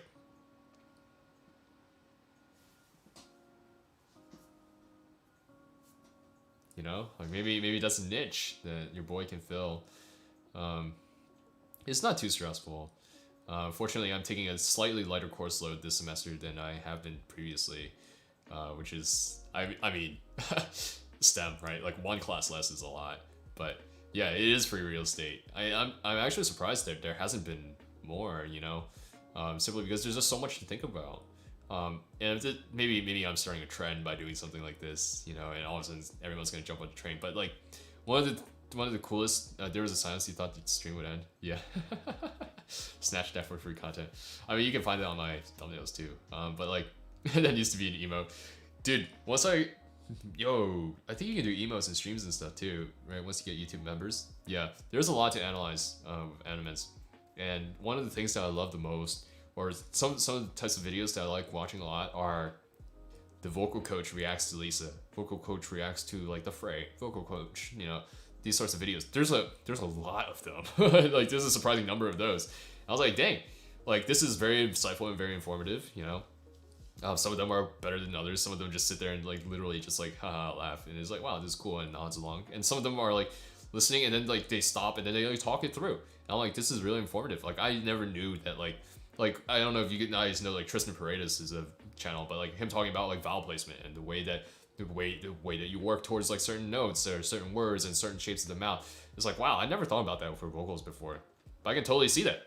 You know, having worked with vocalists before, the most I can do is talk about like breathing, you know, because I did a little bit of solfege and I dabbled a little bit and like had to learn a little bit of breathing for like vocal technique and like where you place like the voice, like where are you generating the voice and stuff like that. And so, but then like watching people like back in the day, I watched a little bit of Beth Roars or something review some like metal bands vocals. She doesn't sing metal, but like she did it as a meme, and it was like kind of interesting. And then watching some of Tristan go over like Lisa, it's like there's so much, you know. And I was like, let's see if anyone's reacting to like classical piano or like Animenz's or whatever. There's one channel that will be not named, but it wasn't very informative. And I was like, I mean, I feel like I'm literally just watching the video and seeing someone like nod along to it. And so I was like, maybe like I'm sure there's people that enjoy like vibing with someone, you know, and that's why there's streams that react to stuff. I was going to mention it. Yeah. Shh. No, but I mean, to be fair, right? There's a reason why that channel exists. There are people who just want a bro to vibe with, and that's fine, you know. Nothing against that. But I was just thinking, like, there's nobody like doing this sort of analysis for like Animenz's, for Katine, for like any of these. And I explained earlier why I have not gone to classical yet. But yeah. The way I was to say the way you explained on the reaction video actually made his crazy hands make fast hands make sense. Yeah, I'm glad because there's like so much. It's like, dang, pattern recognition, dude. AI, they're gonna take up. No, I'm kidding. But so much of this is pattern recognition. Like again, just playing this, working on this for like 3-4 hours today. There's a lot that's just, you know, you've done this before, or I've done this before, not you, because of how much I've played and how long I've been playing. And it's just the way that it's come together is different, you know, and the way that it has to come together to create musicality too is different, you know. But it's, again, I talk a lot about building the toolbox of things, techniques, and tools that you can use to make a certain thing sound a certain way, to phrase a certain way, to have like a certain type of technical touch articulation. We're always building that toolbox. And this is, again, why I would say beginners, stay away from Unravel. The number of tools that you need to play Unravel, you simply don't have in your toolbox yet. You have like 3 things, right? You got your finger lift, you got your chords from the arm a little bit, right? And then you got like maybe a little bit of movement from your upper like forearm to like go side to side and like passing the thumb. You don't have I'm driving in with weight. You don't have I'm coming from above. You don't have I'm springing off the fingers. You don't have I'm playing flat here so I get a tone. You don't have all these tools. Like you can learn them slowly, right, on Unravel, but like it's not as effective as like learning it on a specific piece that's slightly above your level and that challenges you slightly so that you can at least attain it, right? And then mess around with it, right? Learn, like not only build the tool and use it, but learn how to use it and master it, right? That's how I like to think about technique and why breaking down Animenz'S is so fascinating in that way. I'm still streaming, yeah. I don't know, why am I still streaming? You wish you could sing like her? Yeah, that person is doing their thing. 5 channel. Yeah, I vibe with the analysis type videos more. Yeah, and I need that momentum. Yes, P equals MV. We'll try and Unravel in 10 years. Yeah, that's totally fine, you know? I can't believe you're still here. I can't believe you're here. Do you think it's better to focus on a few select pieces or try to get through many pieces per technique each month? I guess it depends on the level, right? I think as a general rule of thumb, I would say always fewer pieces, like a few pieces that you enjoy playing and that also teach you different things technically, you know, and just work on those, reading, getting the notes, memorizing, polishing, right? And right now I'm talking classical repertoire. I know for you learn stuff in like 5 minutes and it's like, you know, Animenz'S is this game. I picked this up like a few hours ago. Now I have the whole thing. It's like, yeah, okay. Okay, I see you, Fruit. I'm not you. I can't do that. But like, which geometry dash help? It will definitely help. But I think like picking up one or 2 pieces, you know, and then really working that through for like a month or however long it takes. Again, right? When I played in high school and middle school and stuff like that, some of my stuff, like I would work on like 5 things at once, but those took a whole year to finally come out and compete with them. And I resurrected like old pieces all the time for my recitals and for like competitions when it was like more than just like one set piece or whatever, you know. And it's like that. Again, interpretation ages like fine wine. If you practice well, you don't just only play fast. If you only play fast, you lose it. But like you practice well, that stuff ages well too. And it becomes more sophisticated, more mature. The way I play Kulao, Sonatina in C now, and the way I hear it, is not the way I heard it when I was 7 years old. Is not the way I heard it when I was 14, when I was digging through my old books, seeing what I played in the past, and I was like, oh, this is cool. And I played it again. It's not the way that I even heard it, would have heard it like last March, right? A year ago. But that's like, the depth increases every single time. And like spending time with it, mulling over it gets into your head and really teaches you how to master the stuff that you need to work on something like that, I think. Yeah. Am I self-taught? Definitely not. I don't want to pretend like I'm self-taught, like I'm some like master genius or whatever. I had a classical teacher for like 15 years. Yeah. Did Unravel in 10 years. Yeah, let's go. And never focus on one. It's like you sometimes gotta like, you know, master. I think it's worth mastering at least one thing, you know, one piece. And then one piece, and then you pick up like other things. But like if you never finish a piece, then it's like you never fully develop like ideas and learn how to develop ideas like that. Might as well stream to 1K. I should, but aged Kool-Aid, exactly. But anyways, I think this is where I'm gonna have to call it. Yeah, because I'm getting tired, and I want to have a drink before I go to bed. You know how it is. I gotta flex my age, in with this sort of stuff. No sleep. Oh, sleep, please sleep. No, dude, my friend gave me Mike's Hard Lemonade yesterday, and I still haven't tried it yet. It's like pomegranate blueberry, and I'm like so excited. I am. Oh, wine. Are you like this? Sleep is good. Play before you sleep. What do you guys want me to play? I can attempt like something. No, I'm kidding. Well, here. Yes, I will drink water. But anyways, if you want me to play more, instead of just reviewing videos and stuff like that, get me to 1K, and then I will play something, maybe something like, hopefully something in a month, right? If I have time to practice, if I'm able to record everything, and my community tab comes up, y'all can vote. What?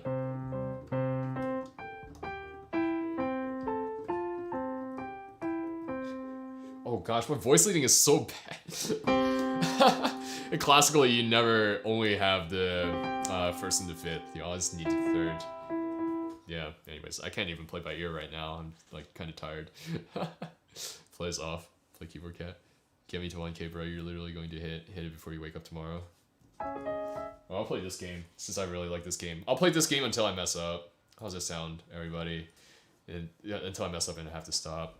But I have too much fun with this game, and it feels like I'm winning at this game at the moment. Tabi no Dachu, I don't have it by memory anymore, so I can't play La Campanella. I don't want to learn it either.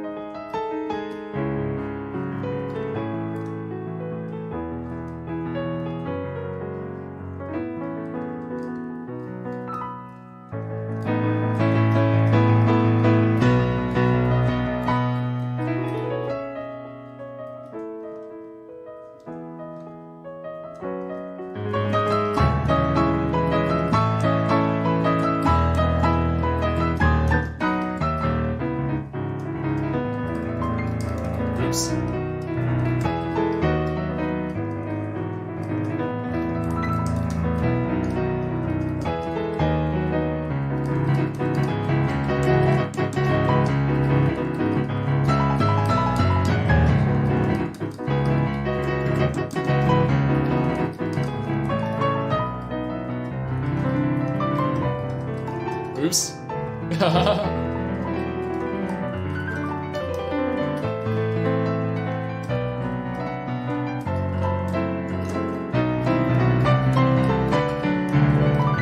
I literally haven't touched this game since my last stream, 400 subs, so...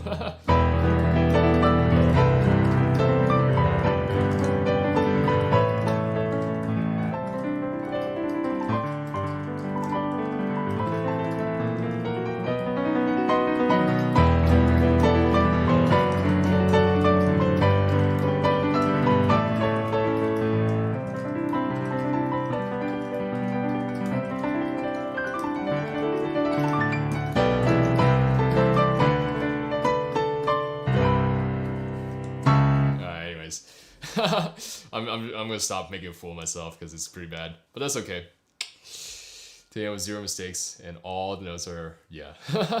But anyways, thank you guys so much for coming out and supporting. You know, thank you for people who donated and bought merch. I really appreciate that. And really for getting me, even though I'm at close to 1,000 subs now, 500 subs was a big deal for me. It was an incredible proof of concept. And for, yeah, like just, dang, I can't believe that this is happening in a lot of ways. And I hope that my content continues providing you with, you know, value, that you continue connecting with the music that I'm making, and that I'm helping you make better music too, at least enjoy, you know, music a little bit more, because you're able to hear a little bit of what's going on. And I'm really grateful that I get to do this. You know, even though it's a lot of work for me now, is work that I really love. So, yeah. So thank you, everyone. Have a great evening, or morning, or afternoon, or wherever you are in the world. And yeah, catch you guys next time. Peace. Gotta always end with a piece.